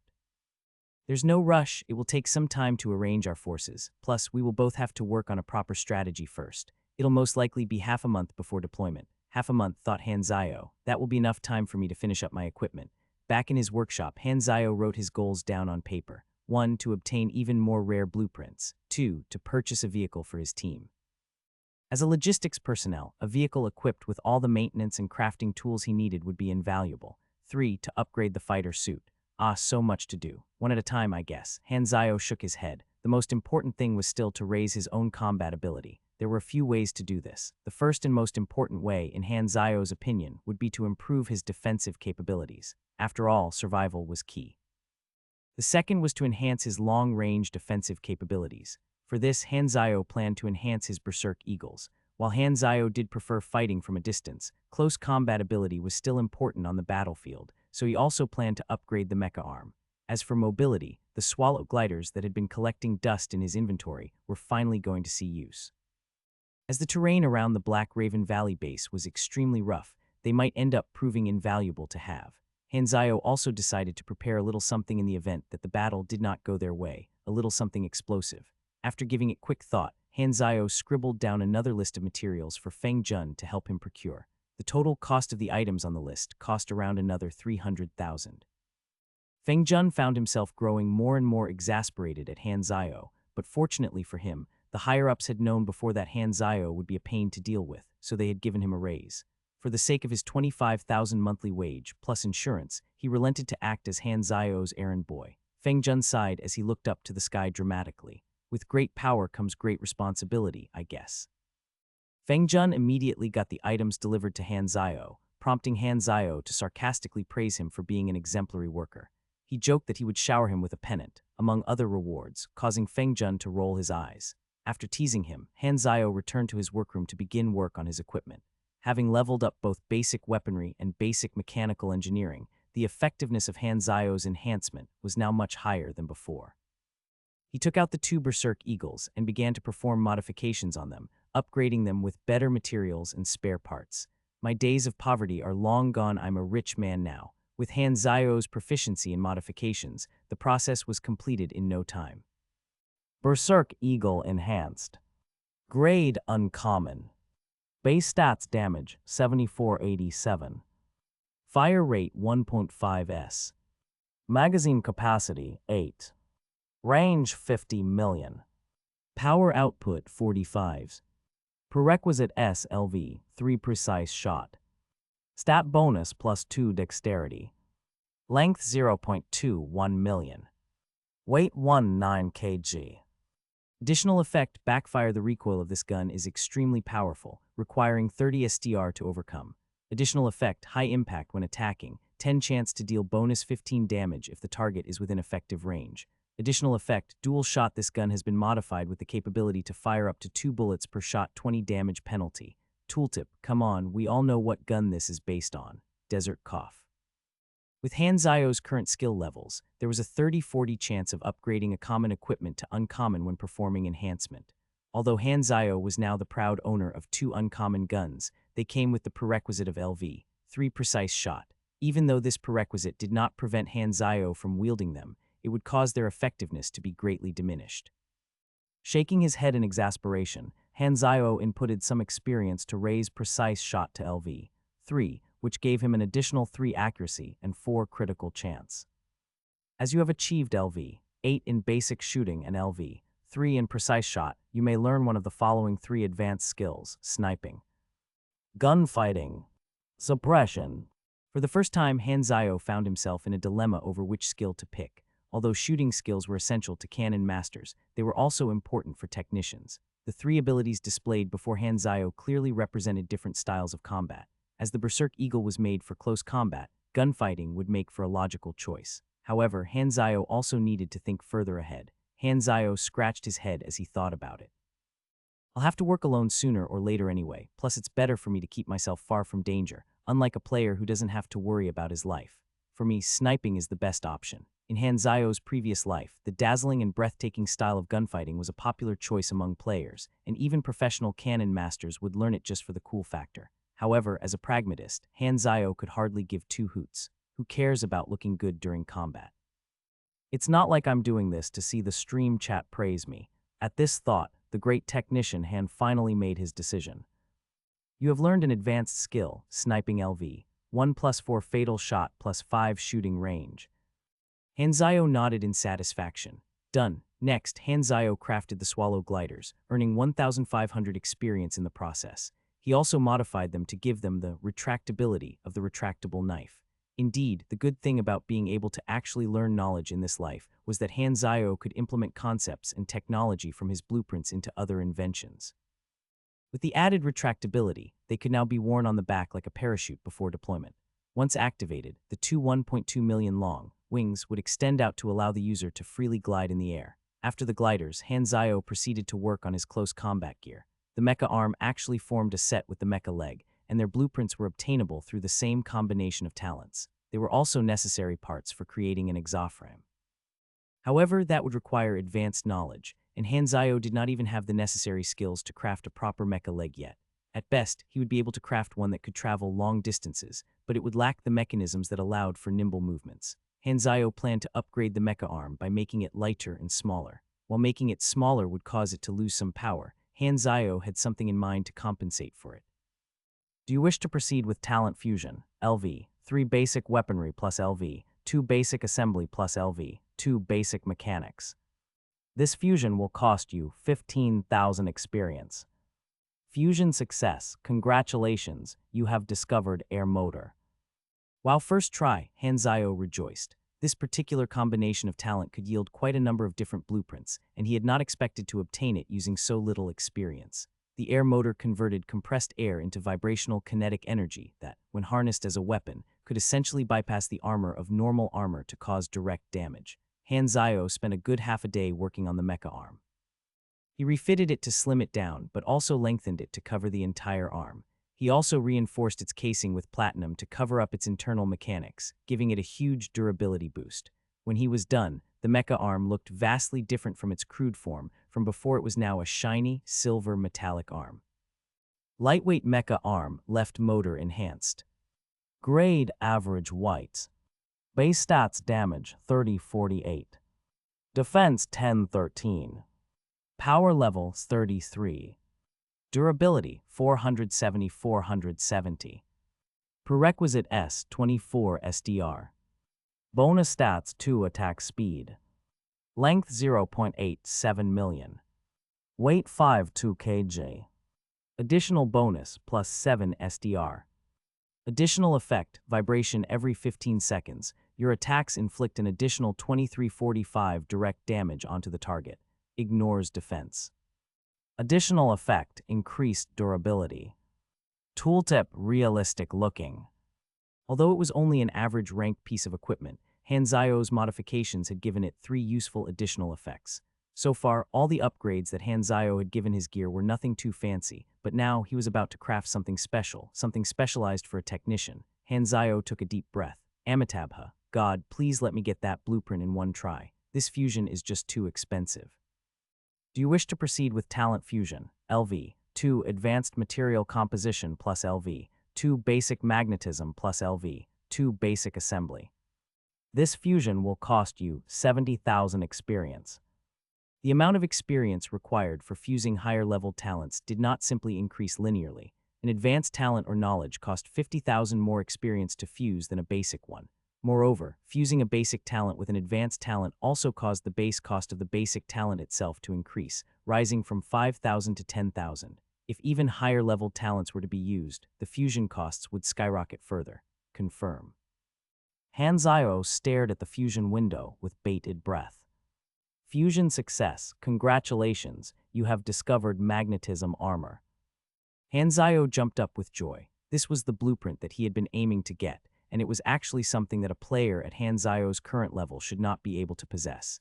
Indeed, it was a high-level piece of armor. This would help to guarantee his safety. Of the 300,000 that Hanzao had spent on upgrade materials, 250,000 alone went into the making this armor.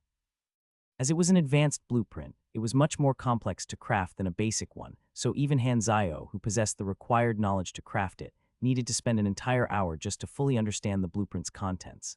After learning it, Hanzao lifted his head to reveal a bitter smile by his estimations. It would take at least 3 days of non-stop work to craft it. He quickly got started. 3 days later, the doors to Hanzao's workroom opened.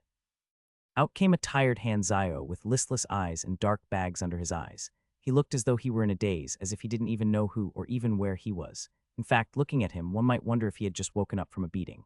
Hanzao received a call as soon as he turned on his phone. It was Li Yalin, and she did not sound pleased at all. Hanzao, why were you unreachable for the past few days? You have dozens of overdue orders. You'd better not take the cash and run away when I'm putting my own reputation on the line for your business. Also, don't forget that you promised to make a set of specially tailored equipment. Oh right, we've been given a mission. We have to leave for Hesla in 10 days. Leader is furious that you didn't show up for the meeting yesterday, so you'd better keep that in mind. Hanzao could barely open his eyes. Ignoring her as she rambled on, he climbed into his bed and curled up under his blanket to fall asleep instantly. Hey, why are you not saying anything? Don't think I forgot how you took advantage of me the other day. What's the first thing you do when you get out of bed? Open your eyes. When Hanzao finally woke up, the first thing he did was to make his way to the toilet in his dreamlike stupor. After washing his hands, he stretched, yawned, and proceeded to brush his teeth. Afterwards, with eyes still half closed, Hanzao went over to the kitchen in the main workshop, where he pushed Lu Kaiyan off her seat at the dining table with his butt and helped himself to the remainder of her breakfast, all the while ignoring her feeble protests. When he was done, he simply cast her an unapologetic glance before strolling out as though nothing had happened.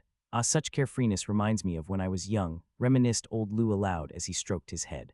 Ah. I want to change the keys. Perhaps this is love, remarked old Lu with a profound look on his face. It is not, Lu Kaiyan yelled out in exasperation. Back in his workroom, Hanzao opened up a small box. Inside were the fruits of his labor, what appeared to be numerous thin scales of metal. They looked black, but on closer observation, they were actually an extremely deep shade of blue. Although they resembled nothing like armor, these tiny pieces of metal were, without a doubt, the magnetic armor well, unassembled and still quite incomplete, to be exact. Hanzao took a deep breath before placing his hand an inch above the case. He then began to summon the energy of magnetism within his body toward his arm. What happened next was quite a sight to behold.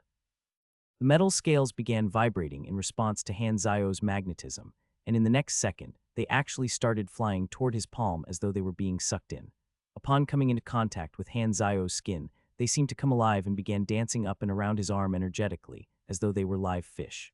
Form, commanded Hanzayo, and the metallic scales instantly spread along his arm to form a thin, scale-patterned sleeve of armor. It was perfectly smooth and uniform. The armor appeared to be skin-tight, but as it was controlled by magnetism, there was actually a gap of a few millimeters, allowing its user complete freedom of movement. Hanzayo drew his platinum retractable knife out and viciously slashed upon the sleeve. It produced a crisp ring, but there were no sparks, and the armor was completely undamaged. "Good defense," exclaimed a jubilant Hanzayo. Magnetism armor incomplete. Type armor bulletproof. Grade uncommon green. Base stats defense 75. Durability 1600. Requirement S magnetism affinity energy, intermediate machinery affinity. Ability can be controlled by magnetism to move across the user's body and transform into armor. Costs 10 energy min to maintain shape. Additional effect, high resistance. This armor is capable of withstanding high temperatures and is not easily penetrated or damaged. Additional effect, magnetic repulsion. Damage inflicted on the user is partially negated, reduces damage by 20-30 points.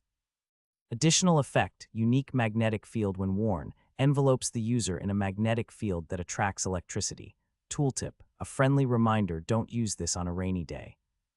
In Galaxy, equipment that required energy to use was known as superhuman equipment.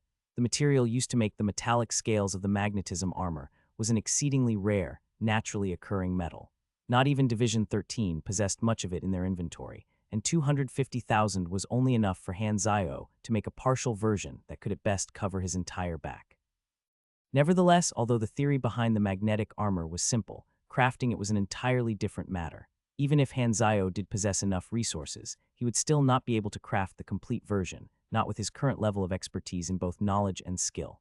In spite of that, crafting the incomplete version earned Hanzayo 40,000 experience, even more than when he had crafted Rover 1. Hanzayo proceeded to test his control over the armor. While such high-level superhuman equipment would usually take a low-level player quite some time to get used to, Hanzayo, with his years of experience, was able to quickly get the hang of it. With this armor, Hanzayo now felt much safer than before. It was both inconspicuous and highly portable, and Hanzayo thought of it as a trump card. He planned to keep the armor a secret from everyone, including his allies. After all, who could say for sure that today's friend wouldn't become tomorrow's enemy? Now that he had addressed the issues of mobility, defense, as well as both melee and ranged combat, all that was left for Hanzayo to do was to prepare some art. As Hanzayo was already quite satisfied with the bombs provided by Division 13, he only planned to make some simple modifications, nothing too fancy. 60 black, glossy, round-shaped objects lay neatly within the two cases before Hanzayo. These were the highly explosive delay-action shrapnel bombs, known as time bombs for short, that he had purchased from Division 13, and their unnecessarily long name, if anything, was telling of their destructive capabilities. Each bomb costs 800, so 60 of them amount to 48,000. Yep, this calculation should be right. Although the bombs were ready to use, Hanzayo decided to perform some modifications on them. With basic mechanical engineering, he made them flight-capable by installing mini propellers on them, along with power supplies. This greatly improved their range of attack. The only downside to this modification was that it made them look rather comical. They now almost seemed like the kind of gadget that a certain likable, blue, robotic Katadoriman reference would pull out from his pouch. With the additions of the enhanced facial simulator, Desert Eagle, lightweight mechanical arm, foldable machete, sky swallow gliders, magnetically controlled armor, and last but not least, these flight-capable bombs to his arsenal, Hanzayo had finally finished with all his upgrades.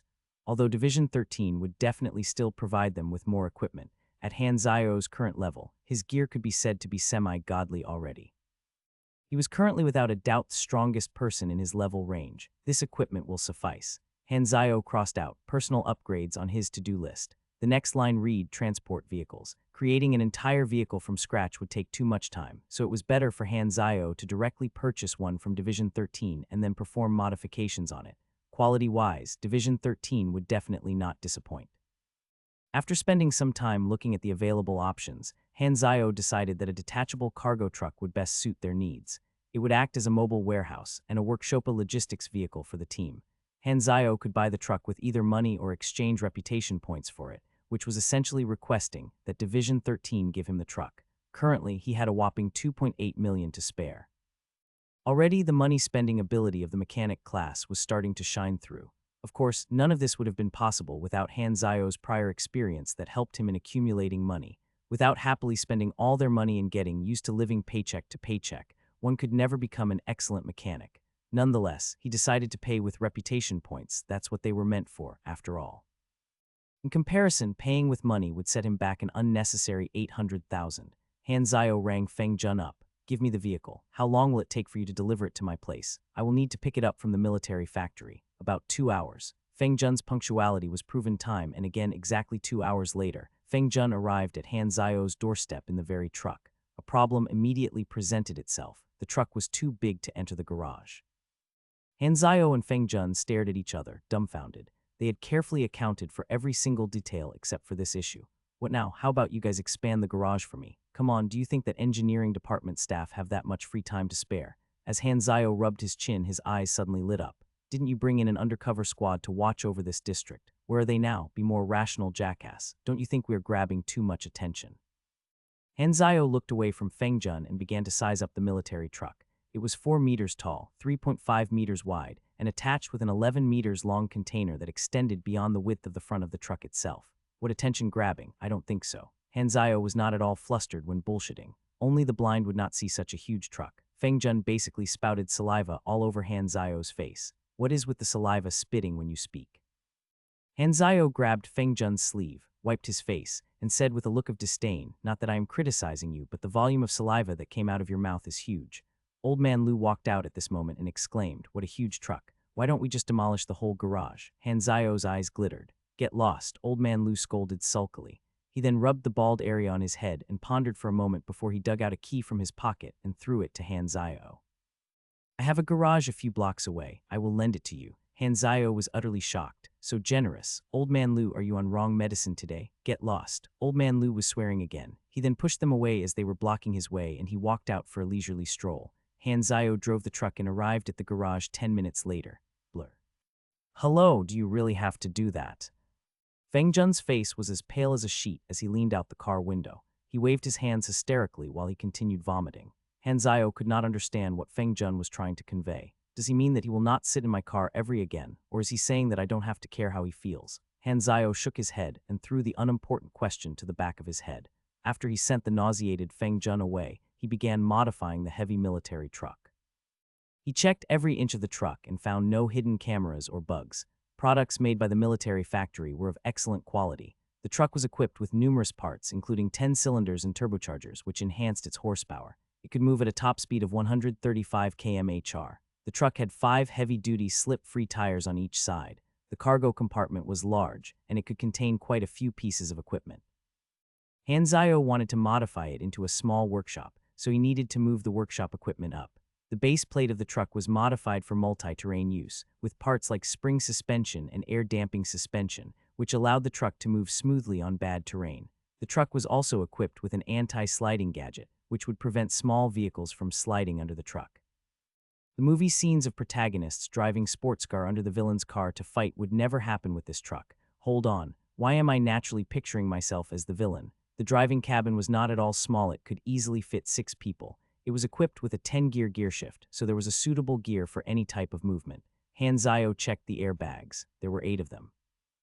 As long as the passenger did not fly out of the vehicle upon collision, they would definitely not be injured. Plus, this passenger could enjoy the pleasure of being squashed in between a big chest. Speaking of car collisions, the front of the truck was not strengthened with a front bumper. Hanzao needed to add it himself. He then looked at the truck windows. They were bulletproof. Division 13 did not cut corners. Overall, the truck was up to standard. It did not need any major modification.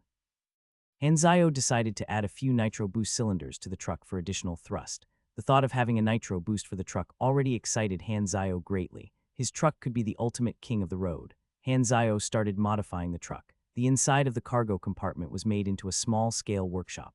Hanzao also strengthened the base plate, and the front bumper's thick and heavy armor looked rather sturdy. 4 nitro boost cylinders were installed in the truck for additional thrust during crucial moments. Furthermore, Hanzao bought spare tires, and he installed a radar with an antenna for receiving radio signals and sending Wi-Fi signals. With these numerous upgrades, Hanzao spent more than $10,000. He could not help but shake his head. Upgrades sure were costly. Gazing upon the black truck before him, he rubbed his chin as the idea of giving it a name suddenly occurred to him. Han Zio decided to go with the simplest and most obvious one. Big Black, not a bad name at all. Oh my god, Zio Han, you bought a heavy truck. The four teammates were invited to the garage, and Li Yalin and Lin Ya's faces were soon filled with surprise and excitement. They climbed all over the heavy truck. As Lambert was particularly interested in the engine, he opened the car hood to admire it. A logistical vehicle was a very luxurious item for a team like them. Zhang Wei felt embarrassed that Zio Han had bought it with his own money. Zio Han laughed it off. Hee, just treat it as my way of helping impoverished teammates. Zhang Wei's mouth started twitching as he was lost for words. Although Zio Han was saying the truth, it was still agitating for Zhang Wei. I racked my brain to come up with a name for this truck. Zhang Wei listened expectantly. Zio Han cleared his throat and said in a serious tone, Big Black. Zhang Wei's body jerked upon hearing the ridiculous name. He gave an unwilling half-smile. Nice. What a nice name. Oh, you think so too? This name is very catchy and concise. I'm quite proud of myself for coming up with this name, Zio Han said in a satisfied tone. I'm glad you're happy with the name. Wow, the driving space is huge. Li Yalin was having a lot of fun when she suddenly thought of something. Who is going to drive the car? This is my truck. Obviously, I will be driving it, Zio Han said. Immediately, Li Yalin's face paled and her body started trembling. Can I not travel in the car? Zhang Wei frowned and reprimanded her. Zio Han spent so much money to let us enjoy some comfort and convenience. How can you reject this? Li Yalin's face was now as pale as a sheet. She felt that nothing was more horrifying than this. You guys will regret this, she mumbled. Regret? Zhang Wei was puzzled. Is Zio Han a terrible driver? Then it's nothing serious. How bad can his driving be? Everyone here is a well-trained agent in excellent physical condition. Nobody gets dizzy on roller coasters. There's nothing to fear about this, Zhang Wei thought to himself. Oh yeah, our boss told us that we will be moving out in 4 days, Lin Yao said suddenly. Zio Han's eyes lit up. He had spent about 10 days giving the truck an overhaul. He still wanted to install heavy firepower on truck. He had already mastered the knowledge required, but there was simply not enough time. He thought for a while and said to Zhang Wei, bring the combatant armored suit to me. I will help you improve it. Zhang Wei's eyes lit up. He had confidence in Zio Han's mechanic skills. Li Yalin overheard their conversation. She jumped at Zio Han and nudged his shoulder. What about me? What about me? You promised to customize some equipment for me. You have to wait till I have some inspiration. As a pugilist, you should focus on using your fists to punch people. Why are you always eyeing my mechanic equipment? Zio Han pushed the noisy Lin Yalin aside. The original combatant armored suit was brought out right away by a staff member from the logistics department. Just like the armor exhibited in museums, it was propped up with a plastic skeleton and stored in a human-height metal box. Since time is running out, I will have to focus on the most essential modification. Firstly, I will increase the energy capacity. Then, work on the structure will begin to reduce the weight and upgrade the skeleton of the mechanical parts. This will help to improve your overall movement. That will be great. Zhang Wei's face brightened with happiness. The suit was extremely heavy for him. After every use, his whole body would ache badly, worse than after running 10 kilometers. Next, I will modify the sensing system. I will fit a simple chip onto the suit to survey the situation outside, and I will personally donate a firepower control system, which will give your long-range weapons an auto-aiming ability. Lastly, if time permits, I will also add a simple close combat weapon. Sounds great. Zhang Wei was exhilarated, but suddenly Zio Han changed his tone. And of course, all of these things are chargeable. The total cost will be 360,000. How much? Zhang Wei stared him, his mouth agape in disbelief. His total saving had not even reached $1 million. Do you think this is too pricey? Zio Han narrowed his eyes at Zhang Wei. Are your parents still alive? Why are you asking about them? They have already passed on. Zhang Wei was startled by the strange question. Do you have any siblings? No, I'm their only child. Do you have a wife or a girlfriend? No, I'm all alone. Zio Han shook his head with a perplexed expression. Then what's the point in saving so much money? The comment shot right to his heart. Fine. Stop talking. I will pay. Zhang Wei gripped his chest in pain. He felt like his heart was being stomped on by 1,000 rhinos. Like an unscrupulous businessman, Zio Han received the payment from Zhang Wei's trembling hand before he commenced the modification of the suit. Basic Energy Theory LV3 had given Zio Han the ability to strengthen energy mechanics. However, he didn't want to give Zhang Wei's suit a mighty modification, so there was no need for a new energy blueprint. Good stuff had to be kept for personal use. To build in a weight-bearing mechanical skeleton and a sensing chip, one could actually use blueprints. These two were rather common. Do you wish to proceed with Talent Fusion, LV, 1 basic spatial sensing plus LV, 1 basic virtual electrical engineering? This fusion will cost you 10,000 EXP. Do you wish to proceed with Talent Fusion, LV, 2 basic dynamics principle plus LV, 4 basic mechanical engineering? This fusion will cost you 10,000 EXP. Fusion success. Congratulations, you have discovered low-level smart chip. Fusion success. Congratulations, you have discovered K600 type mechanical skeletal system. These two were common mechanical blueprints, so most mechanics would have them. Ziohen achieved fusion success on his first try without any hiccups. Low-level smart chip was also sold on the market. However, by unlocking the blueprint, Ziohen could tweak it by writing his own code. The words low-level indicated that there would be more advanced versions of it, such as highly intelligent AL for large robots or even intelligent system control for huge space vehicles and war machines. On the other hand, K600 type mechanical skeletal system was one of the basic models of inner mechanical skeletal systems. The outer mechanical skeletal systems were worn directly on the body, while the inner type fitted the whole body seamlessly, hidden inside of the external armor. It retained the same functions as the external skeletal system, but provided extra mechanical power. The inner skeletal system was a must for making a mechanical armored suit. Needless to say, the more advanced versions were applied to small, medium, large, and extremely large armored suits. Ziohen removed the exterior of the combat suit, exposing the intricate parts in the interior. Ziohen observed for a moment before he began his work. First, he increased the energy capacity, then he added in the skeletal system and the smart chip, and lastly, he purchased some imaging devices, cameras, and infrared sensor for the sensing equipment. On dawn of the fourth day, he finally finished upgrading the combatant armored suit. Despite the same old, black, and heavy primitive suit exterior, the inside of the suit had been changed tremendously. It finally resembled a powerful and advanced mechanical armored suit, but time constraints did not allow Ziohen to add a close combat weapon.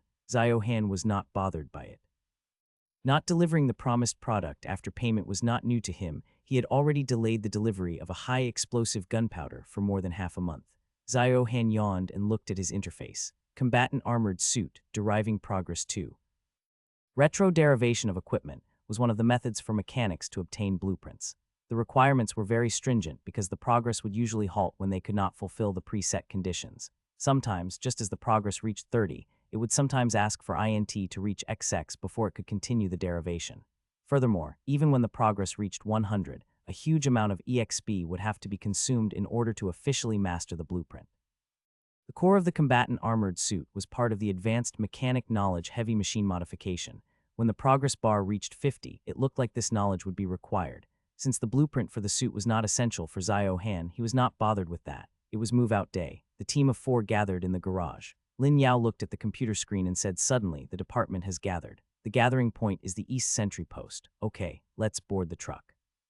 Zhang Wei said solemnly. As soon as he gave the instruction, Li Yalin moved rapidly onto the driver's seat and stared at Ziohen anxiously. Can I drive the truck? Ziohen rubbed his eyes. He had been burning the midnight oil for the past few days, so he was sleepy beyond measure. Thus, he did not insist on driving. He told her to drive steadily before moving to the back of the truck. He used a few backpacks as blanket and lay on the floor to sleep. Li Yalin sighed in relief at once. She felt as if she had just escaped death narrowly. She didn't even have the energy to point out the irony in Ziohen's words, drive steadily. Upon seeing that Ziohen wanted a good sleep, the rest all sat in the driving space to avoid disturbing him. West Capital, East Sentry Post, military train station. The superiors highly valued this attack on the base at Dark Crow Valley. Division 13 sent 3 covert ops teams to take part in this large-scale mission. The first was Zhang Wei's team, and the other was Ma Qingyang's team, the one that saved Zhang Wei's team. The last team was Covert Ops Ace Team, led by the team leader, Dai Susu. The 2 ops teams were waiting at the train station, accompanied by an officer from the staff department. His role was to give advice and supervise the operations in order to keep the agents in check. There were instances in the past where every team had a strong opinionated elite agent, resulting in many differing opinions that led to poor teamwork and caused many hiccups to their missions. To counter this problem, Division 13 had modified their mission procedure. When there were multiple teams working together, a staff officer would be the overall brain of the mission. Officers from the staff department learned how to command on various battle situations all year round. Before the mission, they would study each and every agent from the respective teams to better evaluate mission plans. Although the agents all believed that the staff officers only knew how to write mission report and take responsibility, they had to obey orders from the superior. As long as the staff officer didn't control them too much, everyone would be at peace with him. Why is Zhang Wei still not here? He's very late. Ma Qingyang looked at the sun and took a puff on his cigarette. He was quite good friends with Zhang Wei, and their teammates had friendly relationships too. Daisusu and her team waited on the other side. She was playing with a coin in her hand. The coin, reflecting beams of sunlight, was turning and moving rapidly under her agile hand. She was eager and excited to meet Li Yalin because it meant that she would get to bully and tease her again. Plus, she was quite intrigued by her new teammate, Zio Han.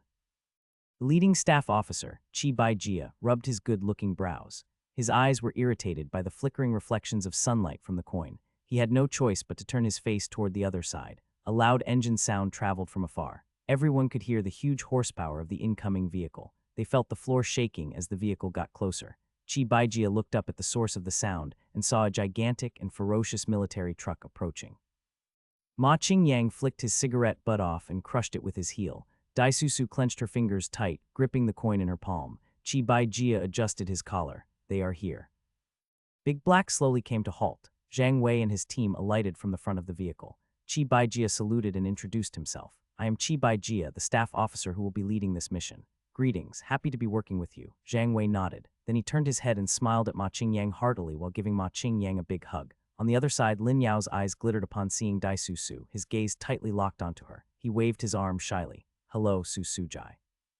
Little Lin. Daisusu just ignored Lin Yao and walked past him toward Li Yalin while he was still mesmerized by her.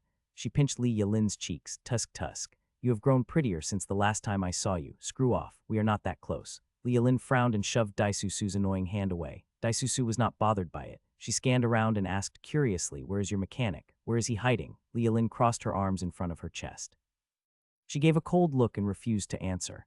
Zhang Wei answered, he's a little tired, so he is still sleeping on the truck. This truck is. Jealousy filled Ma Qingyang and Daisusu's teams. They gave their team leaders a bitter look. Chi Baijia clapped his hand. Okay, time is running out. Let's move out. A military use train was parked at the station.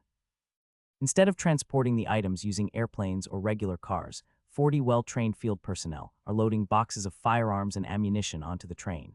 Since the major expressways were destroyed, the 6 nations had focused on the development of railway to connect various destinations. Military-use trains ran designated military railways, which made them faster than civilian trains. 3 days was all that was required for the train to reach its destination. The first 5 carriages comprised of the driving cabin, 2 bedrooms, the restaurant, and firearm storage respectively. The last few carriages were open-air specially made for carrying other vehicles. Li Yalin drove Big Black up onto the carriage. The field personnel locked it in place tightly and covered the truck with a dust sheet.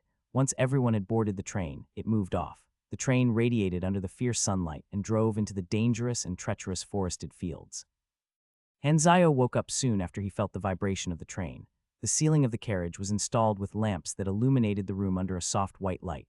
The carriage was filled with lifeless, ice-cold machines and mechanical weapons, but they actually gave him a sense of security. Hanzio rubbed his eyes forcefully before he got his full concentration back. He opened the carriage door only to realize that he was on a high-speed train that was already on the move. The wild wind gushed toward his face, blowing his messy hair all around. The floor was vibrating nonstop, and the riotous sound of the train movement rushed into his ears. The train moved smoothly along the rail toward their destination. A galaxy of stars illuminated the dark sky. Mountains could be seen on the distant horizon. Have I slept for the entire day? For a while, Hanzio was slightly startled. He then put on his facial simulator and adjusted his face to that of a regular man from his memory, after which he placed a mask over the facial simulator. He had always been this careful. Afterwards, he followed the trail of light and entered the carriage from the front. The sound from the wind disappeared the moment he entered the carriage. Noisy chatter filled his ears instead. He felt as if he had just transmigrated from the Stone Age to a modern civilization. Soon as Hanzio walked in, everyone stopped talking. Every pair of eyes was fixated on Hanzio. They scanned him with curiosity. Daisusu was the first person to stand up. She moved her beautiful waist and moved seductively toward Hanzio. So you are Hanzio? She asked curiously. I think you've got the wrong person, Hanzio replied nonchalantly. Hanzio knew that he would lose a lot of face if he answered all the questions directed at him truthfully. Everyone's face stiffened. What a blatant lie. Everyone was here in the cabin. Who else could he be? Li Yalin was instantly delighted as she saw the scheming Daisusu getting rejected. She waved at Hanzio. Zio-ji, come here and sit. Hanzio nodded and moved beside Zhang Wei and the others. Li Yalin whispered to Hanzio, great job, you just embarrassed that scheming Daisusu. Scheming? Hanzio was surprised by her description. That's right. Daisusu is a scheming, cunning, and sly snake. Li Yalin said with a mouth full of detest. Hanzio squinted. You're describing yourself. Lin Yao could not agree more. However, he dared not add anything for fear being beaten up by Li Yalin. He secretly looked at Han Zio with respect. That's my Zioj full of balsa courageous man who never filters his words. When Daisusu saw Li Yalin and Han Zio's intimate gestures, her face turned black. Traces of anger flashed in her eyes. On the other side, Ma Qingyang extended his hand and smiled. Hey, brother, nice to meet you. I'm Ma Qingyang. Han Zio shook his hand as he held back the enraged Lin Yalin, unflustered. Technically, we never met.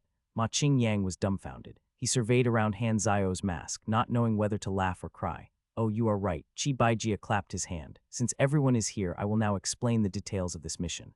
Field personnel, please take your leave. Field personnel knew that this was the rule, so they left this carriage without hesitation. The place immediately quieted, as only the 3 covert ops teams and Qi Baijia were left inside. Hesla has sent us a map of the Dark Crow Valley. This place is easy to hold but hard to attack, and with deep forests, we will not be able to locate the coordinates of the base with our satellites. We have zero information about their troop number and location. We can only attack from land. Everyone was very serious when it came to their mission. Daisusu scratched her forehead and frowned.